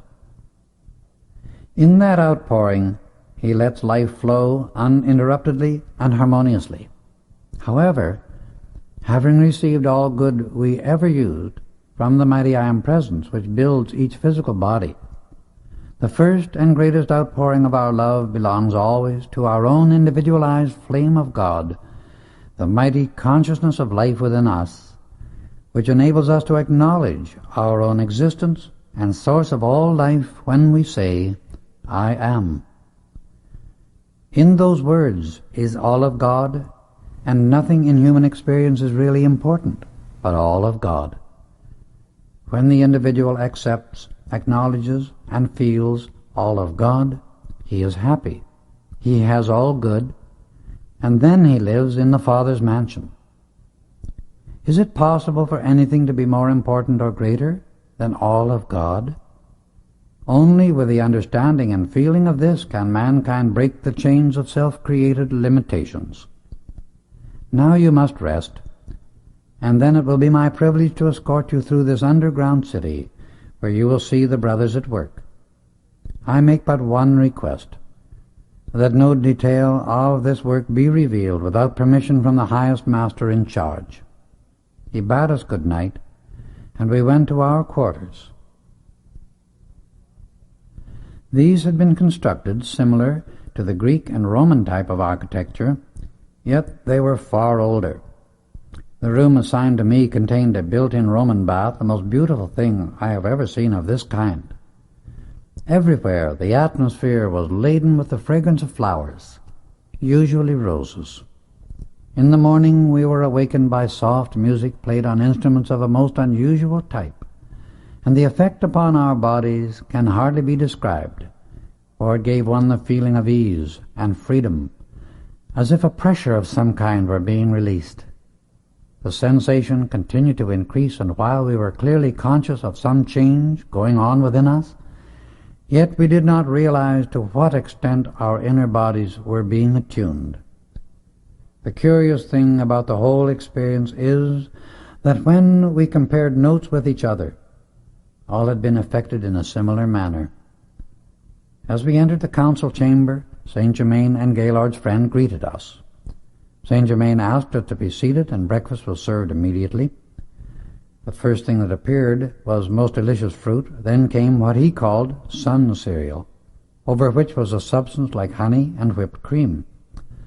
Several other dishes were served, and we finished the meal with a steaming hot drink that took the place of coffee, but was not like anything physical I have ever tasted. Even after our many experiences, it always seemed so marvelous to me to have things appear at the conscious command of these blessed ascended masters. Everything came directly from out the universal substance the instant they desired it. Food, clothing, gold, anything and everything they wanted. They are all the word master implies. It is the only description that does them justice. They are glorious and majestic always. As we arose from the table, I heard Gaylord's friend address Leto as Your Highness, and again I wondered why that title was used in a retreat. She turned to me and explained most graciously, My brother, whom you have met, inherited the title of Prince Rexford, and I that of Princess Louise. Mine has clung to me through the years for no particular reason. That is why I am often addressed as Your Highness. Forgive my curiosity, I replied, as I realized how keenly aware of my every thought and feeling these ascended masters were. "Come," said Saint Germain, "we shall go first to the television chamber." We followed him, and soon came to a great circular chamber. In the center of the room stood an enormous reflector, surrounded by a maze of electrical apparatus, at one side of which was a large dial. "This room," said Saint Germain, "is insulated in a special way which enables us to make observations of very great accuracy. By means of this instrument, through focusing the dial upon any given point on the surface of the earth, we can see instantly any place or activity occurring at any distance. Notice, I shall direct it to New York." He turned the dial, and we saw, as clearly as if we had been in Manhattan, the Grand Central Station, Fifth Avenue, and the Statue of Liberty. Then, turning the dial to London, we were shown Trafalgar Square, the Houses of Parliament, the British Museum, the Bank of England, and the River Thames. He turned it again, and we saw Melbourne and Yokohama, and we were able to observe everything as clearly as if physically present. "This wonderful instrument," he continued, "has been in use in this retreat for more than 100 years. Come now into the adjoining room. It is the radio chamber. Notice the intense stillness. The walls, floor, and ceiling are covered with a precipitated substance that makes it absolutely sound and vibration-proof." He stepped to the instrument that stood in the center of the room and directed it to New York. We immediately heard the sound of the traffic, and as we listened more closely, we could hear clearly and distinctly the conversation of individuals passing on the street. Distance made no difference. "This instrument," he said, "will soon be in use everywhere. Now let us go to the chemical laboratory, where some of the brothers are at work upon many wonderful inventions. Here ways have been discovered to counteract destructive gases, chemicals, and activities of various kinds that the sinister force and its unfortunate pawns might try to use against humanity. For it is positively known in certain quarters that feverish efforts are constantly being made to produce various substances that are of a very destructive kind. The brothers in this retreat work to neutralize all such activity. Every time the misguided members of mankind make the discovery of a more than ordinary destructive agent, the chemist making such experiments always loses his body. When his diabolical work reaches a certain point, for the destructive quality he desires to use upon the body of mankind reacts upon his own. Next, we visited the cosmic ray chamber. This room, explained Saint Germain, is lined with pure metallic gold. The brothers of certain advancement who work here are taught how to distinguish the difference between the various rays, and to direct and use them for stupendous good. The great ascended masters are constantly watching in the world for those students whose attainments will permit them to take up this work. When Bob understood this phase of their activity, he became most enthusiastic. "I would love to serve in this manner," he exclaimed. "We shall see," said Saint Germain as he smiled knowingly. "Among those who are working in this room, there are 7 of the brothers and 3 of the sisters who are just completing their training in the use of these rays. At the coming council, they will be allotted their field of service in using this activity, for which training in many lives has fitted them. Now we shall visit the Chamber of Art, where 20 of the brothers and 10 of the sisters are being trained in a new kind of art which they will bring forth into the outer world. They are being instructed concerning the secret of imperishable colors and shown how to produce them. Within the next 20 years, this new form of art will find its way into the life of humanity and bring with it a tremendous uplift. From here, we shall go to the Chamber of Music. It is a most beautiful place, I assure you, and the perfection of the instruments is truly remarkable."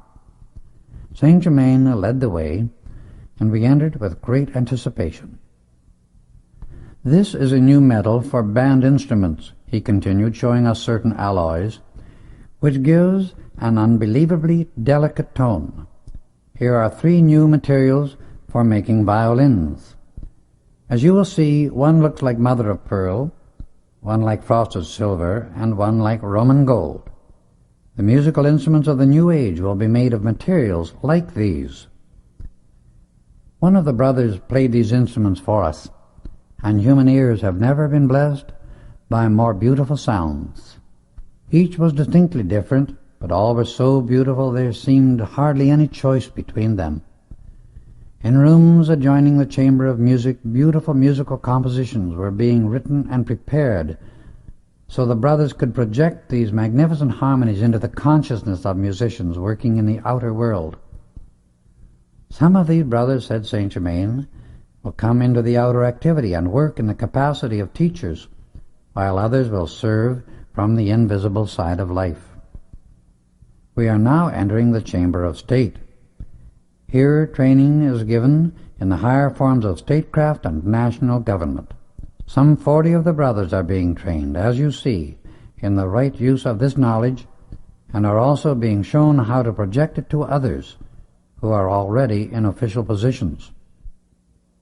That is, wherever the sincerity of the official will permit. 10 of these wonderful brothers will go forth in person and serve by being elected to governmental positions in the usual way. 5 of them will go to the United States of America. During our visit to these various rooms and the explanation of the work the brothers were engaged in, we felt this the most wonderful education of our lives. It was such a relief to know that notwithstanding all the distressing outward appearance of the conditions in which mankind finds itself today, power of the mighty I Am is doing everything possible to bring enlightenment and relief to mankind.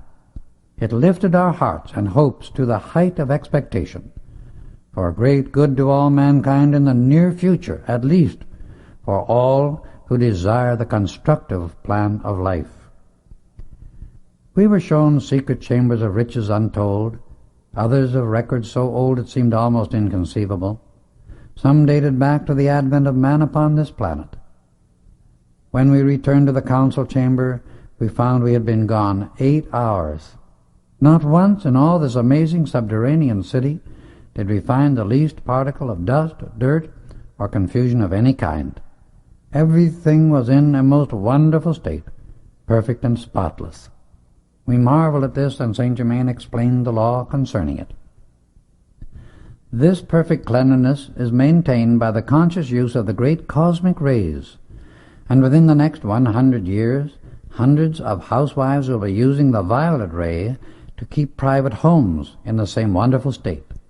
Oh, that humanity might realize quickly what glory, freedom, and blessing stand ready for their use at every instant when they hold to wonderful ideals unwaveringly, tenaciously, rely upon the mighty I Am presence, and know it is the only real power of permanent accomplishment. Suddenly we felt a tremendous vibration, and looking around us, saw 5 of the ascended masters had arrived from India. For the men wore turbans. There were 2 ladies and 3 gentlemen. As we were presented to them, we were surprised indeed, for 1 gentleman and 1 lady were 2 of whom we had heard much.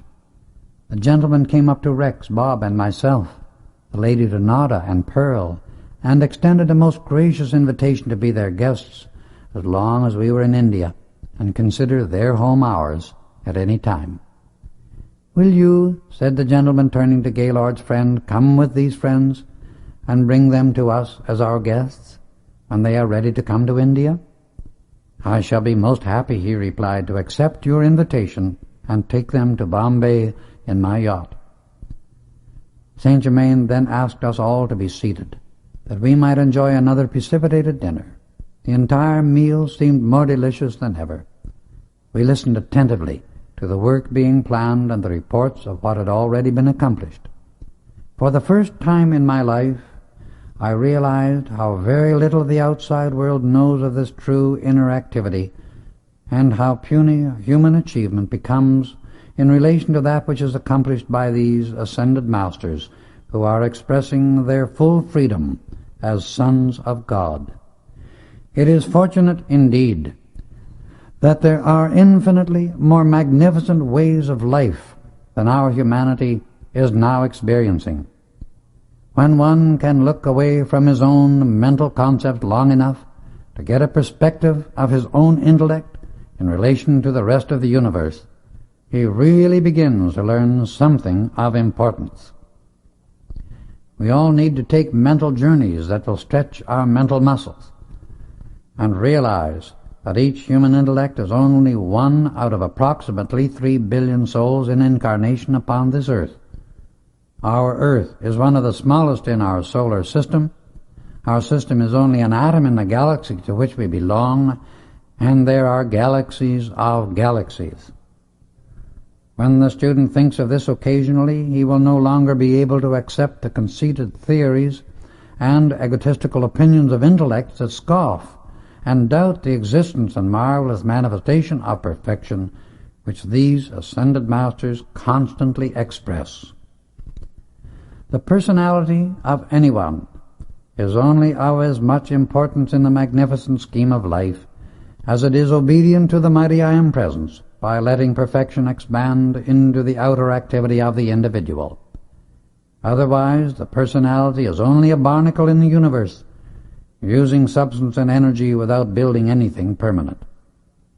Time sped by on wings under the intensive training we were receiving from these great perfected ones, until the day came for the great international council. The brothers and sisters kept arriving at intervals from every part of the world, and when the meeting was called at 7 o'clock, more than 200 guests were present, most of them being chiefs of the various councils. When all were in readiness, we bowed our heads in silence and awaited the arrival of the great presiding master.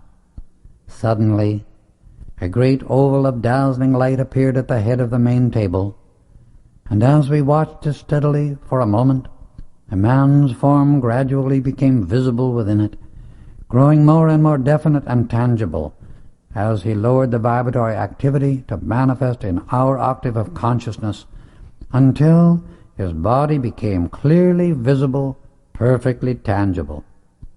His face was truly magnificent, glorious and radiant to behold, the eyes dazzling, and his whole being luminous from head to foot with the majesty and power of his mighty I Am Presence. The first tones of his voice sent an electrical thrill through my body that I shall never forget throughout eternity, as he said, "Beloved ones, be seated." After listening to a brief report from certain of the brothers, he commended them, and then in a very brief manner gave directions for their continued work. When he had finished, he turned to us, saying, "We can use many more who are at a point where they are ready to be trained in the understanding and use of the great cosmic rays of light. It is my privilege to inform you that we have 10 with us who are ready, if it is their desire to take up the work." All was intense expectation as he asked those whose names he called to stand if they were present. Then he went on. Nada, Pearl, Leto, Rex, Bob, Electra, Gaylord, and his beloved friend Nada and Daniel Rayborn. Beloved sisters and brothers from America, this event brings very great joy and is of much importance to the great white brotherhood. You are to be congratulated, as well as the brotherhood, that this has become possible. Within a short time, you will go to India for a stay of 10 months' training, and then return here to finish it. You will be instructed in the use of these mighty rays, and through their use you have an opportunity to give it transcendent service. On the 4th day from today, you will return to Alexandria, and there Electra will join the party. From thence, journey at your convenience to Bombay. Your beloved host will conduct you to your destination. Is there the slightest objection on the part of anyone chosen for this work? If so, speak now. We all joyously accepted and expressed our gratitude for the opportunity to serve in this way to the best of our ability. There was a great deal more under consideration at that time, which was of great importance, but I have not permission to record it here. The meeting finished, and we spent an hour meeting the other members present. Our friend from India presented us to the presiding master, and I shall never forget the power that shot through my body as I shook hands with him, It seemed as if I were lifted completely off the floor.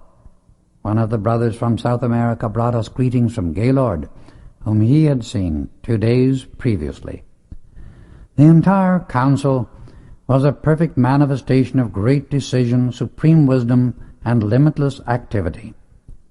Presently beautiful strains of music were heard in the atmosphere, and all turned involuntarily toward the Master. He raised his hands, giving his blessing to all present, and as he did so he rose from the floor. The oval of dazzling light enfolded him, and he disappeared. Never in all eternity will I ever forget that first visit to the Arabian retreat of the Great White Brotherhood.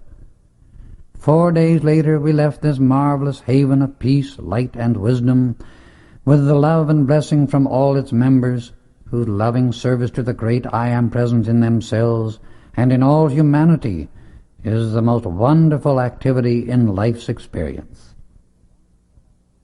We made the trip back to the coast of Arabia by night, where the yacht awaited us, and a few moments after we went aboard we were gliding swiftly through the Red Sea on the wings of the night. The next morning we breakfasted on deck in order to watch the sunrise, for in that part of the world it is truly a most glorious spectacle. The evening of the second day we arrived at Electra's home in Alexandria, and found she was fully aware that she was to serve with us in using the great cosmic rays of the light of God that never fails. Chapter 11. The True Messenger of Divine Service. Late one afternoon we were returning with Electra from a drive along the shore of the Mediterranean, and had just entered the door of her home when a sealed letter dropped at Rex's feet. He picked it up and, opening it, read, "My beloved children, leave tomorrow morning for India. All is in readiness, and we are happy to welcome you. Saint Germain."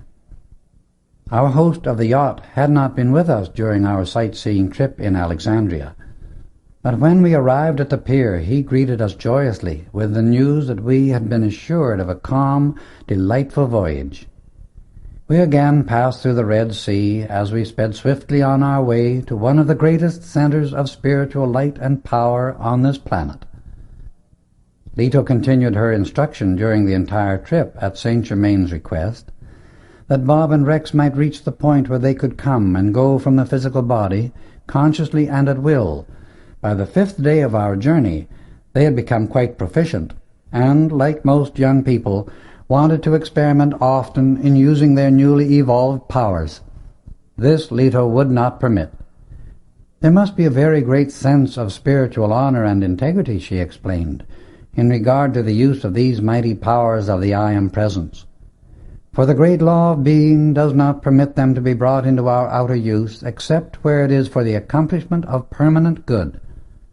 We must be aware at all times that whenever we use the life, substance, and power of this universe for the mere gratification or pleasure of the senses, only misery and destruction can be the result.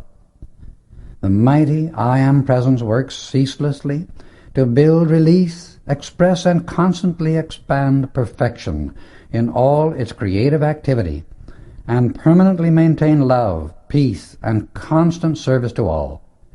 If the sensations of the body and the outer activity of the mind are permitted to run riot and interfere with the divine life plan of the individual, disaster and failure are the result. The true student of light never uses his powers for the amusement and gratification of the senses, for exploitation of anyone's personality, nor to make money by producing phenomena. The Ascended Master's way of life is to give. First, love and adoration to his own mighty I Am Presence, and then expand love and perfection by pouring it out to everybody and everything. To send out divine love without limit all the time is the whole of the law applied. If mankind could only understand this, the individual would realize that he must pour out this flame of divine love before the perfection which he desires can flow into his world and release things into his use. Divine love is a feeling, an actual ray of light which flows out from the flame within the heart. It can be sent forth so powerfully that this ray of light substance is both visible and tangible. It is the most invincible power of the universe. Use it, beloved ones, without limit, and nothing is impossible to you. By temperament and training, Lita was a calm, sweet, marvelously poised teacher, but we were amazed at the power she could release when she wished to impress a certain understanding of the law upon our consciousness. She was not accustomed to the boyish pranks of Bob and Rex, but she soon made it unmistakably plain to us all that no boyish pranks played any part in the operation of these great cosmic laws. The cosmic law acts, she continued, wherever the thoughts and feelings direct and qualify the energy, and it is no respecter of persons, places, conditions, things, motives, ignorance, nor knowledge, any more than is a current of electricity running through a motor or dynamo. If you turn on the power, it acts according to the direction given it. This is a point that many students do not seem to comprehend or do not wish to take the responsibility for. But the truth of the law is the only thing with which we are concerned. Our work is to put the exact truth of the law before humanity. If they refuse to understand and obey it, then their suffering must increase until the human side breaks its shell of obstinacy and selfishness and lets the mighty presence of the I Am control all, according to the perfection of life. Therefore, never joke in thought, feeling, or the spoken word about the powers of the Godhead, for to do so without exception draws heart-breaking experiences into your world. Therefore, govern your outer moods with an inflexible will whenever you use the powers of the mighty I Am Presence. In order to manifest the greater expressions of the I Am Presence, the individual must become aware of and feel that presence within himself, and know that the very life energy which beats his heart and breathes through his lungs is constantly flowing into his physical body from his electronic body. His electronic body is projected into space from the very heart center of the cosmic life of the universe, which you have heard us refer to as the great central sun. This pure life energy flowing ceaselessly into the mind and body of the individual is the triune activity of the Supreme, acting everywhere throughout infinity. It is intelligence, substance, and energy, the one universal light out of which comes all manifestation. It is subject at all times to the conscious direction and use of the individual with self-conscious, individualized free will. The minerals, plants, and animals do not have the control of this activity, for only the flame of the Godhead is endowed with self-directing free will. The more attention one gives the mighty I Am Presence, the more he will learn of the vast realms of wisdom that stretch before him. The more he realizes the immense responsibility and limitless opportunity that are his, the more should he ask the mighty I Am Presence within his own heart to teach him all things. If one wants wisdom, he must turn his attention to the only source of wisdom, the mighty I Am Presence. Only by acknowledging the I Am can the first impulse be given which releases its wisdom into the outer use of the individual. It is by acknowledgement that the first wave flows forth to release it into the physical activity. Otherwise it remains forever quiescent within the consciousness of the I Am. The release of it can only come at the command of the self-directing will of the flame of God. Learn to call forth these God attributes and activities from the very heart of the universe, and then use them in love to bless all mankind. If you will do this, there is no height you cannot attain, and no gift you can ask of life that life will not release to you, when you understand what part of you says, I am, and you are willing to use all to bless life everywhere with love. Use, use, use. Use the understanding of the I Am Presence that you now have, and persist in loving and blessing life everywhere, and you will open wide the floodgates to freedom, the realms and activities of the limitless, the natural world and life of the ascended masters. Use the wisdom you now have, and more will come, as surely as your heart beats and your mind thinks. At dinner on the evening of the 7th day of the voyage, our host announced that we were to reach Bombay late the next evening, but we were to remain aboard until the following morning. Bombay is one of the most beautiful harbors in the world, and as our yacht came alongside the pier, we were greeted by the Indian master Shananda, to whom we were presented by our host. We drove to the railroad station, where we were conducted to a private car, every convenience being provided for us until we reached our destination. It was here only that the outline of our stay in India was given. First, we were to go to Calcutta and remain there 2 days while certain work would be given. The trip to Calcutta was delightful, and although the days were very warm outside, we were not aware of it in the train. We passed many places of great scenic beauty, and shortly after leaving Bombay, we missed Bob. We started a search for him, and as we entered his compartment, realized he had left his body. Leto warned us immediately. "Do not touch his body," she said, "for he has gone with the Master Shananda." For a few moments Nada had a hard struggle to command herself and keep at peace, for this was the first time Bob had gone forth from his body without previous preparation. However, she soon controlled her feelings and became at peace. In about 2 hours, Bob came walking into the observation car in which we had all gathered. He was as serene as could be, but the rest of us immediately asked concerning his experiences, and of course wanted to know where he had been. We could get him to reveal nothing, and finally he said, "Each of us is to keep his experience strictly within his own consciousness until the end of our destination, and then we are to compare notes." That afternoon Nod and Pearl were gone about 2 hours. The next morning Rex and I left our bodies. Each of us had experienced practically the same things, for we were being trained in accurate observation. Shri Singh, the brother who had taken Shananda's place, was delighted in every way, but very silent. Yet when he did talk, it was always for some very definite purpose. The day we arrived in Calcutta, Shananda reappeared to us, and when we had become seated at dinner, with his magic radiant smile remarked, "I congratulate each of you on the fearless way in which you are able to leave your bodies and go forth strong and free. It means great enlightenment for all, as well as the entering into a tremendous field of service.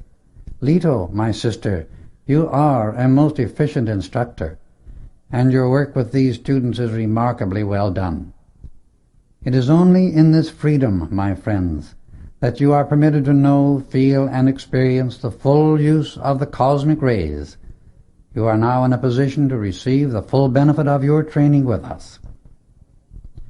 Electra and our host of the yacht were silent, but very careful observers of all that had taken place, and were no doubt being trained in the same way.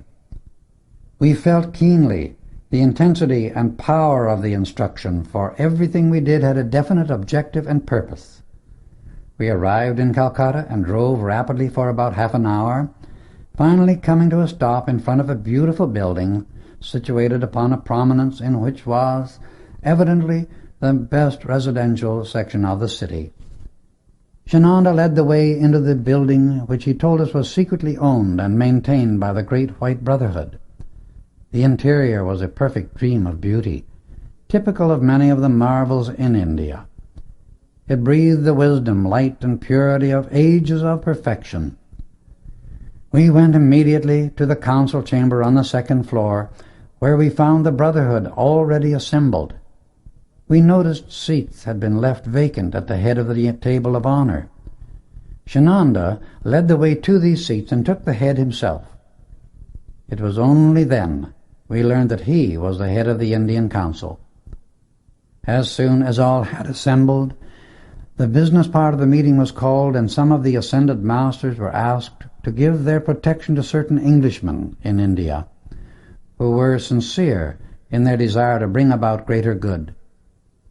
They also arranged for protection to be given a group of lesser brothers, whose desire to do right was sincere, and who were giving good service, but who did not always use the greatest discrimination in the outer activity, because their zeal exceeded their wisdom. After the meeting, we were presented to all the members and spent a delightful social hour. We motored back to our private car and found it had been run out on a spur of track into surroundings that looked like a flower garden, with a beautiful fountain playing just outside the windows where we dined.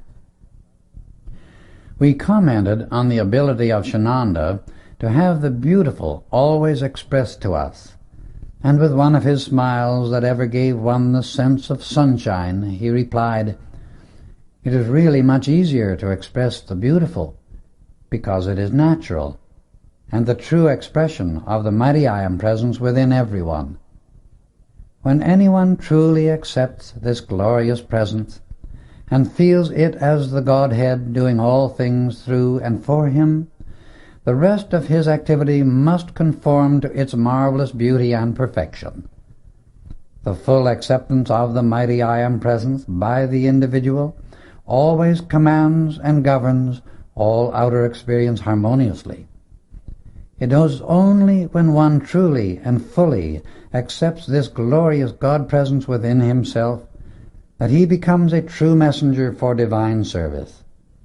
Then, as the perfection of the mighty I Am presence begins to be released in a greater degree through the outer activity, all the courage and assurance comes through, for at last the personal self sees and feels the mighty inner presence, knowing its full power, majesty, and mastery. The next day we were taken to one of the ancient temples, in whose subterranean chambers is going on a work undreamed of by the outer world. That night at dinner, Shananda told us we were to leave for Darjeeling early in the morning, and that we were to eat breakfast en route. The scenery was gorgeous, and the sensation of watching the giant snow-capped mountains come closer and closer as we gradually climbed in altitude was fascinating. But we soon began to feel the change, for we had risen more than 7,000 feet. We arrived at the top of our climb just in time to see a glorious sunset in a very clear atmosphere. In the distance, we could see Mount Everest and the other famous peaks of that glorious range. The majesty, towering presence of these mountains and the mystery of the ages that shrouded their past made us all feel a deeper longing than ever to reach to the inmost heart of the great eternal wisdom, to feel ourselves a part of it, and to be able to pour forth its blessings to all mankind, that they might be happy also. "I want you to stay here tonight," said Shananda, "and see the sunrise from this particular spot, as it will be many years before we shall see it again in cooperation with a certain cosmic activity that is taking place at this time. It is the first time in 70 years that these two activities occur simultaneously." At 3 o'clock we arose and mounted our little ponies, which took us still higher up the mountain to a point where we could see the sunrise to best advantage. We reached this place just as its radiance began to grow brighter. In a few seconds great rays of light of every conceivable color began to shoot into the sky, and continued for fully 10 minutes. It was as if light itself rejoiced in the mighty presence of life. Then, as the great golden disk came into view, A quivering, sparkling radiance pierced our flesh and penetrated into the very centers of our bodies. Never before had we experienced any such sensation from sunlight. The vivifying effect lasted for hours, and the glorious feeling, the beauty of the scene left with us, still floods over me as I recall the experience. One knows, after such an occurrence, that the mighty master intelligence of the universe is still at the helm and guides the destinies of our earth and humanity, notwithstanding all outer appearances of chaos to the contrary. You have felt within your bodies, said Shananda, a slight action of the mighty cosmic rays that have been directed to earth at the present time by great cosmic masters who are giving transcendent assistance in this cycle to humanity in its outer struggle. Their outpouring is a radiance of love, courage, and strength to the race that sustains the individual during this period of change, and so illumines his inner bodies that it enables the mighty I Am Presence to release more of its perfection into and through the outer self. Those of you who are to receive training in the use of these rays will be enabled to focus great streams of light essence and consciously direct them, pouring forth blessings to mankind through great currents of healing power and harmonizing streams of love. Few are ready to be taught how to control and use these mighty rays, but all for whom it is possible are being prepared now. These great streams of condensed light and pure substance can be drawn, qualified, and sent forth again to produce a definite result, as easily as a searchlight reveals the scenes it passes over. Come now, we must return and go to the home of the chief of the Council of Darjeeling. We went back to our ponies, which took us to Darjeeling, and thence we were driven by auto to a beautiful home built upon one of the lovely hills surrounding the city. The grounds were filled with stately trees, and the view over the country that lay below us was one of the most beautiful on earth. We were ushered in and presented to the head of this branch of the Great White Brotherhood. He was a tall, handsome man, with piercing dark eyes that seemed to look clear through one, but when there was no intense feeling being expressed, they were as soft as those of a fawn. To our surprise, he did not wear a turban, but his soft, beautiful dark brown hair waved slightly and fell to his shoulders. He was very gracious and gave us a most loving welcome. Glorious peace clothed him and his surroundings, filling the entire place with his wonderful radiance. He inquired about our trip, asked if we had enjoyed the sunrise from the mountain, and invited us to dine with him that evening. He talked very freely and told us many wonderful things about India. He repeated for our enjoyment many legends about the Himalayan mountains, and one in particular about the holy caves within the heart of this mighty range. His discourse was fascinating and instructive beyond words. Some of these caves, he said, you shall see while you are in India, for I know you are interested in the ancient records of mankind, and in one of them, the most ancient records upon this earth are still held in safekeeping. These records are not brought forth into the use of the outer world at the present time because of the lack of spiritual growth and understanding of the people. The race has a restlessness and critical feeling that is a very destructive activity, and these feelings find vent through fanatics of various kinds, whose understanding of life and this magnificent universe is so narrow and childish that they seek to destroy whatever does not agree with their own petty notions of what has been or ought to be the infinite plan of creation. It is this misguided, selfish ignorance in mankind that has been responsible for all inharmony down the ages, for the destruction of records that would throw light upon humanity's many problems. It was this unbridled, vicious feeling that destroyed the wonderful library at Alexandria and the marvelous records of the Incan civilization. Yet notwithstanding these former losses, the ascended masters of the Great White Brotherhood have always foreseen such destructive impulses, and have withdrawn all important records of every civilization and preserved them, then left the less important to be destroyed by the vicious impulse of the Vandals. One day, when humanity is prepared for it, and it is positively safe for these records to be given to the outer world, there will appear in a central location a marvelous library, not made by hands, where these records will be available, and those in the outer world who have received the necessary credentials may see them. When mankind becomes enlightened enough to cease generating the vicious destruction it has been expressing up to the present time, this will be done.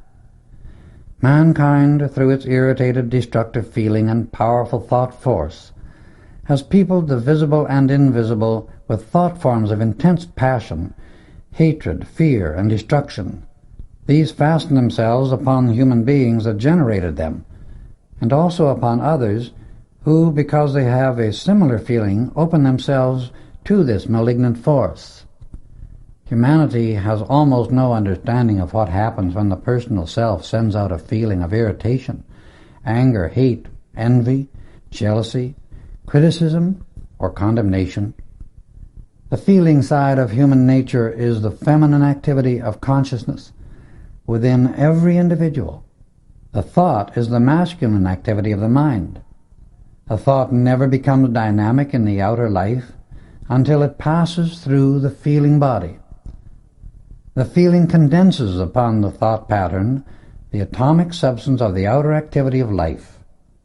In thus passing through the feeling body, the thought becomes clothed and thereafter exists as a separate living thing outside of the individual's mind.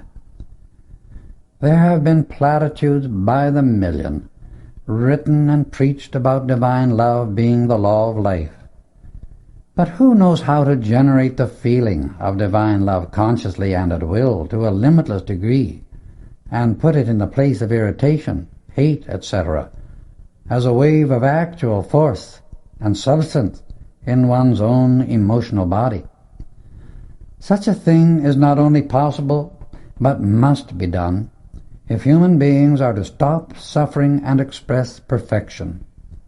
The personality cannot be permanently harmonious, except it be kept filled with divine love, consciously generated. If mental statements of the law of life and prayers were the way to perfection, happiness, and freedom, the number of sermons preached on this earth should have perfected and illumined 100 planets long before this. If prayers, which by the way are generally a series of I wants or O Lord give us, were the way to freedom from limitation, the prayers that have been uttered in this world should have perfected a dozen humanities. I do not say that prayers have not brought good, they have. But prayer should be a quieting of the intellect and a stilling of the feelings, that the personality might feel the outpouring of the mighty I Am Presence and receive the response from within. Prayer should be an outpouring of love and gratitude to the Presence for the limitless opportunities and good contained within life. The outer world likes to flatter its vanity by the feeling that it has the ability to accomplish great things. But so far as the control and perfection of the feelings are concerned, the outer world is still in a savage state. Human beings sting others as well as themselves through vicious feelings just as surely as does the scorpion. The predominant feeling in our modern world is terrifically vicious when personalities are opposing and criticizing those who disagree with them. So-called civilized people commit murder every day of the week through sending out angry and irritated feelings that kill the higher impulses in others. It is the feeling of the race that needs to be redeemed and saved from its own self-generated destruction.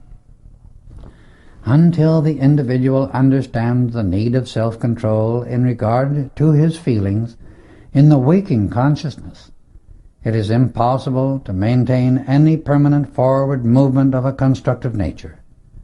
All accomplishment that is not attained through the feeling of divine love is but temporary, for divine love alone is the way to permanent perfection.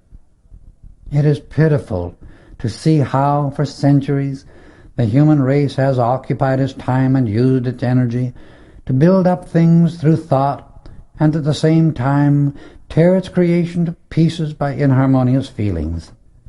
It is childish, and is a stubborn refusal to fulfill the eternal plan of perfection. The hour is at hand when the great cosmic law which governs this system of worlds is releasing a tremendous expansion of the light of the mighty I Am Presence throughout our group of planets, and whatever cannot accept the power of that light is consumed thereby. So mankind need no longer fool itself with the idea that it can continue to generate destructive feelings and survive. The end of the former dispensation has come, and all things are made new. Let him who runs read, that he may learn the way of light, while there is yet time. There is no evil anywhere on this earth or any other, except that which human beings have generated themselves sometime, somewhere. Most of it has been done through ignorance, but a great deal has been done willfully by those who ought to know better and who are fully aware of their wrongdoing. The individual who uses his intellect to foster destructive activities in the new cycle into which we have recently entered must face his own destruction, for its recoil is inevitable. It will be swift and definite, for the present activity is expressing such speed that the recoil is many times only a matter of hours, weeks, or months at most, where heretofore it has been a matter of years. The ascended masters work ceaselessly to have humanity understand and see this, and the work of our messengers is to get this truth into the consciousness of mankind as clearly as possible. It is now nearly dinner time. Attendants will show you to your quarters. After refreshing yourselves, return here and we shall dine. Later, dinner was announced by beautiful chimes. Our host offered his arm to Nada and led the way into a magnificent banquet hall which must have seated fully 500 people. This is really our council chamber, he explained. Later this evening all the members of the Darjeeling Council will assemble here. We enjoyed a most delicious dinner while our host entertained us with an endless fund of information. As we were leaving, he asked to be excused as he had work to do before the council met. Our host, said Shananda, in whose care he had left us, is a brother of great wisdom and power, but the very embodiment of gentleness and kindness. At 9 o'clock he returned, and offering his arm to Leto, led the way into the council chamber, where 200 members of the Great White Brotherhood had already assembled. He took his place at the head of the main table, and seated half of our group on his right and the other half on his left. He called the meeting to order, and their work began. We were thrilled again and again as we listened to the solution of many important world problems, especially some of those which were holding the attention of Europe at the moment. He then assigned certain duties to many of the brothers. The meeting adjourned, and we were presented individually to many of the members.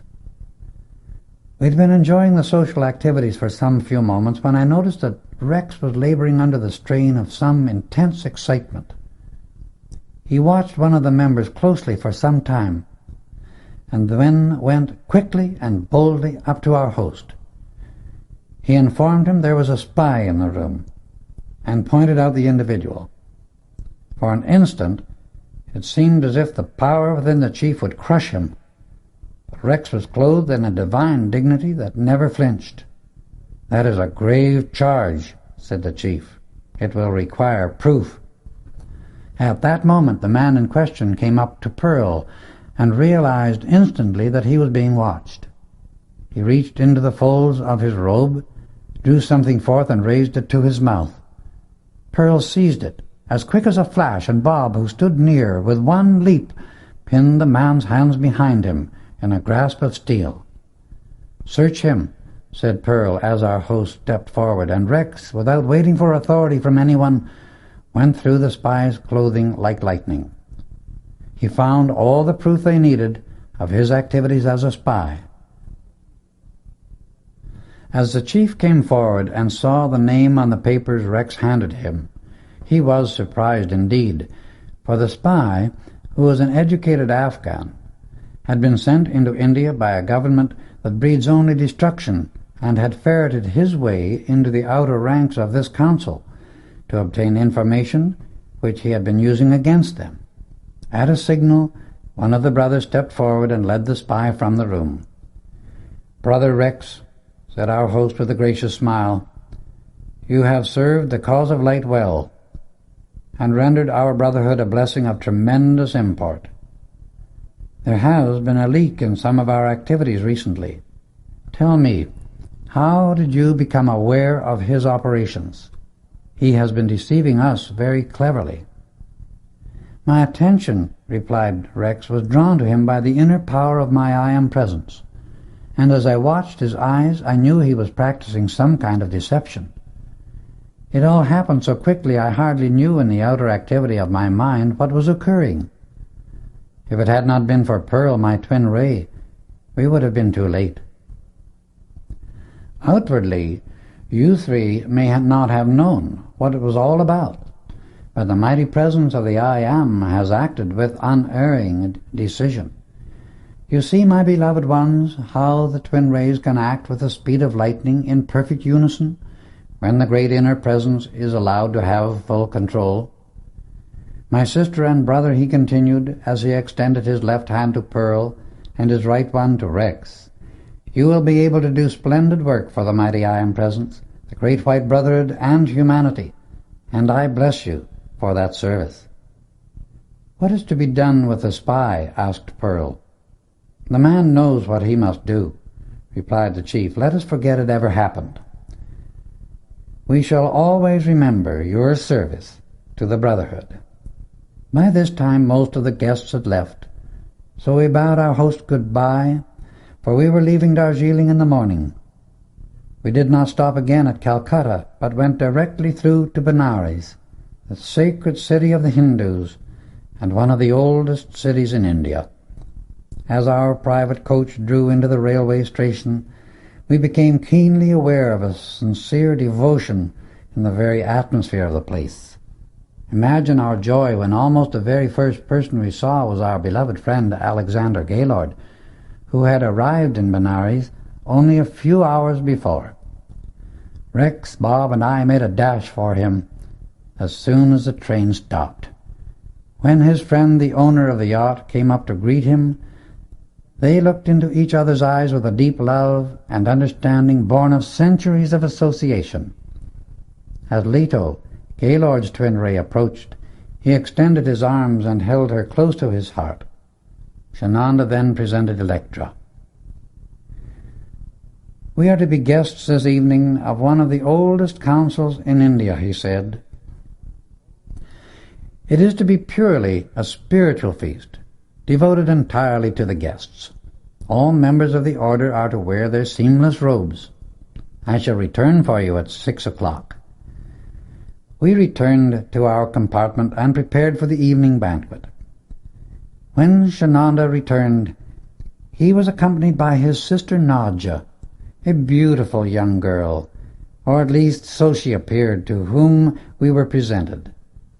We were driven to a beautiful building on an elevation overlooking the city. As we approached the entrance, involuntarily we expressed our joy at the beauty and exquisite surroundings of the scene we gazed upon. As we passed through the entrance, we entered a rotunda of pink marble, veined with soft green, in which there were 7 white marble pillars. The effect was warm, delicate, and very beautiful. Nadja led the way to the dressing rooms where we donned our seamless robes, and then conducted us toward a great arched doorway that opened at our approach, admitting us into a large, magnificent council chamber made entirely of white marble and elaborately decorated in gold. There were no lighting fixtures in the place, yet it was filled by a soft white light that was wonderful. This great hall seated fully 500 people, some 200 having already arrived. "We are to be honored tonight by 3 divine guests," announced Shananda as he presented us to those assembled. And we took our seats. "Let us meditate upon the great principle of life, the mighty I Am Presence, until music shall signal the close of our meditation." Presently, the soft tones of great bells stole gently upon the air, and as we raised our heads and I looked toward the head of the table, where the 3 vacant chairs had been, we could scarcely repress our exclamation of joy and surprise as we saw our beloved Saint Germain at the head of the table, on his left Nada Reborn, and on his right Daniel. Everyone in the room rose in honor of these blessed beings as the guests of honor. Our impulse was to rush to them in greeting, so great was our joy, but something in each of us controlled all outer activity as we bowed low in quiet dignity and loving respect. "I present to you our beloved brother of light, Saint Germain," said Shananda, addressing those assembled, "and his 2 guests, Nada and Daniel Reborn, who raised their bodies as his students in America." Our sister raised her body after what to the outer world seemed death. Our brother Daniel accomplished his victory without coming to that point. At the close of this explanation, the light within and about Shananda blazed forth in a dazzling radiance as he continued, "Our blessed brother and honored guest, Saint Germain, will have full charge of the evening and will conduct the rest of the work." Saint Germain, in his usual loving dignity, bowed in acknowledgment of the greeting and replied, "We shall have a banquet tonight served from the cosmic kitchen. Many of you have heard of these activities, but have not seen nor experienced the actual manifestation. In the great cosmic treasure house surrounding you is an omnipresent substance from which is produced everything the heart desires. The beautiful banquet tables had jade tops, so no linen was supplied to cover their magnificence. Saint Germain asked all to bow their heads in loving acceptance of the great abundance and outpouring from the mighty I Am Presence. As he finished his acknowledgment to the source of all life, the service for the meal began to appear. The plates, cups, and saucers were made of pink china decorated with delicate moss roses. The silver knives, forks, and spoons had carved jade handles, and tumblers of carved jade, filled with a golden sparkling nectar, appeared at the right hand of each guest. Then followed a tiny loaf of bread about 2 by 2 by 4 inches, appearing upon each plate. The food for each person came individually, as if it had been ordered separately, for everyone received that which he most desired until all were served abundantly and were satisfied. Next came many kinds of luscious fruit in great golden containers, and for dessert a kind of fruit whip appeared in crystal dishes. The entire banquet was served without the clatter of a single dish, and at the close Saint Germain arose and addressed the guests. "The great ascended masters," he began, "have wanted you to see, know, and partake of food which is produced direct from the omnipresent cosmic substance. This substance is what has been explained to you as the pure electronic substance which fills infinity, and out of which all forms are created and all manifestation produced. This limitless substance about you everywhere is yours to manipulate, to mold into form without any limit whatsoever, when you hold close enough and sincerely enough, without interruption, to the mighty I Am Presence in you. This glorious angelic being and power, which is the real you, who is constantly pouring its energy into your physical brain and body, is God individualized at your point in the universe, to mold this cosmic substance into whatever form you decree. To the human beings who do not or will not recognize the mighty I Am Presence, the use, joy, and freedom of this great bounty by direct precipitation remains unused, because their feeling of fear, doubt, hate, anger, selfishness, or lust builds an impassable wall around them, shutting out the power and perfection of the light which would otherwise come through. The great, all-wise Creator of perfect form everywhere throughout space builds those forms according to the pattern of perfection, which is another name for the law of divine love. This always means the orderly, harmonious way of attraction. The feeling of doubt, fear, etc., is a rate of vibration which shatters form and scatters substance. Hence is diametrically opposed to love, harmony, and order. To the individual who acknowledges the mighty I Am Presence, takes a determined stand with it, and continually maintains a feeling of divine love in the personality, to him all that you have seen done tonight is possible of accomplishment, right now in this lifetime. This banquet has been given for your encouragement, enlightenment, and strength. The power of precipitation used here tonight is within every individual. I assure you it is no myth. Turn to your own mighty Master within. This will enable you to acknowledge the I Am. Continually turn to it, that its mighty power may be released and the ascended Master wisdom come forth, directing your every activity.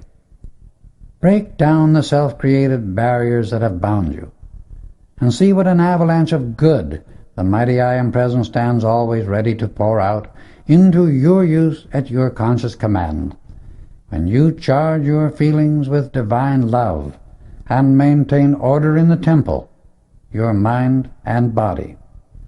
Our good brother Daniel Rayborn has something which he wishes to tell you. As Rayborn arose, we felt a thrill pass through the whole room, and for more than 30 minutes he poured forth marvelous wisdom with a force that seemed to burn the very words into the consciousness of everyone. He spoke with a conviction that could only come from one who had more than human power. Shananda said a few words in praise and gratitude to our wonderful guests, asking them to be with us again soon. Saint Germain then arose and continued, "Most gracious host and friends," he began, "I wish to present the entire service used at this banquet to your council for future use. Observe." Instantly all the used service began reappearing on the tables as clean and fresh as if it had never been used. In the midst of this joyous experience, a beautiful vase of carved jade filled with wonderful pink roses appeared on each table. "This comes to you, our beloved friends," he continued, "with the love and blessings of the ascended host. May it ever be a fond memory to you all." Then with one word, dismissed, the banquet was over. As quickly as our dignity permitted, we hurried to greet our beloved Saint Germain, Nada and Daniel Rayborn. The parents held their children long in their loving embrace, Nada the mother holding Bob in her arms, and as she released him said, "My blessed children, I congratulate you for your love and devotion to the light. Your reward will be very great, for at the end of the 2-year period of your probation, a glorious surprise will await you. Until then, we shall see you often at your destination in India. We have work to do now, so I must say good night, and God bless you." Then bowing to Shananda and Nadja, they disappeared with Saint Germain. We thanked our host for the wonderful evening, and it was then that he told us we were to leave early the next morning for our destination, as we had remained as long as the work permitted. We returned at once to our private car, and as Shananda bade us good night, gave directions to breakfast en route, saying that he would return before we reached Simla. We left at 7 o'clock the next morning, hoping to stop at Benares, Lucknow, Delhi, and Simla. We received direction to lose no time, but to go direct to our destination in the Himalayas, where we were to make our home for many months, and nothing else was really of importance but obedience to that command. Unless one is seeking the release of the light within himself, no one can fully understand and appreciate the feeling that nothing is really important but all of God and those experiences by which the light is released. Gaylord was to meet us at Benares on our way north and remain with us during the rest of our stay in India. The country we passed through was very beautiful. We discussed what modern equipment could do for India, and that through it she could become the garden spot of the world. Her countless rivers could make it into a perfect paradise, for India is beginning to feel her wings again, and her industries will rise once more. She will return to that majestic glory she has reached several times in her past, and regardless of the crushing influences that have preyed upon her in the last 200 or 300 years, India's great problem will yet be solved in perfect divine order. Her teeming millions will be given the opportunity to express the light and God presence that is within them. There is a great cosmic wheel of progress which affects our entire earth. It governs the expansion of the light in the entire system to which this planet belongs. When that wheel turns to a certain point, and it is nearer than mankind realizes, it will focus certain rays of energy upon the earth. Then the resistance to greater good that is set up by puny, selfish personalities and unawakened mentalities will be as chaff before a mighty wind. The efforts of those human beings will be useless, and they will be compelled to obey a power far greater than their own selfish cravings. The day passed quickly, and after dinner we gathered in Gaylord's compartment, asking him to tell us something of his own experiences. After considerable coaxing, and a promise on our part not to divulge what he revealed, he described briefly one of his embodiments in South America during the time of the Incan civilization.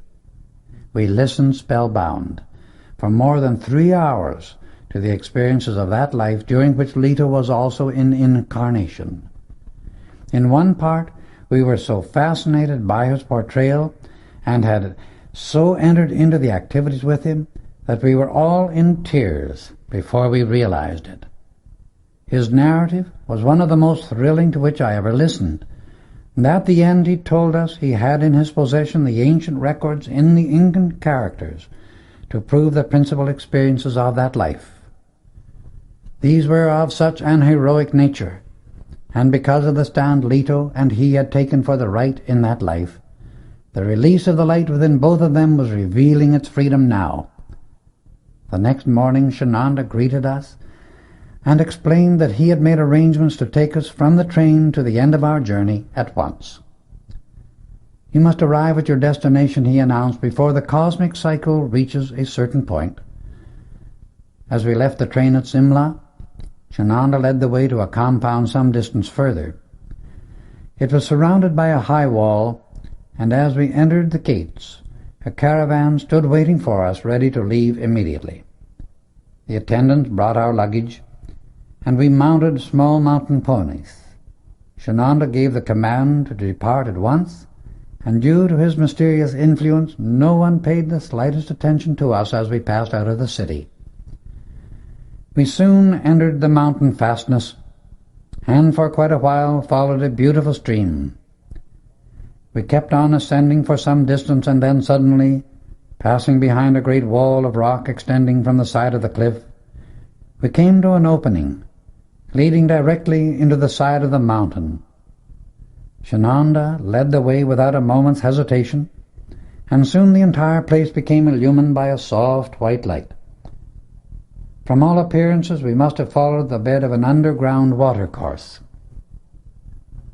We entered this underground tunnel at noon, and continued until 4:30 in the afternoon. As we emerged, we found ourselves in a beautiful sunlit valley, about 4 miles long and perhaps 2 miles at the widest point, with a lovely stream running through the center of the entire length. The climate was semi-tropical, and as the valley ran from east to west, it was filled with sunshine the greater part of the day. The north wall was a sheer cliff hundreds of feet high, and at the west end played a waterfall that looked like a bridal veil. The most rare, luscious fruits and vegetables grew in lavish abundance. I was wondering whether this was the place that Gaylord had described in telling us of his former experiences in India, when he answered my thought, "No, this is not the place I mentioned," he said. "We are far from there." As we came nearer a great building, I called out involuntarily to the others, "This is the Palace of Light." And much to my surprise, Gaylord replied, "Yes, that is true. It is so known by all who enter this retreat." As we came to the entrance of the grounds, the beauty and grandeur of the entire setting sent a thrill through us of love and admiration for the place. We dismounted, and attendants took charge of the caravan, leading the animals to a group of smaller buildings half a mile away across the stream. Shananda led the way to the entrance, and as we came near, the beauty of the building held us spellbound. So magnificent was its architecture and workmanship. It was built of pure white onyx, 4 stories high, having a great dome in the center. As we came up the steps, the tones of a beautiful bell announced our arrival and welcomed us as guests of the retreat. In a moment, the great door opened and Naja stood there to greet us. Shananda gave us one of his magic, radiant smiles in enjoyment of our surprise. "This is our home," he commented happily. "We welcome each of you, for it is your home, as long as you desire to stay, and whenever you wish to come. You will find silk robes and undergarments in your rooms," he continued, "which you are to wear while here. They will not soil nor wear out, so have no fear in wearing them." We were shown to our quarters on the 2nd floor, overlooking the valley. They were a dream of beauty, exquisite, comfortable, and provided with every possible convenience and luxury. We refreshed ourselves for dinner and put on our robes as requested. We could not refrain from comparing them with the ones in which we had been traveling. The fabric of our wonderful new garments was a precipitated material of such quality as has never been produced by any physical means of manufacture. The fabric was unlike anything in the outside world. It was shimmering with a dazzling radiance, thick and soft as down inside. Each robe was worn with a girdle of the same material, heavily jeweled, and sandals of beautiful design were also provided to match each robe. The moment we placed these robes upon our bodies, a thrill of lightness passed through us, making us feel as if we were about to float into the air. The effect was amazing and instantaneous. We were happy beyond words as we contemplated the wonder of the whole experience and the marvelous power of these blessed ascended masters who are so transcendent in their power, and yet so humble and so natural in their loving association and friendship. While we were admiring our wonderful garments, the chimes sounded to announce dinner. We went at once to the reception room on the 1st floor, where the ladies of our group awaited us in similar robes. Shananda offered his arm to Pearl and led the way to what he said was their private dining room. It was large enough to seat at least 40 people in great comfort, and was magnificently decorated in white and violet. To our amazement, we noticed that the chairs were similar to those in the Diamond K Ranch in America, except that they were upholstered in violet silk velvet instead of blue. Towards one end of the room stood an enormous teakwood table, seating at least 20 people, heavily inlaid with a substance that looked like gold. but was in reality a precipitated material. Toward the other end of the room was a white onyx table of the same size, the top of which was inlaid in violet and gold, it too being a precipitated substance. Just inside the position where each plate would rest was a white rose with a delicate pink center, also inlaid on the violet part, and in the center of the table were two clasped hands of most beautiful gold inlay. It is utterly impossible to put into words the beauty and perfection of these things which are precipitated, for it is easy to produce effects entirely impossible in any other type of substance. We took our places around the table, and Shananda poured forth an adoration from the depths of his heart to the Supreme Presence of Life. We in the outer world have no concept of the adoration these great ascended masters constantly pour out to the great giver of all good. Presently, two dark-skinned attendants appeared with the service, following with a dinner of wonderful nut loaf, luscious salad, hot rolls, and for dessert the most delicious fruit pudding I have ever tasted. The drink served with the meal was what Shananda called a golden wine. It was not intoxicating, but wonderfully invigorating. We shall breakfast at 9 and have dinner at 5:30, except on special occasions. All are to retire not later than 11 and arise at 6 o'clock in the morning. There will be containers filled with fresh fruit and honey cakes in your rooms every day, if at any time you should feel hungry. You are here to enter upon definite attunement and work that will fill your hearts with great joy, but at times it will demand your utmost strength. Tomorrow I shall show you the palace. I have received a communication announcing that tomorrow evening we shall be honored by the presence of the Ascended Master Council, and as the guest of honor we shall have the great Divine Director. He is seldom seen, I assure you, even by those who are far advanced. I feel some tremendous special dispensation is at hand. So tonight retire early, and you will know for the first time what it means to rest in the embrace of light, a light which is rarely seen. Come now, and we shall go to the chamber of music, for Nadia has heard of your splendid voices, and would enjoy hearing you sing. When we entered the music room, we saw that their organ and piano were exact duplicates of those used in St. Germain's retreat at the Cave of Symbols in America, and there were also several small musical instruments and a beautiful harp. Nadia seated herself at the piano and ran her fingers lightly over the keys, the instrument responding like a living thing to the magic of her touch. Nada and Rex sang their Arab love song, and the quartet followed with several numbers which we all greatly enjoyed. "Beloved friend," said Jananda, "you are wonderfully blessed with God's marvelous gifts, and through them you will be able to reach and bless many in your service to mankind." We asked if they would play for us, and they assented graciously. A glance passed between them, and Shananda stepped to the organ, seated himself at the instrument.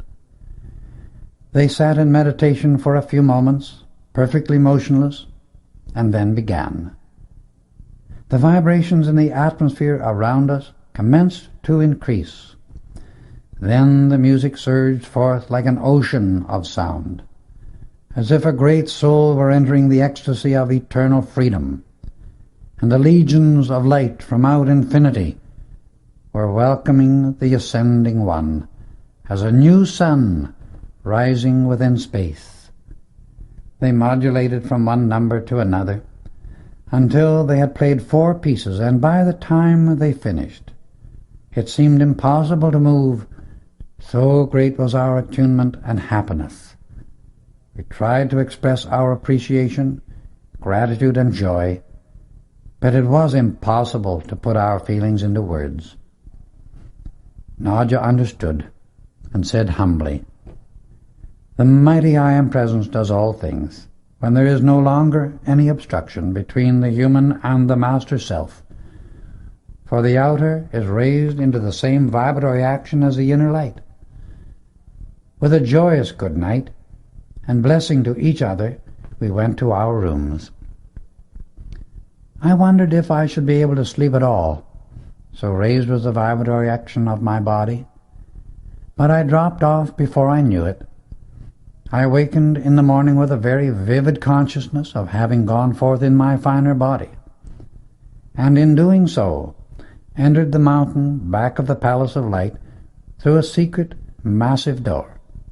I then entered a series of caves where there was evidence of a very ancient civilization, very, very ancient, beyond anything of which we had ever heard in the outer world.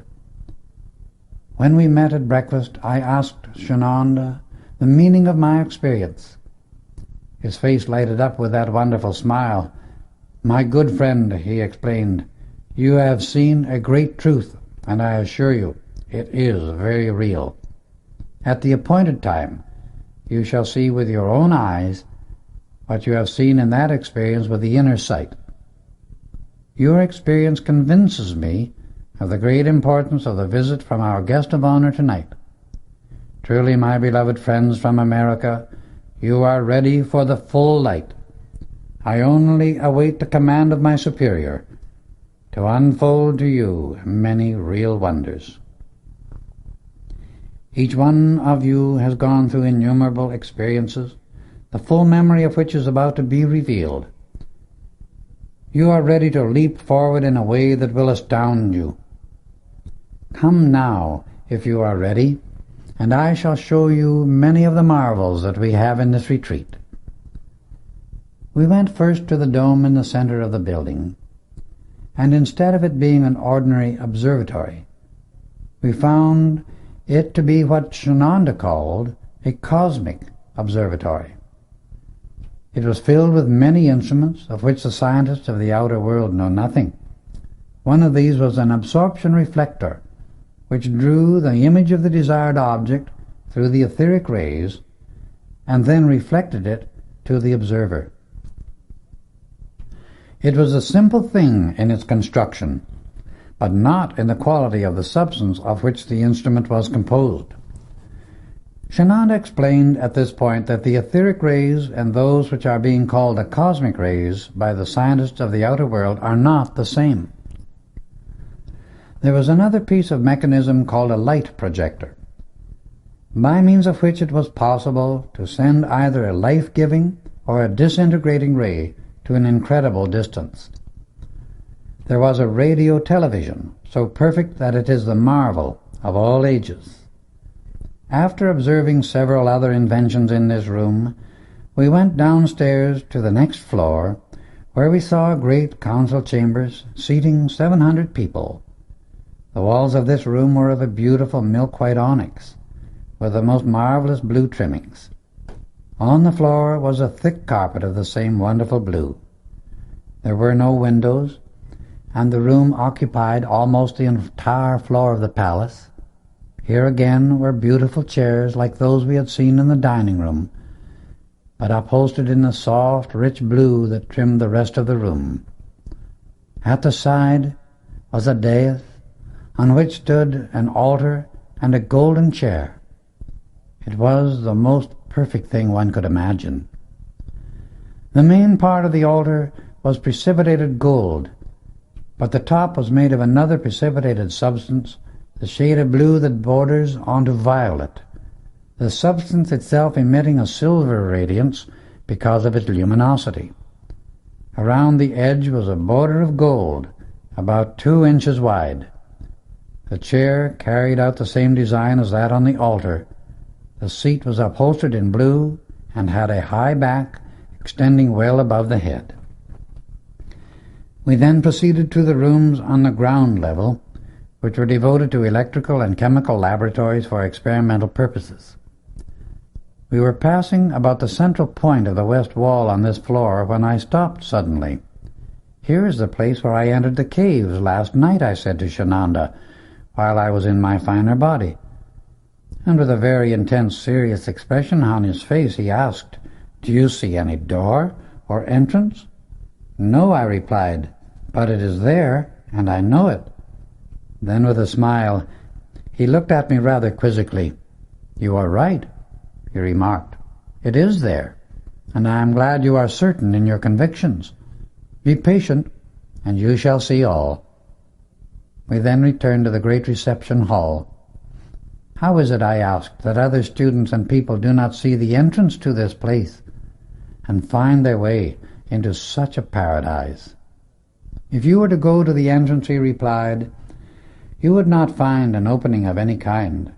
Yesterday, after we entered, it was sealed again, so that it looks now like a solid wall, and so far as protection is concerned, it is as impenetrable as the wall of the mountain itself.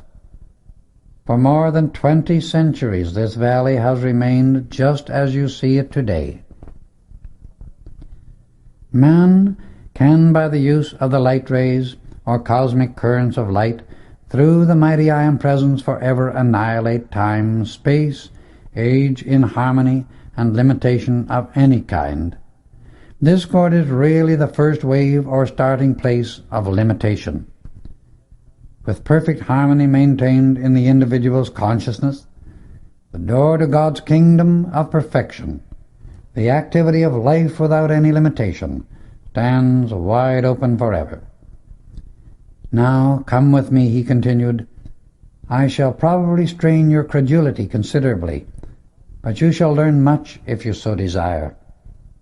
All of you have heard about the Arabian Nights' tale of the magic carpet. I shall show you that the legend is true." He led the way out of the palace onto a beautiful lawn in front, where we saw what looked like a copper plate, about 14 feet square. The two youthful attendants brought out a gorgeous Persian silk rug of a most wonderful golden yellow. They covered the plate with it at Shananda's direction, and then he inquired, "Is anyone afraid to come with me?" No one answered, so we stepped upon it and gathered around him near the center.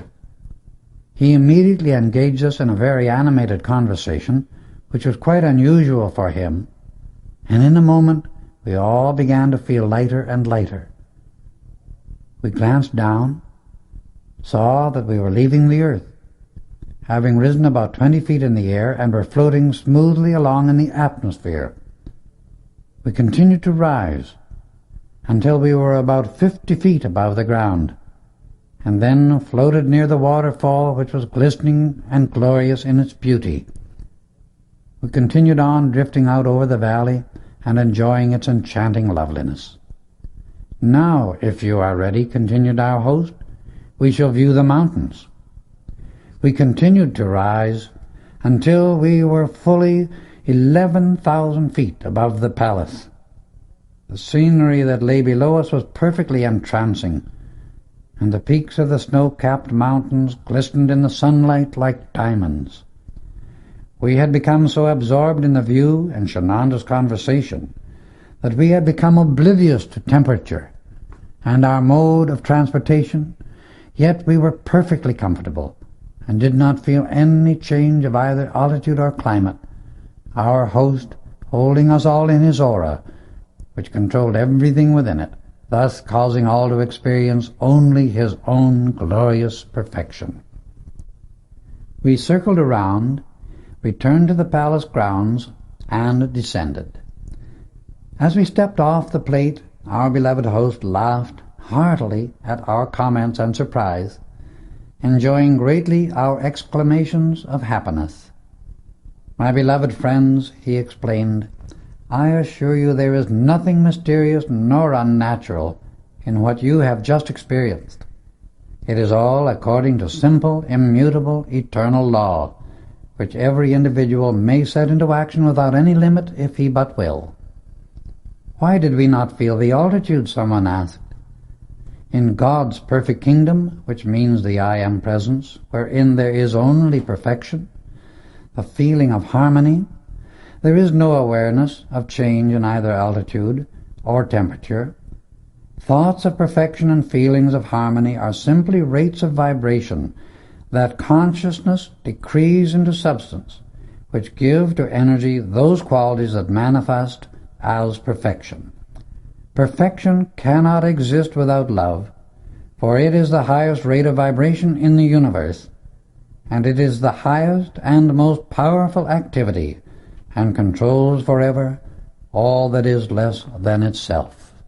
Although you still have your physical bodies, while you are on the rug and in my aura, you could only have the conscious awareness of that perfection which my aura is at all times. For all ascended masters send out only the vibration that is the tone of divine love. Hence, all else must become obedient to our consciousness and the perfection of our love. The next step for you will be to learn how to turn the cosmic key and light your way wherever you wish to go. The key is within you. The light is within, and also all about you. Now return to your rooms and meditate upon the dazzling, fathomless mind of God, the mighty I Am Presence that is within you. We obeyed, and never have we found meditation so easy and so wonderful. At 5:30, beautiful chimes sounded throughout the building, announcing dinner. Shananda sat at the head of the table and Naja at the opposite end. We became perfectly still for about 2 minutes. Then an oval of golden light with a shade of pink became visible and encircled the table, enveloping our heads throughout the entire meal. It produced the most wonderful feeling, and as we finished dinner, Shananda gave certain directions for us to follow. Now return to your rooms, he said. Lie flat on your backs with arms outstretched, and for an hour do not move a muscle. Then bathe, anoint your bodies with the liquid light which you will find provided for your use, and put on your precipitated garments. We obeyed, and when the liquid light touched our bodies, no words can ever tell the thrill of energy and the peace we experienced. As we finished and robed ourselves in the marvelous garments, we could see the soft white light radiate from our bodies for fully 3 feet, from which emanated a most wonderful rose fragrance. Yet each one was distinctly individual in the particular quality of the rose odor poured forth. Just as we finished, the chimes sounded, calling us to the reception room. As we entered the room, we noticed the light about the ladies was similar to our own, except that around Leto, Electra, Gaylord, and his friend, the radiance was much brighter and extended farther than ours. At 7 o'clock, said Shananda, we shall go to the great council chamber. He led the way and seated us facing the altar, placing Leto and Gaylord in the center, and the rest of us on each side of them. Shananda took the end seat on the right side, and Naja the last one on the left. Seated directly behind us were our beloved master, Saint Germain, Nada, and Daniel Rayborn, surrounded by 200 of the ascended host. In a few moments, a soft white light with a touch of pink illumined the entire hall, and Shananda asked us to enter the deepest meditation of which we were capable, adoring the mighty I Am Presence within our own hearts. We became very still, and into that stillness entered deeper and deeper. We remained in this silence for some time, and then we heard the tones of a most wonderful voice that thrilled every atom of our minds and bodies. We opened our eyes and saw standing before us a marvelous being. This great, glorious presence was the embodiment in perfect balance of all transcendent qualities, both masculine and feminine, and held focused forever under his conscious command the wisdom and power of eternity.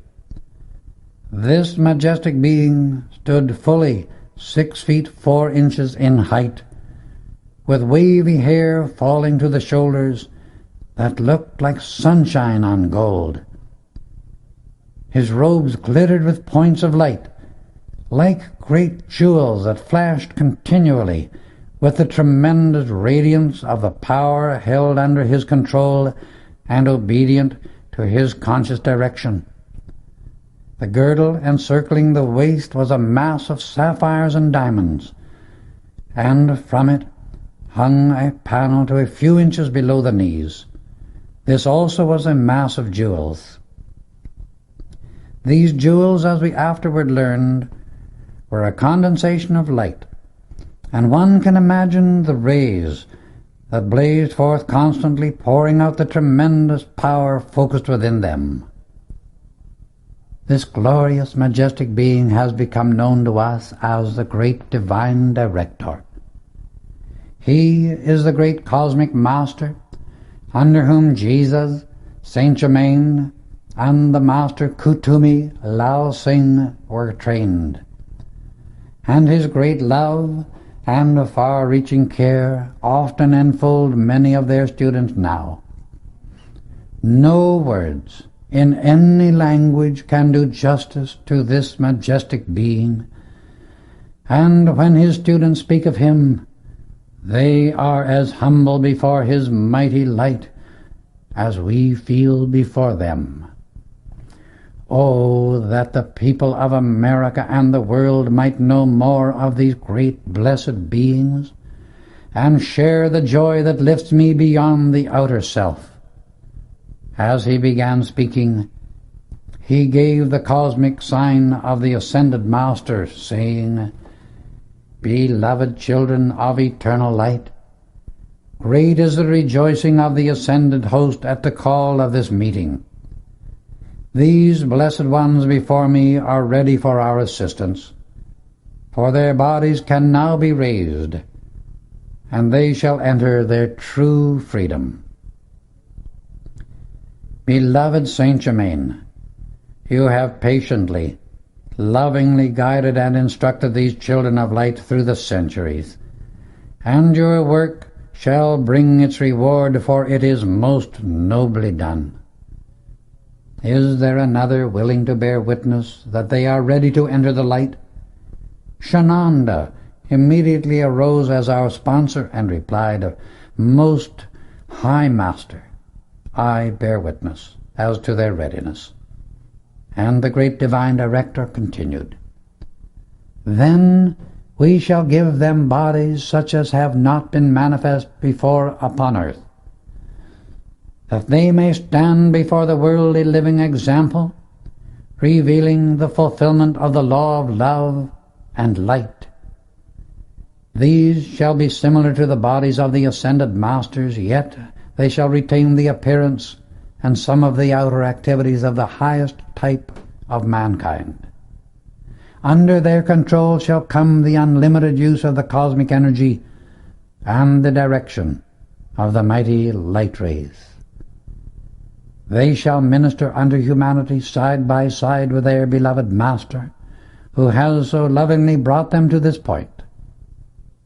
Henceforth, I receive you all into my eternal embrace of light. The 2-year period that is usually required I now set aside. In 2 days, you shall acquire what under the former activity would have taken 2 years to accomplish. Remember, in the I Am Presence, there is no time nor space. It is all-wise and all-powerful, and through it we shall remove the atomic obstruction forever. Brother Shananda, take them to the Cave of Light. They are to remain there for 2 days. You are to anoint the masculine bodies 3 times a day with liquid light, and our sister Nadja will do the same for the feminine bodies." As the great Divine Director finished speaking, a ray of dazzling crystal white light streamed out from his forehead and swept the head of each one of the students. Then it withdrew into his body.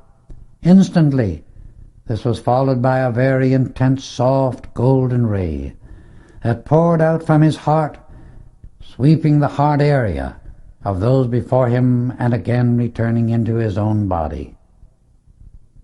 He paused for a moment and seemed to record the strength of each one. From that he knew the intensity of their own light. The next instant, a dazzling white light blazed forth from his entire being, spreading into a fan-shaped radiance and encompassing all our bodies. Within this mighty stream were currents of energy flowing in at the feet and out at the top of the head of each student. Shadow after shadow passed off like sheaves, and the moment they left our bodies were consumed. The color of the light became a delicate pink, changing again into a soft gold, gradually blending into violet of a shade never seen in the outer world. Our inner sight and hearing were forever cleared and made our permanent servants. Then the light became such a dazzling white that we were compelled to close our eyes. Presently, by an inner command of the Presence, we opened them. The great being before us was almost terrifying in the majesty and power that poured out from him. The ascended guests had disappeared, and we were left alone with this dazzling celestial envoy of the Godhead. Then in a voice as gentle as a mother caressing her child, he said, "You are all, now and forever, a part of my love, light, and wisdom. I shall meet you in the cave of light in an hour." Then he drew the stream of light into himself and disappeared. "Come," said Shananda. And as we rose to our feet, we had no consciousness of weight, and could have floated as easily as walked. We went to the lower floor, where I had passed through the door in my experience while in my finer body. In front of us was the door, just as I had seen it. Shananda placed his hand upon it. Slowly and steadily it opened, a massive, ponderous thing weighing many tons. We went into a narrow passage which suddenly became illumined by a soft white light that shone upon walls as smooth as though polished. We must have walked for nearly half a mile when we came to another door, less massive but wonderfully carved in very ancient writing. It opened at Shananda's touch, and we entered a cave of wondrous beauty, similar to the second chamber in the Cave of Symbols in America, only much larger. This cave also contained those same symbols, encrusted with that dazzling crystalline substance. Going still farther, we came to doors of solid gold. "Who seeks entrance here?" suddenly spoke a voice from the ethers, and Shananda answered instantly, "Children of the light, seeking more light, thy light, and its perfect use." "Speak the name," again commanded the voice. Together we spoke the word. Then the doors of gold slowly began to open. Inside it looked like the white heat of a great furnace. And again the voice spoke, "All who enter here leave forever their earthly garments behind. Who dares to enter first?" "I will," Bob answered instantly, and the rest followed. 2 days and 2 nights later, we emerged from the eternal flame, wearing our new bodies of immortal endurance. The inharmony of earth can never register within these permanently. As we came back into the reception hall of the palace, the great divine director, with our beloved Saint Germain, Nora, and Daniel Rayborn, were there to greet us. The great being addressed us. Now, your real service will begin. All but this brother, indicating me, are to remain here in the Palace of Light for 1 year. You are now true messengers of the great White Brotherhood. Regarding your earthly affairs, your beloved Master Saint Germain will direct you. Making the Ascended Master's sign and salutation to the heart of the great central sun, he gave us his blessing. Children of the diamond heart, I enfold you in the golden flame of my love. I protect you by the armor of my power. I raise you by the hand of your own divinity. I bless you with the fullness of my light. I give you the scepter of your own dominion. I seal you in the eternal freedom of your ascension, in that ecstasy supreme, the presence of the diamond heart, I am. A flash of blazing glory filled the room, quivered a moment, and he was gone.